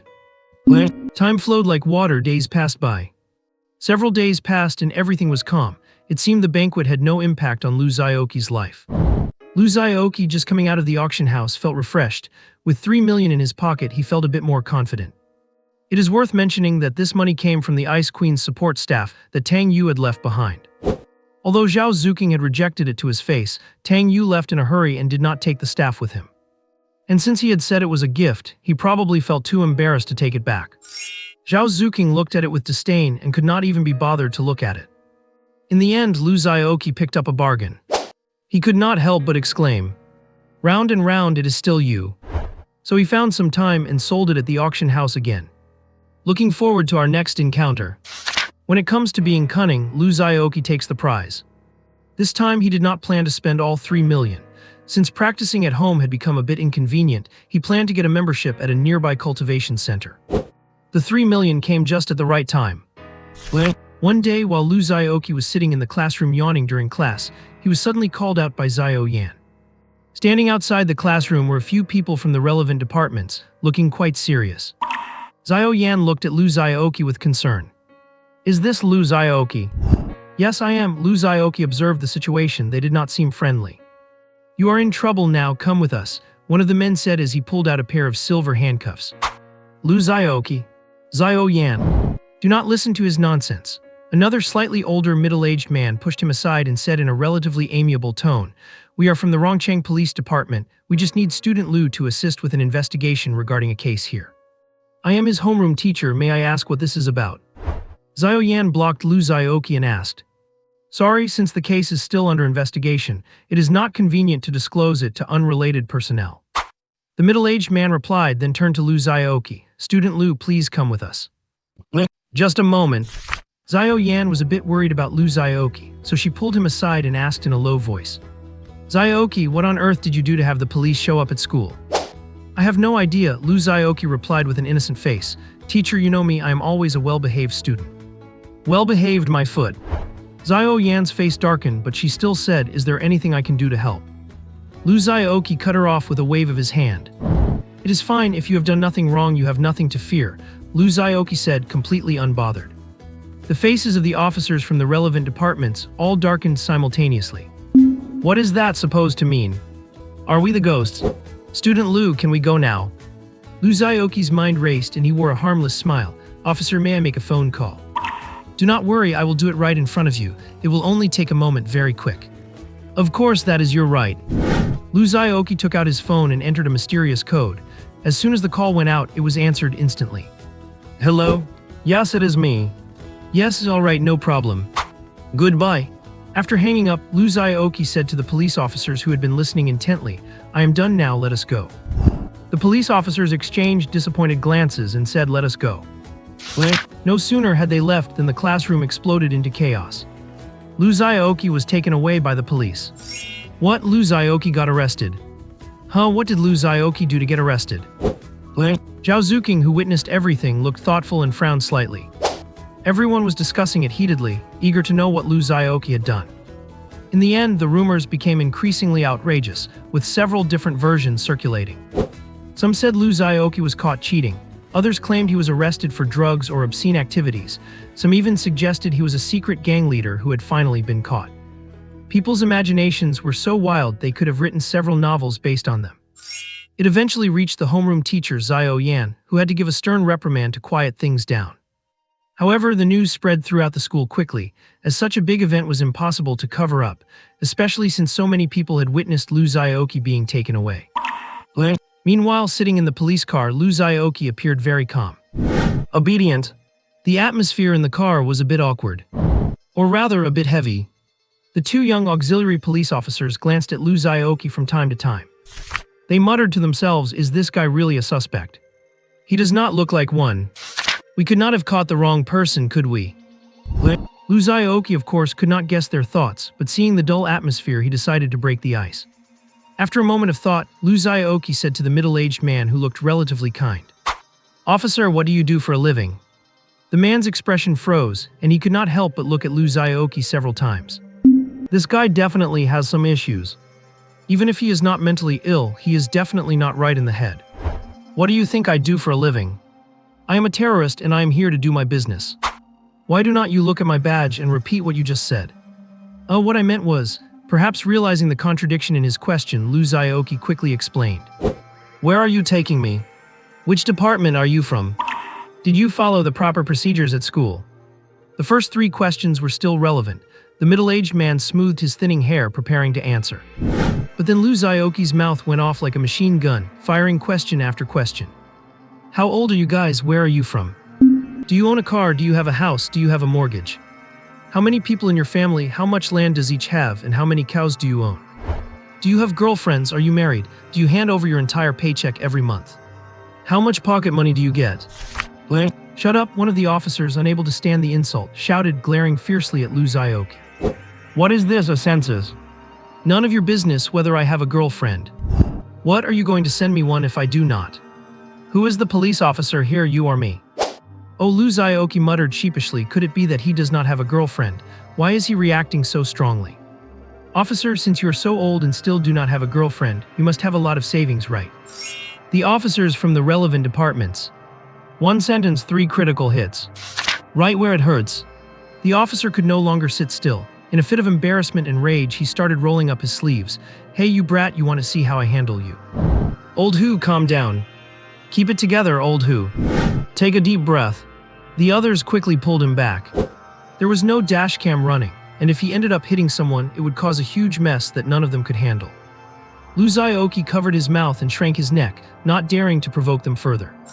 The driver, seeing things spiraling, quickly stepped on the gas and got this disaster of a kid to the station as fast as possible to avoid hearing any more shocking remarks. Arriving at the station, everyone breathed a sigh of relief. Lu Xiaoqi was taken to the interrogation room, where he sat in a chair under a harsh, blinding spotlight.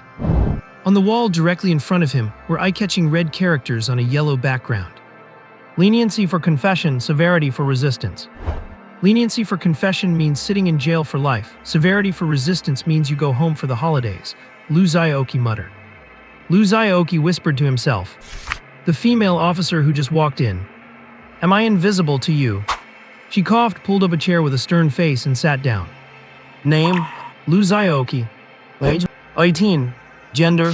Cannot you tell? Lu Xiaoqi was speechless. Cannot you see I am a guy? The female officer slammed her pen onto the record book with a loud thud. Confess honestly. Just then, another male officer walked in and slumped into a chair. Confess what? Lu Xiaoqi was confused. Tell the truth, do not play dumb with us. The female officer glared at him, tapping her finger on the table. Well, you are quite pretty, though a bit aggressive. Lu Xiaoqi sized her up and nodded, adding that her figure was, quite impressively, very striking. The two officers. The female officer slammed the table and stood up. How dare you harass a police officer? Lu Xiaoqi looked innocent. You are the one who told me to tell the truth. All right, enough. The male officer had a headache and quickly intervened. The two of them usually played the good cop/bad cop routine and were perfectly in sync after working together for so long. They had intended for the female officer to intimidate him, hoping the tense environment would make him nervous, flustered, and prone to mistakes. They just had not expected to run into someone like Lu Xiaoqi, who completely disregarded the rules of the game. Look, Student Lu, we have a case that concerns you, and we need your cooperation for an investigation. The male officer explained. I get it, Lu Xiaoqi realized, saying with a straight face. I am being arrested. I have the right to remain silent, but anything I say can be used as evidence against me. So I am not saying a word until my lawyer gets here. The two officers. The male officer's eyelid twitched. The female officer clenched her fists, gritting her teeth. Stop with the wisecracks and the smart-aleck attitude. You have not hired any lawyer. If you keep talking nonsense, I am charging you with obstruction of justice. Fine, Lu Xiaoqi shrugged, sighed, and leaned back in his chair. You brought me here without telling me a single thing. What do you want me to confess? How would I know anything? Male officer, are we not telling you, or were we just constantly interrupted by you? Although it was infuriating, they were helpless. They lacked concrete evidence to link this incident to Lu Xiaoqi. They had only tentatively listed Lu Xiaoqi as a suspect based on some deductions. Normally, in such cases, they could only pay a visit for questioning, not make an arrest. It was only because someone pulled some strings that they were able to make an exception and bring him in. If Lu Xiaoqi refused to talk, they would be completely stuck. They would have to let him go after holding him for 72 hours. If someone bailated him out, Lu Xiaoqi could even leave immediately. Of course, at first, no one realized how serious this was. They thought if this incident really had anything to do with this high schooler, they would have had him wrapped around their fingers easily. A mere 18-year-old student who had not stepped into society yet, could he really outsmart a group of cunning and seasoned police officers? With a little pressure, he would probably confess to wetting his bed when he was a toddler. Even if it had nothing to do with him, the worst they would do is apologize later. Could he really turn the world upside down? So nobody took Lu Xiaoqi too seriously. As a result, Lu Xiaoqi launched a series of counterattacks that left them all reeling. They were the ones who lost their composure. The two officers exchanged a look and softened their attitude. The male officer picked up his thermos, blew away the tea leaves, and took a slow sip. It is like this. 3 days ago, we received a report about a missing person in our jurisdiction. A woman reported it. Get to the point, Lu Xiao said with a serious face, tapping the table to interrupt the officer. The male officer almost choked on his own breath. The female officer's blood was boiling again. Her right hand, which was holding the pen for notes, almost snapped it in half. They stared at Lu Xiaoqi for a long time. Lu Xiaoqi held his head high, looking like a martyr about to be tortured. Heroic and tragic, as if he were about to be persecuted by villains at any moment. After a long silence, the male officer let out a long sigh. Su Jiahao is missing. We now suspect that you were the one who did it. Do you have anything to say for yourself? The male officer rubbed his temples, having abandoned his usual tactics for the sake of brevity. That is it, Lu Xiaoqi clapped his hands. Although he appeared indifferent, he was actually quite surprised inside. Because it had been quite a while since he last heard the name Su Jiahao. In his memory, his final impression of him was fixed on the downfall of the Su family. Later, he just heard from others that Su Jiahao had dropped out of school. After all, it would be rude if he did not drop out. Given his previous arrogance and all the people he offended, it would be extremely difficult for him to finish graduation at Rongcheng High School.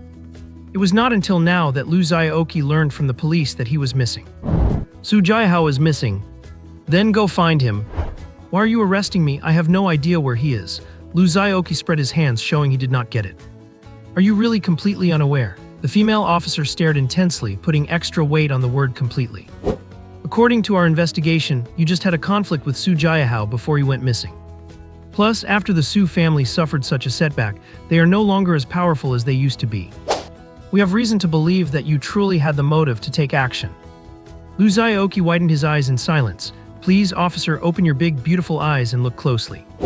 The man sitting in front of you is named Lu Xiaoqi, a commoner who could not be more ordinary. My family has no money or power, and I only know a handful of people. What would I use to kidnap Su Jiahao? I have not even said you kidnapped Su Jiahao yet. The female officer snapped, sneering. Is not this a confession before the fact?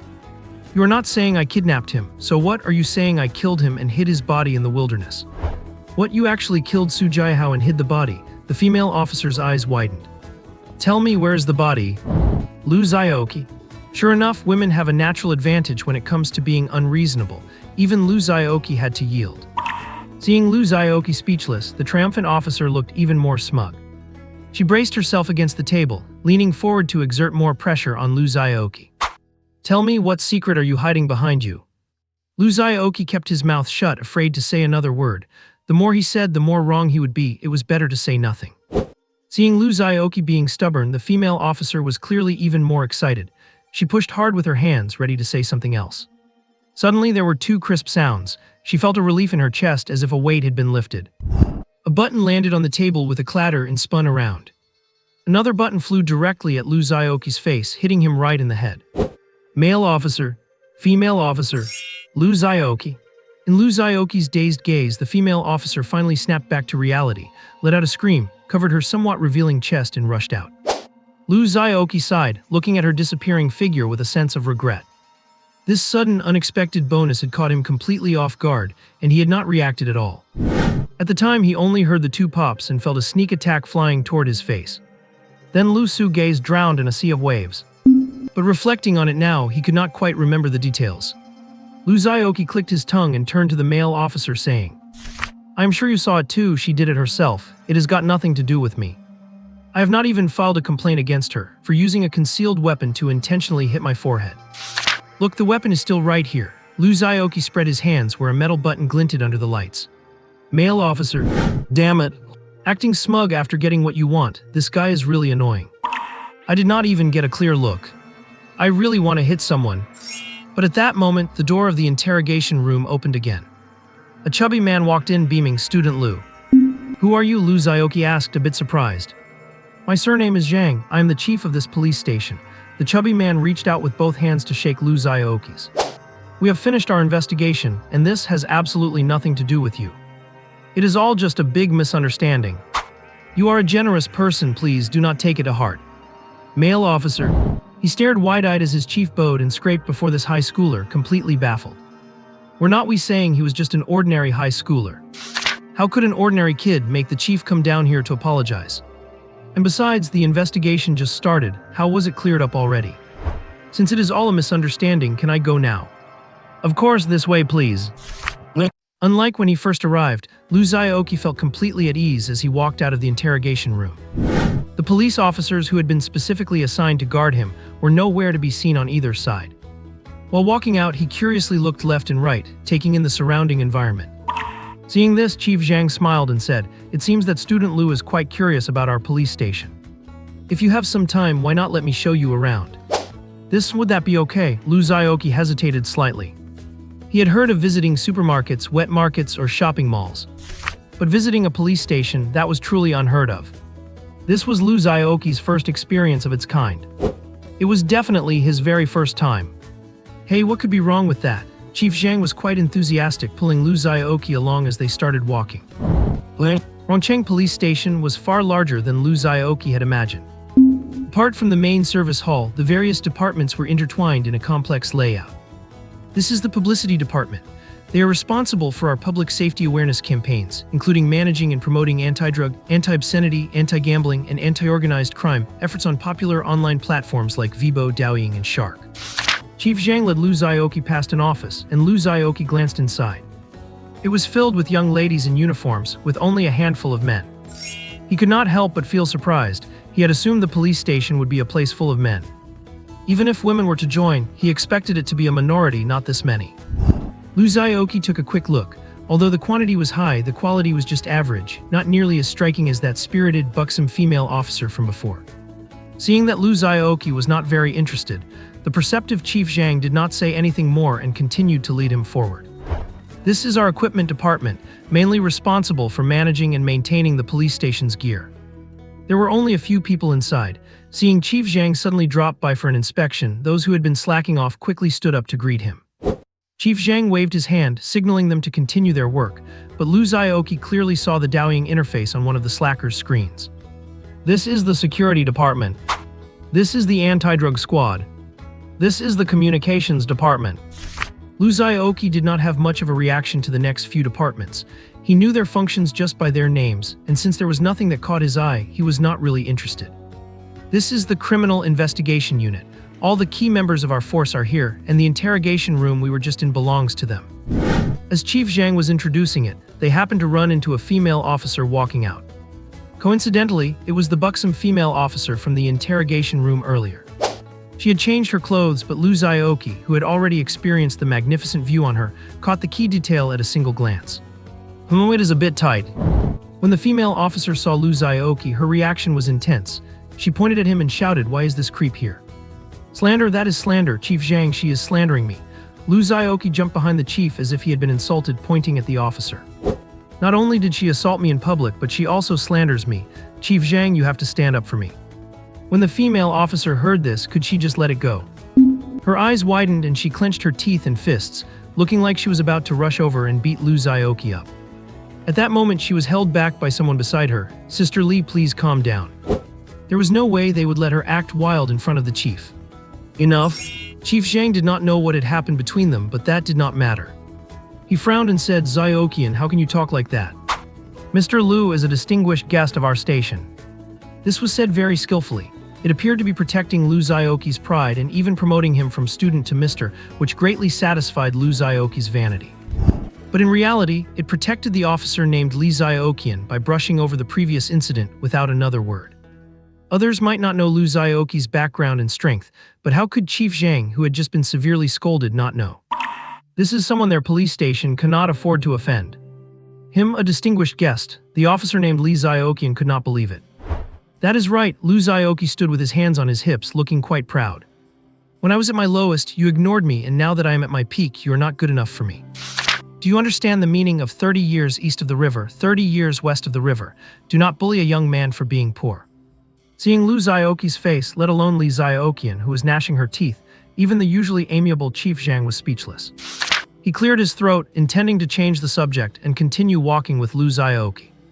Suddenly, a hysterical cry erupted from inside the criminal investigation unit. "Please, I beg you, save my son, he is only 18. He is only 18. He does not know anything. Please, I beg you, save him." This naturally drew everyone's attention, especially Lu Xiaoqi's. His ears practically perked up. Running into this, Chief Zhang felt a bit awkward. He set his face straight and asked, "What is going on here?" Everyone was silent, and in the quiet scene, one could still hear the woman's sobbing and the officer's attempts to comfort her. A male officer who had been following behind looked at Lu Xiaoqi and suddenly spoke up. "This is Su Jiahao's mother." With that, the atmosphere became even more awkward. Chief Zhang's expression shifted slightly as he said to Lu Xiaoqi, "There is nothing much to see here in the criminal investigation unit. Should we go somewhere else?" Through the blinds, Lu Xiaoqi faintly saw a woman crying her heart out, and he fell silent as well. Regardless of what this woman was like before, now she was just an ordinary mother who had lost her child. This reminded him of the scene where he and his sister cried in each other's arms when their foster parents suddenly went missing. "Chief Zhang." "Mr. Lu, what can I do for you?" Chief Zhang lowered his head, appearing ready to listen to orders. "I hope you will do your absolute best to investigate this missing person case," Lu Xiaoqi said solemnly. His usual slacker attitude was completely gone. The serious version of him appeared exceptionally grave. "Of course, that goes without saying. It is our duty." Chief Zhang nodded quickly, then turned to his subordinates. "Did you all hear that? You must give it your all." "Yes," everyone responded. Li Xiaoqian was among them. She took the chance to steal a glance at Lu Xiaoqi, looking surprised, as if her opinion of this guy had changed slightly. After this incident, Lu Xiaoqi had no heart to keep touring the police station. Since it was getting late, he decided to tell Chief Zhang he wanted to leave. Several officers escorted Lu Xiaoqi to the front of the station. They wanted to drive him home, but Lu Xiaoqi refused repeatedly. That is a big no-no. If his sister saw him getting out of a police car, she would pass out from shock. This incident was our oversight. I am sorry to have put you through this trouble, Mr. Lu. Standing at the police station entrance, Chief Zhang still wanted to say a few polite words. Not at all, Chief Zhang. Your hospitality made me feel right at home. I am very satisfied. If I have the chance, I will come back to hang out again. Lu Xiaoqi nodded with a grin. Chief, officers, this left everyone speechless. Is this guy for real? Watching Lu Xiaoqi's figure fade into the distance, Director Zhang let out a sigh of relief. The male officer who had walked out with him from the interrogation room could no longer contain his curiosity and blurted out, "Director, what is this Lu Xiaoqi's background? To think he could actually shock you into coming here in person. Look at the mess you have made." Director Zhang glared at the officer. Questioning is one thing, but why did you bring this little ancestor to the police station? Are you tired of me sitting in this director's chair? The officer pulled a wry face. It was old Chen's idea, besides you agreed to it at the time. As soon as the words left his mouth, the officer realized something was wrong. Fearing he had disrespected his superior, his voice grew quieter until it was barely audible. If I had known he was such a troublesome little ancestor, I would never have agreed, even if it killed me. Director Zhang did not dwell on the insult but let out a weary sigh. At the time, he had readily agreed to do someone a favor, never imagining it would lead to such trouble. Just a while ago, he was in his office, legs propped up, listening to music and drinking tea, living a perfectly carefree life. Then he received a phone call from the provincial authorities that caught him completely off guard and resulted in a brutal dressing down. He was stunned and had no idea why he was being scolded. It took forever to figure out that it was all related to Lu Xiaoqi. After beating around the bush with a few questions, he heard a cold, final warning. "This is a military matter, stop prying." Director Zhang's face turned pale at that moment. He was just a police chief in charge of public security and order. What did the military represent? It was the ultimate symbol of a nation's military might. The absolute authority in matters of national security. There was no way he could afford to mess with them. Moreover, after that single meeting with Lu Xiaoqi, he understood one thing instantly. This man did not take them seriously at all. Even though Lu Xiaoqi was smiling the whole time and did not seem angry, the more he acted that way, the more respectful Director Zhang became. How many people who can maintain that kind of attitude in front of relevant departments are actually simple characters? One look was enough to tell, this is someone you cannot afford to offend. Enough talk, the higher-ups are waiting for my explanation, Director Zhang said, shooting another look at the officer. Xiao Wang, tell everyone else to be clear, this matter stays buried. No one is allowed to say a word about it. He scanned everyone present as he spoke, his warning clear. Yes, understood, the officer nodded repeatedly. Director Zhang walked into the station with his hands behind his back. The officer looked back at Lu Xiaoqi's fading silhouette, feeling completely baffled. Who on earth is this guy? Meanwhile, Lu Xiaoqi was on his way to the bus stop. Suddenly, he heard a car horn blaring behind him. Beep. Su Xiaoqi turned his head to see a familiar luxury car pulling up and stopping right in front of him. The window rolled down, revealing a beautiful face. Get in. It was Zhao Zuqing. Lu Xiaoqi glanced at the back seat and saw a sophisticated urban professional woman sitting there, so he pulled open the front passenger door and sat down. What are you doing here? Lu Xiaoqi asked, genuinely surprised to run into Zhao Zuqing here. Zhao Zuqing looked him up and down and huffed. You lied to me. Does the Su family incident really have nothing to do with you? How did you manage to walk out of the station without a scratch? Zhao Zuqing had seen Lu Xiaoqi being taken away by the police during class and knew that someone must be pulling strings. She had previously ordered people to keep an eye on the Tang family's moves, and after investigating, she quickly understood the whole story. As soon as school was over, she immediately brought her team over, planning to bail Lu Xiaoqi out. When she arrived, she saw Lu Xiaoqi strutting out of the station, with several police officers nodding and bowing as they bid him farewell. The sharp and clever Zhao Zuqing realized it instantly. I was actually played by this jerk. And here I was, running around busy trying to help him. How dare this Lu Xiaoqi lie to me? Seeing Zhao Zuqing glaring at him, Lu Xiaoqi felt a bit guilty for no reason. Did this Zhao Zuqing come here specifically for him? But then he realized he had not done anything wrong, so what was there to be afraid of? So Lu Xiaoqi coughed dryly and said with a sincere face, "I really did not lie to you. The Su family thing really was not me. As for how I got out, well, you saw it, I just walked out." "Get out," Zhao Zuqing rolled her eyes at him. That stinky man never said a word of truth. "You got it." Lu Xiaoqi made a move to open the car door. "Get back here." Zhao Zuqing gritted her teeth and called him back. She still had things to say to him. Lu Xiaoqi sat back down with an innocent look that made her face turn red with anger. Suddenly, Lu Xiaoqi's eyes locked onto Zhao Zuqing's earlobes. A pair of crystal-clear earrings were shimmering there. His eyes lit up and he blurted out a compliment. "Zuqing, these earrings really suit you. Looks like I made the right choice giving them to you. They look beautiful." Zhao Zuqing's face grew even redder, but this time it was out of shyness, not anger. This sudden compliment from Lu Xiaoqi left her at a loss, and all she could do was roll her eyes at him. "You are annoying." Her demeanor was perfectly girlish and full of charm. That one look left Lu Xiaoqi stunned. Was this really the cold, icy Zhao Zuqing who could take on the world with her words? The professional woman in the back seat. She felt restless. The young lady of the Zhao family was flirting with a stranger right in front of her. Was she going to be silenced for seeing this? Beep beep. A horn behind them interrupted the ambiguous atmosphere. Apparently Zhao Zuqing had been stopped for too long, and someone behind her was getting impatient. Zhao Zuqing composed herself and started the car. "The Tang family has made their move." The sentence brought Lu Xiaoqi back to reality instantly. She glared at him. "Though I do not know how you defused this crisis, the Tang family will not let it go so easily." As a tsundere, she would not easily show off the work she had done behind the scenes to help him. Even though she was capable of keeping him safe, she still had to scare him a little. And by the way, probe into Lu Xiaoqi's secrets. After all, you ruined their plans and made their last half year of effort go down the drain. A cold sneer played on Zhao Zuqing's lips as if mocking someone. Lu Xiaoqi raised an eyebrow. "Oh, you mean they were the ones who made Su Jiahao disappear?" "No, they just steered the unfavorable situation toward you and followed the trend." Zhao Zuqing was a bit disappointed not to see Lu Xiaoqi lose his composure. It seemed this guy really had some hidden cards. Good grief.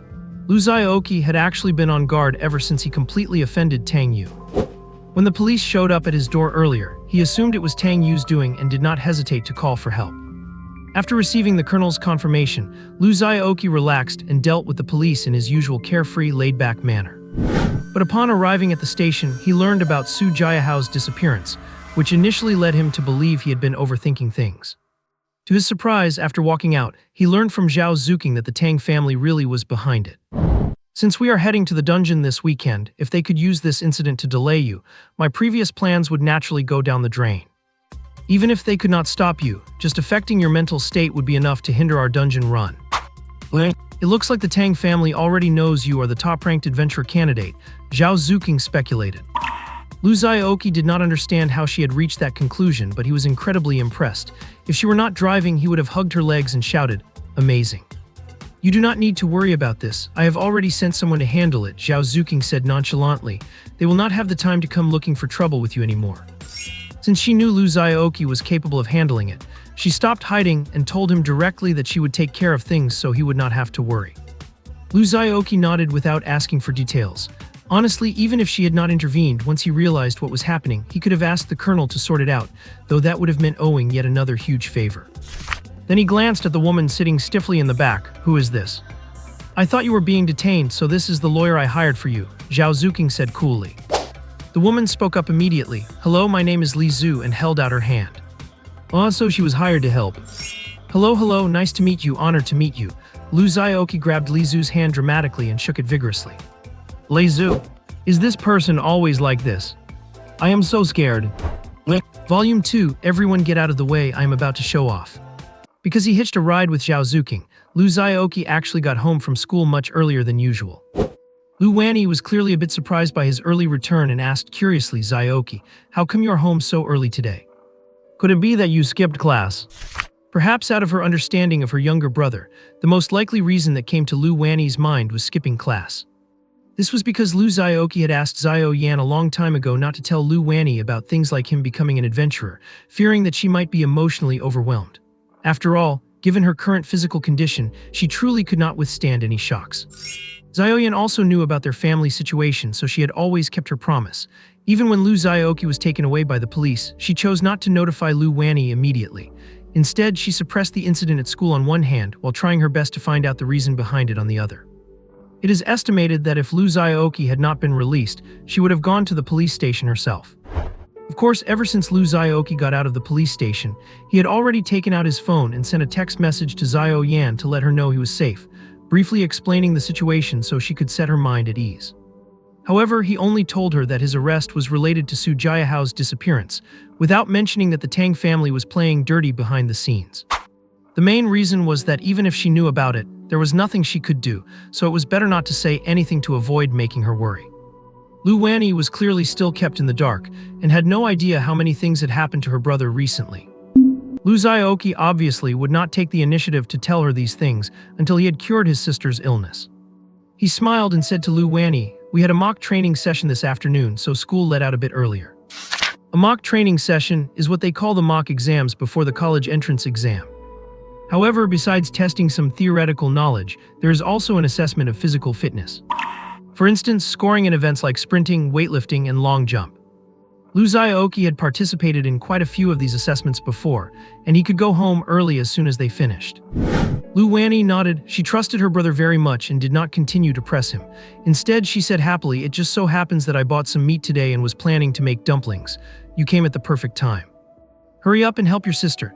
Lu Wanyi's hands were covered in flour, holding a rolling pin, her expression as joyous as if it were the Chinese New Year. Eating a meal of dumplings really created a festive, holiday atmosphere for the current state of the Lu family. "Sure thing," Lu Xiaoqi replied with a chuckle. "What good thing happened today? My sister is so happy." "Let me tell you, but do not go blabbing it around," Lu Wanyi said joyfully. "On my way to buy groceries today, I saw a wallet on the ground. When I picked it up and checked, there were 200 yuan inside. I asked around and everyone nearby said it was not theirs, so I took it home and bought a few dozen yuan worth of meat, hee. Lu Xiaoqi looked at Lu Wanyi's slightly naive and charming appearance, his face filled with a touch of doting and tenderness. "Sister is so lucky. No wonder you were willing to treat us to a meal of dumplings today." "Yeah, I have been feeling like I have had good luck lately, occasionally even finding money." The corners of Lu Wanyi's eyes crinkled, her face filled with simple happiness. Lu Xiaoqi felt a bit helpless as well. Of course she could find money. It was clearly money Lu Xiaoqi had planted along the route she usually took. Although there was a risk of someone else picking it up, Lu Xiaoqi knew his sister's daily routes and habits so well that it was highly likely to fall into her pocket. He did not dare to give too much. Originally, he planned to drop amounts varying from a few to dozens of yuan every now and then. He did not dare to do it too frequently, fearing it would arouse her suspicion and anxiety. This time, it was because he saw her looking unwell when she woke up in the morning that he dropped a bit more, hoping she could buy something to nourish herself. But instead, she immediately went and bought several pounds of meat to make the dumplings he loved most. You tell me, how could Lu Xiaoqi not feel helpless? Although Lu Xiaoqi had a lot of money now, the source of that money was something he absolutely could not disclose to his sister, so he had no way to improve her life directly and openly. He could only help her out a little bit in this way. Yet he never expected that his sister, upon receiving the benefit, would completely disregard herself and focus entirely on him. This made Lu Xiaoqi feel not only helpless but even more deeply touched. The next day when Lu Xiaoqi arrived in class, everyone's gaze was locked on him, filled with surprise and curiosity. Was not he taken away by the police? How was he released so quickly? Many people were thinking exactly that. Mainly because various rumors were flying everywhere, and everyone was full of curiosity and conjecture about the incident. With Lu Xiaoqi's appearance, those outrageous rumors were undoubtedly put to an end. Lu Xiaoqi all by himself crushed everyone's wild imaginations and fantasies. Although Lu Xiaoqi had not been popular with his classmates because of his talent, his only best friend was Chen Haoran. But after all, they were classmates who spent every day together, so there were always a few acquaintances who would nod at him. Seeing Lu Xiaoqi sitting leisurely at his seat, they could not help but lean over and ask, "Lu, what exactly happened yesterday? Why were you taken away by the police?" Yeah, what happened? What happened? Lu Xiaoqi looked at their curious faces and could not help but turn serious. Why was I taken by the police? Because once I accept my own weakness, then I am invincible. As he said this, he even struck a cobra pose. The classmates huddled around. Many classmates who were eavesdropping. If you do not want to tell, then do not. What are you doing? The student who asked gave him a look like an old man staring at his phone in the subway, muttering with great dissatisfaction. I am doing this for your own good, Lu Xiaoqi said righteously. Knowing too much will not do anyone any good.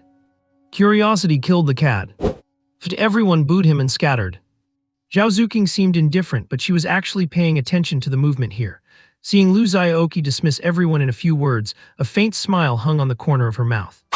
It was as if she shared a little secret with Lu Xiaoqi that only the two of them knew. This feeling was a brand new experience for Zhao Zuqing. But it did not feel half bad.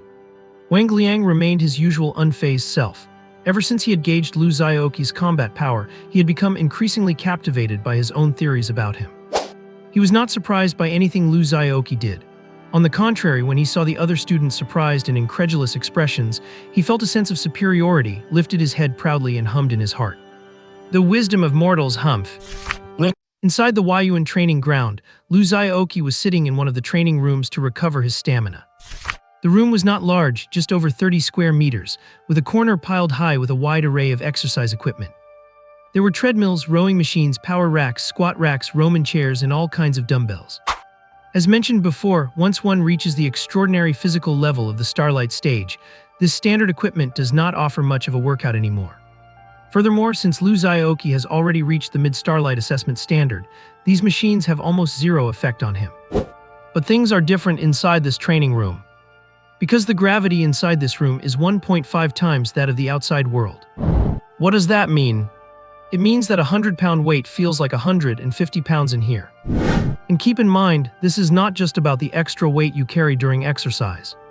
Gravity affects everything. Every inch of your skin, every organ down to every single cell, is under 1.5 times the load. The drain on your physical energy is increased by more than you can imagine. This is why those training machines can still provide an effective workout for Starlight-level adventurers. The other wall of the training room is built from strange, obsidian-like crystals, with faint traces of manual cutting visible on them. This crystal has a very imposing name. Magic Suppressing Stone. It means that all skill effects are useless against it, only pure physical attacks can cause any damage. But given its hardness, comparable to diamond, it is difficult even for a Moonglow-level adventurer to leave a deep mark on it without equipment. Many important strategic territories use it as a building material for their defenses. The purpose of having it in the training ground is mainly for practicing skills. Lu Xiaoqi had just unleashed a flurry of attacks against it. The magic-suppressing stone wall did not budge an inch, but it wore Lu Xiaoqi out completely, draining his stamina entirely. Of course, this was expected. After all, the stone is known for its skill immunity. If Lu Xiaoqi had destroyed it with a single sword draw, that would have shocked everyone. Instead of relying on weightlifting, Lu Xiaoqi chose to train his stamina by repeatedly casting his skills. Unlike others, whose skill counts are limited and cooldowns are long, other adventurers usually cast a round of skills, lift weights while waiting for cooldowns, and then cast again. They train their stamina while grinding their skill proficiency. Lu Xiaoqi is different. His skills have no cooldowns. As long as he has the stamina, he can cast indefinitely. But his skills are already maxed out, so he does not need to grind for proficiency. His only goal in casting skills is to drain his stamina quickly to trigger recovery, which helps boost his overall physical fitness. This approach is actually the most effective, and it is something only Lu Xiaoqi can do. Starlight-level adventurers usually learn at most 5 skills, and after a round of casting, they have to wait about 10 minutes for cooldowns. During that time, unless they perform high-intensity physical training, the energy they just spent would have already recovered. Before the body hits its limit, stamina recovers quite rapidly, unless the body has suffered severe damage or is suffering from extreme hunger due to a lack of energy intake. Of course, while the method is to keep consuming stamina, no one truly dares to drain their last drop. Most people feel extremely exhausted and uncomfortable once their stamina drops below 30%. Continuing to exert oneself beyond that can lead to collapse or fainting. Only a few gifted individuals can overcome this and push their stamina below 20%. Lu Xiaoqi is an ordinary person too, so his version of draining his stamina and pushing himself is also done above this 30% safety line. You cannot just wreck your own body in the name of exercise, right? As for those asking what happens if you really hit zero, well, when you do not even have the strength to let your heart beat or breathe, what do you think happens? Simple, your friends and family will just have to collect your condolence money and attend your funeral. So do not get so obsessed with heavy lifting that you end up becoming a strong corpse. That covers physical training. As for mental training, as mentioned before, it involves meditation, and mental recovery is also achieved through meditation. And skill training is similar. It all requires constant usage to build proficiency. One thing worth mentioning is that whether you are a combat-focused or ability-focused adventurer, you should never focus on just one aspect. Physical fitness and mental strength complement each other. If one lags more than 2 ranks behind the other, you will hit a bottleneck and find it hard to progress. For instance, if Adventurer A's mental strength has reached late Starlight, but his physique is still just entering early Starlight, then no matter how much he meditates, his mental power will not increase. Instead, because his mind is far stronger than his body, he will often feel weak, tired, and lack energy. Conversely, if Adventurer B's physique is 2 tiers ahead of his mind, he will experience emotional instability, irritability, and a lack of bodily control. So while you might specialize in combat or special abilities, your comprehensive attributes must always grow in tandem. Of course, even if you meet the quantitative standards, differences in focus mean not everyone will be an all-around warrior. For example, if you focus on mental training, your physical stats might be okay, but your speed will not be great, and while your strength might be decent, your endurance will be lacking. If you focus on physique, your mental strength might be up to par, but your capacity will be low. Against an equal where they can fire off 5 special skills, you might only manage 1, and even that will be much slower than theirs. In short, effort is directly proportional to reward. You cannot expect the same results from shortcuts like potions or forced progression as you get from persistent, disciplined training. Lu Xiaoqi let out a slow breath, his eyes flickering with a sharp light. With the empowerment of the Child of Heaven, which had shed its skill-based form, his progress in both meditation and physical training had been flying forward. The only downside is that his consumption of training resources is a bit outrageous. However, the results are undeniable. Even back when he was at SSS rank, he already had 150 times the efficiency and 50 times the training speed. Now it is likely even higher. It is no exaggeration to say that 1 day of Lu Xiaoqi's training is equivalent to several months for anyone else. The only problem is that his lack of resources prevents him from reaching a level of saturated training. What does that mean? It means that if a single unit of training resource has 1500 points of energy, an ordinary person might only be able to absorb 10 points over 5 hours, with the rest lost to time or stored in the body for later. Lu Xiaoqi, however, only needs 30 minutes to perfectly convert all 1500 points of a resource into his own strength. The issue is that resources rarely contain that much energy. Even the best he has only contains about 100 points. While others might waste a resource, Lu Xiaoqi could use 15 of them and his body would still be left wanting more. This is exactly why he urgently needs to dive into dungeons to make money. But this is not necessarily a bad thing. Lacking sufficient resources means every bit of his strength comes from developing his own potential, which makes his foundation more solid and his grasp of his power much more thorough. After finishing his wash, Lu Xiaoqi cleaned off all the sweat and walked out of the training grounds feeling refreshed. He looked back at the large Huayuan sign hanging over the entrance, felt a pang in his heart and shook his head slightly. This training room was great in every way.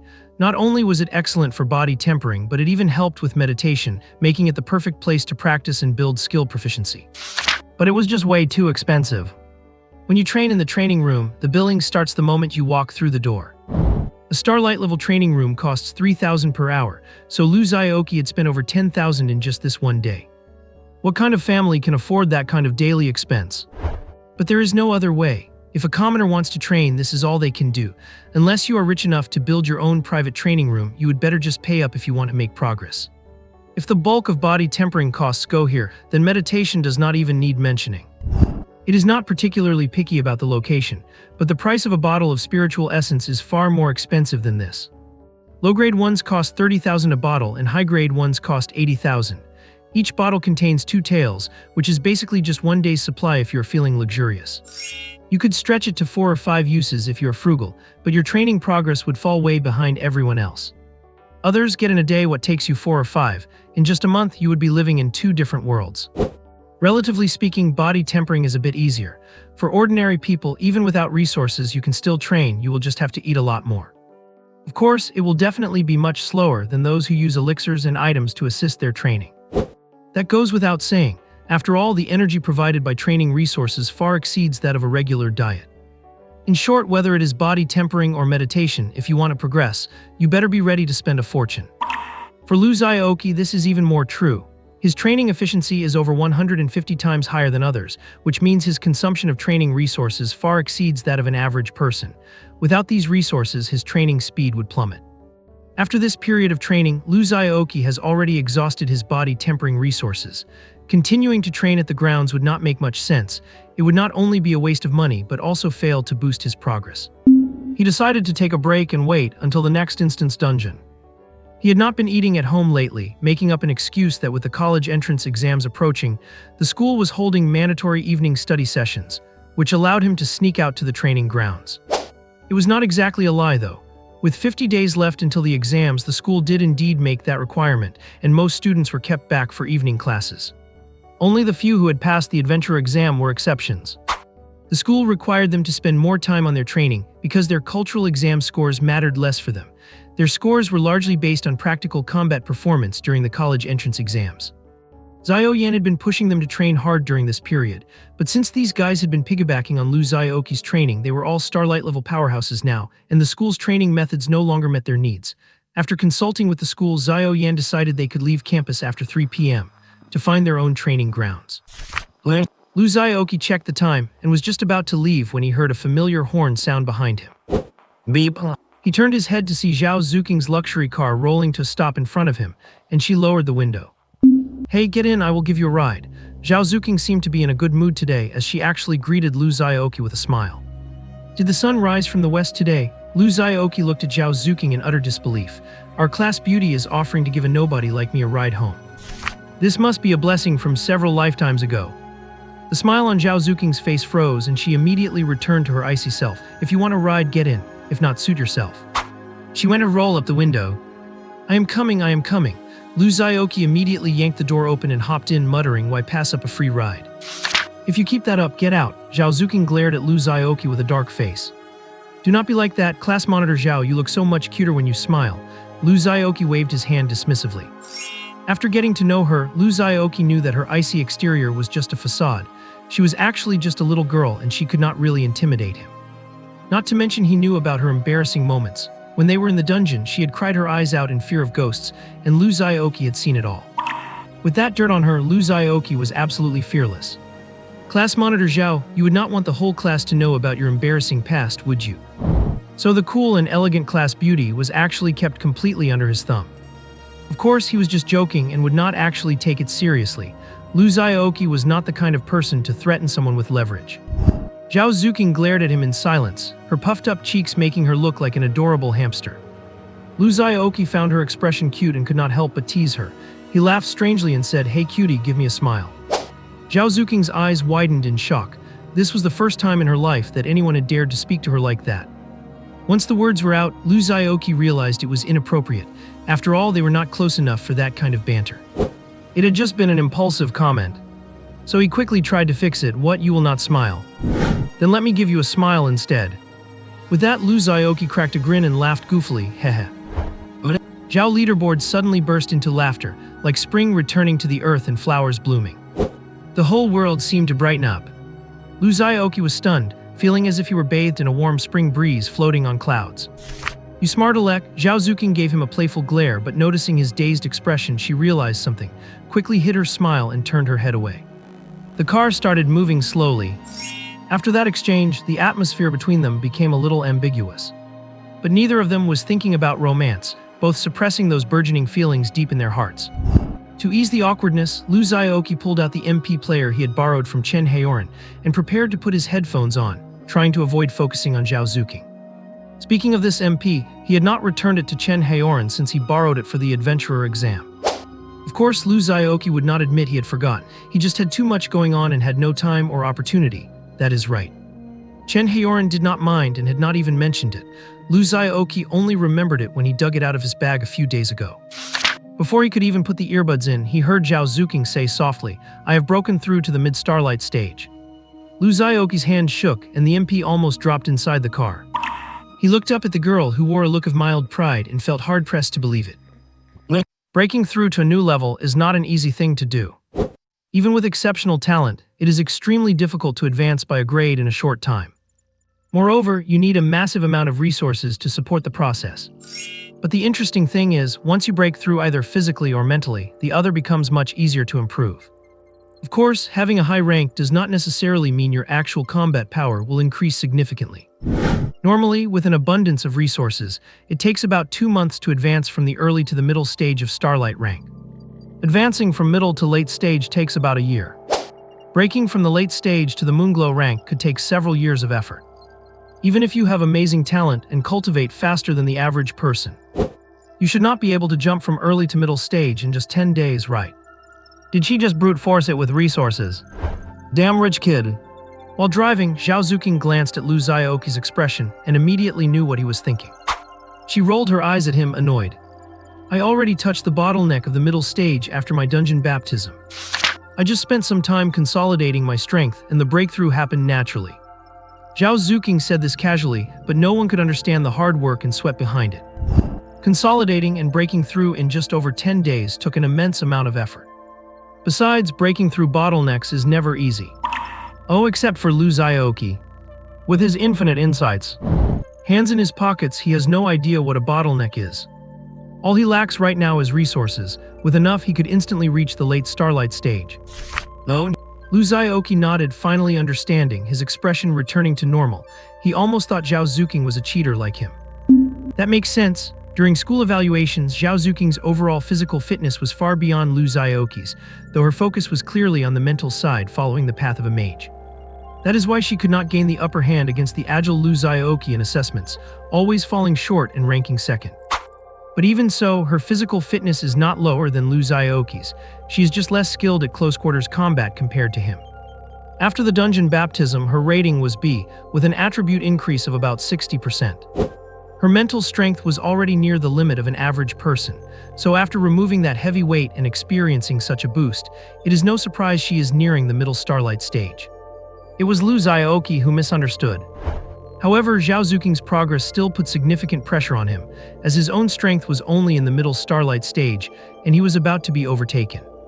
If Lu Xiaoqi continued to lack cultivation resources, with Zhao Zuqing's financial power, she would inevitably surpass him sooner or later. The forever competitive Lu Xiaoqi naturally felt a sense of urgency. No wonder Zhao Zuqing is in such a good mood today, and even offered me a ride. She came here to show off.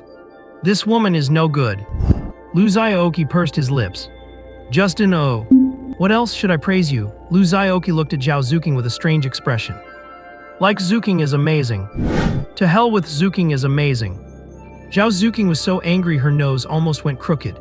It was a good thing it was natural and did not have any chemical components, or she would need surgery. Is that what I wanted to hear?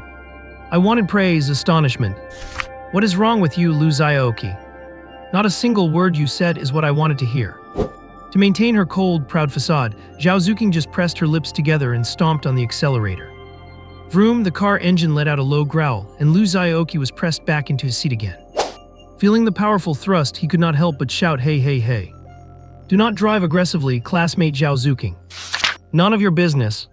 There are countless roads, safety is number one, illegal driving leads to tears for your family. I am still in the car, hey. Lu Xiaoqi gripped the handle tightly. HMPH, coward. Zhao leaderboard lifted her chin, but the car slowed down. After all, speeding in the city at this time is basically suicidal. It is Saturday soon, are you ready? Zhao Zuqing asked. I am always ready, Lu Xiaoqi replied. Besides, given my conditions, there is nothing to prepare. Nothing special, just sheer confidence. After all, I am a man who can solo a hard dungeon as a reservist. But hearing this, Zhao Zuqing's interpretation changed and she became thoughtful. She knew Lu Xiaoqi's family background. Although she did not know why this guy's actions were always so unexpected and why there seemed to be a force protecting him that even the Zhao family could not investigate. His poor aura was impossible to disguise. That shabby dress and the way he looked at money as if it were everything. Thinking of this, Zhao Zuqing sighed slightly. After all, she was the one who pulled him into the dungeon, and if something really happened, she would feel guilty. Wait for me after school tomorrow, I have something to give you. Zhao Zuqing decided to pick a few items and supplies from her family's storage for Lu Xiaoqi. Upon hearing this, Lu Xiaoqi could not sit still. Could it be that the rich lady I am hungry feed moment is finally here? Since I was little, the doctor said I had a weak stomach and was only suitable for soft rice. So is this goal finally about to be achieved? Lu Xiaoqi looked at Zhao Zuqing sideways. You know, she is actually not bad at all. Adventurers are quite sensitive to others' gazes, especially those who specialize in mental cultivation. Zhao Zuqing felt an unmasked gaze scanning her up and down. A blush rose on her face and she said bashfully, what are you looking at? Nothing. Lu Xiaoqi shook his head like a rattle, firmly denying it. I am telling you, do not get any wrong ideas. I am just afraid that if you are not careful and die out there, I will not be able to answer to the head teacher. Zhao Zuqing explained with righteous indignation. Lu Xiaoqi curled his lips, and now she is worried about me. I do not know who was crying and wailing when they first entered the dungeon. Remember to wait for me tomorrow, do you hear me? Zhao Bai's repeated. Okay, rich lady, no problem, rich lady, whatever you say, rich lady. Lu Xiaoqi patted his chest to guarantee. Do not call me rich lady, Zhao Zuqing clearly did not like the term. Okay, rich lady, no problem, rich lady, whatever you say, rich lady, Lu Xiaoqi repeated like a broken recorder. Zhao Zuqing. She already knew Lu Xiaoqi's nature and simply chose to ignore him. The luxury car soon stopped at the entrance of the alley. Lu Xiaoqi opened the door, got out, and waved goodbye to Zhao Zuqing. Goodbye, rich lady. He received a roll of the eyes from Zhao Zuqing in response. The car started and disappeared in a flash. Xiaoqi, a soft, confused call made Lu Xiaoqi stiffen, and he turned his head. Lu Wanyi was standing at the entrance of the alley, carrying a vegetable basket. He saw his older sister standing quietly at the entrance of the alley, gazing at him with a wistful expression. Lu Xiaoqi felt a pang of unexplained guilt. Sister, why are you here? Mother Song gave me some fruit, so I brought it back for you to have tonight. I just happened to hear your voice. Lu Wanyi opened the basket, revealing a few kiwis and a dragon fruit. Such expensive fruits were a rare treat for them, something they barely got to eat a few times a year. Lu Xiaoqi had heard her mention Mother Song a few times. She seemed to be one of Lu Wanyi's bosses, who loved her embroidery designs and often looked out for her in private. I thought I might have misheard, so I stepped out to check, and then I saw you. Lu Wanyi asked, looking a bit confused, who was that young girl just now? How come you were with her? Lu Xiaoqi stepped forward to tuck his arm into hers and took the basket from her hand. She's just a classmate from my school. We ran into each other on the way and she happened to be heading in the same direction, so she gave me a ride home. Lu Xiaoqi offered a brief explanation and tugged his sister along. It is getting so late, why are you out here? It is not safe at night, let us hurry back. A classmate, Lu Wanyi murmured, mulling over what he had said. Remembering the scene she had just witnessed, a ripple of emotion stirred in her heart. Looking at Lu Xiaoqi's sharp, defined features, she felt a sudden realization. Oh, our little Xiaoqi has grown up. For a moment, she did not know whether to feel happy or distressed. Hey sister, what kind of nonsense are you talking about? Lu Xiaoqi felt a bit guilty and anxious, hurriedly clarifying, she's just a friend. I bumped into her today when school ended and she happened to be driving by, so I just let her give me a lift. Look, I am home much earlier than usual, right? Lu Wanyi smiled without a word and followed Lu Xiaoqi back home. The dinner was already prepared in the kitchen, kept warm under a large iron lid, ready to be served and eaten immediately.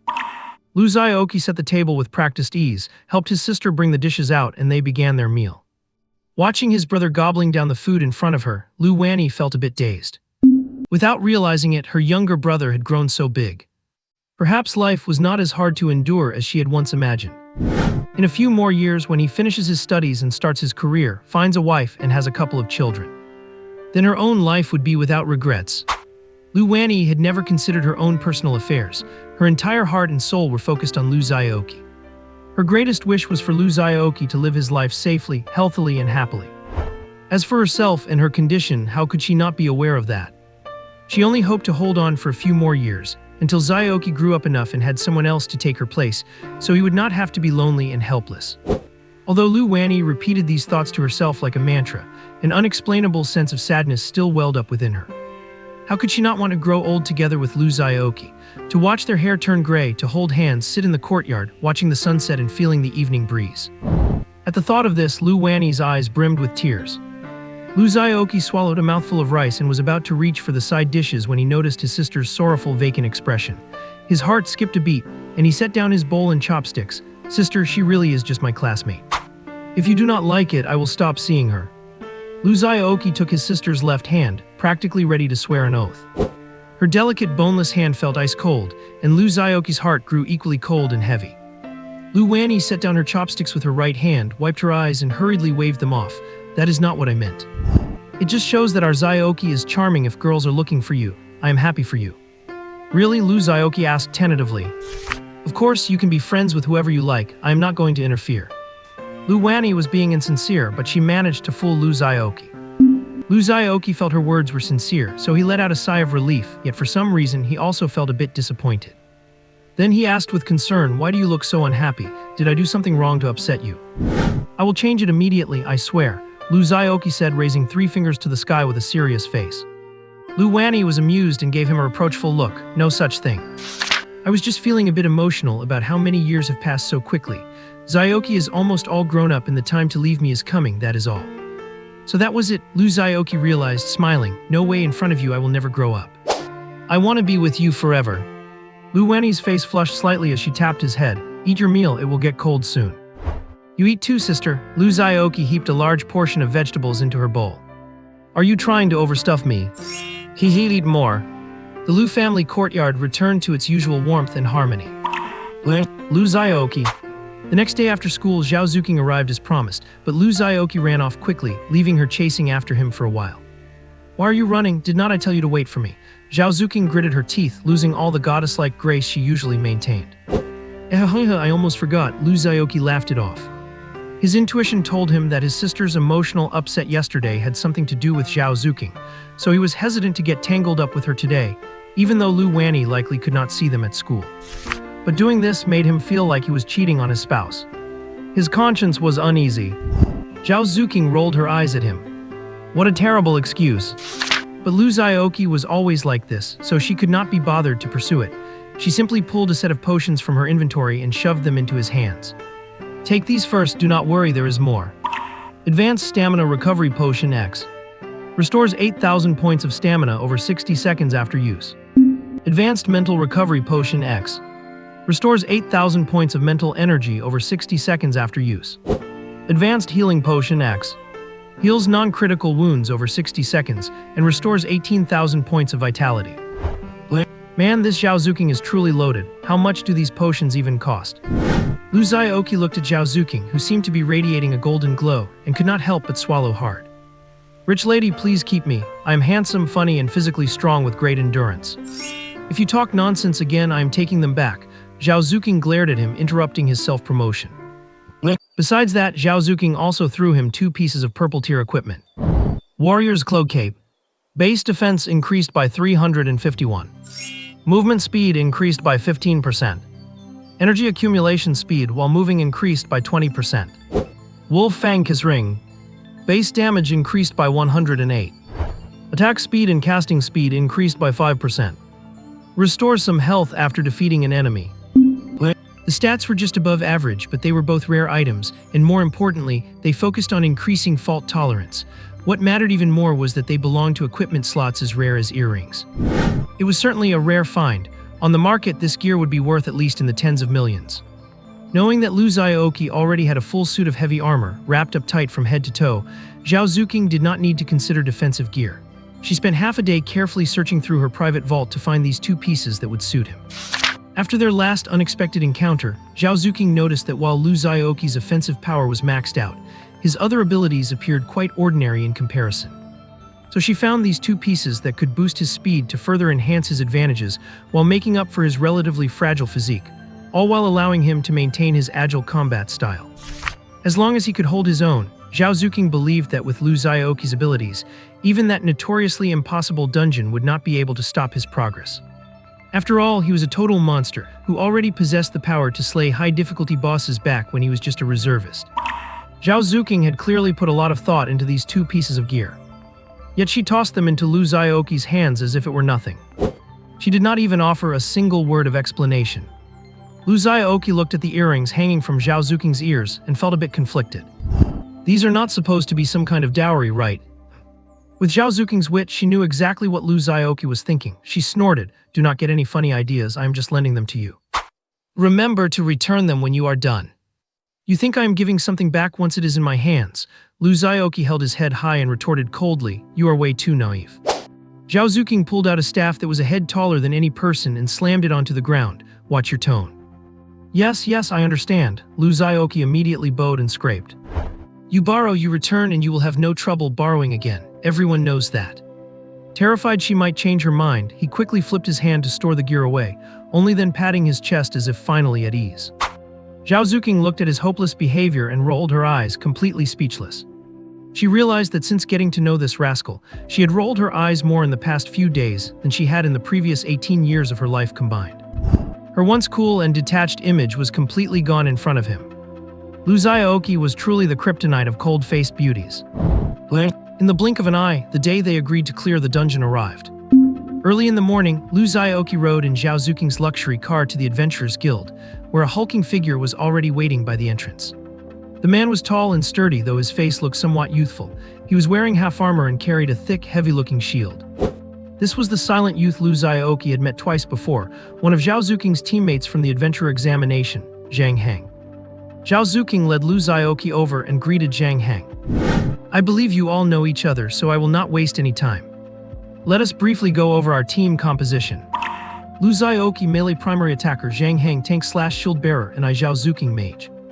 "Hello there, big guy." Lu Xiaoqi extended his hand with a friendly and amicable smile.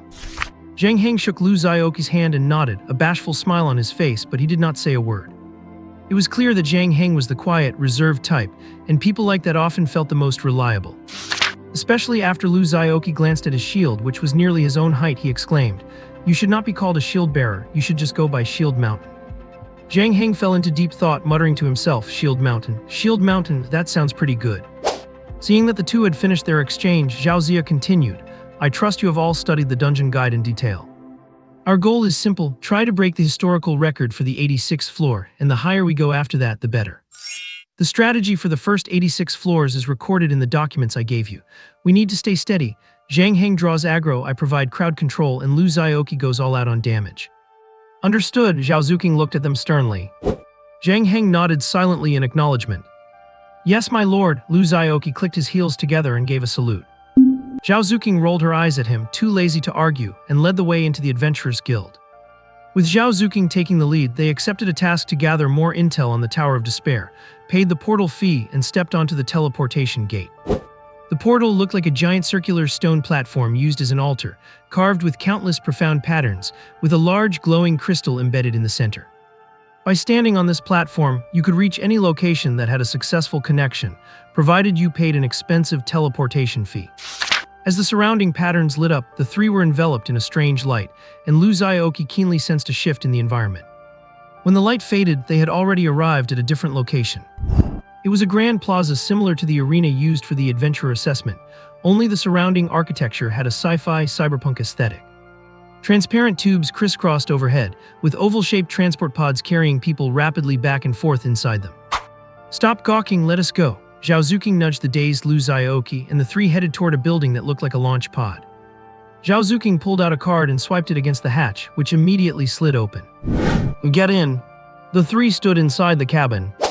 Lu Xiaoqi watched the light on the hatch turn from green to red, followed by a sudden, intense feeling of weightlessness. He felt gravity disappear, and through the window he could see the landscape outside shifting rapidly. The pod accelerated at a constant rate, so the movement did not feel too abrupt. Lu Xiaoqi realized he had become one of those commuters zipping through the tubes. Soon the pod stopped, the red light on the hatch slowly turned green and it slid open. They walked out of the oval pod and found themselves in a long tunnel. At the end of the tunnel was an elliptical vortex resembling a black hole. The shape was like an egg. It looked oval from every angle, which was quite strange. And this magical vortex, which seemed to swallow all light, was floating silently on a crystal platform waiting for them. "Are you sure you understand everything I told you?" Zhao Zuking asked in a deep voice. Before Zhang Heng could speak, Lu Xiaoqi nudged Zhao Zuking with his shoulder. "Let us go. Why are you acting as Nagia's sister Yan?" Without waiting for her to respond, he headed toward the vortex first. "Are you?" Zhao Zuking was choked up, her eyes widening. Seeing Lu Xiaoqi actually charge in, she could only stomp her foot and follow him quickly. Zhang Heng silently picked up his shield and followed behind. The three reached the vortex, entered one after another, and stepped into the dungeon. Before arriving, Lu Xiaoqi and Zhang Heng had already signed a party contract with Zhao Zuking. The three of them were now a team, with Zhao Zuking as the leader. Team members are immune to each other's skill damage, preventing any accidents where an area of effect skill might wipe out a teammate. Due to their connection as teammates, they entered the same dungeon space, which came as no surprise. This was Lu Xiaoqi's first time entering a dungeon through a vortex. The mist dungeon he cleared previously was different. It was like the difference between something wild and something domesticated. The experience was naturally very different. He felt as if he had crossed an invisible wall and stepped into another world. It was a vast space similar to a closed arena, and a pile of green creatures turned their heads in unison to stare at the suddenly appearing Lu Xiaoqi. Lu Xiaoqi recognized these creatures. School textbooks and the materials provided by Zhao Zuking both describe them. Orcs, a barbaric and violent species that loves to treat creatures intruding into their territory with cruelty. After killing their enemies, they cook their limbs for food and use their bones to craft weapons. For instance, the one closest to Lu Xiaoqi was holding what looked like a humanoid thigh bone. Footsteps approached. Lu Xiaoqi looked back and saw his two teammates walking over, fully armed and ready for battle. There is no need to mention Zhang Heng. He had been dressed like a medieval warrior since he arrived today, and now he had even put on his helmet with only his solemn eyes visible. Zhao Zuqing was the same, wearing a magic robe and carrying a large staff. The light shimmering on her body made Lu Xiaoqi feel a bit of déjà vu. It was a magic shield. The Lich King had displayed a similar skill before, but his was the plus max 1TB Midnight Purple version, while Zhao Zuqing's was the mini 128GB Sierra Blue one. I never thought this girl was so competitive. If others have it, she has to have it too. Lu Xiaoqi took a few more looks. Pay attention, do not space out. Zhao Zuqing said sharply. This sentence acted like a signal. The orcs opposite seemed to have received a signal. Provoked, they all let out strange, unintelligible roars and rushed over, brandishing their bizarre weapons. Zhang Heng's momentum surged, his already tall frame seeming to grow even larger as he stepped forward to the very front of the group. His towering body was like an unshakable mountain, and the shield in his hand instantly drew the attention of all the monsters. It was as if they had seen something unforgivable, and they all lunged toward Zhang Heng. Vor's Taunt. It can be activated while equipping a shield to forcibly draw aggro, making monsters attack the shield first. Zhang Heng braced himself, ready to welcome a wave of fierce attacks. But in the next second, a magnificent sword aura flew from behind him, sweeping across the field. All the monsters vanished instantly, fading into white light under the baptism of this violent sword energy. Zhang Heng was a bit stunned. What just happened? He turned to the side and saw Lu Xiaoqi covered from head to toe in magnificent heavy armor, shrouded in raging purple-black magic flames, holding a pose as he slowly withdrew his attack. He looked incredibly cool. Zhang Heng, it is all over already. I have not even joined the fight yet. Give me a chance to shine. He finally understood why Zhao Zuqing chose Lu Xiaoqi to join the team instead of that super cocky Tang Yu. Clang! The sound of iron hitting the ground echoed. Splash and the sound of liquid spilling. Everyone looked over to see it was caused by a giant iron pot, which had just been sliced diagonally in two by Lu Xiaoqi, with the top half sliding onto the floor. Black soup flowed out from the cut in the pot, spilling everywhere. One could see things resembling organs and limbs scattered on the floor, and a strong, strange stench began to spread. Zhang Heng. Zhao Zuqing's face went pale. She opened her mouth and lowered her head, gagging. Lu Xiaoqi's expression was not great either. He finally understood why he saw those guys huddled together when he first entered. They were waiting for dinner. Everyone backed away, needing a while to recover.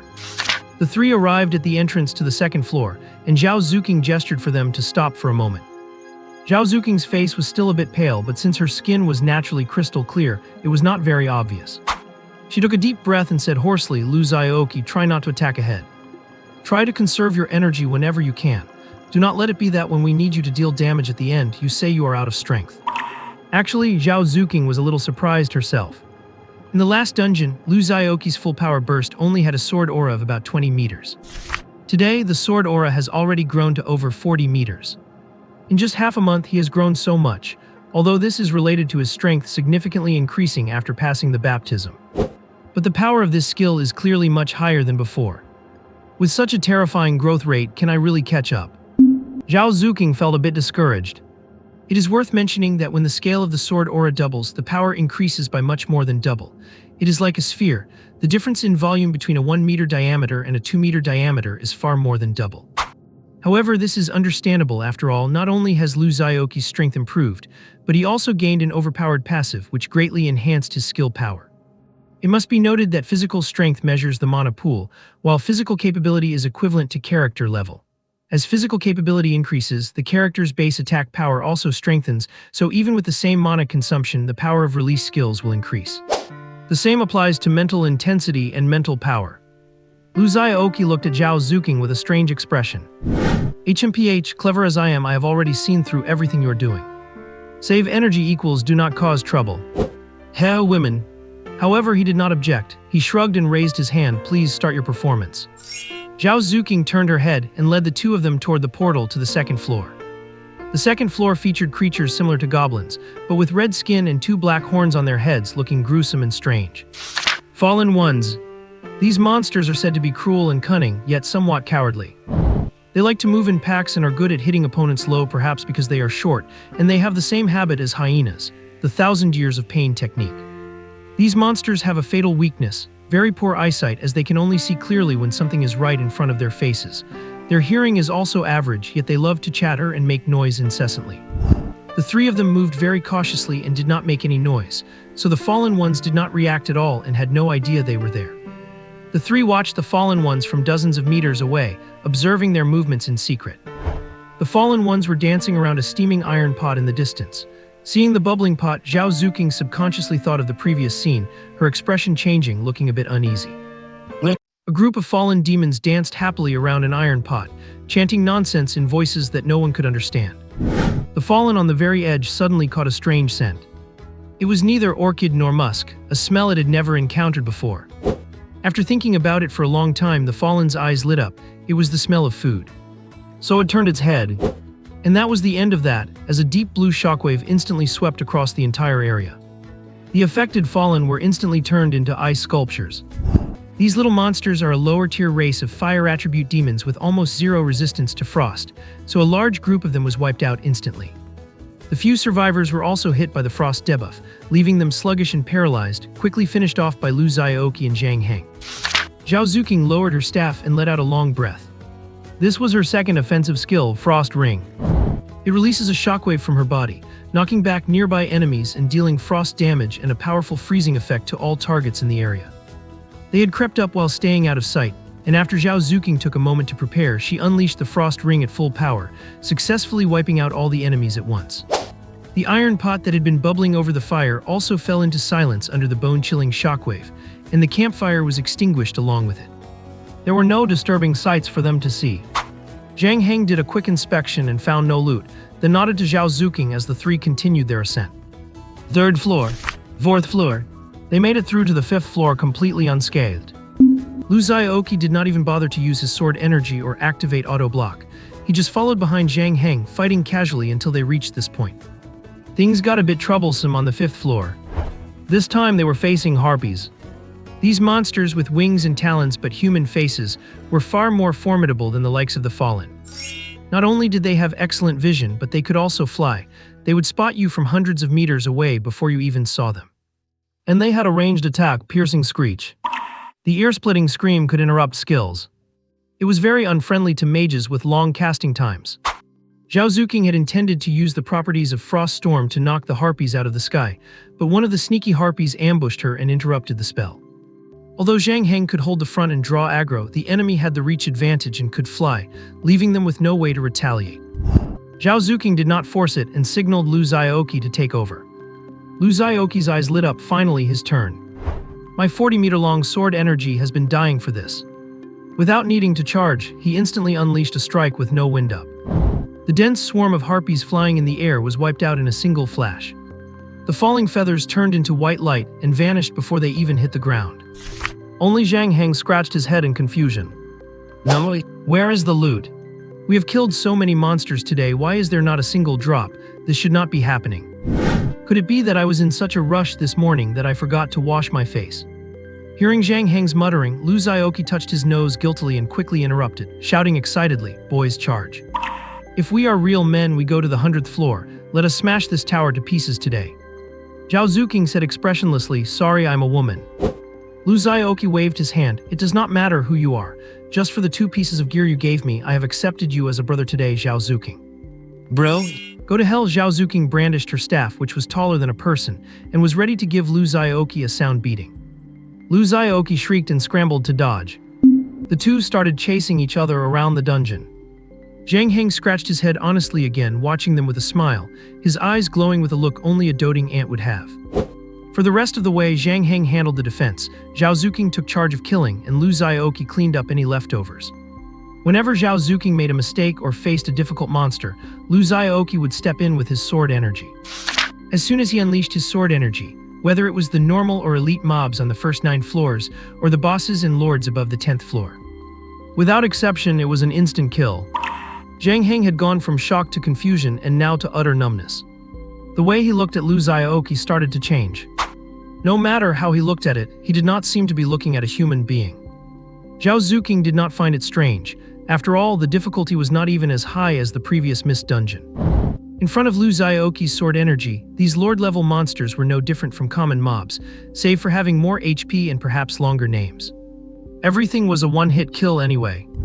Lu Xiaoqi was also having an easy time. The burden of his uncharged sword draw technique was negligible, and he did not even need to use potions. His stamina recovered on its own within a few breaths. However, after climbing a dozen floors, Lu Xiaoqi could not go on. He was getting a bit hungry. The regular food he usually ate could not keep up with his energy consumption. So he righteously proposed a break. Then, to Zhao Zuking's speechless expression, Lu Xiaoqi took a tablecloth out of his storage ring, laid it out, spread a variety of high-calorie snacks and fast food all over it, and enthusiastically invited the other two to join. "What are you staring at? Come and eat. Do not be shy, make yourselves at home," he said, tossing a piece of bread to each of them. "Do not we have nutrient pills?" Zhao Zuking truly could not understand Lu Xiaoqi's train of thought. "Enjoy life, do not you understand the meaning of enjoying life?" Lu Xiaoqi bit into a cream bun, mumbling. "That stuff is like eating a ball of flour, it is tasteless, better to save those for emergencies." Hearing him say that, Zhao Zuking could not help but crave the snacks. She simply walked over and sat down, eating her bread with chocolate, and even grabbed a bottle of energy drink because she felt thirsty. Zhang Heng held his shield in one hand and awkwardly reached for a piece of bread with the other, but his helmet was blocking his mouth, leaving him at a loss. To eat or not to eat? That is the question. If he eats, he has to put down his shield. If he does not put down his shield, he cannot open his helmet. Lu Xiaoqi was puzzled by his hesitation and could not help but say, "What are you standing there for? Put down the shield and come eat." "It is lively," Lu Xiaoqi beckoned to him. Zhang Heng paused but chose to walk over and put down his bread, standing to the side holding his shield silently. Lu Xiaoqi thought this guy was truly unique, treating a shield like his most precious treasure, preferring to go hungry rather than set it down for even a second. He shook his head, unable to fathom it. They had talked while clearing mobs earlier, and he knew that the guy's shield barely even qualified as a piece of equipment. It was on the same level as Lu Xiaoqi's old nunchucks. He could not understand why he cherished it so much. But they were on the same team, and they would need him to protect that newbie Zhao Zuking later. So Lu Xiaoqi stood up, grabbed a loaf of bread, walked over, helped him open his helmet, and shoved the bread into his hands. "Eat something, we have got a tough fight ahead of us." Zhang Heng looked at the bread in his hand, then at Lu Xiaoqi. His face remained expressionless, but his eyes betrayed a hint of helplessness. Finally, he accepted the gesture and began to eat heartily. He had not even taken 2 bites before he stopped choking. Zhang Heng glanced at Lu Xiaoqi, his eyes filled with a plea for help, and he struggled to choke out one word. "Water." Lu Xiaoqi laughed and tossed him a bottle of energy drink. Gulp, gulp, gulp. Burp. Zhang Heng drained half the bottle in one go and let out a loud burp. Lu Xiaoqi gave him an admiring thumbs up. He grabbed his own energy drink, held it up in a toast, and downed it in one shot. The two shared a smile, and a strange sense of mutual appreciation grew between them. Zhao Zuking looked at them, tilting her head in thought. "Wait, did not we come here to raid a dungeon? Why does this feel like a picnic?" None of the three were ordinary people, and they did not stop until they had eaten most of the food Lu Xiaoqi had prepared. After a short rest, they decided to continue climbing, leaving nothing behind but a pile of trash. Lu Xiaoqi, full of energy, led the charge with his short sword in hand. After progressing through these few floors, the stats for his sword draw skill and his purgatory judge equipment had both slightly increased. It was something, but not much, so I will not waste words listing them out here. Lu Xiaoqi was still looking forward to the journey ahead. Although the quantity was not as high as the previous mist dungeon, the quality was decent enough. Floor 20, Floor 30, Floor 35. The trio was unstoppable along the way, advancing rapidly, with no monsters capable of blocking their path. After all, the monsters below were only at the adventure level, well within Zhao Zuking's capabilities. However, as they ascended the tower, Lu Xiaoqi clearly noticed her starting to struggle, and his own frequency of intervening began to rise. Zhang Heng was as reliable as ever, seemingly nowhere near his limit, handling the mobs with ease. After passing his adventure assessment, he had already been tempered by one dungeon run, and his strength seemed quite high, looking at least as good as Zhao Zuking, who was at the mid-stage of the Starlight Realm. Of course, he still could not compare to Lu Xiaoqi, who was a complete freak. Putting aside his talent for cheating, just his 2 max star skills and 1 super SSS tier passive were enough to distinguish him as a different species from the average person. Even though they were all at the mid-stage of the Starlight Realm, their actual combat performance, well, you cannot say they are completely incomparable. Let us just say there is a 100 million point difference. Finally, upon reaching the 36th floor, their team faced a very difficult test. The opponent they faced this time was Gino the Swift. It was mentioned in the strategy guide. This guy was a terrifying presence who had single-handedly slaughtered an entire nation. Not only was he incredibly devious, a master of underhanded tactics and skilled at using items, but he also possessed intelligence far exceeding other monsters and excelled at psychological warfare, using conversation to break the mental defenses of adventurers. Yes, this was a monster that could speak. This phenomenon actually was not strange. As dungeon difficulty increases, the strength and intellect of monsters improve, and eventually they are indistinguishable from normal humans. It was clear that through encounters with failed adventurers, this monster had gradually learned about the outside world and picked up human language. As soon as they entered the 36th floor, a somewhat weathered and eerie voice came from above, sounding like a foreigner speaking a local dialect with a strange accent. Finally, has someone made it to this floor again? I wonder how much time has passed. With the sound of the voice, water mist rapidly filled the air, soon obscuring everything around them. It was like he had activated some kind of hidden mist jutsu. Their range of vision dropped drastically, but they did not immediately look toward the sound to find the source. Because if you did that, a sneak attack would come from somewhere you least expected the very next second. Zhang Heng raised his shield, covering the other two, and moved cautiously toward the center of the arena. Lu Xiaoqi was behind Zhao Zuqing, guarding against any attacks from the rear. Zhao Zuqing had already raised her shield to the max, constantly alert for any incoming attacks. Tusk, there is no need to be so hostile, is there? I just wanted to find a few people to chat with. After all, time is running out for this world too. Sooner or later, you will all be like me. The voice drifted aimlessly, coming from all directions as if constantly shifting. What he said seemed to hint at something, but if you actually believed him and started thinking about it, you would be falling right into his trap. Just as your guards started to drop, a bizarre attack would follow. Perhaps seeing that they were not falling for it, the voice sounded a bit bored. Oh well, I have not stretched my limbs in too long. I suppose I will play with you for a bit. After saying that, a buzzing sound erupted all around. The sound grew intense, as if something was approaching at high speed, circling around the three of them. Lu Xiaoqi's perception was a bit sharper than the others, and he noticed something was wrong just before the attack landed, pointing to the left. Over there. Zhang Heng did not hesitate to raise his shield in the direction Lu Xiaoqi indicated. Clang clang, two metallic impacts sounded. The fast-approaching projectile was deflected back by the shield and vanished into the mist, but the buzzing sound did not stop, still drifting erratically through the fog. Lu Xiaoqi, having sharp eyes and quick reflexes, had caught a clear look at the weapon during the brief collision. It was some kind of disc-shaped item. The item had sharp gears on both sides. It was these gears spinning at high speed that created the buzzing noise. Just one look was enough to guess the effect of that thing hitting a human body. It would definitely be no better than being cut by a chainsaw. Blood and gore everywhere. The three grew even more cautious, as it was clear this was only Gino's probing attack. Sure enough, the next moment Gino's voice rang out again, but this time he dropped the fake kindness. Oh, you blocked it, then let us see how you handle what is next. As he spoke, a massive amount of chaotic noise emerged from all directions. All kinds of hidden weapons emerged from the mist, firing rapidly at the three. Stay behind me, Zhang Heng roared, his entire body glowing with golden light that emanated from his shield, wrapping tightly around the three of them. Guardian barrier.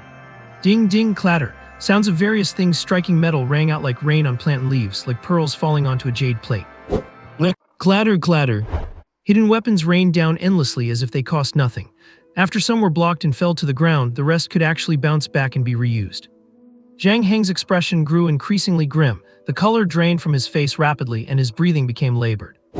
His skill does not generate a protective barrier to block damage, but rather uses golden light to absorb and distribute the damage taken by his teammates. Although this effect can last for a long time, unlike a barrier that vanishes once broken, it continuously transfers the damage his teammates receive onto himself. Combined with his talent, power of protection, the effects of his defensive and protective skills are doubled. Basically, it is equivalent to taking all the attacks onto himself. Even with his high defense, thick health bar, fast recovery, and the damage reduction from his skills, he could hardly withstand such a long and saturated baptism of hidden weapons. You recover for a bit, let me handle this. Seeing this, Zhao Zuqing did not hesitate to activate her magical shield, enveloping all three of them within it. The sound of metal clashing vanished along with it. The hidden weapon struck the shield as if hitting an invisible force field, losing all momentum and falling straight down. Zhang Heng let out a sigh of relief, quickly chugged a recovery potion and began to adjust his condition. Lu Xiaoqi held his sword, vigilantly observing the shift in the situation. Perhaps it was Zhao Zuking's shield that made Gino lose the chance to reuse his projectiles, and his saturated attacks gradually became sparse. Zhao Zuking was actually keeping count in her heart, secretly timing the interval. The guide said this kind of attack would only last for about 5 minutes.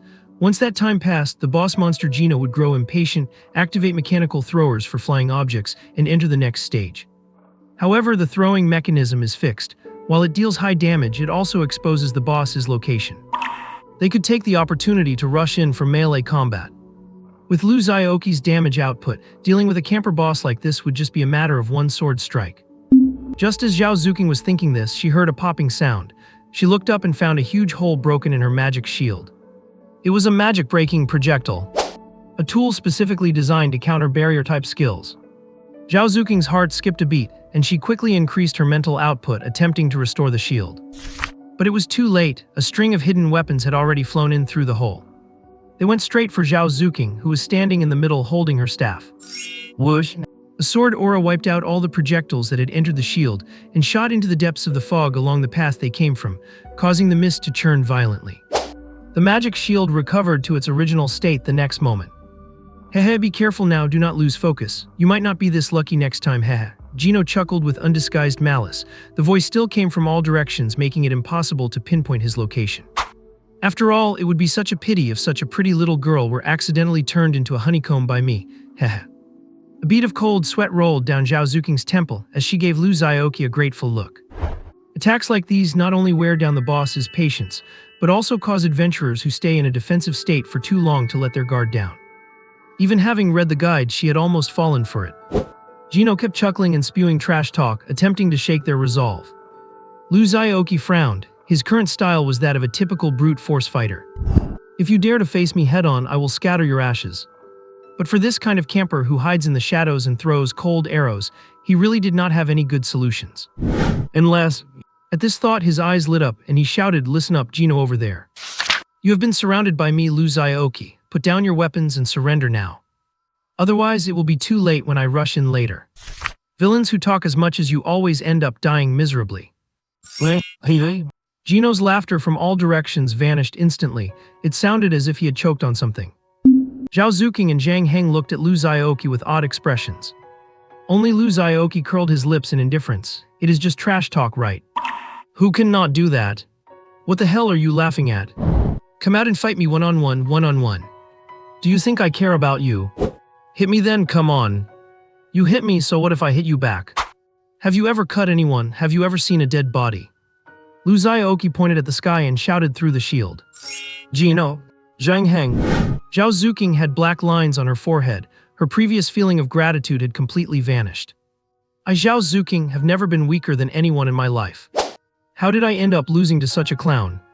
How could this happen? Stop bickering from so far away. If you have the guts, come out and have a go. You look like you can speak, but you do not say anything human. Do you live on a Bagua map? Why are you being so cryptic and snarky? Lu Xiaoqi became more spirited as he fought, hands on his hips, starting to curse.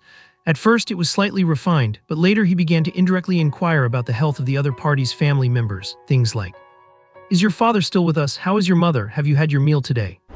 Such linguistic arts were countless. You are cursing me. Gino seemed to have fried his CPU from Lu Xiaoqi's antics, taking a long time to react and stuttering. In all the years since he learned to speak human language, this was the first time he had encountered such a situation. This classic scene of an adventurer cursing out a monster for not playing by the rules, let alone him, a minor boss monster. Even the experienced Zhao Zuking was a bit dumbfounded. So what if I am cursing you? Are you unconvinced? Not only will I curse you, but later I will carve these insults onto your tombstone. Lu Xiaoqi stared with wide eyes, looking like a man who had seen through life and death and was ready to throw down. How about it? If you have got the guts, come hit me. Come over here. Lu Xiaoqi used a martial arts secret technique that combined the one-finger zen and the lion's roar. Wow, Gino spewed profanity and anger, completely losing his ability to organize coherent speech. The barrage of hidden weapons suddenly ceased. Immediately afterward, a rumbling sound came from the distance, as if a massive piece of machinery was starting up. Since the boss monster actively cancelled his skill, the thick fog began to vanish rapidly. Through the dissipating white mist, one could faintly see a huge turret slowly rising from the ground. A small humanoid creature on the turret waved its hands so fast they appeared blurred, operating the machine quickly. The massive cannon muzzle began to glow red, as if gathering energy. I'm going to blast you to pieces. The boss monster was hysterical and infuriated, having descended into complete madness. Normally in the second phase, Gino would choose one from mechanisms like catapults, crossbows, or explosive shells, and the fog would not dissipate. Adventurers would have to rely on listening to the sound to determine his position, dodging attacks while trying to get close to the structure to attack Gino, who could not dodge while operating the mechanism. If you could not kill Gino before destroying the mechanism, he would jump down and disappear into the fog to start another mechanism. It would cycle like that. Only when his HP dropped below 20% would Gino enter Berserk mode and activate the turret. Now, however, stimulated by the taunts, he went straight into Berserk mode, skipping the middle steps and summoning the turret first. Good opportunity. Xiaoqi and Lu Xiaoqi exchanged a glance and attacked simultaneously. Frost Storm. Draw sword technique. Violent wind and snow engulfed the turret, and even the speed of energy gathering at the cannon's muzzle seemed to be affected as the light dimmed. The next moment, a sword aura that towered much higher than the turret itself struck down directly. Boom. Beneath the ruined turret, Xiaoqi and Zhang Heng looked at each other in dismay. Lu Xiaoqi hung his head in embarrassment, staring at his toes. After Gino died, the trio cleaned up the battlefield only to realize that the throwing mechanisms Gino had hidden were all actually categorized as items. For example, this one. Siege crossbow. Base damage 3297, range 800 yards. Automatic rapid fire, magazine capacity 10. Arrows are imbued with explosive properties. When they first saw this item, all three of them gasped in shock. What does a base attack of over 3,000 even mean? The high-quality short sword in Lu Xiaoqi's hand, which is still a green-tier piece of gear, only has an attack power of 800. And that is just the crossbow's base attack power. If you factor in the damage from the arrows, you have to realize the name Siege Crossbow is not just for show. It is a full 5 meters long. The projectiles it fires can hardly be called arrows. Calling them steel pillars would not be an exaggeration. Siege Arrow X. Base damage 8370. 30 increased damage against structures. These fine-grade siege arrows are over 3 meters long, thicker than an adult's arm. Although they only have 2 stats and are consumables, the combined damage with the crossbow already exceeds 10,000. And it is a rapid-fire weapon, 10 shots in a row, plus it comes with explosive properties and built-in AoE. Who would not get goosebumps looking at that? Of course, it is worth noting that these items do not count as equipment, so they do not benefit from a character's personal strength bonuses. For instance, a star-tier adventurer wielding a weapon with 800 plus damage can deal quadruple-digit damage even without using skills, and even more with skills. Take Lu Xiaoqi for example, his current damage is at least 6 digits, and that is per single hit. But items are different. Their damage is fixed at whatever value they have, with only a very small number of skills or talents capable of providing buffs to them. An adventurer's own power has no effect on items.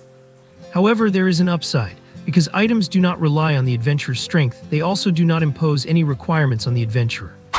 In other words, adventurers of any level can use them, assuming the item does not require recharging, or has already been precharged by someone. Equipment is different. Even if its requirements are not explicitly stated, there are hidden usage conditions. For example, star-tier adventurers can only use weapons with less than 1,000 damage. Moon-tier adventurers can only use weapons with less than 5,000 damage. But there are exceptions, of course. Some special equipment might have lowered or higher requirements. Another example is if you are lucky enough to learn Mastery Series skills, which can waive some equipment requirements. Or like that growing piece of equipment Lu Xiaoqi has, where its stats increase but the equip requirements remain the same. So comparing items and equipment, each has its pros and cons. It is hard to say which is better as it all depends on the quality. The Siege Crossbow is undoubtedly the top-tier item at their current stage, bar none. With just this item and 10 arrows, they could easily take down a boss monster in an adventure-level dungeon. Or wipe out an entire squad of dozens of monsters in an adventure-level dungeon in one go. And they managed to loot 5 of these items. A siege crossbow, a catapult, a giant boomerang launcher, an explosive barrel, and a poison gas bomb. The explosive barrel and poison gas bomb can be used individually, or launched using the catapult to increase their range. The fact that the mechanical traps Gino activated were actually items was not even mentioned in the walkthroughs. Regardless, with items like these, it is no wonder this boss was so hard to fight. After discussing it, they formed a theory. The reason it was not written in the walkthroughs is very likely because nobody had ever been able to kill Gino while those mechanisms were still intact. By the time they killed Gino, the items would already have been destroyed, naturally vanishing along with him. Plus, the walkthrough mentioned something else.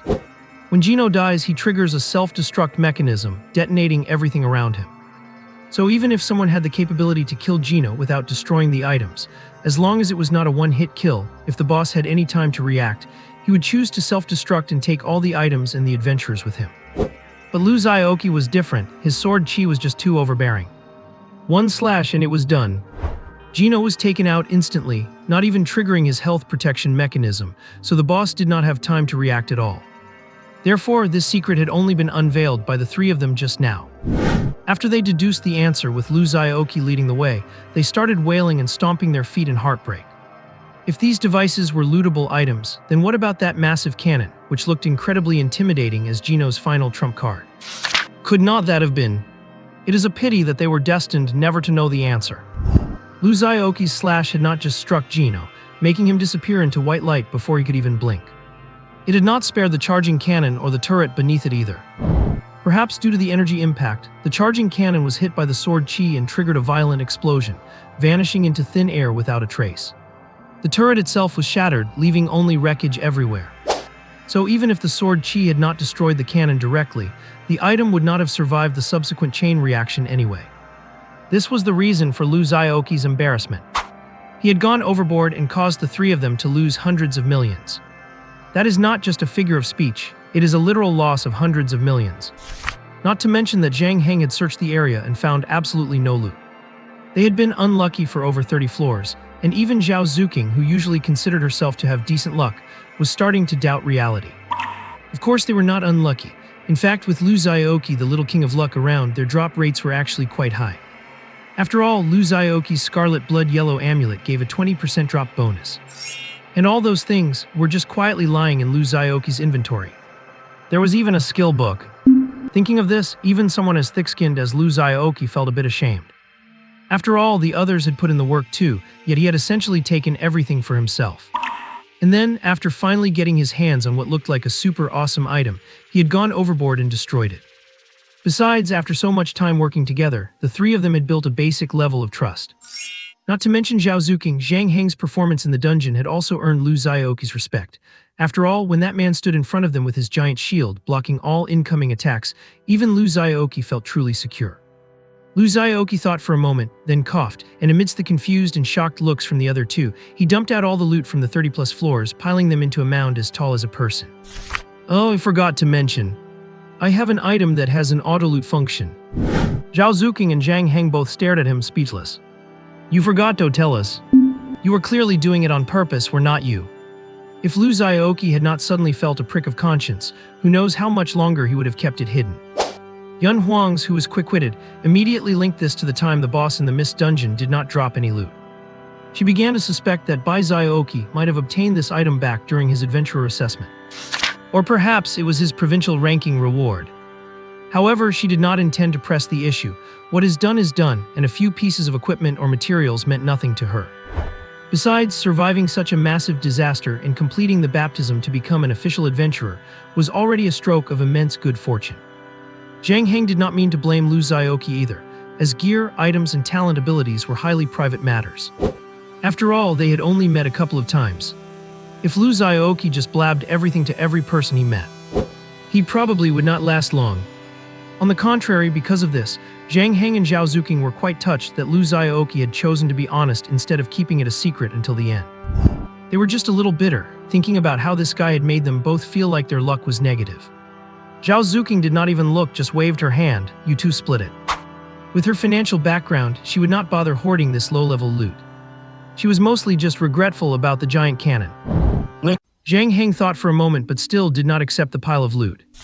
He scratched his head and said honestly, there is so much stuff, I do not think my inventory slots can hold it all. Student Lu, if your inventory is big enough, why do not you hold on to it for now? We can just divide it up after we clear the level. Both of them chose to unconditionally trust that Lu Xiaoqi would not pocket the loot for himself. After all, this stuff was taken from someone else's pockets, so honestly, the final count was entirely up to Lu Xiaoqi anyway. However, since he was willing to reveal this secret, he had naturally earned their trust. Besides, the sheer quantity was insane, was not it? Only 30-some floors in and this much loot already. The drop rate seemed a bit ridiculous, so both of them believed there would not be any more drops anyway. Oh right, if you still have space, just load up these 5 big guys first. Zhao Zuqing pointed to the siege-level items behind them. These materials and such are secondary, you can just throw them out if you run out of space. None of these pieces of equipment were light. If Zhao Zuqing and Zhang Heng tried to carry them all at once, they probably would not even be able to walk. Lu Xiaoqi was different, he had so much storage capacity. He definitely had attributes that reduced load and increased capacity. Otherwise, how could his inventory slot possibly fit so many things?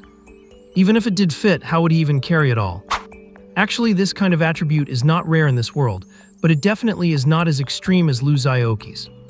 The most common ones are inventory expansion items and logistics series skills that can increase your load limit and expand the number of inventory slots. Lu Xiaoqi was speechless. I just spent ages taking everything out and now you are telling me to stuff it all back in. And you are even loading me up with extra ones. What am I even doing this for? However, neither Zhao Zuqing nor Zhang Jiang said much more, but the trust revealed in that silence made Lu Xiaoqi quite happy. So he muttered to himself and started stuffing everything back into his inventory. He started with the 5 siege equipment level items. Lu Xiaoqi had 5 quick access slots, so 1 in each slot was just perfect. That way he could enjoy the high attack and defense bonuses from the talismans, and it would also be convenient to use the items when needed. He could just reach back and fire them off directly. A human siege engine. Extremely useful. Lu Xiaoqi happily grabbed a handful of items with each hand and stuffed them into his inventory. Suddenly, his hand paused. His gaze locked onto a skill book he had just picked up and his expression brightened with joy. Because this skill book was perfect. Basic throwing mastery rating D. Increases the power of thrown items when used. A simple description, yet it brought Lu Xiaoqi endless joy. Why? Because this is a passive skill. Do I even need to explain what a passive skill means to Lu Chen? As I said before, the effects of items are not affected by character stats, but they can be affected by skill effects. Although it might feel a bit like a pay-to-win warrior strategy, relying on items for damage, since it is a passive, you cannot pass it up when you see it. What is wrong? Zhao Zuqing noticed the change in Lu Xiaoqi's expression and could not help but ask. Lu Xiaoqi generously showed the skill to both of them and said, "Can I have this skill book?" Zhao Zuqing took a look. It turned out to be a very rare passive skill, almost never seen on the market, and if one appeared, it would be treasured by major families. Not to mention whether it is useful or not, just one word, scarcity, that alone made it extremely valuable. Of course, it is very useful. While it cannot compare to growth skills, it is better than ordinary skills since it has no mana cost. But it is not like all passives are better than ordinary skills.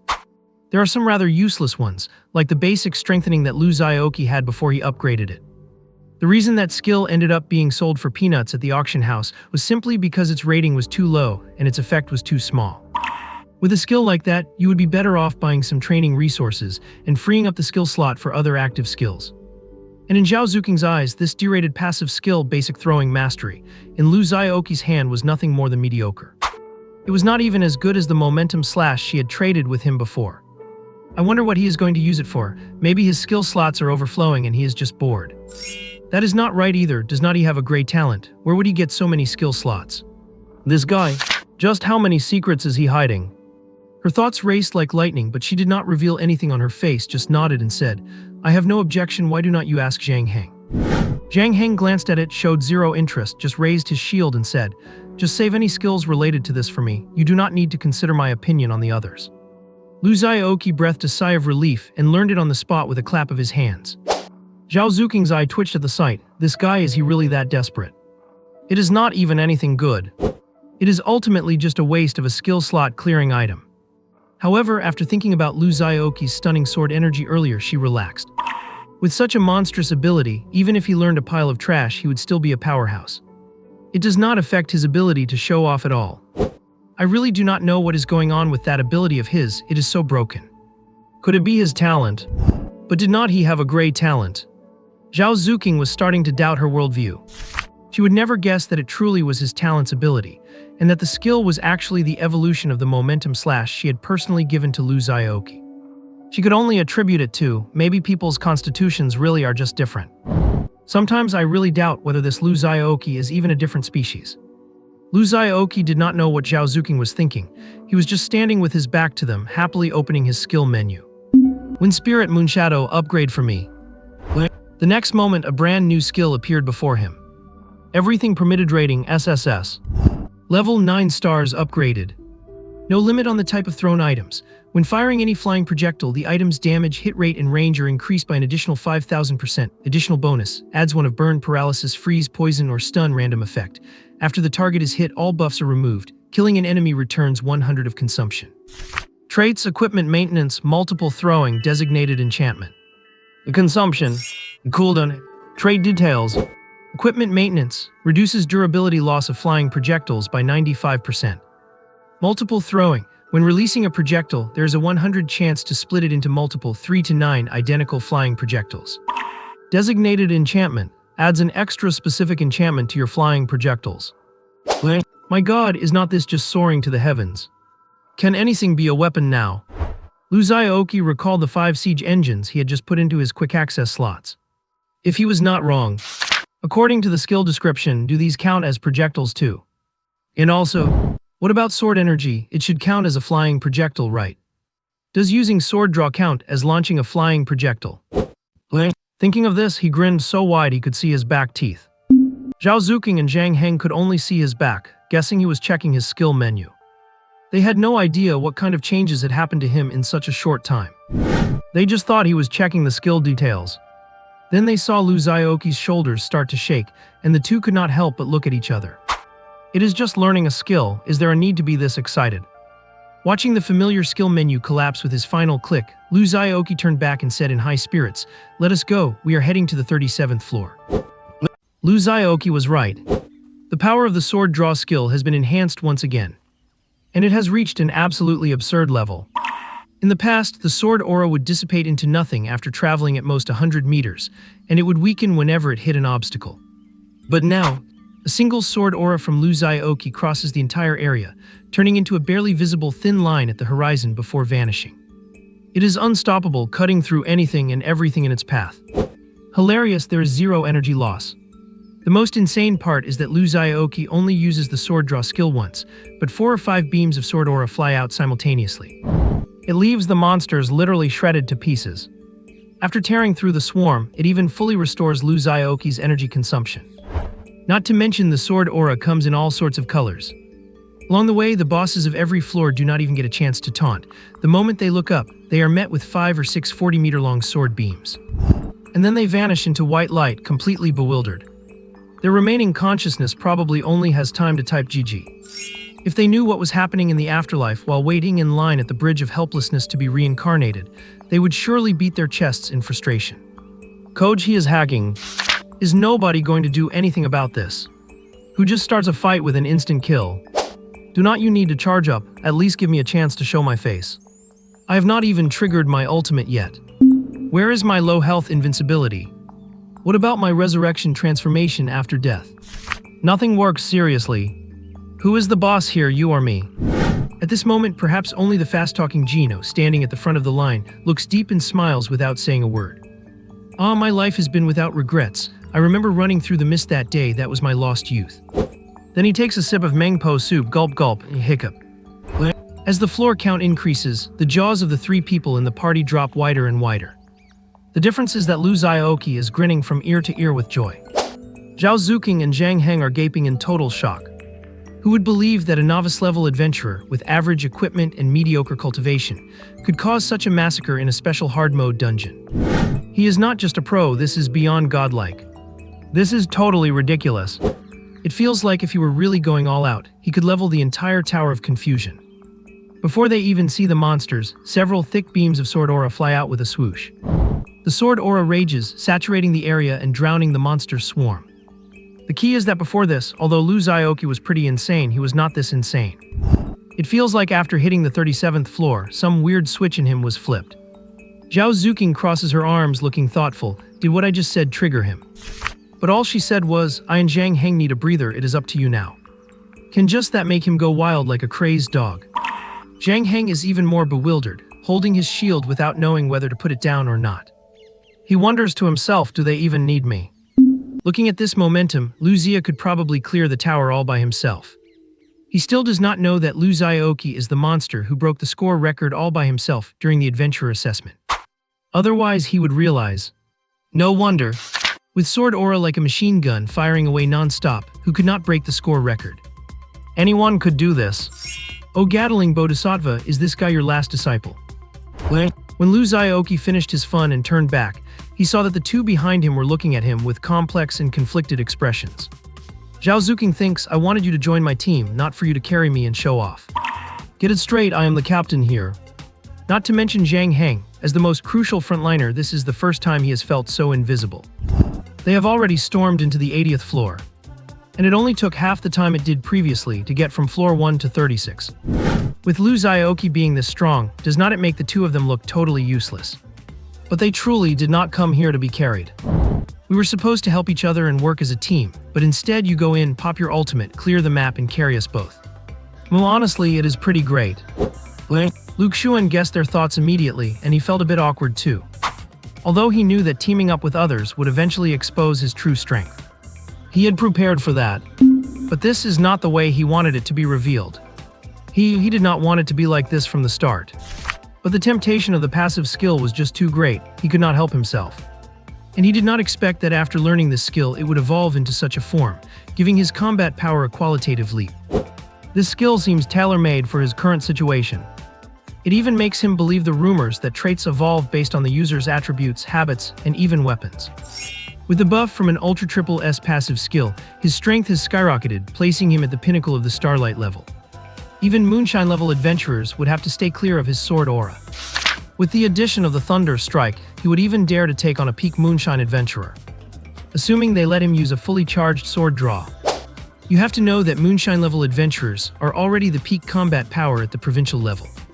In any given province, there are no more than 50 registered Moonshine level adventurers. Even if there are extra powerful ones, they get assigned to other areas to support urgent situations. After all, the country still has vast amounts of territory to reclaim, and many uninhabited areas are covered in mist. To prevent it from spreading, they must constantly commit manpower to clear dungeons, leaving a shortage of elite fighters on the front lines. However, most of the resources nationwide are held by major families, and the experts of various factions stay hidden.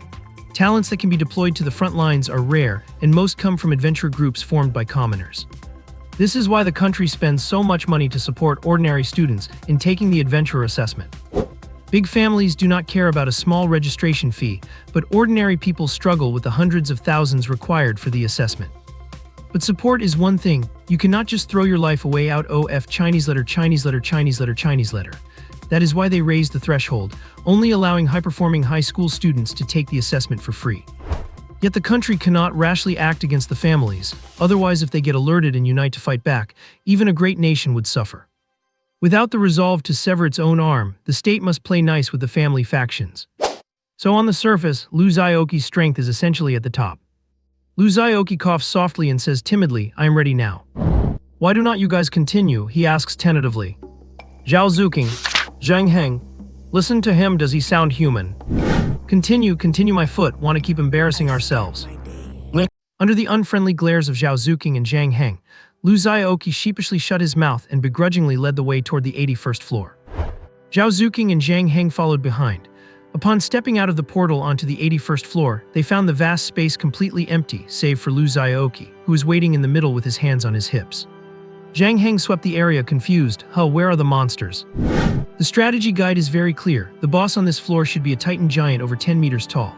This boss monster has immense strength, and as long as its feet are touching the ground, it gains a permanent earth blessing buff, providing incredible recovery.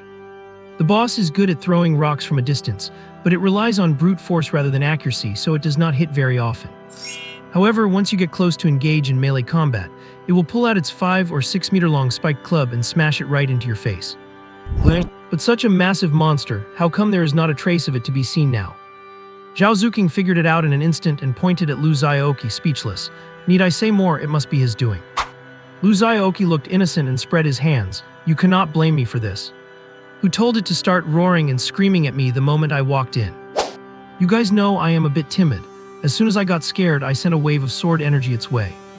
Who knew that despite looking so big, strong, and intimidating with all those muscles, it would be so weak and pathetic? Like a paper tiger, it could not even withstand a single strike from me. Lu Xiaoqi shrugged and let out a humble bragging sigh. Zhang Heng was still confused. Does this monster not have the Earth Blessing buff, allowing it to ignore one fatal hit? How could you possibly one-shot it? That is indeed true under normal circumstances. The Earth Blessing on this monster provides continuous recovery, and the lower its health gets, the faster it recovers.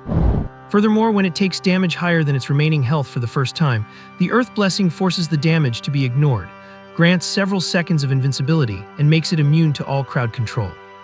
That is why this Titan Giant is both tanky and disgusting, with high damage and fast recovery.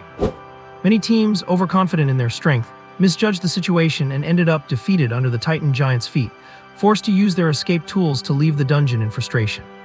Some unlucky ones did not run away in time and were caught by the Titan Giant, becoming lost souls who died in the Tower of Mist. The reason Lu Xiaoqi was able to one-shot it was mainly because of a passive skill he had just learned, still fresh. Everything is permitted has an effect. Once the target is hit by his projectile, all buffs are cleared. In other words, the moment his skill landed, the Titan Giant's Earth Blessing was gone. But given Lu Xiaoqi's personality, he would naturally not explain it to them honestly. He just spouted nonsense with a straight face. Perhaps the Titan Giant felt jealous the moment it saw my handsome face.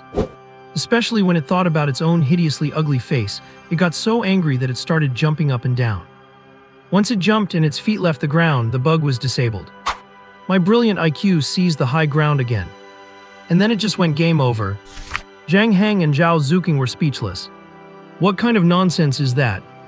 Neither of them was truly naive, so they suspected that Lu Xiaoqi likely had some way to clear the target's buffs. Could it really be as Lu Xiaoqi said, that he made the monster so angry it jumped to its death? Although neither of them doubted he had the skills to do something like that, take Gino for example. But this time it happened way too quickly and he acted too fast. However, since Lu Xiaoqi did not want to talk about it, everyone tacitly let it slide. After all, who does not have a few secrets, even if Lu Xiaoqi has way too many of them? But that is his business, why should I go poking my nose into it for no reason? Seeing them silent, Lu Xiaoqi slapped his forehead. Oh, I remembered, the boss dropped a piece of gear and it happens to be useful for Zhang Heng. As he spoke, Lu Xiaoqi pulled out the gear. Titan's Gaze Great Shield. Base defense increased by 894. Absorbs 20% of magical damage. Reflects 10% of melee damage. Every point of defense increases own health by 10 points. It is actually a legendary tier shield, and with these stats at the current stage it is top tier equipment. 2 percentage-based attributes, one for damage reduction, one for reflection. It has both damage-dealing tankiness and defensive offensive power. It is absolutely amazing. Simply the best of the best. But Zhang Heng looked at the shield, struggled for a long time and finally shook his head. You hold on to it first. I have a shield I use. Is he being that willful? Lu Xiaoqi was speechless. A legendary shield was once placed right before you, yet you did not know how to cherish it. Could it be that you will only regret it after it is lost? Just put it away for now. Zhao Zuqing patted the shield in Lu Xiaoqi's hand. With you around, we probably will not need it. Lu Xiaoqi. Good grief, have they given up already? That is not what you said before. Watching Zhang Heng head off first to look for the entrance to the next floor, Zhao Zuqing leaned closer to Lu Xiaoqi and whispered, that shield in his hand was passed down to him by his grandfather. No wonder he is so persistent, so there is a story behind it. Lu Xiaoqi rubbed his nose, gaining a bit more understanding of Zhang Heng. Everyone has their own persistence, even if others do not understand it. As long as you stay firm in your own heart, that is all that matters. But Zhao, you beautiful lady, do you happen to know a little bit too much? Lu Xiaoqi looked at Zhao Zuqing with narrowed eyes. His expression said everything. Zhao Zuqing did not hide it and spoke directly. Before I formed a party with you, I certainly did some investigation into you. If your character or strength does not meet the standards, I would not dare to pin my hopes on you. Just like that guy surnamed Tang and that fangirl surnamed Li before. They had no qualifications to be teammates with me, Zhao Zuqing. As she spoke, she lifted her head, glanced at Lu Xiaoqi and huffed, if it were not for the fact that you are my classmate, I would never bring you along with that loose mouth of yours. Hey, who's bringing whom? Zhao Zuqing ignored him completely and kept walking forward. Women. Lu Xiaoqi made a face at her back. Floor 82, the arrogant blazing demon Wolf King let out a mournful cry under the relentless sword energy and slowly collapsed. Floor 83, the invincible lava behemoth encountered an unstoppable sword intent while charging about. Floor 87, The flame demon struggled for a long time in the volcanic lava, only to fall to Lu Xiaoqi's seemingly endless chain of Gatling-like attacks. After 4 hours and 43 minutes, the three of them finally broke the highest record of the Tower of Mist.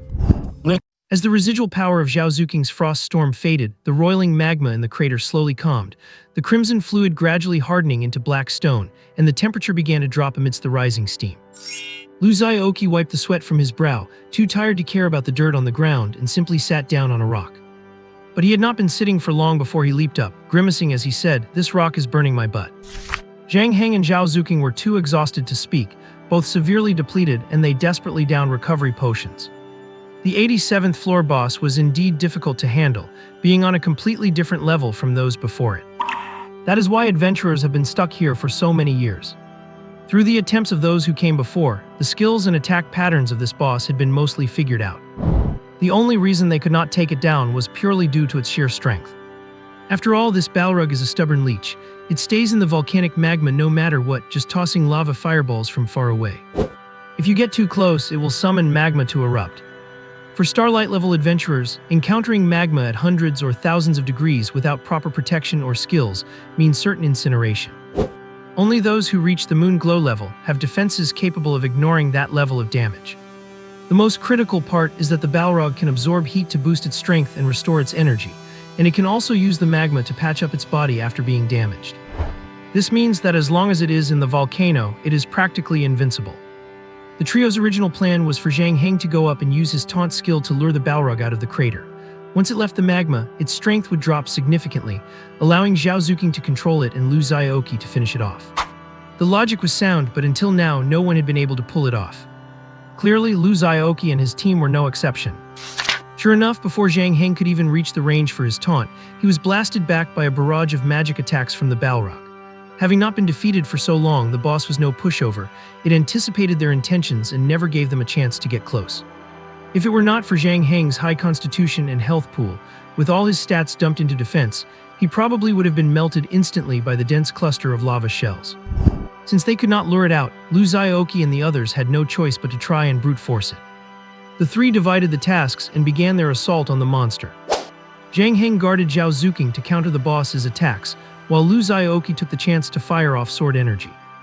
Unfortunately, the usually devastating sword energy failed to finish the monster off this time. Even when limbs and heads were severed or it was cut in half, the boss simply regenerated in an instant thanks to the volcanic terrain. Zhao Zuking also tried her best, keeping her frost storm at full power in an attempt to change the environment and reduce the disadvantages, but the effects of pitting human strength against the forces of nature were minimal. Thanks to her talent, she was able to multitask, maintaining the frost storm while using frost power to form various blades to attack the Balrog. She kept her mana shield up and constantly chugged mental recovery potions to replenish her energy. Excluding Lu Xiaoqi, Zhao Zuking and Zhang Heng had pushed their abilities to the absolute limit, yet the results remained meager. As a frontline tank, Zhang Heng now had to dodge the boss's attacks. As a backline mage, Zhao Zuking's skills could not even make a dent, and her few crowd control effects were barely felt. Her frost attacks just created wisps of steam on the Balrog, failing to even force it to use its recovery abilities. Only Lu Xiaoqi was relatively relaxed, because thanks to his passive skill Child of the Heavenly Way that had merged with his essence, his defense was at least 10 times that of other adventurers at his level. Combined with his agile playstyle, his technical execution was top-notch. However, because his sword energy was so overpowered, it actually masked his technical skill. Facing the boss's carpet-bombing attacks, while Lu Xiaoqi could not say it was easy, he could certainly handle it. Moreover, his skill range was buffed to a ridiculous level. His sword draw technique was essentially a screen-clearing finisher. Having confirmed that Plan A was a total failure, Lu Xiaoqi had to resort to Plan B, showing them for the first time what a Gatling sword attack looked like. In the numb, shocked gaze of Zhao Zuking and Zhang Heng, Lu Xiaoqi's hands became a blur. With his rapid-fire sword draws, streaks of sword energy flew like a cascading waterfall, forming a dense, seamless barrage in the air, with not a single bit wasted as they all slammed into the Balrog. Like mincing meat, he literally shredded this boss with its maxed-out regeneration into pieces. Although the boss was dead, the team was now in a dilemma. Zhao Zuking and Zhang Heng had clearly reached their limit. The team was now being carried entirely by Lu Xiaoqi alone, and since they had run out of all their intel, the next monsters would have to be explored from scratch. Zhang Heng realized his shortcomings through this battle and felt he could not keep going. thinking it better to finalize the clearance and return to process what they had gained from the dungeon. Zhao Zuqing was already satisfied that the team had managed to break the record and reach the 87th floor. Since she had become a liability and her utility was diminishing, she also leaned toward leaving. Lu Xiaoqi was different. He was just getting started. He had not even gone full power. He had not used his max charge sword energy, nor his thunder strike. He had reached this floor just by using his instant cast sword draw combined with his 2 passive abilities. And for this one-time entry dungeon, he definitely wanted to climb as high as possible, ideally clearing all the floors in one go. For him, the battle was just heating up, and he was not ready to quit. The 3 had a disagreement on this. Fortunately, they all understood each other's situations, so there was no conflict or arguing. After a peaceful discussion, Zhao Zuqing decided to disband the team. She and Zhang Heng chose to finish the dungeon, while Lu Xiaoqi decided to move on to the next floor. After splitting the loot from the 87th floor, Lu Xiaoqi, clutching the talisman Zhao Zuqing had quietly slipped him, waved goodbye and watched as they stepped through the portal to leave. It is worth noting that the throwing items generously provided by Brother Gino were all left to Lu Xiaoqi, with the excuse that he might need them for his climb. The item Zhao Zuqing tucked into his hand before leaving was one that allowed for an instant exit from the dungeon. Such items are vastly superior to those that require a casting time to activate, and their rarity goes without saying. Most importantly, it can be used during combat without being interrupted, so it naturally carried a steep price. Golden Cicada Escape Talisman. Once used in the dungeon, it is consumed and immediately teleports the user out of the current dungeon. When hit by a lethal attack, the effect is triggered automatically, nullifying the damage taken at the cost of destroying one piece of equipment. Placing it in your inventory is enough to trigger the effect. With Thunderstrike active, Lu Xiaoqi's black hair stood on end, his body crackling with electric arcs, and he was shrouded in the demonic flames emanating from his Purgatory Arbiter heavy armor. He executed a backstep, narrowly dodging a massive claw strike from the boss of the 97th floor of the Tower of Bewilderment, the Hellhound. Boom! As he dodged, Lu Xiaoqi glanced at the deep crater the hideous claw had carved into the solid rock where he had been standing a moment before. Even with his nerves of steel, he could not help but break into a cold sweat. His body was nowhere near durable enough to be compared to granite yet. In other words, if he had not dodged that, he would have been playing some sad funeral music in his head while picturing himself meeting God in heaven. Starting from the 90th floor, the strength of the monsters increases significantly with every level he ascends. If the monsters on the 80s were manageable for an adventurer at the Starlight level, then for anything from the 90th floor onwards, you would better stay away unless you have Moonglow level strength. What is more terrifying is that their abilities are all unknowns. Those conquering this level for the first time have to feel their way forward, testing the waters with extreme caution to avoid making any mistakes. Even Lu Xiaoqi is no exception. His current defense, including the legendary heavy armor charm slot attribute bonuses and the 10x passive buff, is only enough to make him dominant among Starlight level adventurers. But against Moonglow level powerhouses, the gear they wear provides stat boosts that far exceed his own, and when combined with specialized tank defensive skills like Zhang Heng's, they could easily crush him. Although his legendary heavy armor is a growth-type piece that can increase its stats by slaying enemies. It requires the accumulation of a massive amount of kills, and he only has this one piece of armor. Others just need to equip a few pieces of Moonglow gear to easily surpass the defensive power of his current heavy armor. Even the 10x boost from his passive ability is not enough to make up for it. His attack power might be maxed out, but his actual combat capability is still lacking. In gaming terms, his speed, strength, and health are far below the Moonglow standard. The only thing he really has going for him is his mana pool, thanks to that 10x passive buff. So even with his cheats enabled, he felt the strain when facing monsters that even Moonglow experts would have to approach with caution. Simply put, he cannot finish off the monster instantly, and the enemy will not give him any chance to charge up his attacks. Just like now, he clearly only needed one full charge sword strike to kill this 10-meter-tall Hellhound, but before he could finish charging, the monster sensed the danger and counterattacked. He had no choice but to cancel the charge, pull his sword in a rush, and retreat. The sword aura, flashing with electricity and holy light, only managed to slice open one of the Hellhound's heads before the wound healed at a terrifying speed, and the lingering electric and holy energies were purged by the black mist surrounding the beast. A cruel glint flickered in the Hellhound's 6 scarlet pupils. It dug its claws into the ground, and one of its heads tilted back, gathering energy at its snout as a pitch-black orb formed before it. At the same time, an invisible suction force emerged, trying to drag Lu Xiaoqi toward the Hellhound. Another of its heads had opened its maw toward Lu Xiaoqi, intending to drag him in. Even though Lu Xiaoqi resisted the pull, he was pinned in place, unable to move. The head he had previously slashed was shaking, seemingly not fully recovered yet. Fortunately, Lu Xiaoqi was not just anyone. He immediately countered with a quick draw technique, trying to interrupt the Hellhound's offensive. Lucky for him, this triggered the special effect of his short sword, the Arrogance Recitative, launching 16 sword beams toward the Hellhound's massive heads all at once. The Hellhound used 2 heads to snap at and crush 2 beams, while its front paws swatted away 2 more. Using both its mouths and legs, it only managed to block 4 beams, leaving the remaining 12 40-meter-long sword beams to slam viciously into its face. Ow! The 3 heads of the Hellhound let out cries of pain simultaneously, sounding like a husky getting a stern scolding from its owner. Large sprays of purple-black blood splattered onto the ground, emitting a sickening sizzling sound as it instantly corroded the floor into deep pits. Venomous and dark, Lu Xiaoqi silently logged the attributes displayed by the 97th floor boss. This intelligence is worth a fortune, the more detailed the better. Selling it to the Adventurers Guild could earn him a massive commission. They had also taken a side mission to collect intelligence on the Tower of Bewilderment. The Hellhound had been completely disfigured. 2 of its 3 heads were hanging limp, and 1 head had only half remaining, the other half dangling by the neck, a gruesome sight. The one remaining intact head bared its fangs, its skin twitching as it stared unblinkingly at Lu Xiaoqi. It used its claw to tear off the dangling half-head, blood streaming out and the stench of raw meat filling the air. It was both cruel and terrifying. Lu Xiaoqi could see the flesh around its wounds struggling to surge, attempting to staunch the bleeding while repairing the damage. However, the dense black mist around it had dimmed considerably, and as the Hellhound breathed, it slowly seeped back into its body, seemingly aiding the recovery process.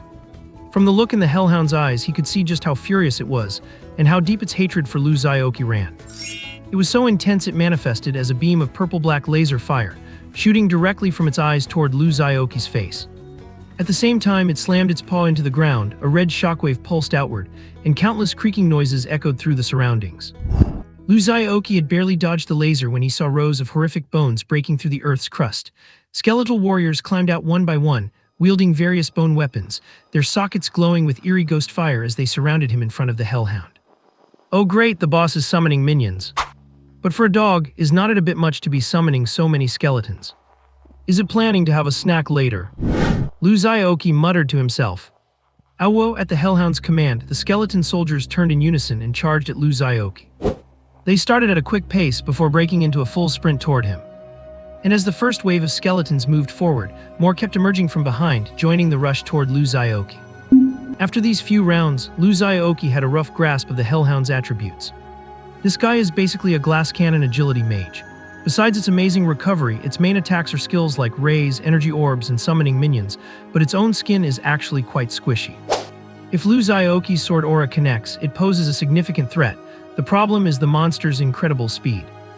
Most of Lu Xiaoqi's previous attacks were dodged, and it was only when it stood still to cast that it took a direct hit to the face. As for these minions, Lu Xiaoqi did not take them seriously at all. One sweep of his sword aura and they shattered into pieces, unable to even delay him for a second. But with that very strike, Lu Xiaoqi's eyes suddenly lit up. His sword intent value had suddenly spiked by a small margin. He realized that while these skeletons were weak, that was only compared to his own attack power. The monsters themselves were still at the Starlight level. This reminded him of the fun he used to have stacking charges in the Mist Dungeon. A bold idea emerged in his mind.